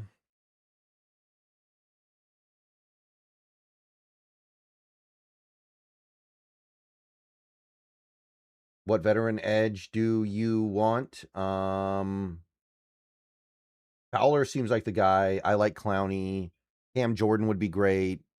I'm open-minded, man. I'm open-minded. Just let Mike figure out which one he likes the most and ride with it.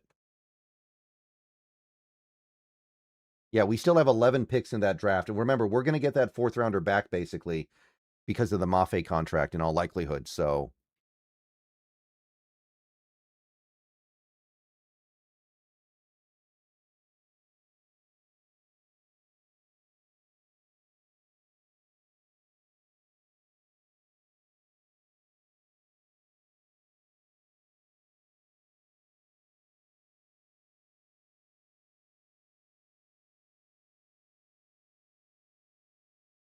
James Thompson, I know him. He signed with the Niners. Jack Stonehouse went to the Texans. Yeah, I knew that. Jaden Odd went to the Chiefs. Logan Fano, Browns. Okay, we're getting some guys that I actually know about.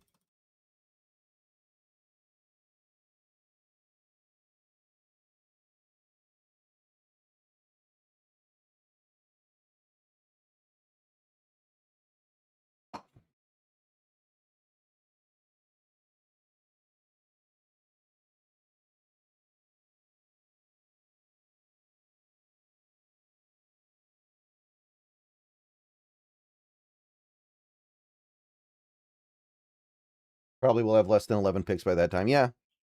But we may not want 11 picks because, again, it's hard to have 11 picks and have everybody make the team.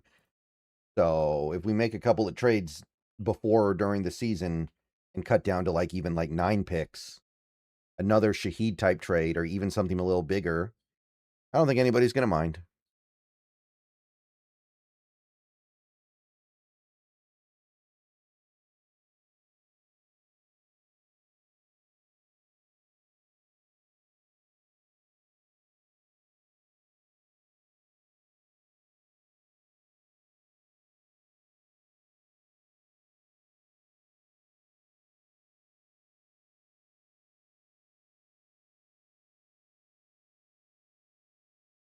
Or Dante Corleone. There was a point in time where he looked like he was going to be a day 2 pick, but the medicals are just...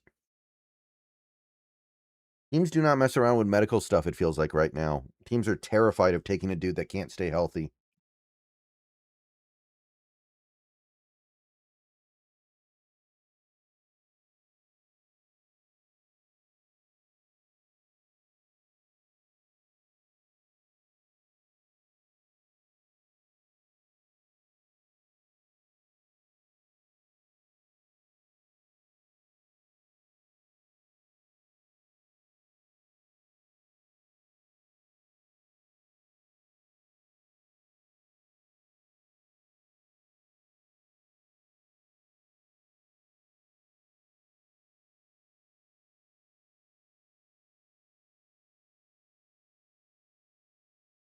All right, guys, so we're going to go for another half hour or so, and then I'm going to get out of here. I got to eat. I haven't eaten since breakfast.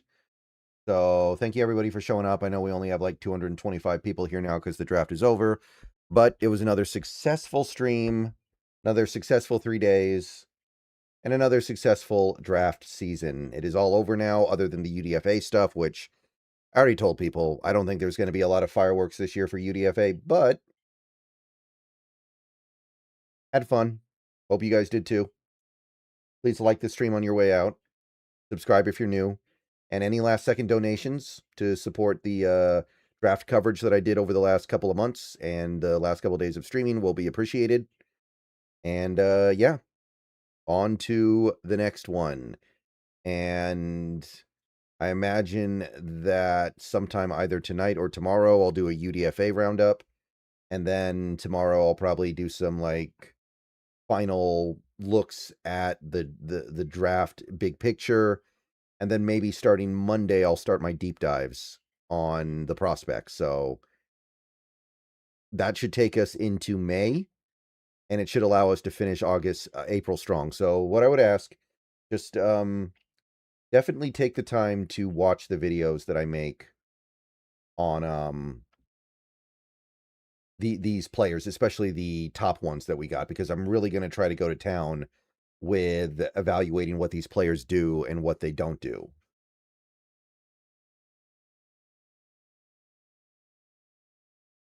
How much better do you think our O-line will look this year, or just average like last year? I think it was better than average by the end of the year, and it's the same O-line, so it should be better.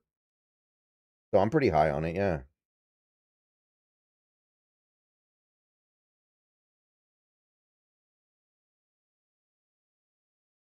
Michael Dansby allowed 36% completion rate at Arizona. That's kind of fun, man. This guy's interesting.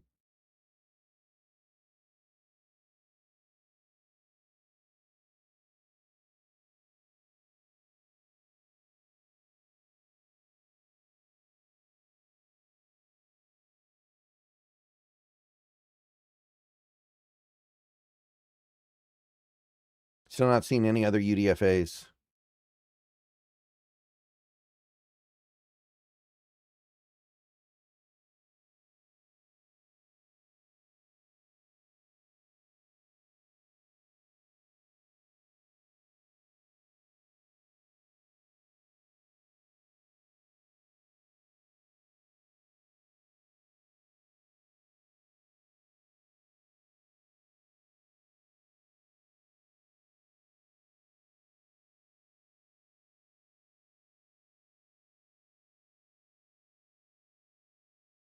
Sherman was pretty fast, man.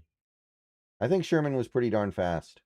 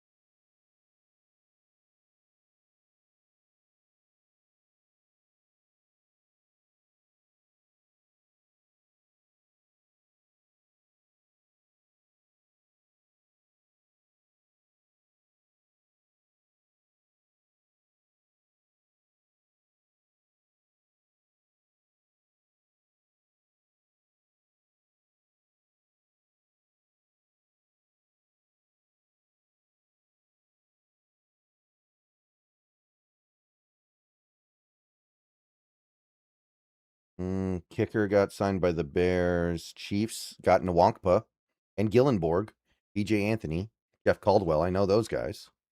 Chiefs are doing well in UDFA so far. Insofar as you can do well in UDFA. I know there isn't really such a thing, but you guys know what I mean.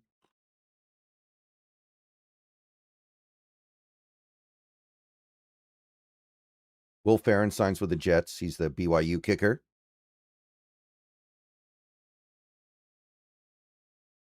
So the Seahawks have 75 players under contract and 8 rookies drafted, which means they would only have room for 7 UDFAs, and they're planning on signing probably Fowler. So they really might only sign a couple more guys, and we might not sign them until later. Yeah, Sherman was definitely not as fast as Reek, but very few people were faster than Reek.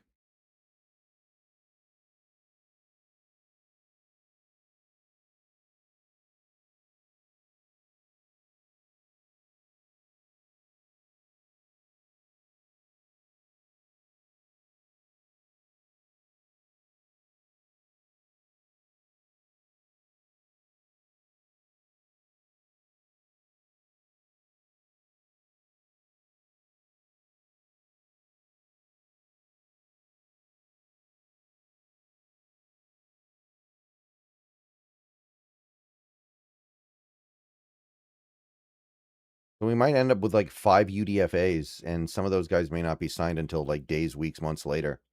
So yeah, gonna be chill. There's basically nobody there to trade for now except maybe Crosby. Well, maybe Garrett, but I don't know if I even want to trade for Garrett. He's getting older, and I'm a little bit paranoid.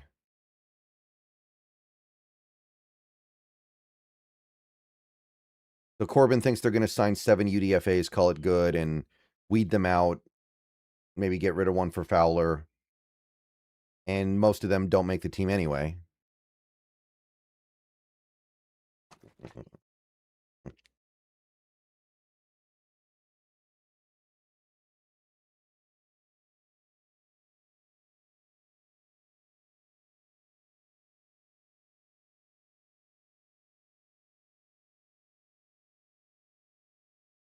All right.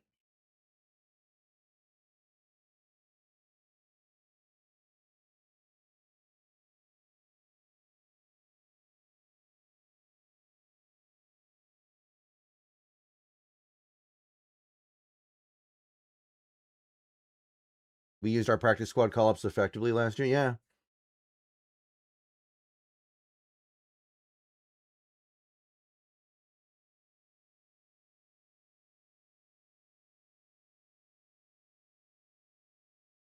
Logan Fano going to the Browns. Yeah, I saw that.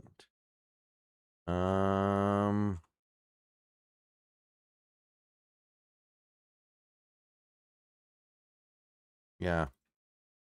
I think we're caught up.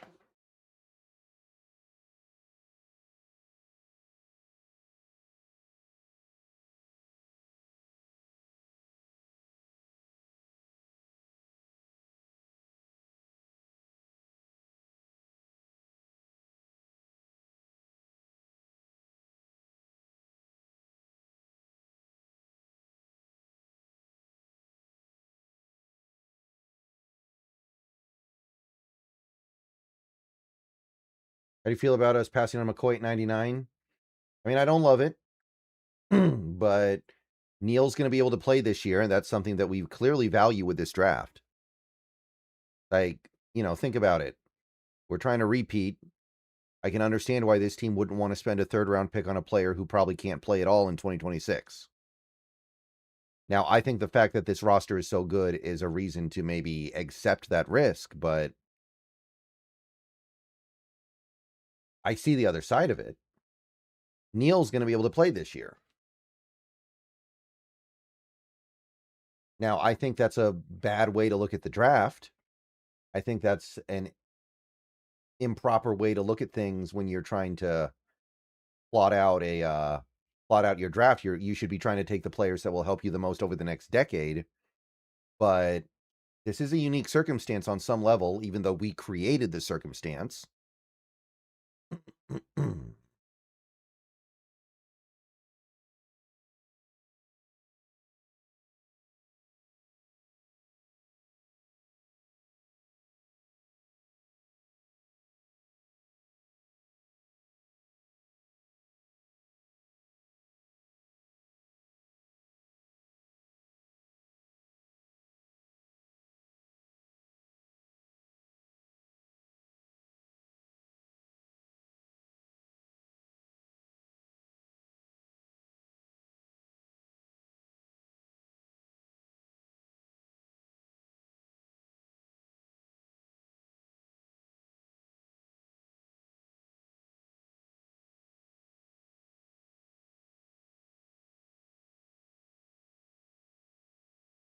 I think Fano already got signed the Tez. I mean, anybody we sign in UDFA at edge anyway is not going to be better than Jared Ivey. And remember, Jared Ivey's a guy we kept around last year, even though we didn't need to. We definitely could have tossed him out at some point if we didn't value him. But we showed signs that we did. We liked him. Ooh, defensive tackle, Kansas State, Uso Sumalo. We got a new one, guys. We got a bleeder. We got a bleeder.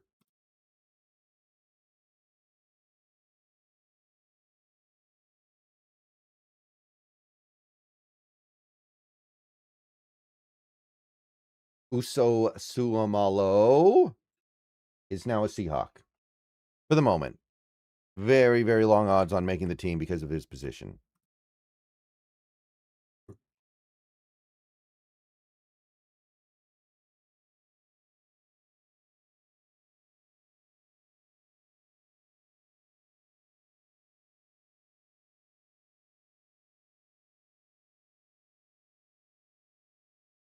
Cleveland's played in a couple playoff games with Garrett. It's not all bad. It's not great.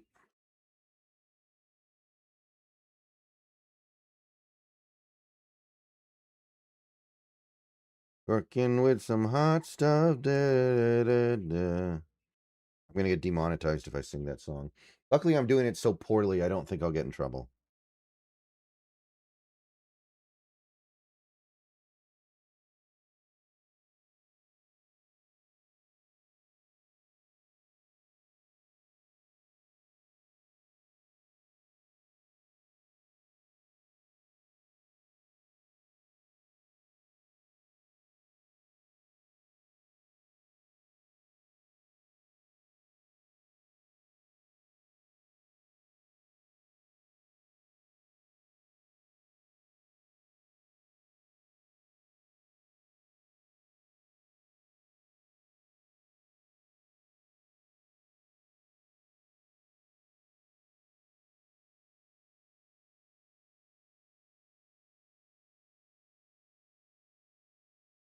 Okay, apparently Suomalo is like 350 pounds, so that's probably a nose tackle.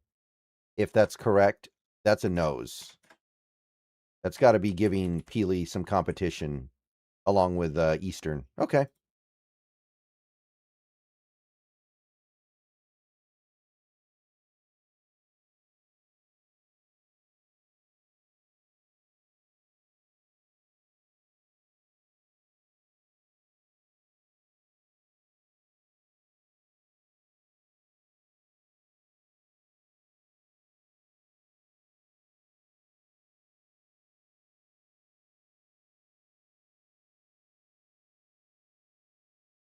Yeah, Garrett's intimidating because of how old he is.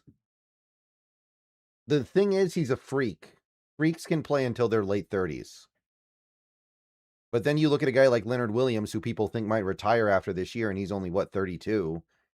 So that's another thing. He could retire, and then you're left holding the bag on him. Like that's one issue why I think maybe we're not going to extend Leonard Williams, even though I think we clearly should, because I think we think that he might retire.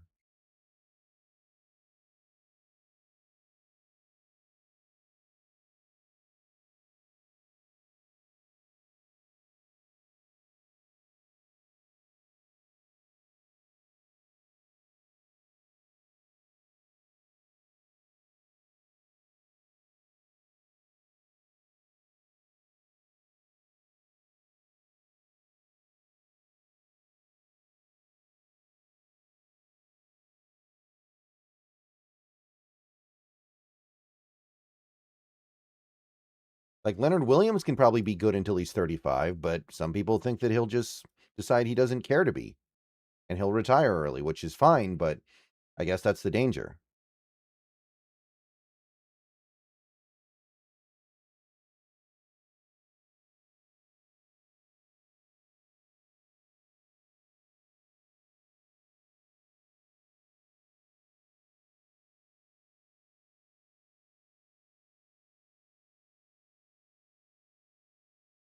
Corbin thinks that the Seahawks will sign Dante Fowler after the comp pick deadline passes, which he's not sure when is. Some people, I guess it changes from year to year, but it's usually early in May.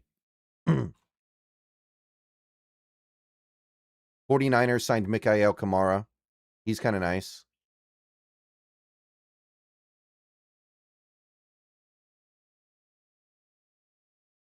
Oh, okay. Then that must be a different player.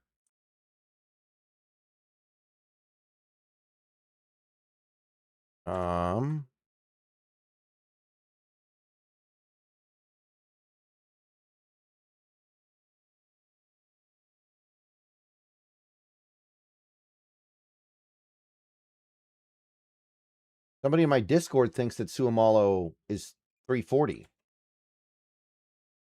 Okay, well, whatever. Doesn't matter that much. We'll figure it out.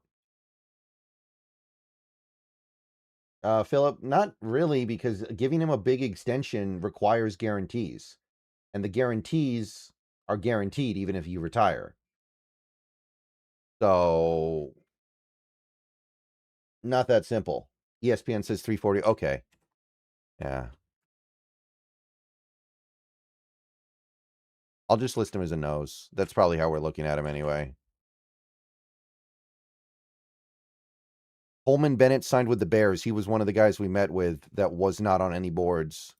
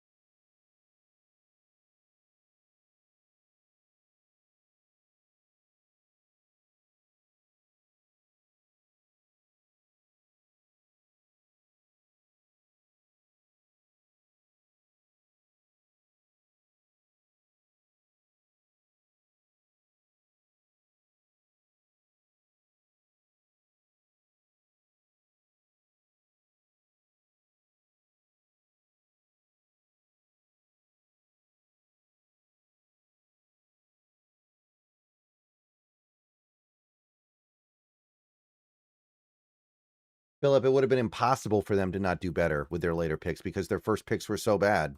So, yes, but it doesn't really matter that much. Doesn't make anything better.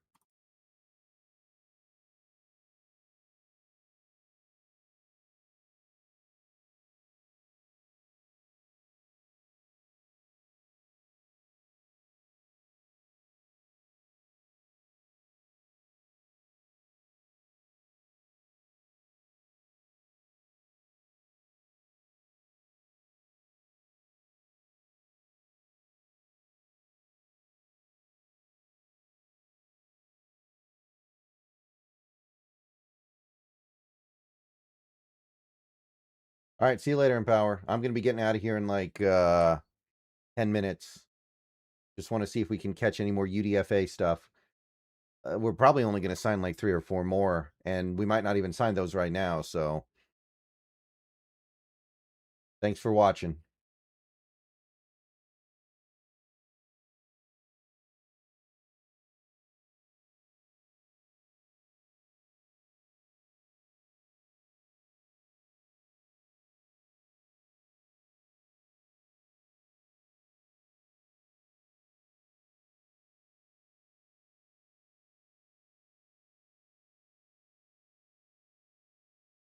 Okay, according to Dan Viens, the compensatory pick deadline is Monday. So not tomorrow, but the next day. Oh, Luke Altmaier signed with the Lions. He's all right. I thought he was borderline draftable. I don't think anyone the Rams drafted will have an impact this year. They probably won't.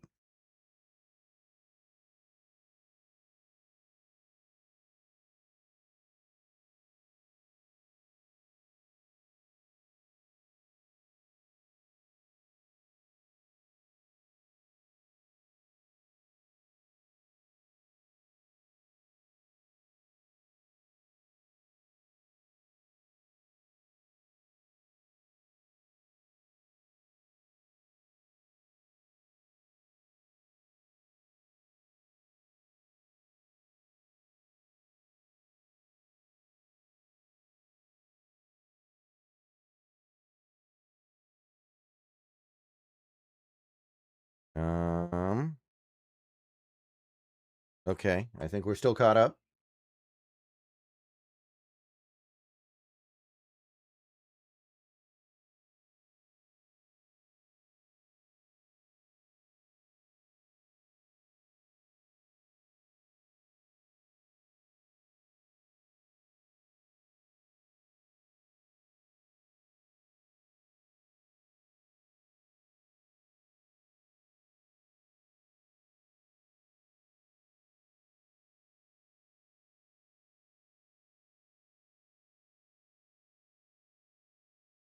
Any interesting UDFA signings? Tuamalo is apparently 340 pounds, so he's like a sized like a nose tackle. But I don't know anything about him beyond that.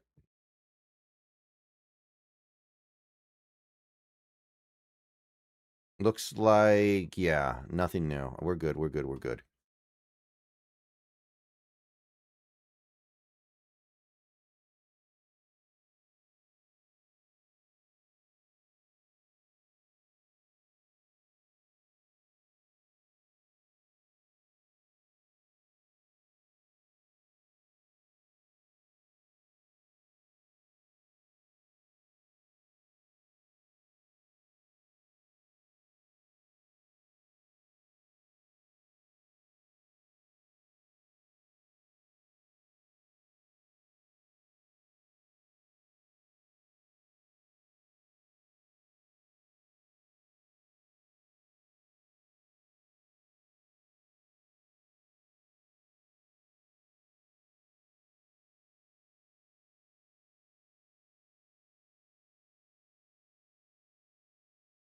Okay, it looks like those 3 are all we're going to get for now. Maybe when I come back from dinner, there will be some more, but I'm not expecting a big pool. I'm not. Michael Briscoe? I don't know who that is.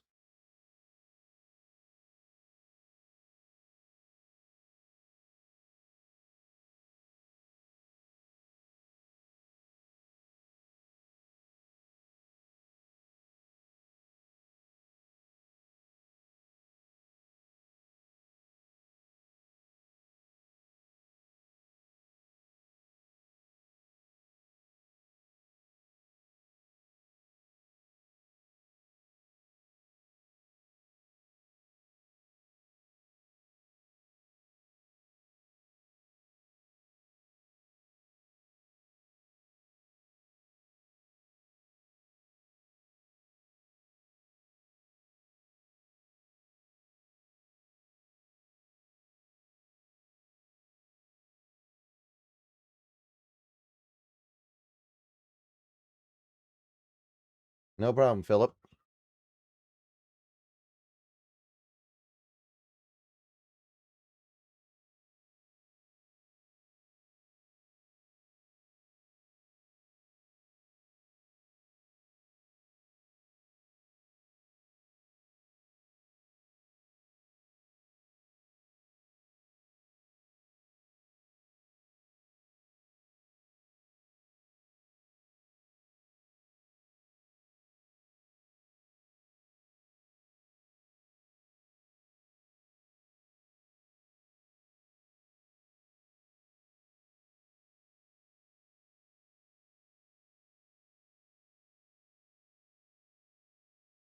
Cal Poly wide receiver. Not seen anything yet.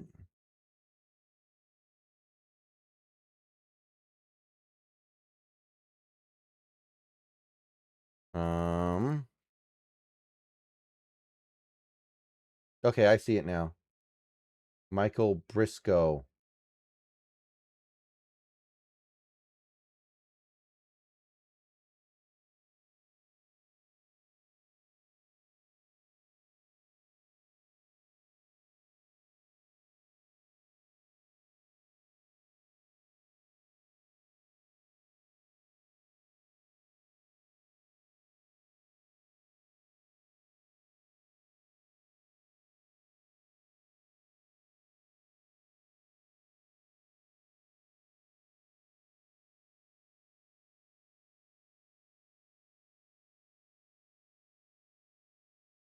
Hey, Tombo.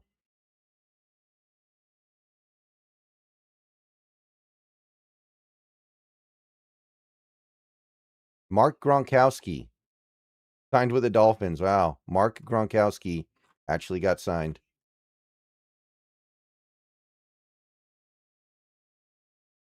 Yeah, some people think the Niners were going to take Price at 33 because he fits their scheme, and that's why they reached for Black, and maybe that's true. I don't know. It's possible. I'm still just not seeing the hype with him. I think he's fine. I just don't see a first round player there.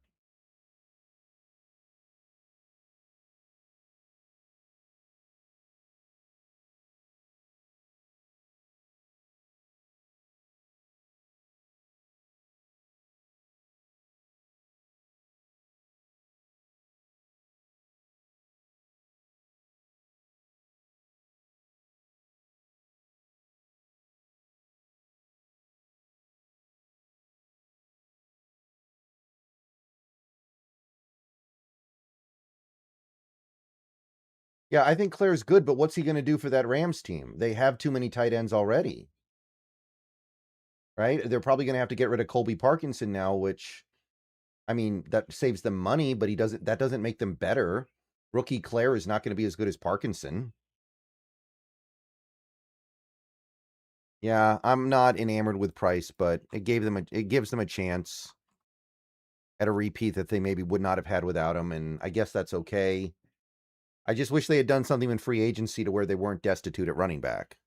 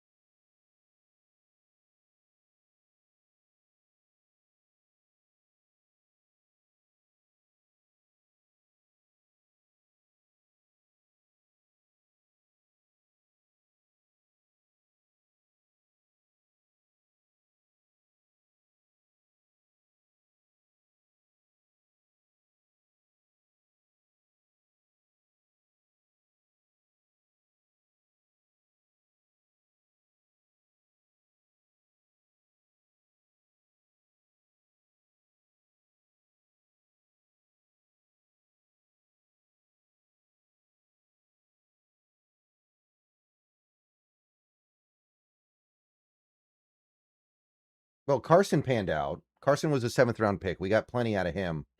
But yeah, the others, you're right. I don't think Price is going to be a bust or anything. I think he has a decently good floor, but I don't know. I can't I think he has a low ceiling too. I can't imagine him ever being like an elite running back. All right, guys, it's 5 o'clock. We've been streaming for 8 hours. So thank you for hanging out. No more UDFA stuff. Looks like we've got what we got. And we're probably not going to get much more anyway. So I'm not going to hang around. But thank you, guys. Thank you, everybody, for hanging out with me these last 3 days. And the draft is over. So we are now closing in on the truly dead part of the offseason. See you guys later. Go Hawks. Everyone have a great rest of your evening.